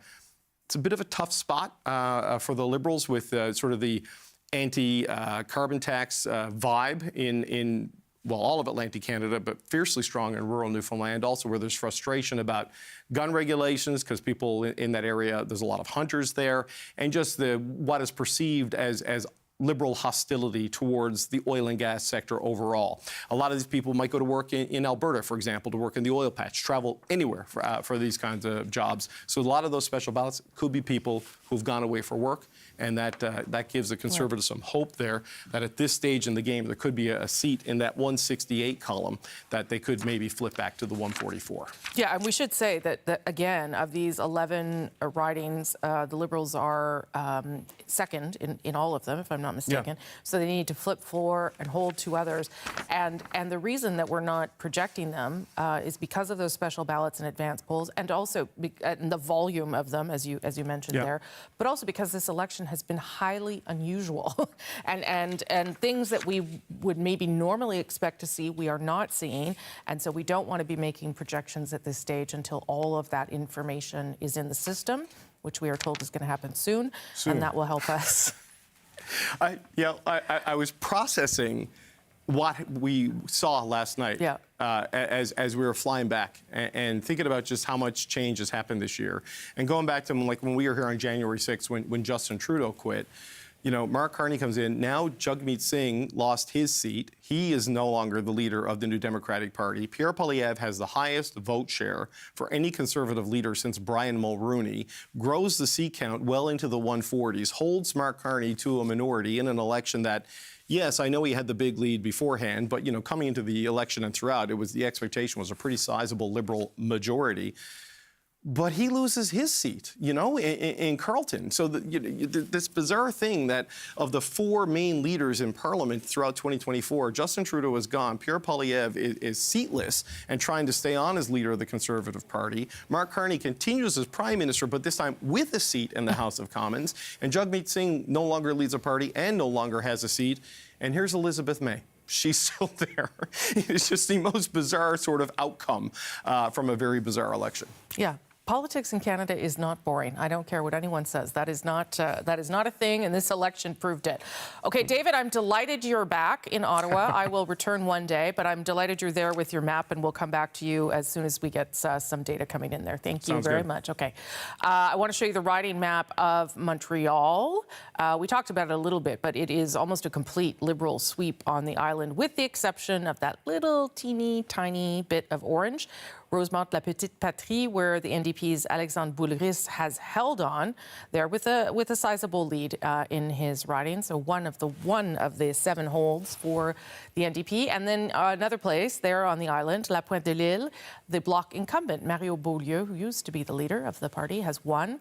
Across Quebec, as we've been talking about, the Liberals made significant gains. They all came at the cost of the Bloc Québécois. So let's bring in the CBC's Vanessa Lee. She's in the riding of Terrebonne. That's one of the very ridings we're watching there for. Vanessa, what can you tell us about that riding and the Liberal performance in Quebec? Well, Rosemary, certainly people in this riding are dying to know who their next member of parliament is going to be. It's going to be one of the 2 women on the posters behind me. And really, this margin, as you and David were discussing, is so tight. We're talking 28 votes right now, but there are still 2 polls that have to report that will account for about 880 votes. And really, it's to be noted. This is a Bloc Québécois stronghold, and in speaking to Bloc supporters from across the province, we've gotten this sense that people have never felt more Canadian pride than they do right now. And perhaps this is why we're seeing such close races. And of course, some of these seats, Bloc seats, that have turned red. We are also watching the riding of Longueuil-Saint-Hubert. That is on Montreal's South Shore. There is also a very close race going on there between the Bloc and the Liberal candidates. Just a margin of several hundred votes right now. Denis Trudel, who is a well-known Quebec actor turned politician back in 2019. He is hoping to be re-elected for a 3rd term. And he was really hoping that this controversy surrounding the Liberal candidate there, Nathalien Joseph, was going to help him. So Nathalien Joseph, during this campaign, the local newspaper reported that his Instagram account was following several sexually suggestive accounts. And so there were questions put to him. Initially, Mr. Joseph said that his account had been hacked, but there was a lot of backlash. There were advocates for victims of sexual assault that were calling for him to withdraw from the race. And so several days ago, he did say that he made a mistake. He apologized. He said that he didn't mean to hurt anyone. And really, at this point right now, he is in the lead. He is a newcomer to politics. He was born in Haiti, but moved to Quebec 8 years ago. And so, you know, these are the kind of storylines that we're seeing, some surprises. And really, it comes as a result of the sentiment that many Quebecers have here right now, Rosemary. Okay, Vanessa, what we've been talking about what this means for the Bloc Québécois. Obviously, I think the Bloc would prefer that there is a minority government and that they can continue to exercise a bit of pressure on the Liberals. But what did you make of what the leader had to say in terms of his tone? A little bit different than last night, I think. Well, absolutely. We definitely saw a shift in tone today. Last night, we were hearing a lot about balance of power. And today, the word collaboration came up a lot in the press conference that Yves-François Blanchet had this morning. He was talking about that this is what citizens have called for him to be forming an alliance of sorts with the Liberals. And he also said that it is time to show restraint in partisan comments. And so he really, overall, he was just talking about diffusing any tensions that there are between the Liberals and the Bloc so that the two parties can work together. As far as the future of Quebec's independence movement, here is what he had to say. I am absolutely certain that we must first, in the federal parliament, deal with the negotiation. And it won't be a matter of years, it will be a matter of months. We can do that.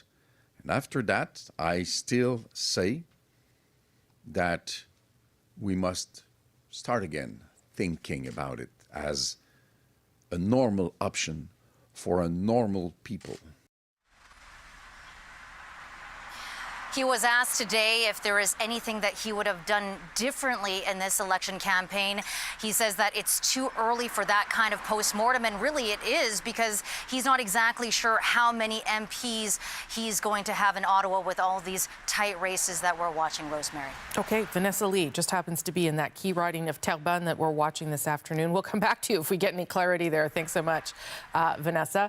Do want to just let you know that we are still waiting for this count of special ballots and advanced polls to finish. That may affect those numbers at the bottom of your screen. A number of you have emailed me asking, well, this seems like a lot of special ballots. You're right, there were a lot of special ballots, double as many as normal, and that is because of an increased turnout, certainly in advanced polls, and engagement of voters. I'm not sure if we have a voter turnout number yet at this stage. If we do have that, we'll update you with it as well. There was some talk that we might break a record. I don't think that actually happened, but advanced polling certainly did on that Easter long weekend. Let's go to Nunavut now, where the NDP candidate there is in another one of those races that we're still watching and where votes are still being counted. The CBC's Juanita Taylor joins us live from Iqaluit. Juanita, get us up to speed on what you're watching for there. Yeah, well, Rosemary, people here in Nunavut are still waiting, as you mentioned, to hear who their next member of parliament is going to be. Votes are still being counted at 2 polling stations, still waiting to get those results. The delay, Rosemary, seems to have started last night here in Iqaluit when a power outage hit the city, and that left vote counters in the dark for about an hour. And probably by around 1:30 in the morning, that's when we knew that, we wouldn't be getting a decision anytime soon last night. And as you mentioned, NDP candidate Lori Idlaut, she has been in the lead ever since the very beginning, but it is a very tight race. She's about 50 votes, more than 50 votes ahead of Liberal candidate Kiligva Kabluna. Okay, and Juanita, there were some issues. You talked about some issues in Nunavut. There were also some issues in Nunavik. Voters not able to cast their ballots. What happened there? Yeah, many voters in Nunavik weren't able to cast their ballots last night. Elections Canada struggled to open voting stations in 5 Nunavik villages. Voters in those villages told CBC that polling stations closed after just a few hours or didn't even open at all. Last night's winner in the Quebec riding of Abitibi Bay James Nunavik EU says she realizes the seriousness of the situation. Take a listen. We will have to wait and see, what is going to be the outcome? What is Elections Canada going to determine? I am elected. It is for certain now. One of my first statements is going to be ensuring that Indigenous peoples have the right to fair and equal representation. We can file a complaint, we can file a report, but even better, we can now make it a bill. And Rosemary, Elections Canada said in a statement that weather issues were affecting flights for workers. In that statement, Elections Canada said in several cases it was not possible to recruit local teams. In other cases, harsh weather conditions have prevented access to communities. Now, Rosemary, Elections Canada did not confirm how many villages were affected or whether polling booths were indeed shut down. Okay, Juanita Taylor in beautiful Iqaluit. I was just there 5-6 weeks ago with the Prime Minister. It's a gorgeous place to be. Thanks for making time for us today. Mark Carney, speaking of the Prime Minister, wasted no time getting back to work after his election win. He was up very late dancing. We'll bring you those pictures just because at some point. But he was dropped off at the Prime Minister's office in Ottawa there across from Parliament Hill. A number of questions yelled at him about potentially getting on the phone with Donald Trump soon. We know that he has taken a call from the French President, Emmanuel Macron, because Macron tweeted that out, and getting down to business and perhaps waiting to see whether he, in fact, can pull off a majority. He has formed government, at least.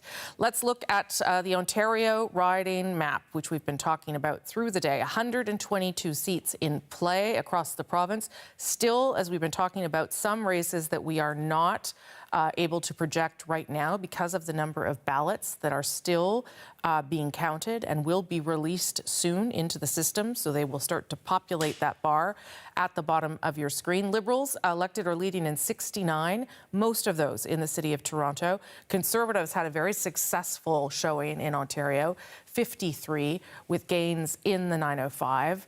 In fact, they increased their standing in Ontario significantly. Let's go out to Ithel Musa. She's in East Halton Hills, south in Ontario. This is one of the brand new ridings there. Ithel, how did it go? Yeah, indeed. You know, not just a brand new riding, but one that is, Rosie, considered to be rather consequential, underscored by the fact that both Carney and Poilievre visited this new riding. It splits the city of Milton right in half, and this particular riding, Milton had in the past, you know, flipped from being conservative to liberal. This was, you know, Lisa Rait's riding in 2015. Then Adam Van Koeverden claimed it in 2019 and 2021. He's now riding as a liberal on the west side. It appears right now that the conservative candidate is in the lead. That's Parm Gill. He is a one-time conservative MP serving. He had served under Prime Minister Stephen Harper. More recently, he was an MPP here in Ontario. He was in Doug Ford's cabinet. He was the Minister of Red Tape Reduction. He is up against the Liberal candidate, that is Christina Tesser-Dirksen. She's a lawyer, a two-time councillor here in Milton. She had run, you know, provincially in February, but she lost to the PC incumbent candidate. So this is looking to be a rather close race. You know, this combination, you know, of combining these two towns, Wellington, Halton Hills. It includes the riding of Georgetown, which has traditionally been conservative, long held by MP Michael Chong. So it'll be interesting to see how things developed. I had the chance today to talk to some people here in this brand new riding, how they were feeling about the results. Rosie, here's some of what they had to say. Very disappointed, actually, after the Trudeau years. How could we go Liberal again? I voted Conservative because I think that's real change. I think the Liberal Party is just going to go back at the same stuff they were doing all along. I think it's good that we have an economist rather than I know he's a politician now, but, you know, I'm not tired of politicians. If it hadn't been him, would your vote have gone differently? For sure, yeah. I just didn't like how Trudeau was leading the country in the past couple of years, so I would have voted Conservative if he stayed for the Liberal Party. So, Rosie, when you take the results from the last federal election and you applied them to these new boundaries, the Liberals would have edged out the Conservatives by a mere 239 votes. So it would have been close then, and it looks like it is close now. Yeah, okay, and that is one of the ones where we are waiting for more data, more information in order to project an elected winner. The CBC Ithamusa in the riding of Milton, East Halton, Hills South. That's a long one in Ontario. Thanks for being there. Appreciate it. As a new political landscape takes shape in this country, CBC News caught up with people in Canada's biggest city, right here in Toronto, to get some of their thoughts on the results. Oh, I am delighted with the results. It's great for the country. Canadian first, before anything else. I was expecting a majority for the Liberals, but it's still very great results. I'm glad he won because I think he's the best person to stand up to Donald Trump. I think he's a steady hand, and I think he's more representative of what Canada's about. Sad that Pierre Poilievre lost. I did hope that he would at least win his seat. Huge disappointment. I was hoping for change. I was hoping the Canadian people were tired of what we've dealt with. When everyone was talking about change, I know I'm going to get in a lot of trouble for this, but if you really want change, you should have voted NDP or Green.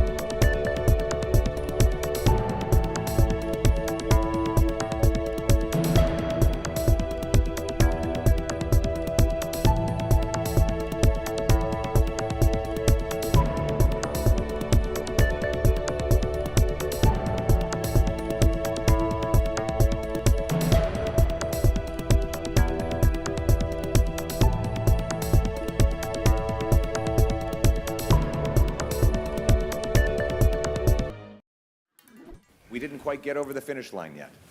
We know that change is needed, but change is hard to come by.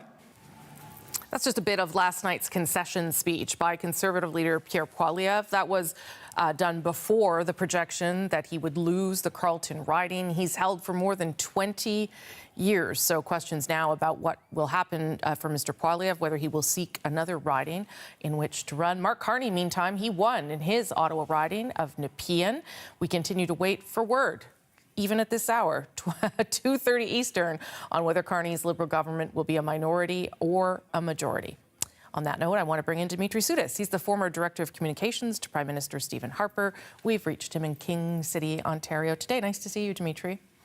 Nice to see you, Rosie. I'm sure you were up late as well, probably on Radio-Canada, doing all sorts of analysis. Conservatives fell short, but still had a very strong performance, certainly improved their standings in seats, in popular vote, even though the leader himself lost. I'll get back to that. But what did you make of the overall performance of the Conservative Party last night? So it all depends, both for Conservatives and Liberals. What's your benchmark? If your benchmark is in January, Conservatives are disappointed and Liberals are happy. If your benchmark is a couple of days ago, Liberals are disappointed and Conservatives are happy. In terms of the actual results, so Mr. Poilievre, I think, is sitting around 42% of the popular vote. The last time a Conservative leader had so much support across the country was in 1988, and it was Brian Mulroney. The other element is I have to admit this is one of the strangest elections because both Conservatives and Liberals ended up winning where they weren't supposed to and lost where they were supposed to win. I ultimately believe that, and this is just a preliminary analysis of the results. I actually don't believe people voted along party lines. I think they voted on the two distinct ballot question. The first one, which was the change ballot question based on domestic policy, and the second one, the Trump ballot question on who can face and stare down Donald Trump. The challenge for both parties right now, especially for Mr. Poilievre, who did not win his seat, is quickly make a decision to run in. So one of his MPs will ultimately have to step down. He will have to seek a by-election. Hopefully, Mr. Carney is not going to play games and call that by-election as quickly as possible so that both the next Prime Minister and His Majesty's Leader of the Opposition are in the House of Commons. The biggest challenge is it's a minority government. And Rosie, you remember, obviously, you've been in Ottawa under the Trudeau minorities. You remember when Prime Minister Harper was in a minority. So the challenge with any minority government is it is more difficult to make tough decisions because sometimes tough decisions are not popular in the immediate term. So is Mr. Carney going to be able to make these tough decisions regardless of the political consequences? Well, it's a minority right now. As you know, we haven't projected it yet because we still have this handful of ridings. That's, speaking of unusual, that's also very unusual that we would be in that position. But assuming it sticks as it is, projected at a minority at this stage, what does Parliament look like inside? What does Pierre Poilievre, assuming he gets a seat, because he certainly wants to stay on as leader, how do they work together? Can anything get done? Is there any sort of collaboration because of the moment we're in? Do you see Conservatives being open to that? So there's two parts to what's coming next. There's the legislative side. So you're talking about budget, you're talking about legislation, where I'm a purist. So at the end of the day, His Majesty's loyal opposition is there to oppose and replace. At the same time, Mr. Carney can count on the NDP, he can count on the Bloc Québécois, he can count on the Green Party to pass some of that legislation. Where it's going to be interesting, it's on the executive side. So Mr. Carney does not need Parliament to negotiate with Donald Trump. He does not need Parliament in order to conclude an agreement with Donald Trump. How far and wide is he going to go on consultations with opposition parties? Because ultimately, whatever agreement comes out of the negotiations between the Government of Canada and the American administration will require Parliament's ratification. At the same time, I think right now, Mr. Carney has a golden opportunity to walk the walk. He's told us he's a great negotiator. He ran two banks. He knows how to count. He now has to get the job done because he received a mandate from the Canadian people, albeit a potentially minority mandate, to solve this issue. Because of your time in Quebec and the things you did for Stephen Harper in that province, wondering about your take on the bloc. 23 seats, all coming to the credit, to the good fortune of the Liberal Party. How do you read that? Is that just, again, about the Trump question here, or is that some sort of early warning sign for the Bloc Québécois? I don't think it's an early warning sign for the Bloc Québécois. I often compare the Bloc Québécois to a parking lot. It's where people park their vote. It's where they're comfortable. But when there's tough decisions to be made, they walk into the store in order to make a decision. So yesterday, actually, it's quite interesting. Mr. Carney has won 43 seats in Quebec. That is more than what Justin Trudeau won in 2015. The last time a Liberal leader won so many seats, if I would say even more in the province of Quebec, was 1980, Pierre Elliott Trudeau, who won 74 of 75, which also means that Mr. Carney would not have won this minority government. Quebec literally delivered him the victory yesterday. And Premier Legault, just a few moments ago, Rosie, did a press conference. And basically what he said in not so many words is, we need money for infrastructure, which is crumbling. It's time to pay back the debt. Yeah. I want to ask you, I know you're not, deeply inside all these factions, but there is this ongoing rift, it would seem, between the Poilievre Conservatives and the Doug Ford Conservatives. We saw last night Jamil Jivani, who did win in his riding. He was speaking to my colleague, David Common, and he won in Bowmanville, Oshawa North. He took time out of nowhere to sort of go off on the Ontario Premier Doug Ford. I want to play that clip if I can for people. Doug Ford just went through an election. I have differences of opinion with him. I don't like how he's managed healthcare or education. But out of respect, we didn't say anything. Federal party, we didn't get in his way. When it was our turn to run an election, he couldn't stay out of our business, always getting his criticisms and all his opinions out, distracting our campaign, trying to make it about him, trying to position himself as some kind of political genius that we needed to be taking cues from. I don't know. Those comments weren't. He volunteered those comments, so clearly, and I know that there's some personal animosity between him and the premier, but clearly this is a feeling that some Conservatives had about the way Doug Ford and Ford's campaign manager got involved in the federal election campaign. What did you make of that? Well, Rosie, again, you know that every single day that Premier Ford, every single day that my former colleague Corey tonight commented on the general election campaign, that was a lost day for the Conservative campaign. I actually sympathize, and I think Mr. Giovanni's comments are fair. I hope both of these sides can put this behind them. Mr. Ford can focus on governing Ontario. Mr. Poilievre can focus on winning a by-election, becoming His Majesty's loyal opposition, and maybe these guys can sit down and grab a cup of coffee, because at the end of the day, they are both Conservatives. I will say this.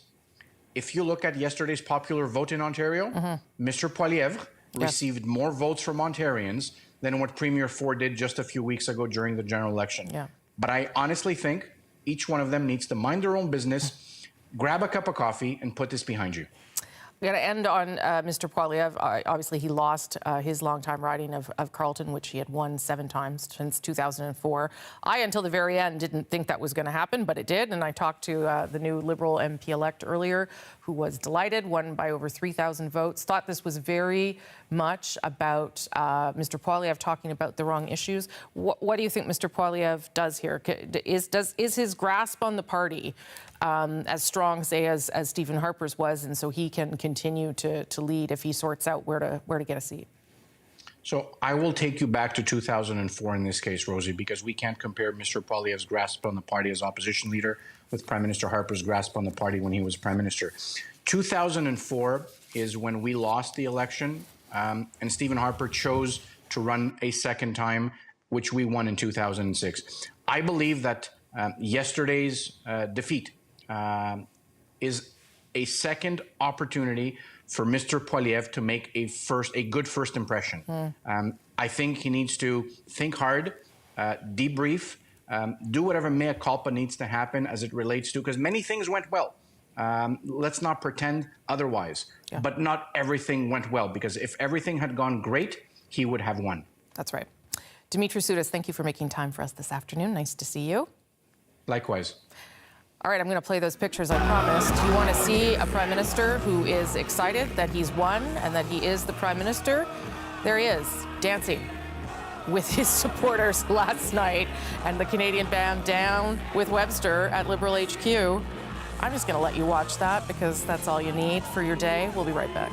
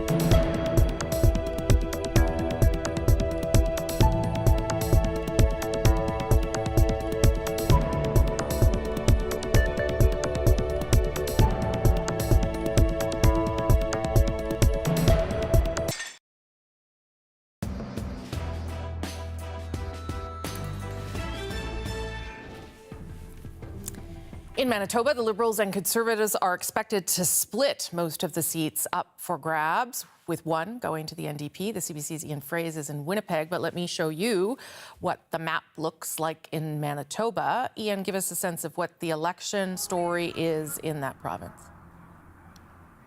Thanks, Rosie. Yeah, it's a big night for the Liberals, going from having 4 of Manitoba's 14 seats up to 6. Conservatives holding steady around 7 seats, although some variations there, and the NDP going down from 3 seats to 1. We'll start with the Liberal gains going to West Winnipeg, where Liberal Doug A. Olson started his morning yesterday working a shift as an emergency room physician. He ended the night being elected. He was a one-term MP for the Liberals back in 2015. And he's fought every election since, going up against Conservative Marty Morantz, who ultimately is defeated here. A. Olson benefited from really, the Liberals' growing popularity across the country and as well as in Manitoba. We'll go north now to the sprawling riding of Churchill-Kiiwetinoong-Aski, where Liberal Rebecca Chartrand beat the NDP's Nikki Ashton. Ashton has held this seat since 2008. Chartrand is Indigenous, and she spoke throughout this campaign about how Indigenous people need to be at the table. That message clearly resonated here in this riding, where 75% of the population is Indigenous. And the Conservatives made a pickup in East Winnipeg, the riding of Elmwood-Transcona, where electrician Colin Reynolds beat the NDP's Leela Dance. Dance had won in a by-election last year. This riding has predominantly gone NDP since its formation around 35 years ago. So a pickup here for the Conservatives. For Dance, she was hurt by vote splitting. In that by-election last year, the Liberals got just 5% of the vote. Yet in this election here, the Liberals got 22%. That created an opening for the Conservatives and Colin Reynolds to win. Okay, Ian, that's, lots of interesting things there, including Liberals going back to gaining ridings that they had in the past, as you said off the top there. What can Manitobans expect going forward? Yeah, I'm not expecting too many major changes here. Perhaps Mark Carney's got a few new faces he can consider for his cabinet, Terry Duguid being the Minister of Environment where we stand right now. Also, I expect continued cooperation between the Liberal government federally and the provincial NDP government. At press conferences, the politicians often talk about their happiness of working together with another progressive government. Manitoba, noteworthy, was the first province to sign on to the pharmacare deal, that really being a testament to how these two governments can work together. And as you can expect from both parties, that they would like that to continue. Okay, the CBC's Ian Fraze in my hometown of Winnipeg. Thanks for making some time for us. Looks beautiful there today. Thank you. Very nice. Thank you. We're going to take a short break. More Canada Votes Day 2 right after this.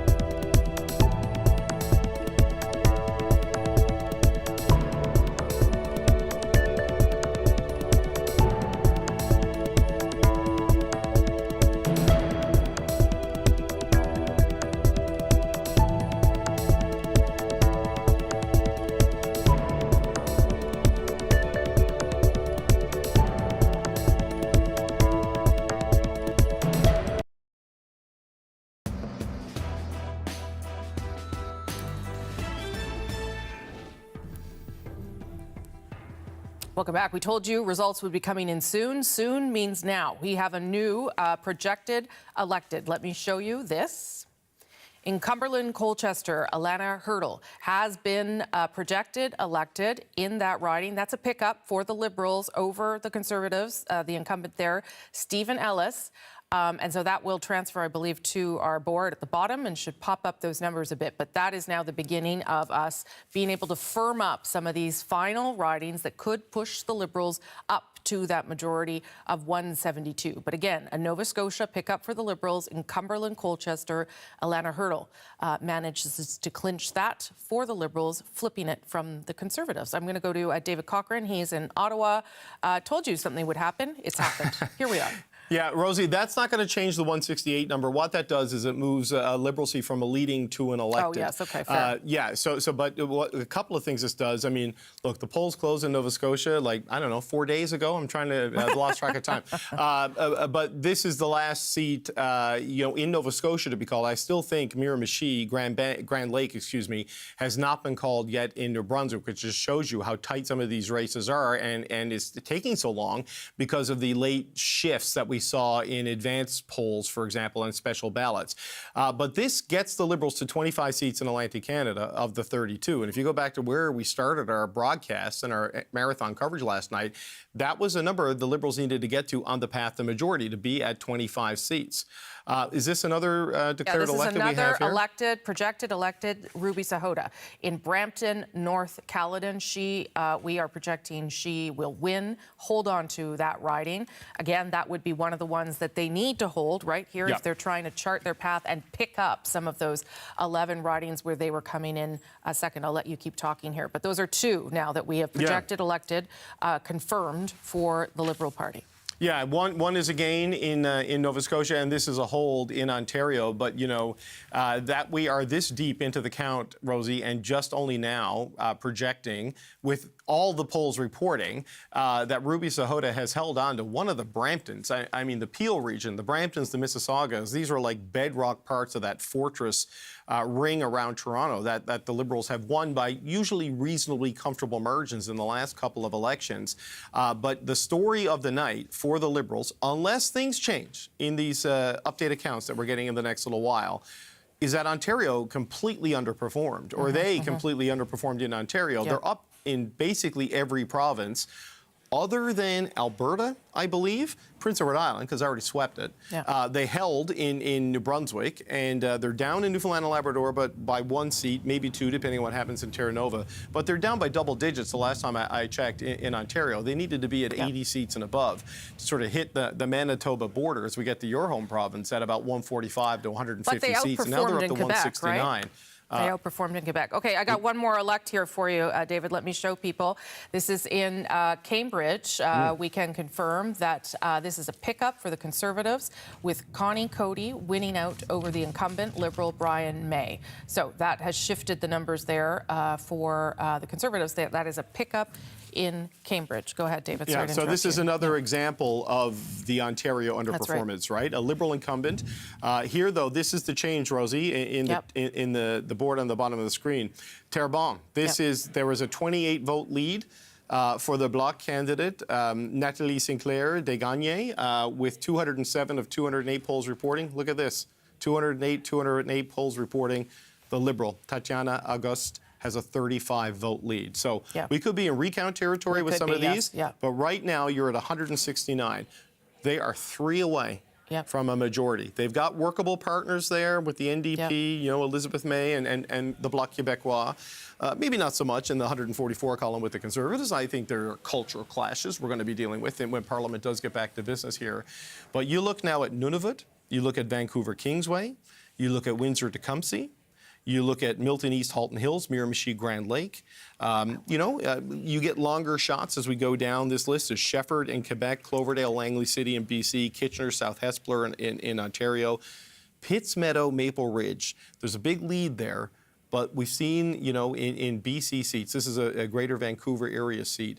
We've seen in some of these BC seats that the advanced polls and stuff just broke so heavily Liberal that it was thousands of vote swings. So, my spidey sense is tingling on that one, that it could be a big movement. Don't know if it'll flip it, but there is a path to 172 here. Yeah, there is, and that's why that's why our decision desk is very good at their jobs, and that's why we were waiting to see how the rest of this day would shake out. I do want to go back to Terrebonne, if I can.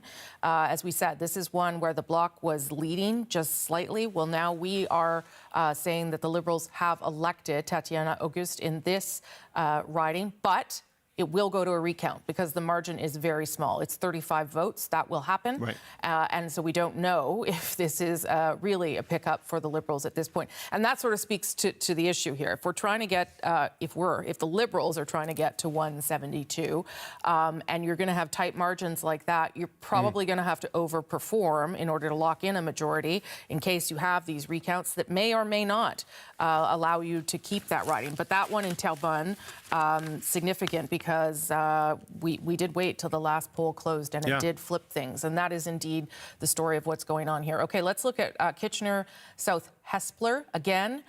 Electing, this is Matt Strauss. He is the Conservative. He has won that riding, leading by more than 1,000 votes over the incumbent there, the Liberal. Again, speaking to part of what you were talking about there, David, the overperformance, really, of the Conservatives in Ontario, the message of affordability and other issues really hitting parts of the southern part of the province of Ontario. So, unelected there in Kitchener South Hespeler. Let's go back down to the bottom of your screen there that you were so familiar with all through last night. That is the standings of where we are at.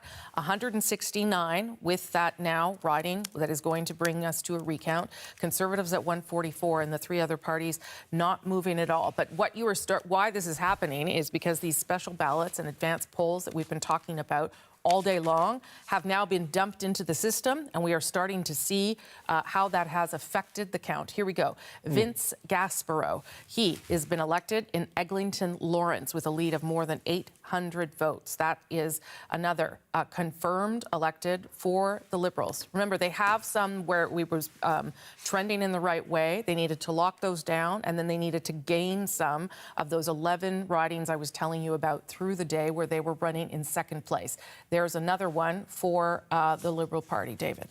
Yeah, Kitchener South Hespeler, along with Cambridge. Those are more examples of where the Liberals have underperformed. So Matt Strauss, bit of a controversial figure. He's a medical doctor who was, I believe, an acting medical officer during the pandemic. And he was very critical of vaccine mandates. He was very critical of some of the lockdown policies that were employed during the pandemic. So that just makes him notable as a candidate there. But he becomes the very first ever, I believe, Conservative member of Parliament for Kitchener South Hespeler. This was one of the 11 ridings that we were watching, Rosie, that the Liberals were second, and there was a possibility, not necessarily a probability, but a possibility that the advance vote and the late vote, depending on how it broke, could move them into first. So that didn't happen here in Kitchener South Hespeler. They really underperformed, the Liberals did, in that particular part of Ontario, if I'm remembering the map correctly. And just I'm going to stand up and just make sure I am. Okay. And so I'll just say, again, for people watching, there were 11 ridings that we had our eyes on. This was one of them. And the Liberals were placed second in them, so they needed to pick up 4 of those, plus hold a couple of others. This one was not a flip. So the Conservatives will be happy to secure it. But if we are trying to see if the Liberals can get to a majority, which is 172, this is now off the board for them, not a possibility. And again, that additional one that is there for the Liberals at 169 is going to a recount. It's a very small margin, I think 34, 35 votes in Terrebonne. Okay, you're back at the map. I'll let you do some talking there. Yeah, so look at this. You know, this is Kitchener. You do see 2 Liberal seats there and one nearby in Guelph, but look, this is how it was last time. There was a green in the middle surrounded by 4 Liberal seats. Boy, you think they'd like to have those 2 seats right now, along with, Cambridge, along with, the one in the west coast of Newfoundland and Labrador that they lost in long-range mountains. You can see, in provinces where the Liberals had really good top-line polling numbers, vote inefficiency and just a coalescing or a splitting, in some cases, of just enough New Democrats stuck around to split the vote that it ended up electing Conservatives. And this is the criticism kind of the strategic vote narrative that, we heard throughout this election campaign. And just, Rosie, I'll go over here. Just look at southwestern Ontario. You can see all this blue from Windsor all the way up. Look at what it looked like last time around, right? There was red here, there was orange here, there was orange there. There was a bunch of red here and red there. Boom, there's more blue in southwestern Ontario, and they're breaking right up, into sort of the GTA ring. This is another one we're watching, Milton East, Halton Hills. Now, I don't have the pictures of the candidates when I click on this, but we can see the numbers. The lead is 556 for the Conservative Parm Gill over Christina Tesser-Dirksen. There's one poll left to come. Now, is there enough votes in that to move it? I don't know, but we've seen leads of 500 become deficits of 800, as these late votes have come in. So this is sort of the reason why we're watching it. So when you look at the Liberals at 169, you look at Milton, which is a riding that they have won in the past. You come out here to British Columbia, you get down into the lower mainland, to the greater Vancouver area. Oh, hang on a second. Did this one, has this flipped? No, Meg, direct me here. I'm looking for the Pitt Meadows, Maple Ridge. It has not. Okay, all right. Sorry, I was just watching there, but there is a one down there, Pitts Meadow, Maple Ridge, where the Liberals are second, and like we talked about in Port Moody, Coquitlam, there is the potential for large-scale seat movement there. So you need to get to 172 or maybe 171, and then you decide you're going to throw the Liberal caucus's support behind an opposition member to be Speaker of the House of Commons. Because you go back to Nova Scotia, Rosie, where we started this. 11 ridings. Chris D'Entremont is the MP for Acadie-Annapolis. He was the Deputy Speaker in the last Parliament. A lot of Liberals think he's a nice guy. If you need a Speaker, that could be an option for you, because they've taken out Rick Perkins in South Shore St. Margaret's and Steve Ellis in Cumberland Colchester. This was the tripwire. They always felt if they got that, you had a real wave coming. They did really well in Atlantic Canada, but it wasn't kind of the wave that guarantees you're going to get to a majority. Let me just interrupt you for a second, David, because we do have an elected, I believe. Let me show you this. Here we go. Elected in Longueuil-Saint-Hubert, the Liberal. We are now all polls are reporting, so we can confirm that he has won. That's a healthy lead of 749. So another one that the Liberals needed to win, and they have won, if they in fact want to get to a majority. But the numbers at the bottom of your screen not moving yet, and that's because the Liberals have to pick up in other places, and we haven't seen that yet. In fact, the Conservatives are holding some of the leads that they have, particularly in Ontario. So we'll keep watching, but you can see these polls are now closing slowly, and the votes have all been counted and the data starting to come into the system. Sorry to interrupt you there, David. No, I'll that's good. doing that locking that in just shows you Yep. how important Quebec was. I know Terrebonne is a narrow margin, but you're up to 44 seats in Quebec, right? 44 of the 78 ridings. You can see all this red here. Look around the island of Montreal. You've got lonely Alexandre Boulerice right there, the little orange speck. Just look at how much it has changed from the last time. These block seats, right, that have just flipped red, right, going, north and south out of the island of Montreal. And, of course, the La Salle-Mard-Verdun riding that the Liberals lost in the by-election, joining St. Paul's in short-lived losses. The Toronto St. Paul's riding, which Leslie Church won back for the Liberals last night, as things they've brought back sort of into their voting coalition and base. So, look, the Quebec Liberals, mission accomplished, right? They wanted the number to start with a 4. They got it up to 44 at this point, pending whatever happens with recounts. The Atlantic Liberals got to 25, had their sights set on like 27, 28, fell short, certainly in Newfoundland and Labrador, and at least right now, as we wait the final numbers, in Miramichi, Grand Lake in New Brunswick. But broadly, it really is the disappointing results in Ontario because, look, they grew in Manitoba, the Liberals did. They've got a seat in Saskatchewan. I mean, it's been a decade since that happened. And I think they only have one right now they have 2 in Edmonton, in Alberta, right? They have one, I believe, in Calgary and another one up in Edmonton where they held on to Calgary Centre. Right there. So, they do have 2 there. They grew in British Columbia. It's the Ontario performance that killed them. So let me show you that because we've got some more elected. I'll start with this one if I can. And this one is a Conservative, Parm Gill. Okay. He is holding, or he is keeping, this is a new riding. So they are winning Milton East, Halton Hills South. That is one that the Liberals would have needed if they were going to head towards a majority. Parm Gill not letting them have it, and that is the story of Ontario. Conservatives performing well in the province of Ontario. I think I have another confirmed elected here. Yep. And this is in Shefford, another place where the Bloc has now held on to this one. Adrienne Larouche winning by more than 500 votes. Again, this was one that the Liberals would need to flip if they were going to get to a majority. The path to getting to a majority getting much more narrow for the Liberals at this hour. And that 169, as we said, Terrebonne going to a judicial recount. So they haven't moved materially at this stage in any way, but we are going to wait now because all of this data coming in. But there's two that were on our list of 11 where the Liberals have not managed to break through. The Bloc holding one, the Conservatives taking the other, David. Yeah, it's actually three because so Terrebonne went red. Yep. Milton East, Halton Hills, as you just showed, it stayed blue. Shefford, a different shade of blue, but Bloc Québécois blue, and Kitchener South Hespeler. That's right. That one went blue. So, you know, Nunavut is the next best opportunity, I would say, for the Liberals to gain. That's, you know, obviously up here. There's a 54 vote margin there, but there's more than 600 votes to come, as we understand it. And then I think after that, it's Vancouver Kingsway.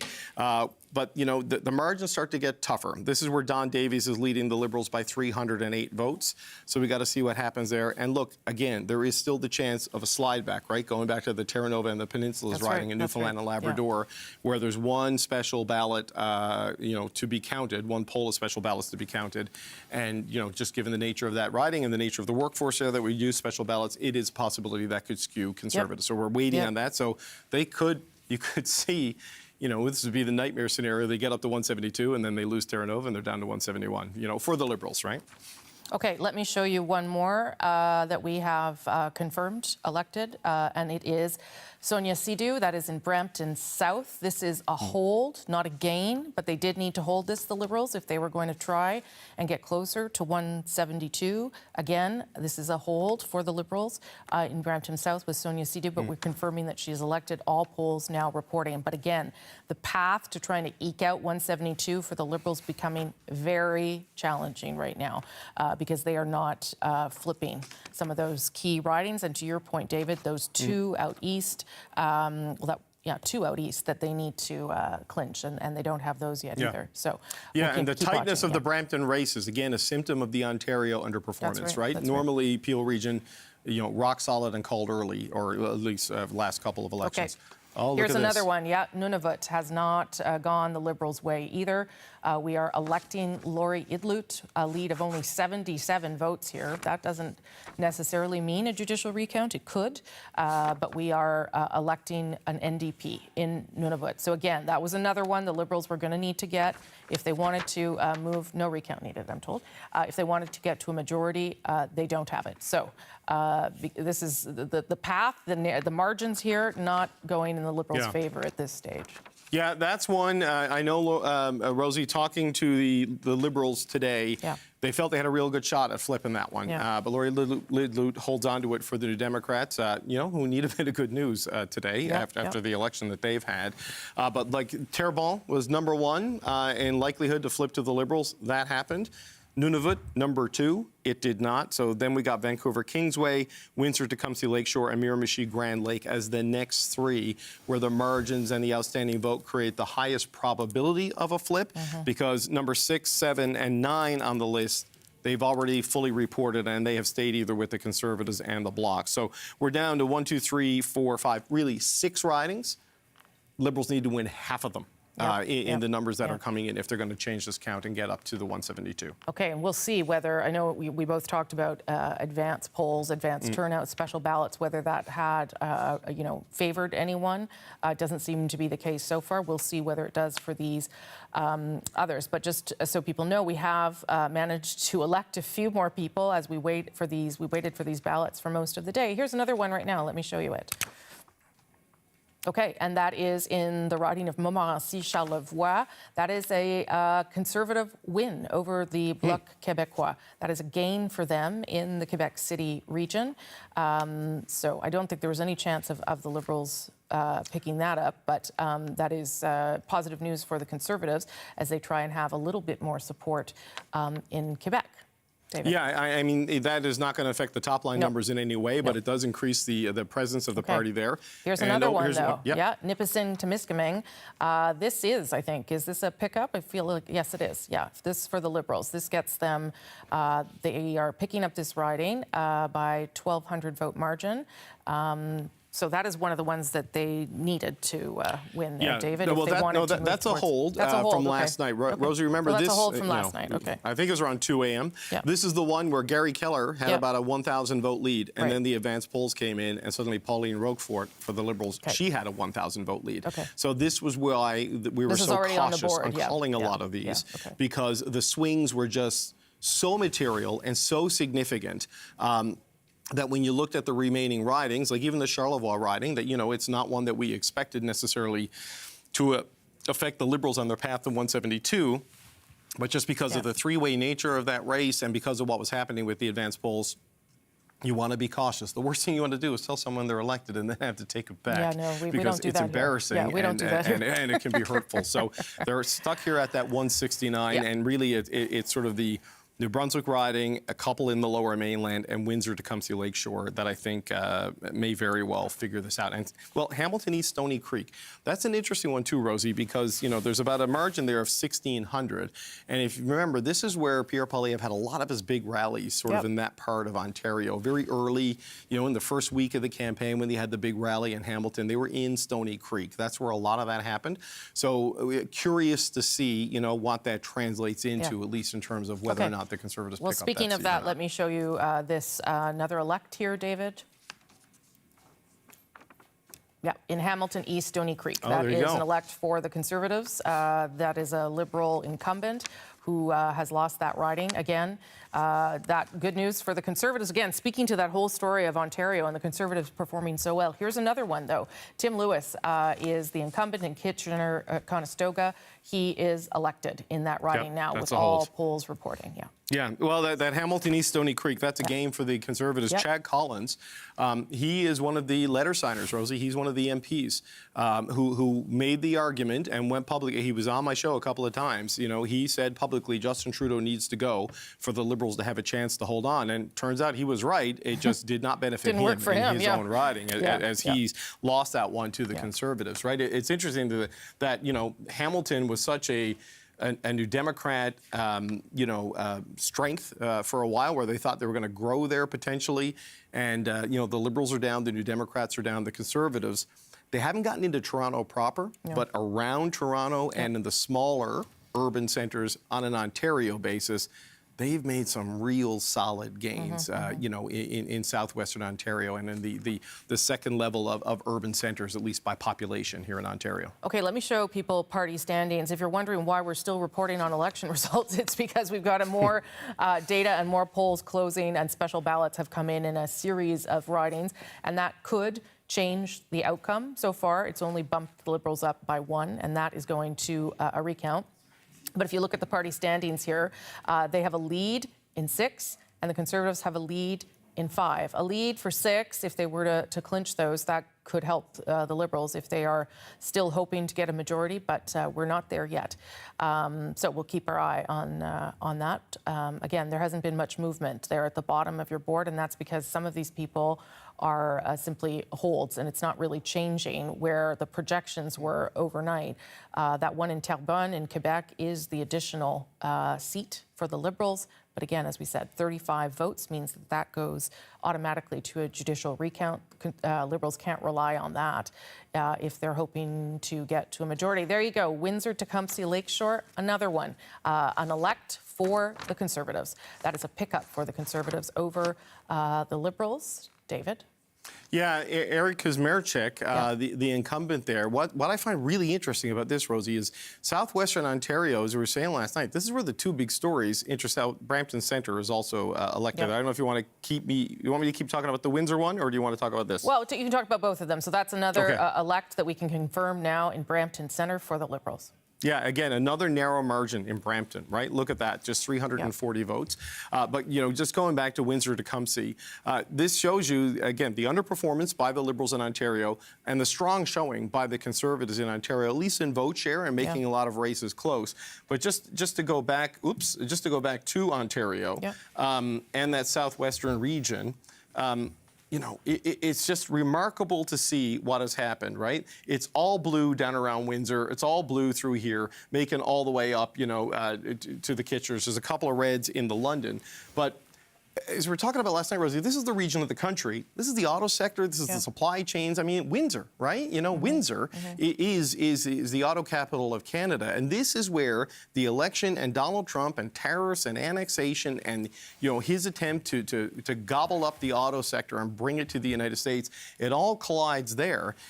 And if you look at Mark Carney and his pitch is that he is the best person to deal with this, look at the areas most affected by the threat of what Donald Trump is doing. They all went overwhelmingly they all were more concerned about affordability. In terms of ridings, right? Now, it changes when you get up into Oakville and places like that, which are also affected by auto. But it is interesting to see that in a place like Windsor, where Mark Carney was at the very beginning of his campaign and at the very end of his campaign, where he used the same backdrop with the Ambassador Bridge behind him that Doug Ford used in his provincial campaign, that it voted very strongly for Pierre Poilievre. He's been courting that auto worker vote. He's been courting, the sort of the blue collar trade unionist, journeyman sort of workforce vote.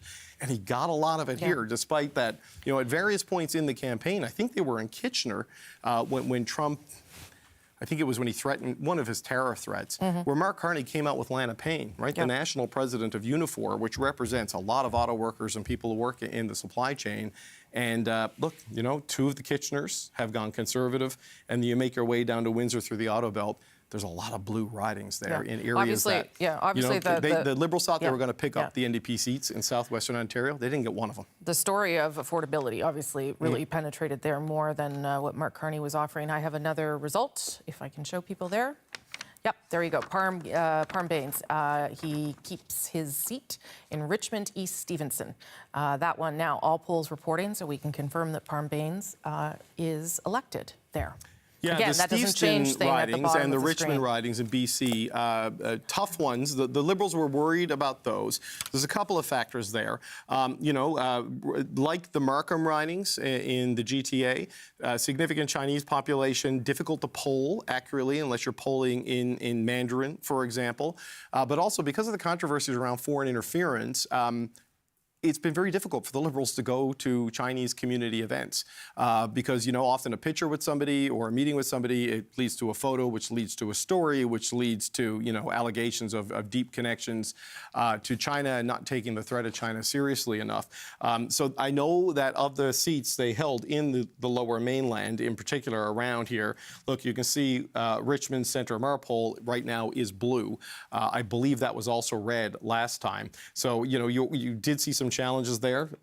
They are still counting on one of the NDP seats potentially and two of these blue seats right here. So just to give you an idea of what we're watching in terms of what could flip, these are areas that have been Liberal in the past. Downtown Vancouver, you wouldn't be surprised, has been Liberal in the past. Right. So we're waiting to sort of see what happens here in the Greater Vancouver and into along the Fraser River areas with those final results to see if that path to 172 stays any wider.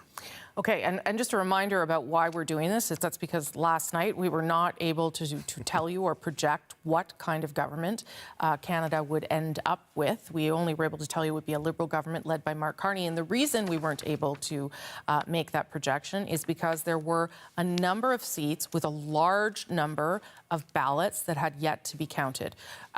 This is not about plotting the outcome for someone. This is about making sure that every vote for every Canadian election is counted before we determine what kind of government it is.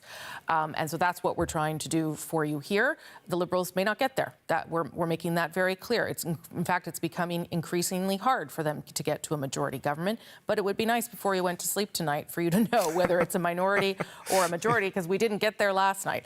And so that's what we're tracking through. We don't care who whether they get a majority or a minority. That's up to them. What we care about is that you have the correct data and you know what kind of government's coming.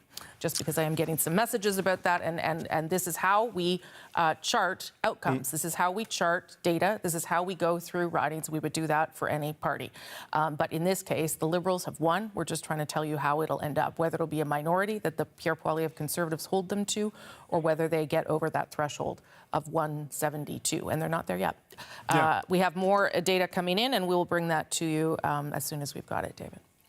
Yeah, and Rosie, honestly, at this point, what I care about is being able to go home, go to sleep, get some rest, have a good meal. Because, you know, it's been about 36, 37, 38 hours that we've been going at this now and still waiting for the answer. But, you know, you can see, you go back to the path to victory we started with, right? 32 seats in Atlantic Canada. Liberals needed to be at 25. They got there. We'll wait and see what happens here in Terra Nova. You move out from there, you go into Quebec, and look, you know, as I said earlier, you know, especially with the Terrebonne flip, and we'll see if that holds up and whatever recounts happen.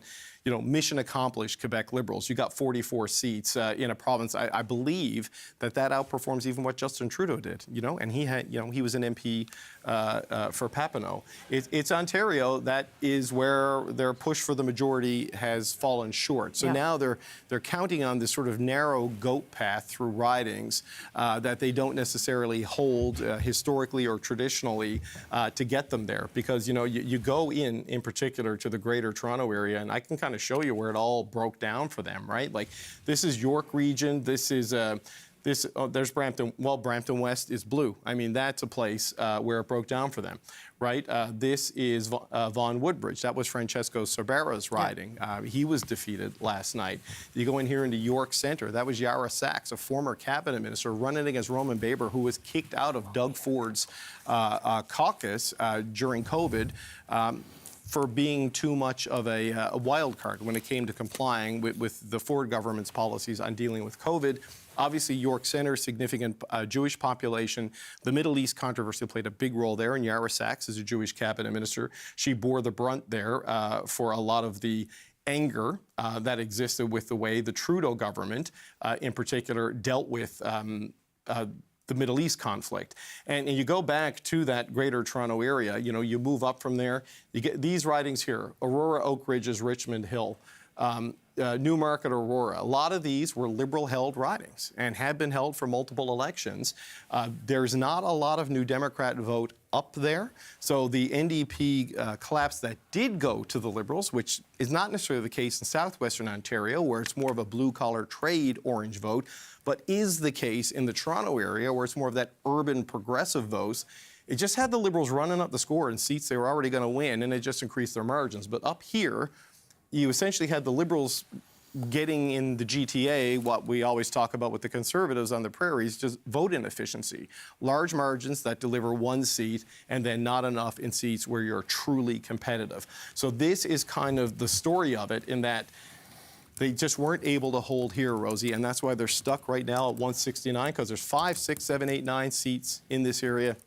They all expected the win. They thought were pretty much, most of them would break their way, maybe not all of them.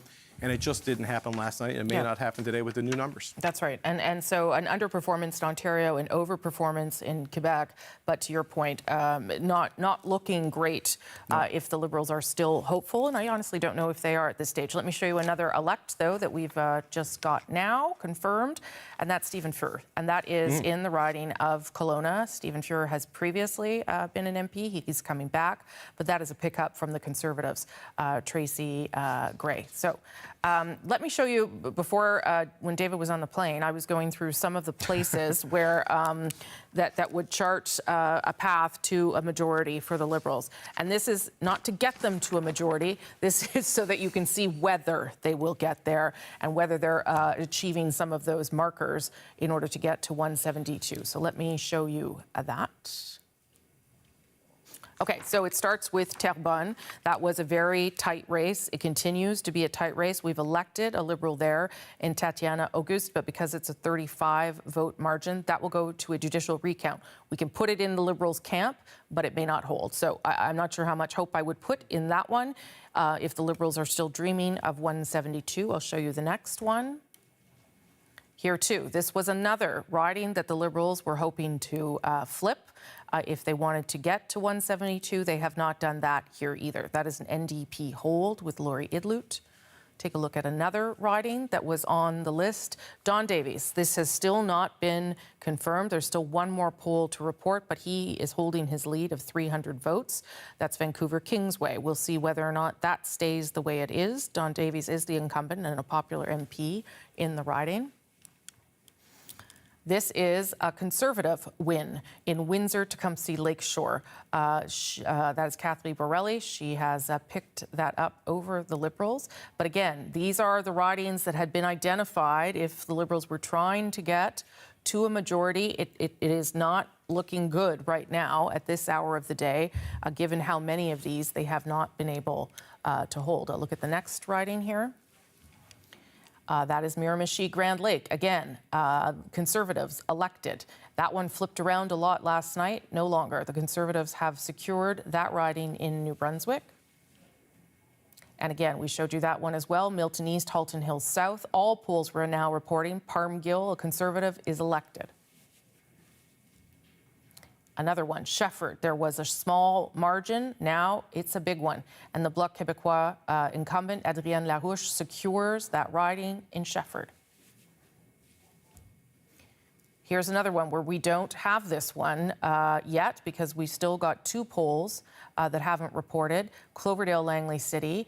Tamara Jensen does have a lead of 900. You may think, well, that's big. You should call that one. Well, we know that there's a lot of special ballots in that riding, so we're waiting to see what those do because just next door there was just next door there was also a turnaround for the Liberals. So we're waiting to call that was final result, but off to a good lead for the Conservatives. Here in Kitchener South Hespeler, the Conservatives have elected Matt Strauss over the Liberals' incumbent, Valerie Bradford.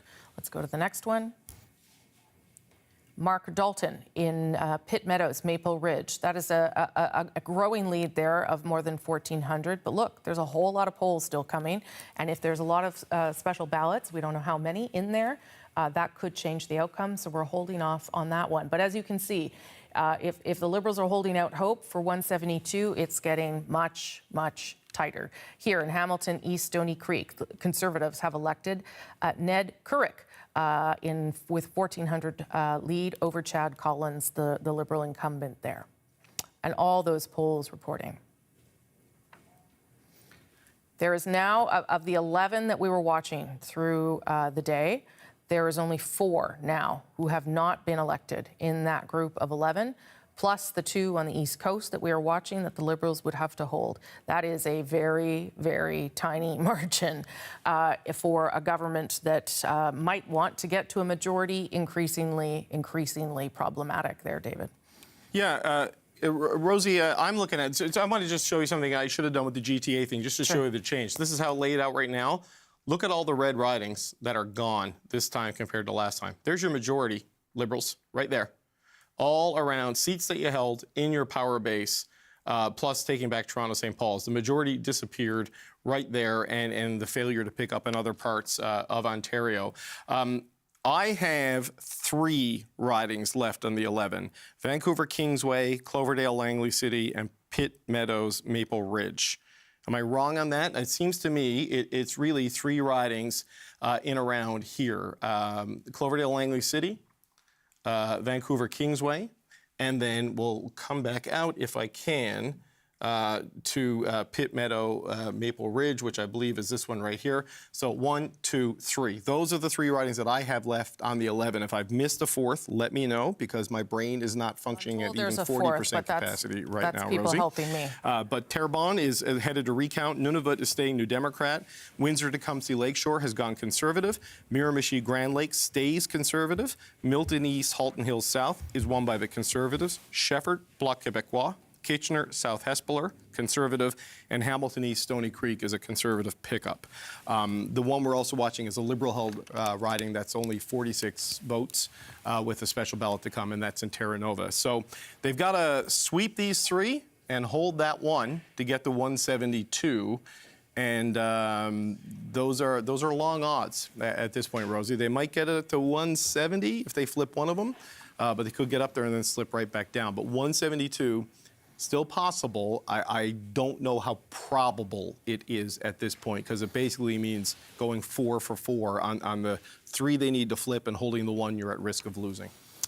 Yeah, I don't think I'd put money on it right now. It doesn't look like it's tracking the way the Liberals would want to. But again, we did feel it was very important at the CBC News decision desk to take our time with this, because there were so many special ballots coming in, and there were so many races where there was still a lot of vote to count. It wasn't even about close races. It was about the number of votes that still had to be counted in order for us to feel confident. So we've elected a whole bunch more today, and we'll continue to watch those 3 or 4 or so to see where that gets us. But certainly we're tracking in the direction of a minority government for the Liberals. We'll make that projection when we're fully ready. Let's go to the riding of Milton East, Halton Hills, South in Ontario. We were just there with the CBC's Atal Moussa, and we now know that that has been secured by Parm Gill there. Yeah, indeed, Rosie. This is a brand new riding, and it was considered consequential, underscored by the fact that both Carney and Poilievre made a stop here during their 5-week campaign. As you mentioned, Parm Gill has secured this brand new riding, which basically splits Milton, the town of Milton, in half. He was in Doug Ford's cabinet. He was his minister of red tape reduction, and now he has secured that federal seat. He did also serve as an MP under Stephen Harper. His opponent, it appears he won, bested her by less than 300 votes. That was Christina Tesser-Dirksen. She is a lawyer, was also a city councillor, and had run unsuccessfully provincially in February. If we take the results from the last federal election, the old boundary, and we apply that today, if we had applied that, the Liberals would have bested the Conservatives by about 240 votes. So it would have been close then, and it appears it was very close now. But Parm Gill, the Conservative, as I said, has won this area. Our desk took their time in, counting all of, or just waiting until all of those votes were counted. But it could have flipped. Milton has flipped from Conservative to Liberal in the past, but it was smushed with, Halton Hills, Wellington Halton Hills, which has Georgetown, which is a Conservative riding. Michael Chong has held that for quite a while. So we were waiting to see whether it was going to go Liberal, which Milton has been in the past. Adam Van Covordian, has held it in the past. Lisa Raitt as well. But now the federal Conservatives have come out on top. Atal Moussa in the riding of Milton East, Halton Hills South. That's going to take a while to get used to that riding, but Parm Gill's got it, so he can practice it himself. Thank you so much for that. Appreciate it. Okay, and as we told you, we're just waiting now for a handful, really, of polls to close and for us to be able to elect in certain ridings. Where am I going next here? Back to David, maybe? Yes. Okay, let's do that. Yeah, I mean, Rosie, it's fascinating. When you look at these 3 ridings, you look at Pitt Meadow, Maple Ridge, this is the one where there's the potential for the most movement. This one out here, held by the Conservatives, Liberals in second place. There's 7 polls to come. And the margin is 1,426, which normally seems like a pretty good lead, but as we've seen, it can flick around pretty intensely, right, with these sorts of things. Cloverdale, Langley City, it's a 923 vote lead for the Conservative candidate right here, with only 2 polls reporting. And Vancouver Kingsway, this one here is a 300 vote lead. Okay. There's Sault Ste. Marie. Here's an elect, Terry Sheehan. Let's put it back up there in Sault Ste. Marie, Algoma. Liberals, Terry Sheehan was walking around saying he had won earlier today, so there he has. Now we are confirming that he has been elected, but that is one where we already counted it. So that is not a pickup for the Liberals in terms of where our numbers are. David, sorry to interrupt you. Off you go. No, but if you just look at these, you're looking at there's about 1,200 votes. You're about 2,600 votes. That's the gap. 2,600 votes spread across 3 ridings. That's the gap between minority and majority for Mark Carney and the Liberals, excuse me. And having to rely on British Columbia to get there. I mean, they've sort of won governments since 2015 on the strength of 4 pillars, really high seat counts in Atlantic Canada, really high seat counts, obviously, in Quebec, the GTA and everything around it in the 905, and then the lower mainland of British Columbia, and then a smattering of seats on the prairies and in the north. Nothing at scale like you see from the Conservatives, certainly in Alberta and Saskatchewan and Manitoba outside of Winnipeg. But that is the gap right now. In this election, with this bizarre and unpredictable set of outcomes of the Liberals, despite their top-line polling lead coming into the election, seemingly poised to fall just short. The Conservatives getting a historic vote share for themselves and increasing their seat count, but losing their leader in his riding of Carleton, the Bloc being diminished, the NDP being cut by about 2/3 to 75% of their caucus and losing party status.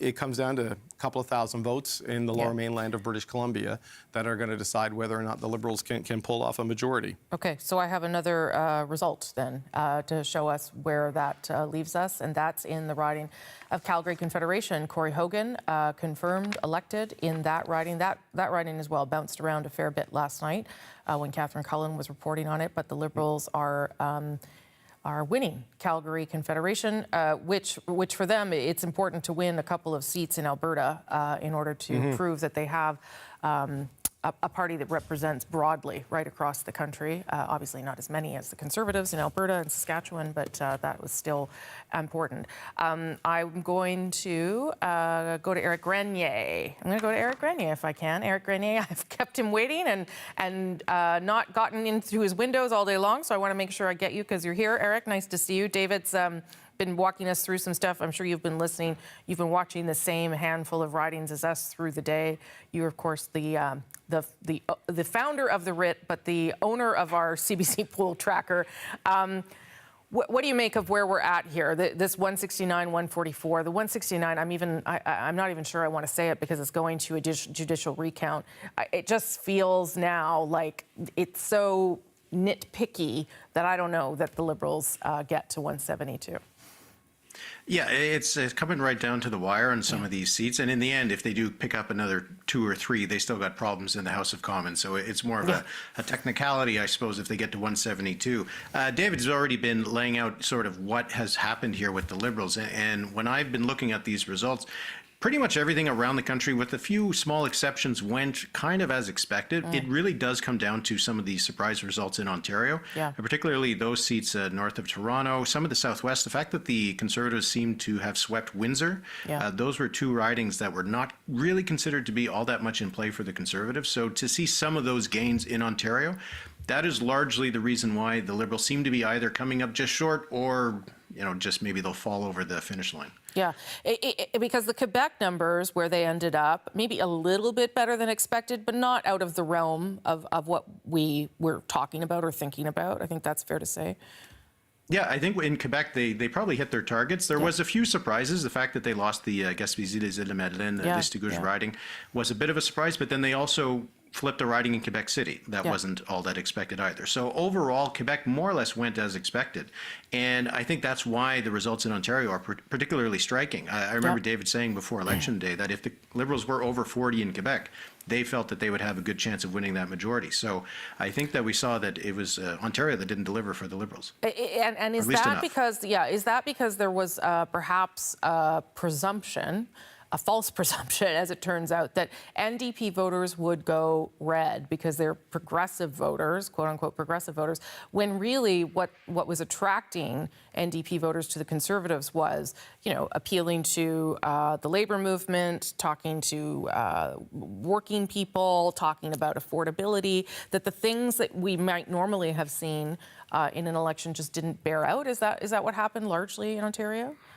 I think that might have been what happened in a few areas. Windsor being in particular, right? Because that's where the Conservatives were able to pick up. There was a riding in Northern Ontario that the Conservatives took from the NDP.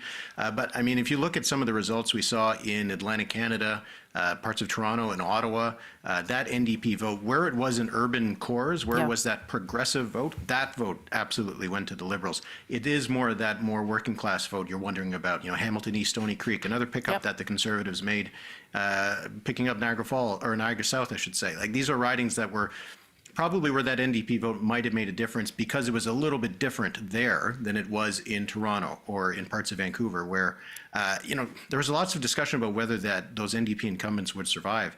I kind of had a gut feeling that more of them would, to see that they actually only ended up winning 7. And some of those ridings that, you know, Victoria, not even that close. It should have been a kind of a close riding. Just kind of shows that that NDP vote did not show up. Okay, so what is the takeaway for you in this really extraordinary election where, you know, we're in day 2 here and we will have a projection, I'm sure, about what kind of government we're going to end up with. But when we get down to a race that is really just a 2-party race, what is the takeaway here for Canadians in terms of what that does and what that looks like, and whether it's something that could be repeated or this is just an extraordinary election? It does feel like an extraordinary election. I mean, we have 2 parties now that have over 40% of the vote, which we haven't seen in decades and decades. We have seen both parties get combined over 80%. That hasn't happened since 1958. You have the NDP with their worst result in all of their history. And we'll see once the counting finishes, but they're currently a couple thousand votes behind the Bloc Québécois, which runs in 1 province.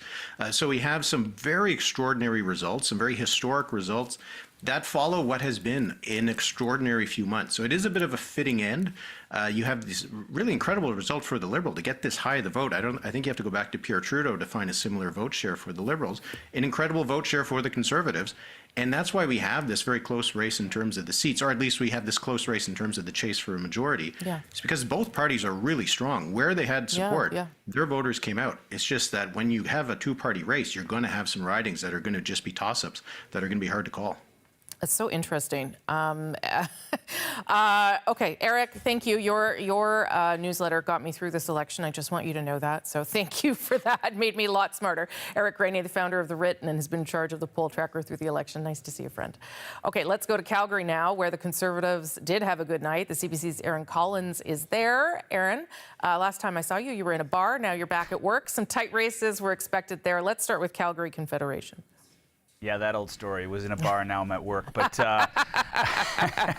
listen, yeah, I was listening in, of course, and you folks just called Calgary Confederation. That was a real tight one all the way through last night for Corey Hogan beating a former provincial cabinet minister, Jeremy Nixon here. The station actually sits right in that part of the city, so a lot of folks in this area were closely watching that. It was one of those 4 of those ridings that smart folks like Eric had kind of pinpointed in this city that could be toss-ups. We had Skyview, McKnight, Confederation, and Calgary Centre, which is where I spent the night at Greg McLean's watch party, which was in a smokehouse and bar, I will admit that. But that was a tight one as well. And in the end, though, Greg McLean won for the 3rd time in 6 years. He held that seat for the Conservatives, and that was kind of the story throughout the night here in Calgary. George Chahal, the only Liberal incumbent, losing his seat in Calgary McKnight. So really tough for the Liberals, for other parties to make a breakthrough here in Fortress Calgary for the Conservatives. And I asked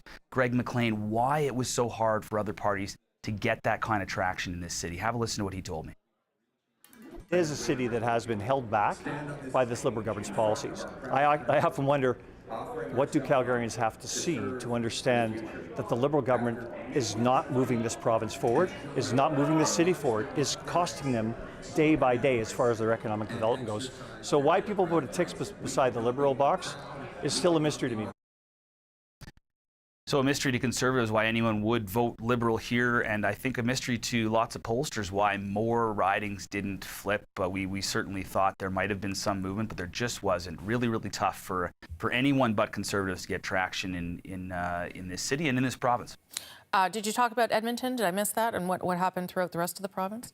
No, I haven't yet, but let's go there. Let's go north up the QE2. So, you know, kind of a similar situation. We had thought to be 4, 5, 6 ridings in play up there. The Liberals held on to Calgary Centre, and the NDP held on to Edmonton Strathcona, but they did lose a seat as well. So, you know, Conservatives really had a good night here in Alberta. Not only did they pick up a seat there, but they also, you have to remember, there's 3 extra seats in play here in Alberta. That's right. So really, there's four gains here in Alberta, and as you're talking about all the potential paths to victory for a Liberal majority government, you know, think about that. If just a few of those toss-ups had gone the other way, we could be having a very different conversation today. Okay. Rosie.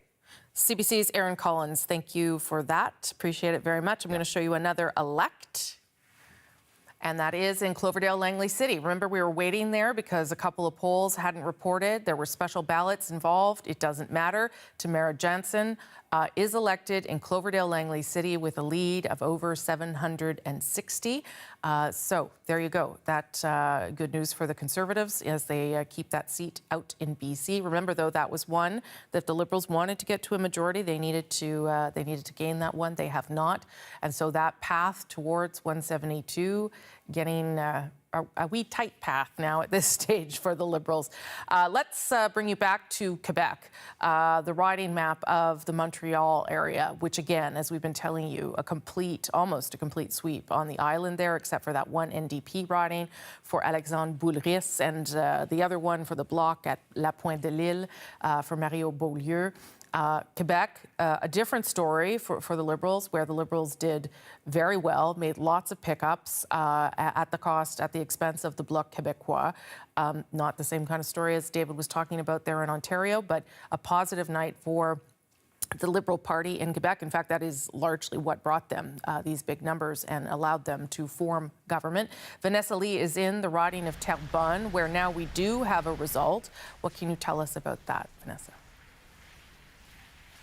Well, Rosemary, talk about every single vote counting. The Liberal candidate here has defeated the Bloc candidate by 35 votes. So there will be an automatic recount. But for now, Tatiana Auguste is going to be heading to the House of Commons for the very first time. She is 24 years old and says that she really wanted to give young people a voice at the table. And we've had a chance to speak to people here with regards to how close this race was. And a lot of people tell us that they are very surprised. And that is because this is a Bloc stronghold. This really has been a Bloc riding for the better part of the last 20 to 25 years, minus the orange wave when it turned orange in 2011. And so there is a lot of surprise here, but perhaps this really reflects what we've heard from many voters in Quebec, that they have never felt more Canadian pride than they do right now, that really they're not thinking about sovereignty at all in Quebec when you consider that the sovereignty of Canada is at stake. The Liberals also picked up a big victory in Longueuil-Saint-Hubert, that is on the other side of Montreal, Montreal's South Shore. Denis Trudel, who is the incumbent there, he was looking for his third term, and he really thought that, his campaign really thought that they would get some momentum given that there was some controversy surrounding the Liberal candidate, Nathilien Joseph. The local newspaper had reported that Mr. Joseph's Instagram account, official Instagram account, was following several sexually suggestive accounts, and so they asked him about it. And initially, he said that his account was hacked, but that really there was a lot of backlash.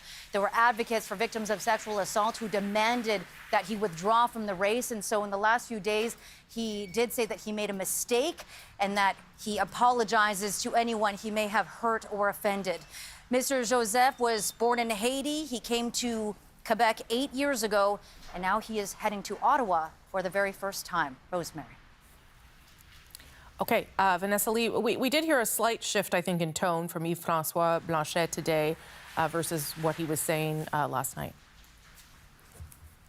Well, that's right. Last night, his message was really about the Bloc holding the balance of power. And today, we heard the word collaboration a lot. He says that citizens have called for an alliance of sorts. And so he says that really that they should be showing restraint when it comes to partisan comments. And really, it was just this tone of really trying to really not talk about any of the rifts between the two parties, but really collaborating together. When it comes to the future of the independence movement in Quebec, here is what he had to say. I am absolutely certain that we must first, in the federal parliament, deal with the negotiation. And it won't be a matter of years, it will be a matter of months. We can do that. And after that, I still say that we must start again thinking about it as a normal option for a normal people. Okay, Vanessa Lee in Terrebonne, Quebec, where the Liberals have got a victory, but it is a very small one, and we'll go to a recount. Let's go to Nunavut now, where the CBC's Juanita Taylor joins us live from Iqaluit. Okay, and I think you good. have a guest there, Juanita. I do, Rosemary. I do have a guest, and that is Nunavut's Member of Parliament, Lori Idlout. She managed to keep her seat this election. Lori, thank you for joining us this afternoon. Now, it was quite the wait to get the results today, but I'm sure you're feeling very satisfied. But do tell us, just your goals that are coming up for Nunavut in this term. First of all, thank you so much. It's such a pleasure to appear right now with this result. It feels quite humbling to have had to wait this long for this result. So I think a huge part of the next few weeks will be to have some difficult discussions with my fellow caucus members. As we all know, our numbers have fallen quite a lot. So I'm thinking of all the friends that I've made in the 44th Parliament, and we'll definitely be having some difficult conversations in the next few weeks.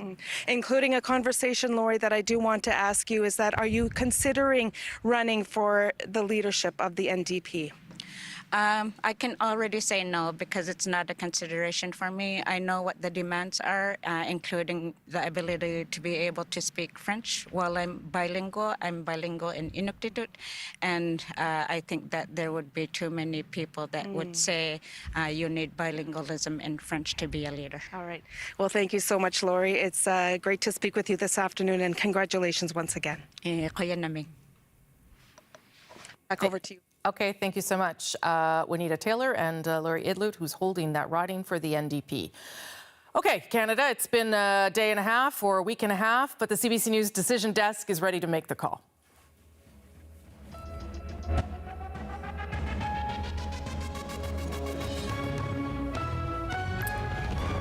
Canada, your next government will be a Liberal minority government. This marks a fourth Liberal mandate. That is very rare in Canadian politics, but this is quite the turnaround for the Liberal Party. Mark Carney has pulled it off. It's a comeback.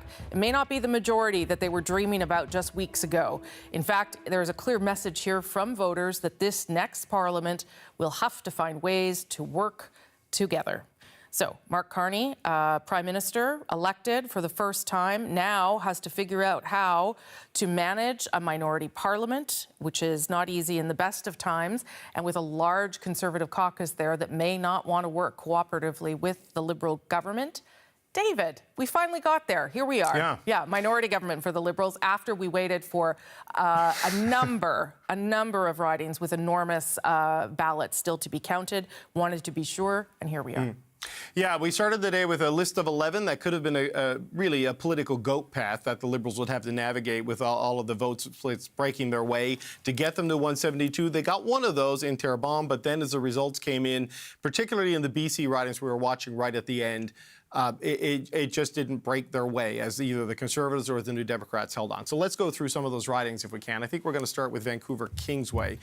This is where Don Davies is holding that riding for the NDP. He is one of the 7 orange you see on the bottom of your screen. He came into today with about a 308 vote lead with one poll reporting. And I don't know if we have that. I don't know if we do. Oh, there you go. Don Davies has held it. He actually increased his lead with the last poll. He went up to 310 votes over Amy Gill for the Liberals. You can see, a pretty solid showing in a three-way, all three of the main parties there. But Don Davies, who is putting votes strategically signs on top of his campaign signs throughout this campaign, held on with a much narrower lead than he's used to holding on to. The next riding I think we're going to look at is the Cloverdale one, Cloverdale-Langley City. Rosie, when you announced that Tamara Jensen had held onto this one, it wasn't quite ball game. But it was 2 strikes and 2 outs in the bottom of the 9th for the Liberals, because this is the one that the Liberal War Room was telling me they felt was more likely than the other Conservative seat in the Lower Mainland to flip their way.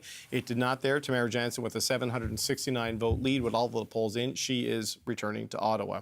And the last one down there is the Pitts Meadow Maple Ridge riding. That one still not completely final, but I know it matters very much to Mark Dalton and very much to Andrew Rowell, but it does not matter in the final score here because that can only get the Liberals up to 170 if they somehow flip that. And so that doesn't get them there. And there is one more riding just to show you, and this is the one back. You remember when the polls closed in Newfoundland a half an hour earlier than everybody else, and we thought we might have those numbers really fast? We're still waiting on a final in Terra Nova, as I understand it, right at this time. We got share of the vote here, and this is nationally. 43.7% for the Liberals, 41.3% for the Conservatives. If you had said at the beginning of this, Rosie, the Liberals are going to get 43.7%, you'd say that is a Liberal majority. And if you had said at the beginning of this, the Conservatives are going to get 41.3%, you say, well, that's a Conservative majority. And here we are, and it's neither. It's a Liberal minority and a strong showing from the Conservatives. The Liberals falling short and the Conservatives growing their seats but losing their leader. Let me show what the seat change looks like so that people get a sense of where we are at now that we know we have a minority government. Plus 15 for the Liberals, but plus 16 for the Conservatives. So that's how that breaks down. That's why Liberals are being held to a minority by the Conservatives. Also, as you can see, and that's been the story of this election, a collapse of every other party. The Bloc and particularly the NDP down 17. But that is why we are now confident in telling you that it is a Liberal minority government, whether it's 168 or 169, because that riding in Terrebonne will go to a judicial recount. But again, I just want to remind you, the reason why we took our time in making that call is because there were thousands of votes, special ballot votes, far more than is usual. And this is not a usual election, but far more than is normal. And all those votes had to be counted. And because there were thousands in those 11 ridings, anything could have happened. It could have tipped them in any way.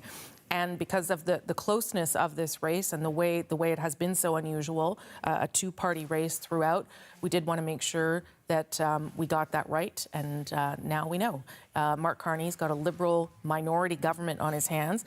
For a guy who has not been a politician, has not been inside the House of Commons, only just won his seat for the first time yesterday, David, that's going to be a challenge, and he has a very aggressive agenda that he wants to put in place, as well as trying to get a deal with Donald Trump. This is all a lot for someone as he tries to navigate things that he hasn't done before. I understand there's people around him who will know, but it's different when you have to try and make deals and arrangements with different parties and try and get what you want through. The benefit, I suppose, is that the NDP doesn't have a leader, doesn't want a race.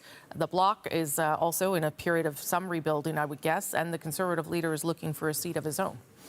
Yeah, I think Mark Carney has a pretty clear idea in his head of what he wants to do as Prime Minister. I don't know if he has a clear idea in his head of what he wants to do as a parliamentarian. They're very different jobs, and the experience he brings, from the private sector and the 2 central banks of 2 G7 economies and the roles he had there, that translates well into a skill set and an experience you bring into the Prime Minister's office.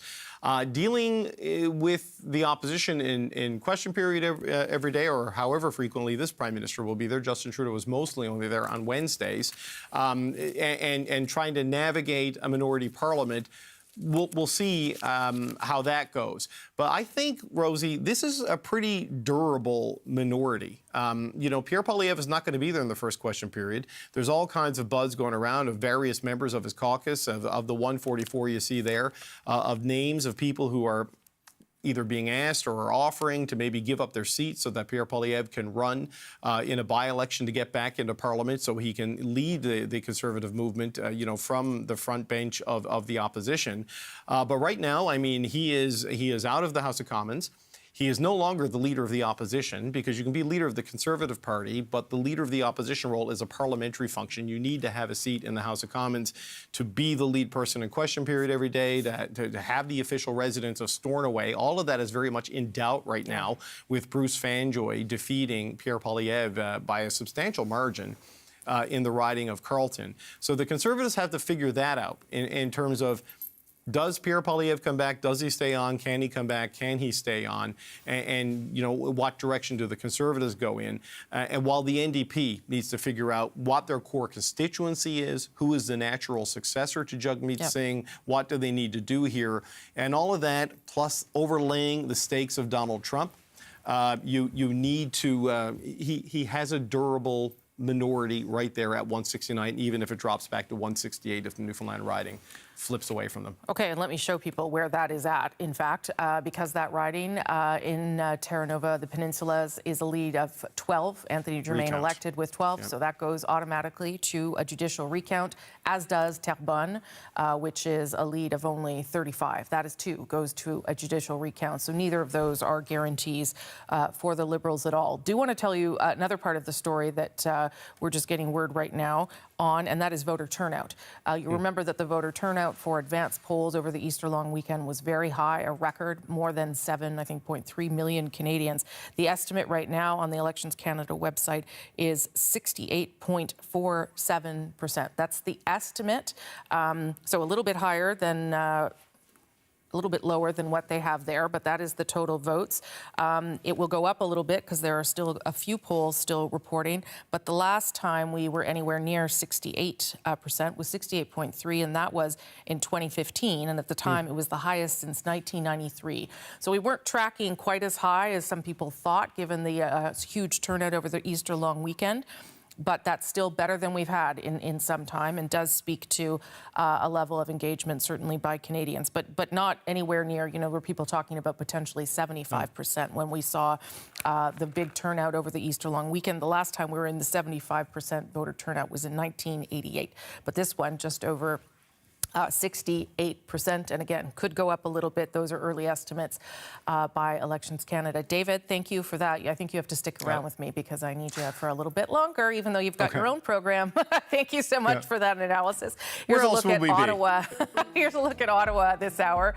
As we've been saying, CBC News now projecting a Liberal minority government, Liberals winning enough seat to lead the country, but falling short of that decisive majority. They'll have to figure out how they're going to do that when the House of Commons returns. More Canada votes. We're almost over here on CBC News Network.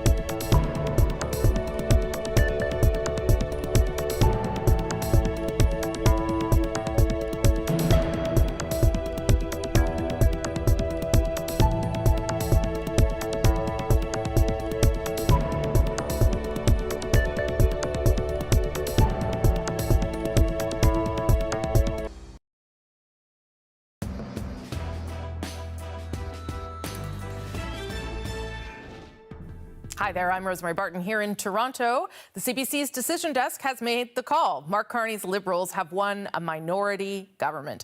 For the party, which was trailing so badly just a few months ago, this is still a major comeback. Mark Carney remains Canada's Prime Minister.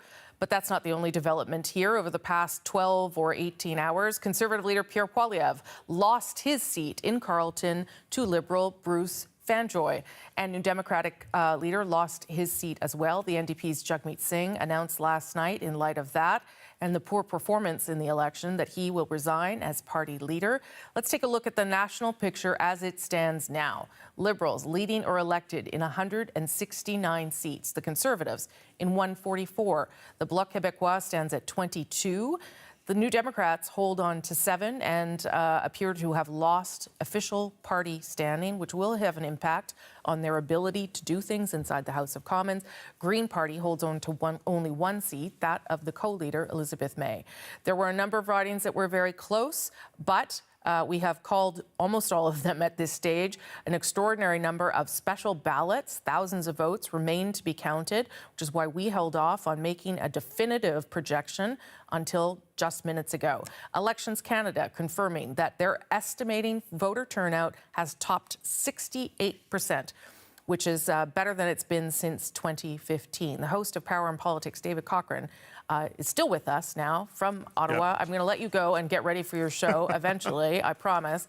But let's just track how we got to a Liberal minority, where the gains and where the losses sort of came from, David, if we can. Yeah, Rosie, I'm going to try to recreate that segment we did off the top of the show last night about the path to victory and where the Liberals did well and where they didn't do well. So start with Atlantic Canada, 32 seats there going into last night.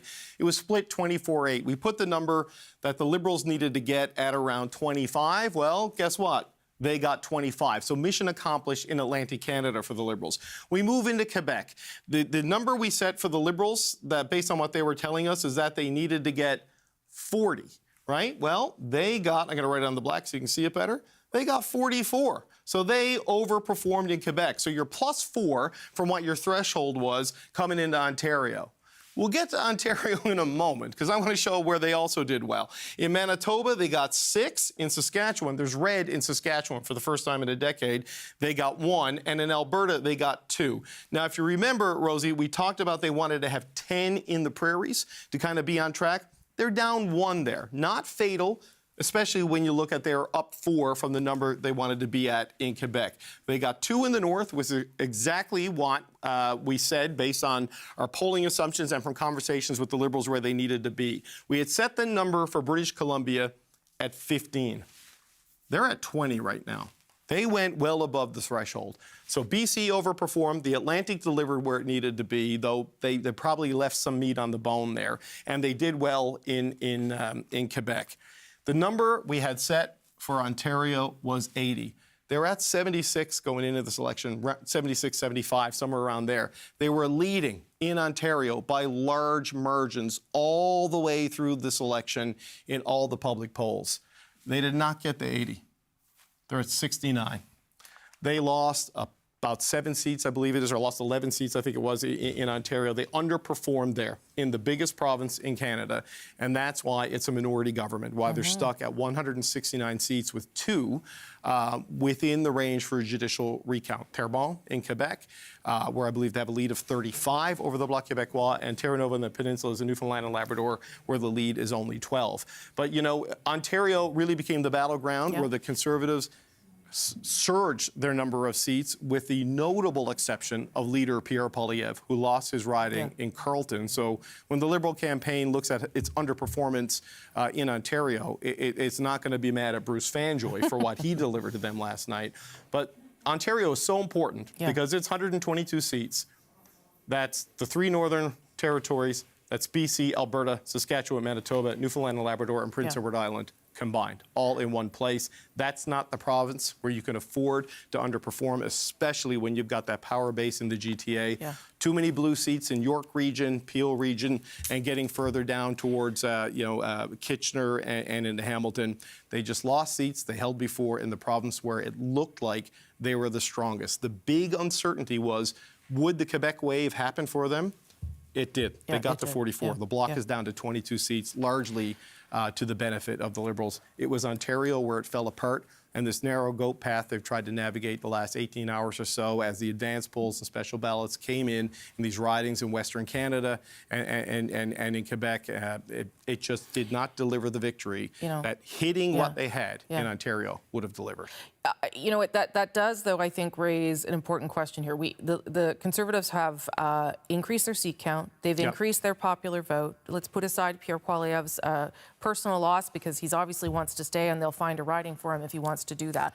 But I wonder if, as Pierre Poilievre makes an argument to continue to be Conservative leader, whether the idea that he has expanded the Conservative power base into Ontario becomes a pretty convincing argument for members in the caucus that he deserves to stick around and try again, because that is expanding the tent. That is growing the coalition in a meaningful way. Well, the other thing Pierre Poilievre has done successfully as leader of the Conservative Party is he's brought back sort of the bleed they had to the People's Party of Canada in the 2021 election, which cost them a lot of seats in southwestern Ontario, arguably, that they have won in 2025. He's also made the Conservative coalition younger. And what's interesting, if you look at this path that Mark Carney followed, there's a shift away from some NDP voters in urban progressive ridings, and I don't want to say the Bloc Québécois voters are kind of lending the Liberals their vote, but they kind of are moving to the Liberals to deal with the crisis of the moment, as it's perceived in Quebec, of Donald Trump. What Pierre Poilievre has done is grow. It hit a ceiling in this election because of all those circumstances.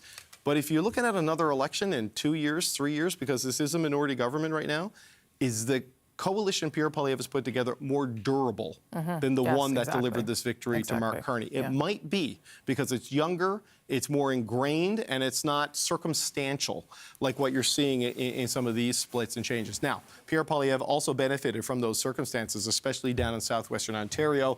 Look at all the blue we're seeing here. See if I can flip back in. Oh, I got to turn off the pen here. But you can see the changes here.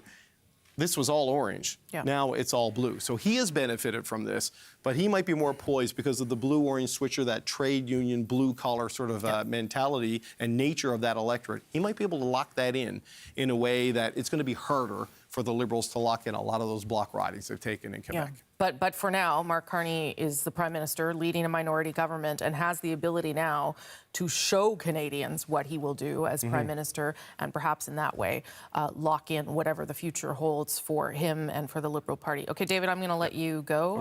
I assume you have things to do to get ready for another 16 hours of TV, so... All right. Thanks for rushing back to Ottawa in front of your map. I appreciate it very much. I'll see you in 52 minutes with Power and Politics. Okay, sounds great. Okay, of course, the other part of the story we've been talking about here is the very disappointing night for the NDP and for the leader of the NDP, Jagmeet Singh, who lost his own seat and announced last night that he was no longer going to be leader as soon as an interim leader is chosen. So I'm joined now by Nathan Cullen, a former NDP member of Parliament from British Columbia, former MLA as well, just an NDP guy.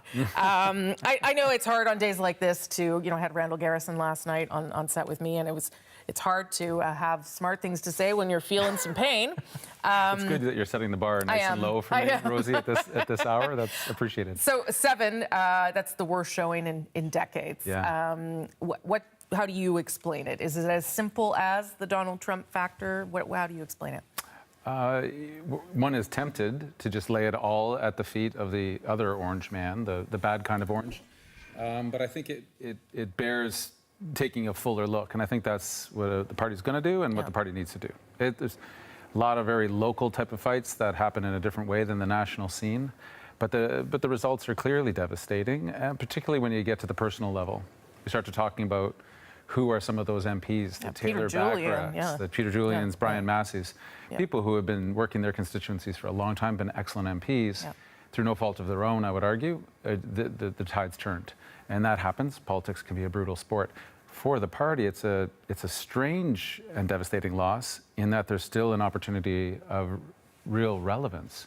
Given those numbers, given your election call of a minority parliament, it's exactly a comfortable amount of NDP MPs that could support the Liberals if they chose to seek a stable government, which I think they need. I just don't think you can go to the table with Trump and be wobbly at home.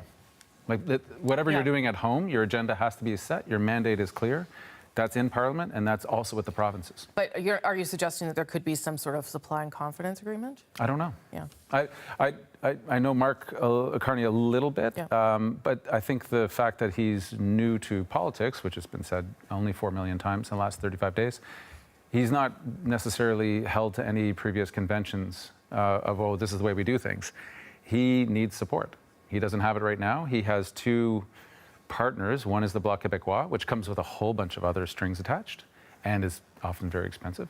The other is the NDP, who just went through the experience with many Liberals who were returned to Parliament, the Sean Frasers of the world and Mélanie Joly, who were able to get along with the NDP in a good way and get good things done. So it's a devastating loss, but it's also, there's a certain amount of pride in the fact that the NDP got 9 million people dental care, a pharma care program that's going to help people pay for their diabetes medicine.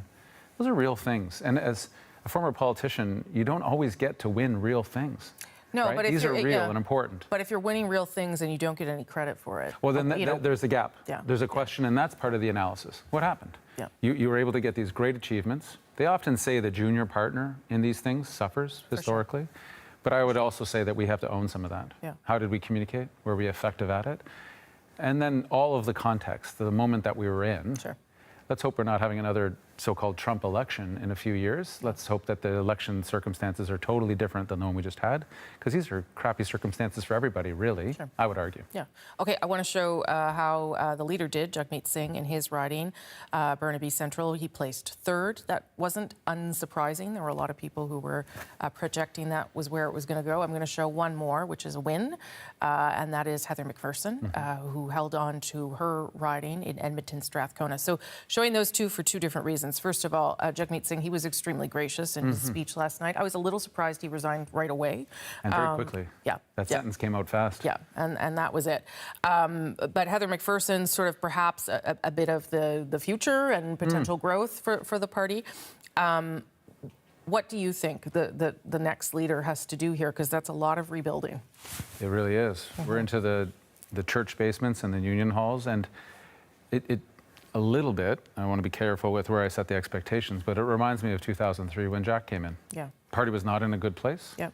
Needed a whole rebuilding structure. So that kind of energy, that kind of vision, Jack knew where he wanted to go, was someone like me.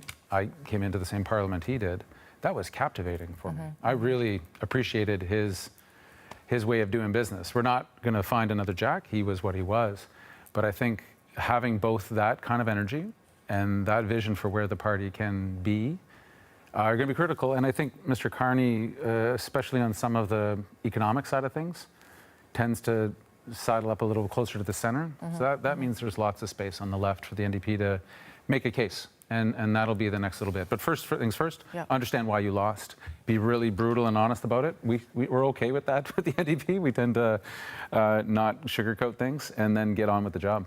Losing official party status, I don't think many Canadians know what that means, but it does have a material difference in terms of what you can do in the House. Yeah, and that I've also seen, I believe, not in my time, but there's sometimes where that status was granted anyways, even when parties were below the threshold, because it's a resource question. Yeah. You just don't have the staff, you're not on committees, and that's often where some of the really good work gets done. But it's not insurmountable. I wouldn't put that as the biggest barrier. I think it's clear message, strong leadership, and a real vision for where they're going next. Okay. I know you're a recovering politician, but I don't ever believe a politician recovers entirely. So, would you be interested in the job? I don't think so. No. No. That wasn't a no. Well, because I'm here, I've got the echo of Jack's voice in my head. Because at one point, years and years ago, someone asked me, and I said, "God, never no. I've seen what the job looks like." And Jack sat me down at a dinner and said, "Never say no." And I said, "Jack, I get it. I've seen your life, man. It looks terrible." And he said, "Well, two things. One is it's a very nice compliment when someone asks. Yes. So say thank you. And the second is you actually don't know." I feel pretty settled. I get to make dinner for my kids every once in a while, and it's a really wonderful thing. So. But I want to be involved in terms of helping because this is a time when we need to come together, and we will. I've already, lots of New Democrats are reaching out and saying, tough loss, lost some good people, but we're resilient. Let's get going. Okay. Nathan Cullen, you just happened to be in town. I appreciate you coming by. Nice to drop by. Nice to see you. That's former NDP MP and MLA Nathan Cullen. Much of BC is a sea of blue today. The Conservatives nearly pulled off a sweep of the north and the interior. There was some change, though. The Liberals broke through in Vancouver. As we've been talking about, NDP suffered some big blows, lost some big names. To help make sense of what happened there, let's bring in the CBC's Brady Strachan. He joins us from West Kelowna. Brady, walk us through what we're seeing there. Hi, Rosemary. Now, yeah, you mentioned in the interior, almost a complete sweep of blue in the interior of BC. Here in West Kelowna, we're one riding over from where that didn't happen. A lone Liberal riding that we confirmed today it's the Kelowna riding. It went to a former MP, Stephen Fear, who got his seat back on a very narrow victory. So that's a little dot of red, and otherwise a very blue interior. The Conservatives were able to flip 2 NDP ridings in the interior. So also some other very interesting ridings in Metro Vancouver in cases where the incumbents almost lost. We look at Richmond East Steveston, where Parm Baines, the Liberal candidate, and the incumbent was able to hold on to his seat just by over 1,000 votes. And then in Vancouver Kingsway, Don Davies with the NDP, he was able to hold on to his seat by just over 500 votes, one of only 3 NDP seats left in BC now. And then Tamara Jansen with the Conservatives in Cloverdale, Langley City, she won by just over 800 votes. So 3 incumbents who were able to keep their seats, but quite a few have flipped here in BC in this election. Okay, and Brady, we were talking about it there with Nathan Cullen a little bit. Obviously, a very disappointing night for the NDP leader, Jagmeet Singh. Yes, yeah, and as you were talking about with Nathan Cullen, there's only 3 NDP seats in BC. They had 13 going into this election. Jagmeet Singh placing 3rd in his riding there. So the NDP is going to have to consider their way forward. But we heard from David Eby, Premier of British Columbia. He spoke about Jagmeet Singh's accomplishments. I'd like to thank Jagmeet Singh for his time as leader of the federal NDP. He worked hard for people. He delivered dental care and pharmacare, which make a real difference in the lives of people. If you can't afford medicine, if you can't get your teeth fixed, it makes it really challenging to have any kind of a quality of life. And Jagmeet and his federal colleagues delivered that for Canadians and made a real difference for them. And Rosemary, you asked Nathan Cullen if he would put his name in the hat for the NDP leadership. That question was also asked of David Eby. He quickly told reporters that no, he's not interested in that job at this time. Rosemary. Okay, Brady Strachan in West Kelowna. Looks beautiful there today. Thank you for making the time for us today. We really appreciate it.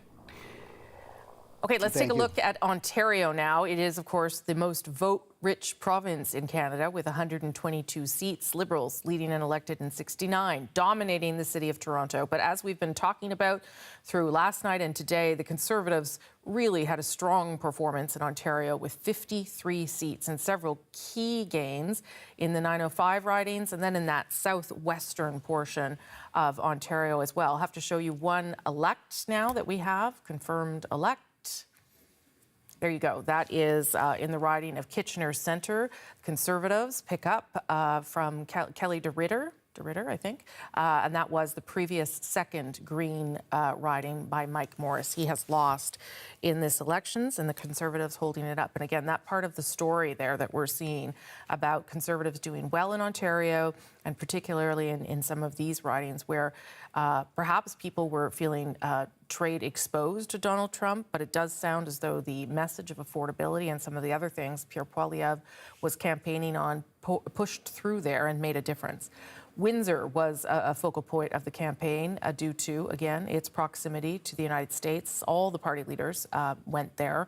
A Conservative incumbent was re-elected when the Windsor West riding flipped from NDP to Conservative. However, the race in Windsor, Tecumseh, Lakeshore was not called last night. For the latest, I'm joined by the CBC's Jennifer Lagrassa. Jen, we've just heard the race has been called.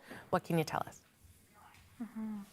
Yeah, so it was really a nail-biter race here. But after that final poll came in not too long ago, it was confirmed that Conservative Kathy Borrelli has been elected in this riding. Now, it was very close, Rosemary, when we look at the votes. The Conservatives won by 233 votes. What's important to note about this riding is that the boundary did actually change for this election to include Lakeshore. So historically, though, the Windsor-Tecumseh riding has not voted in a Conservative for a really long time. The last time that happened was 1930. So this really does mark a big shift and change for that area. Okay, and we know, obviously, Windsor, I mean, I've been talking about it for weeks now in light of Donald Trump, the automotive capital of Canada, really on the front lines of that trade war, people feeling it directly with shutdowns and temporary layoffs. What do you think a Conservative win means in that region?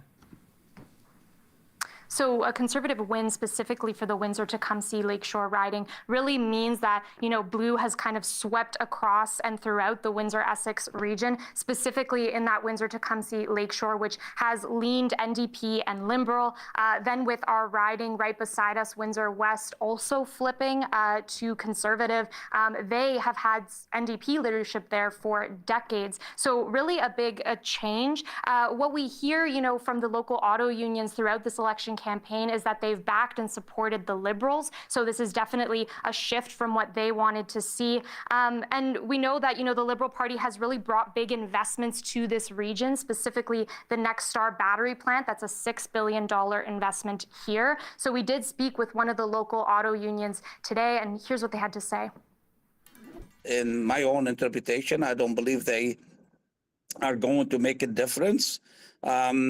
But again, we have to give them the opportunity and the chance.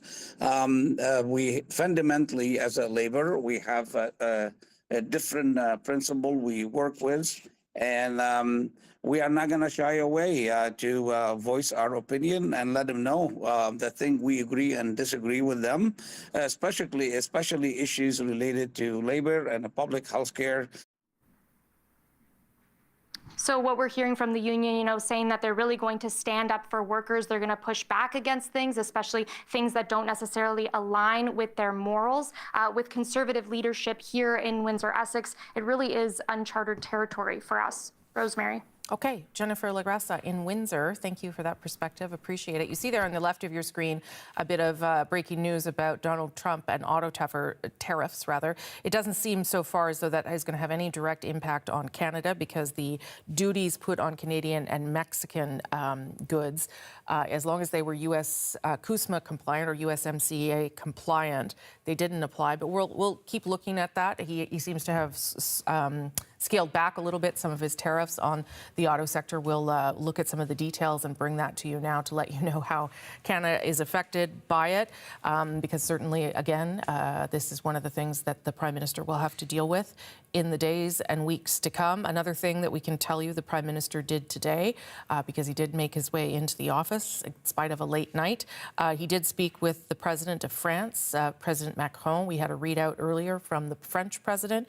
We now have one from the Canadian Prime Minister saying that after their meeting in Paris last month, they discussed ongoing work to deepen defense and commercial ties between the nations and to remain in close contact. A reminder that Mark Carney went over to Europe as part of his first couple of days being Prime Minister in order to start building some alliances outside of the United States, including economic and security deals.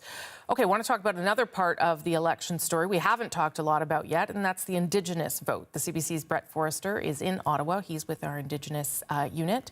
Brett, tell me, I have not had time to look into this, so how did the Indigenous vote affect the election? What did we see? Well, all signs point to a very strong turnout and influential role played by Indigenous voters in this election. As far as we know now, 12 Indigenous candidates are leading or elected in ridings across the country. That's a big win. Obviously, Mark Carney's Liberals didn't get their majority government, but their win was nevertheless helped by a few important flips in some key ridings with significant portions of Indigenous voters. Let's take a look at some of these ridings, starting in the east in Abitibi, Bay, James, Nunavik, Ewe. Northern Quebec, former Cree Grand Chief Mandy Galmasti has flipped that riding red, unseating the incumbent Bloc Québécois MP Sylvie Bérubé. I saw this as a bit of a bellwether riding. It was held by Cree NDP MP Romeo Saganash until 2019 when the Bloc took it over. If we move west now to Churchill, Kiiwetinoong, Aski, and northern Manitoba, the Liberals ousted incumbent longtime NDP MP Nikki Ashton there, Rebecca Chartrand. She is First Nations and Métis, took that riding. It was also a very good night for Indigenous candidates from the Conservatives. Let's take a look at Skeena-Bulkley Valley. This is a very interesting race for the Conservatives here. In a dramatic win, Ellis Ross took this northern BC riding from Taylor Backrack. Ross is a former chief of the Haisla Nation, an MLA in BC. Now, the NDP held that riding for about 2 decades since it came into existence in its modern form in 2004. We saw a similar outcome in that same riding in the provincial election in BC last fall. So this suggests the NDP collapse didn't only help the Liberals, it also helped the Conservatives in places like Skeena-Bulkley Valley. The Conservatives actually have 4 Indigenous candidates leading or elected across the country, where before they only had 2. Now, otherwise, this was a fairly cataclysmic collapse for the NDP, but still, 2 of their seats would be held by Indigenous people. Leah Gazan held on to her seat in Winnipeg Centre, and Laurie Idlett, we just saw, won a very close race in Nunavut. Yeah, okay. See, these are all the details that I haven't had time to look at yet because I've been looking at the broader picture. Brett, tell me what you're looking for in terms of reaction today to some of this. Well, I expect the reaction to take a little bit of a different tone. Indigenous people tend to vote in lower numbers than non-Indigenous people, but that wasn't the case in 2015 when the Liberals won their historic majority. There was basically no gap in on-reserve and off-reserve voting. I expect to see a similar level of turnout in 2025, but the reaction is different. It's not 2015. The Liberals are now in a very rare 4th mandate, and they've left a lot of unfinished business on the table. I'm talking to people who want to see results in the first 100 days, and the tone is different. They want to see action. They want someone who will deliver, not just offer lip service to reconciliation. They're really looking for results, Rosie. Okay. Brett Forrester, nice to see you. Thank you for all of that information. Appreciate it. And before we take a little break, I want to show you this. That's the current Prime Minister of Canada there, living it up, rocking out with supporters earlier this morning. In case you were wondering if he was happy with winning, he was. There he is dancing with a Canadian band, Down with Webster, that was performing at Liberal HQ. A lot to celebrate, of course. He has a minority government, he is Prime Minister, and he is elected for the first time in his life as a Member of Parliament for the riding of Nepean. I guess that leads you to dance. We'll be right back.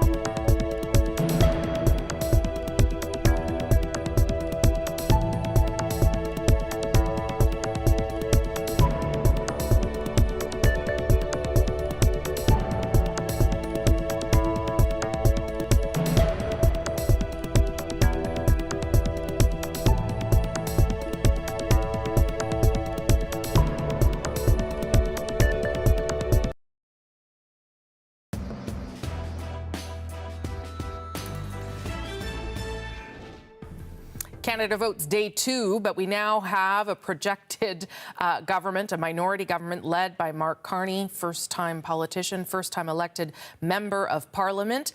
Let's look a little bit more into the details of how this unfolded. The riding of Milton, East Halton Hills South in Ontario, that is not a Liberal pickup. It's a new riding, but an interesting story there nonetheless. The CBC's Ethel Musa is there. A win for the Conservatives there, Ethel.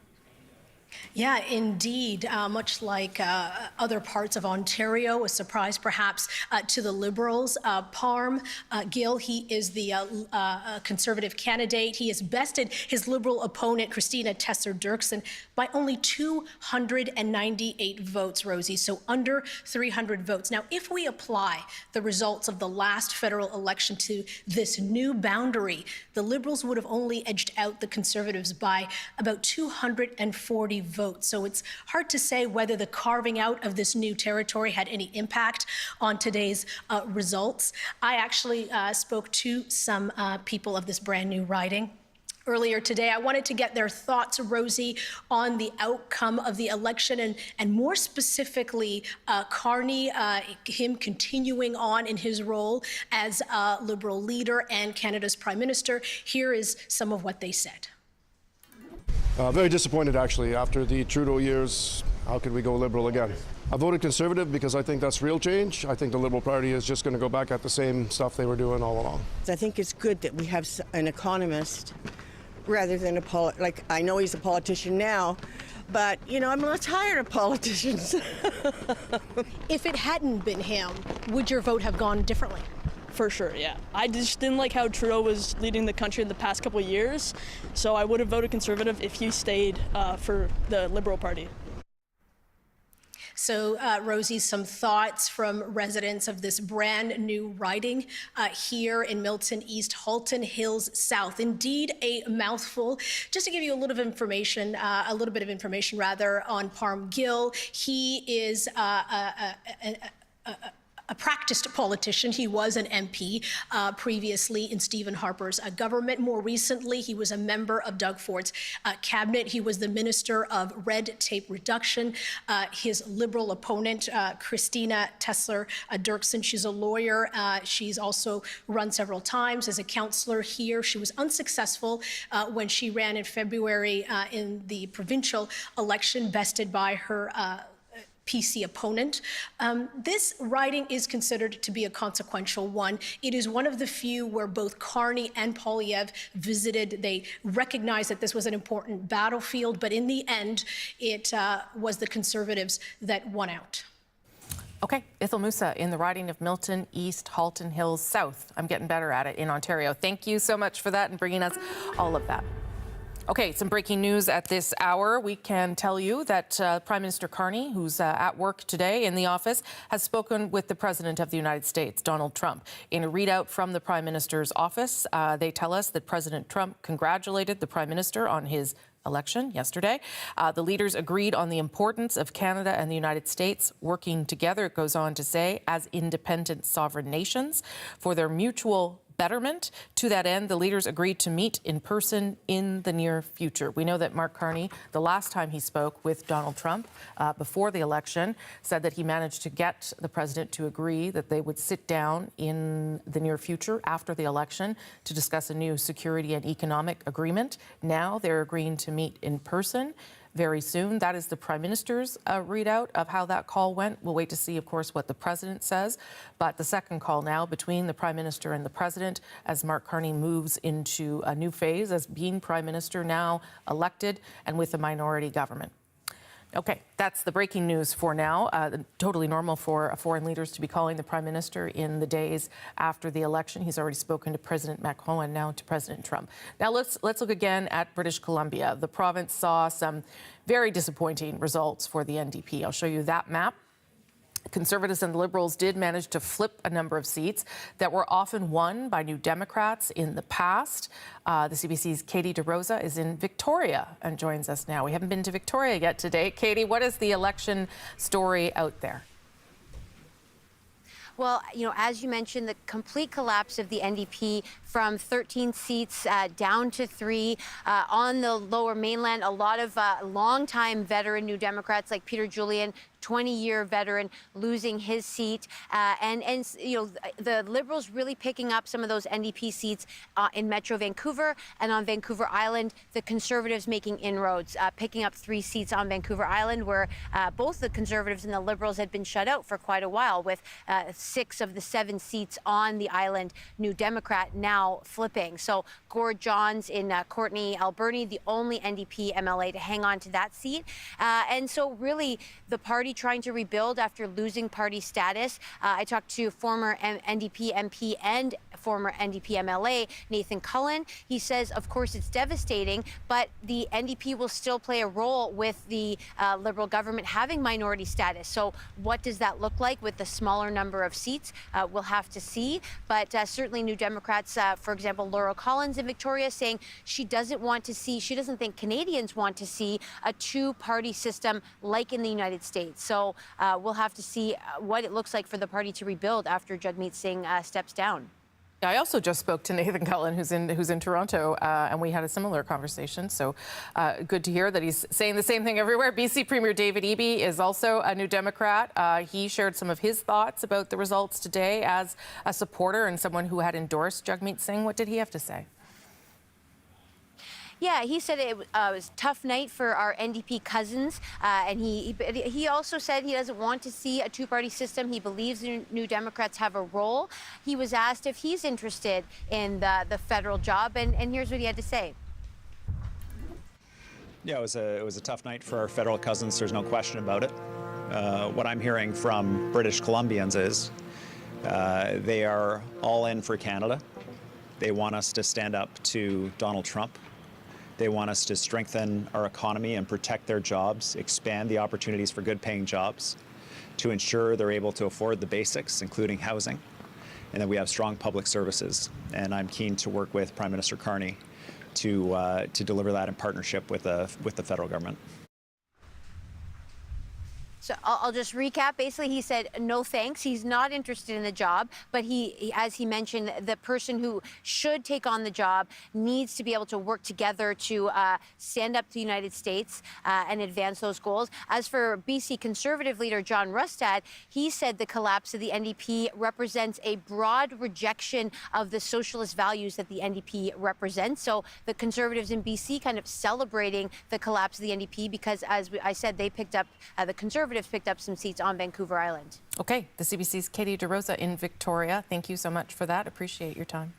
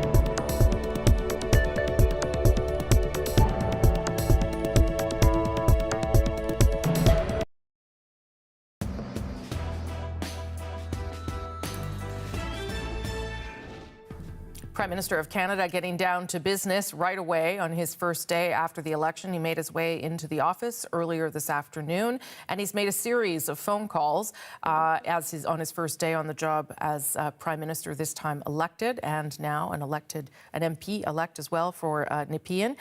We can tell you that Mr. Carney spoke to the Governor General.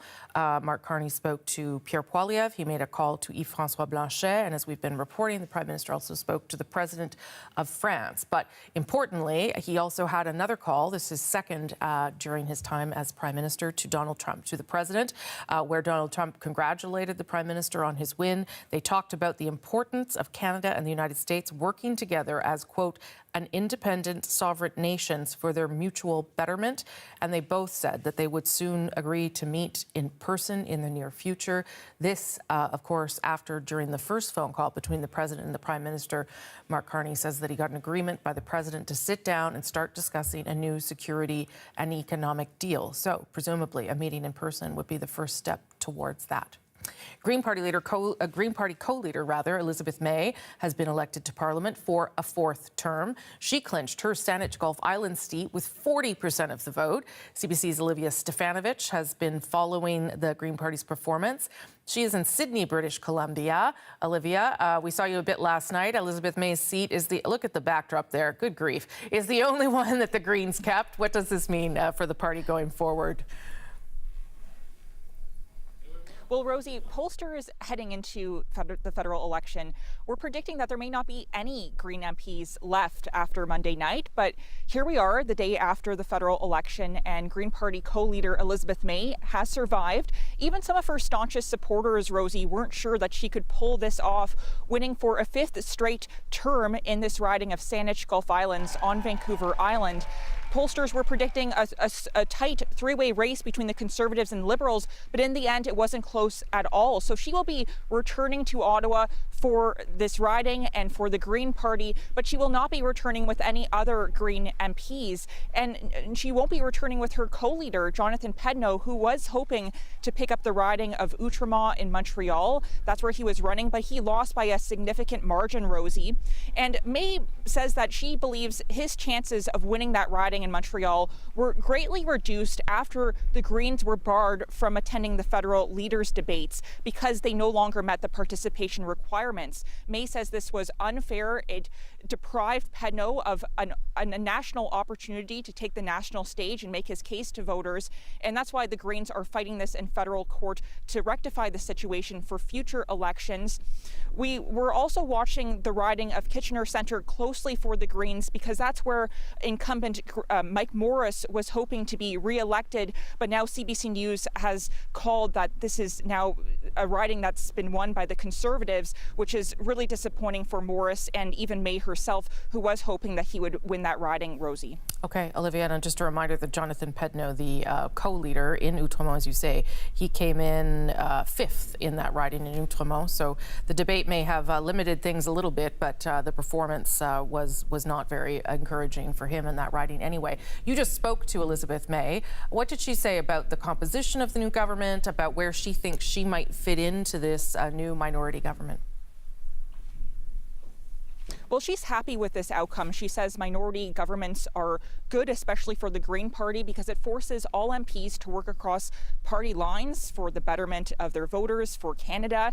And she says that she has some priorities heading into this next minority government with the Liberals that she wants to see, that she wants to prioritize moving forward. Some of them won't surprise you, like the environment, but the other thing that she wants to see prioritized is changing the first past the post system. May says that she wants to see electoral reform, and for the Liberals to commit to this, she says that she would be open to negotiating with the Liberals potentially on this, and even potentially throwing her support behind the Liberals and helping them to survive confidence votes, supporting them in confidence votes, if she's able to see that commitment, Rosie. So that's something that she wants to see prioritized going forward. She also wants to see the way the House of Commons recognizes official party status changed, so it no longer recognizes that a party needs 12 MPs, and that's because the Greens obviously don't have that many MPs, and neither does the NDP at this point. So she says she wants to work with the Speaker Speaker of the House of Commons on that.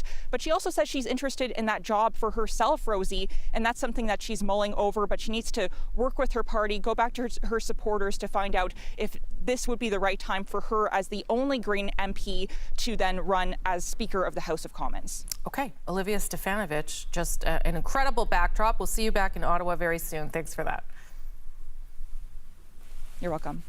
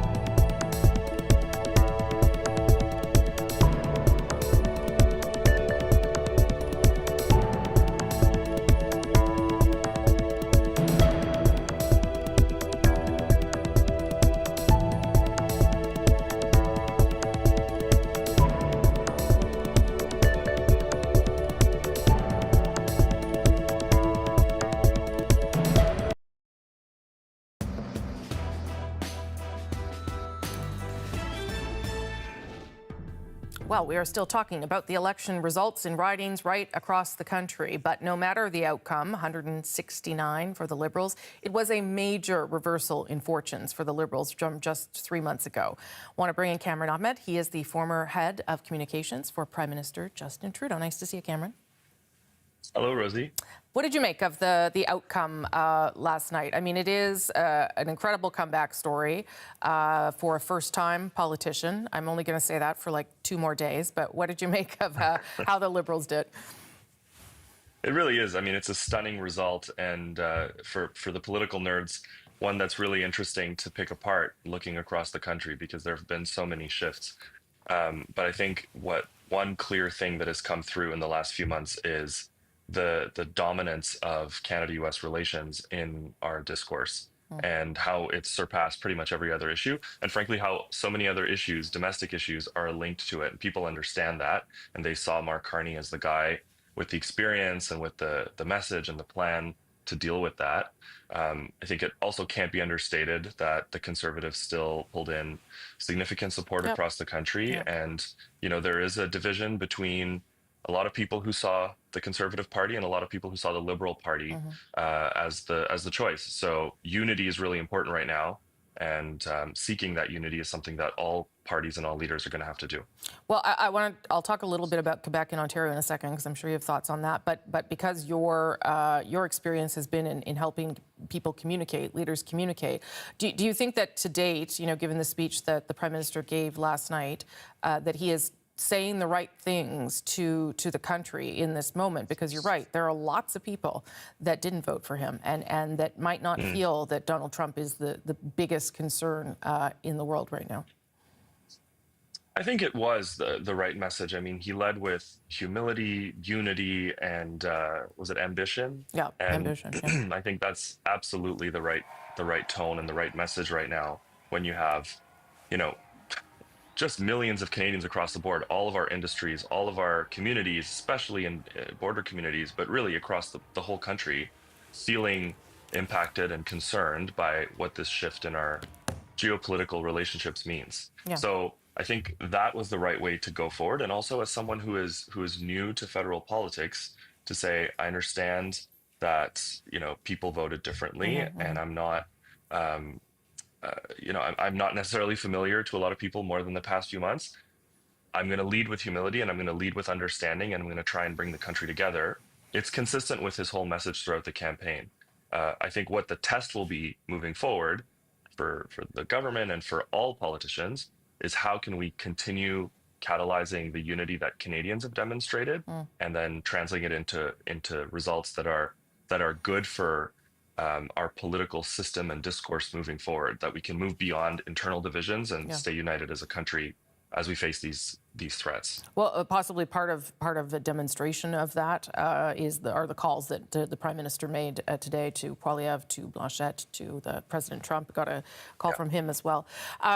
There were a lot of wins in Quebec for the Liberals. You could argue that Quebec really brought Mark Carney to forming government, but an enormous amount of success for the Conservatives in Ontario, in a place where it seemed as though the Liberals were going to have better odds there last night, and it didn't happen. And I wonder what that tells you in terms of that question of unity and division, and how you deal with that, particularly because in Quebec, the demands are very specific around identity and culture, as you well know, and in Ontario, it'll be quite different.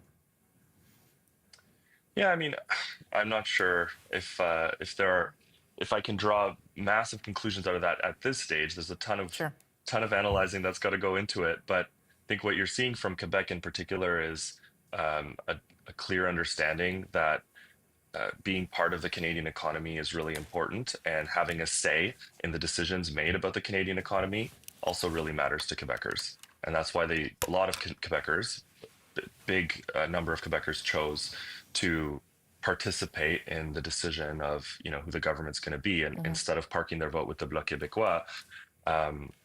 So, I think a desire to be part of the conversation and the decision-making process, and an understanding that now is we're stronger together and the country is stronger united, not just when it comes to breaking down trade barriers, which thankfully every province is interested in doing, but, in speaking with a united voice and speaking up for this country, which is a fantastic country and I think is just made richer by Quebecers being part of it. Yeah, we'll see whether a minority parliament can stay united, how long that can happen. You and I both know it doesn't last very long, but perhaps in a crisis, they'll get there. Cameron, nice to see you. Appreciate you making some time for us today on our second day of election coverage here, but it's coming to an end. Thank you.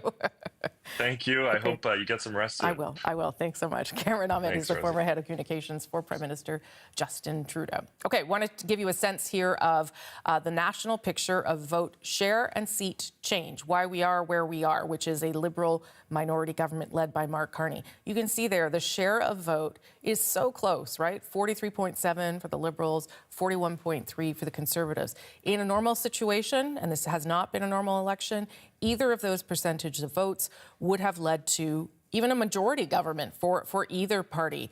But because of the way the vote efficiency has unfolded, because of the collapse of the Bloc and the NDP, it has led us to this outcome, 169 to 144, and a minority government. Not sure if we're doing seat change as well.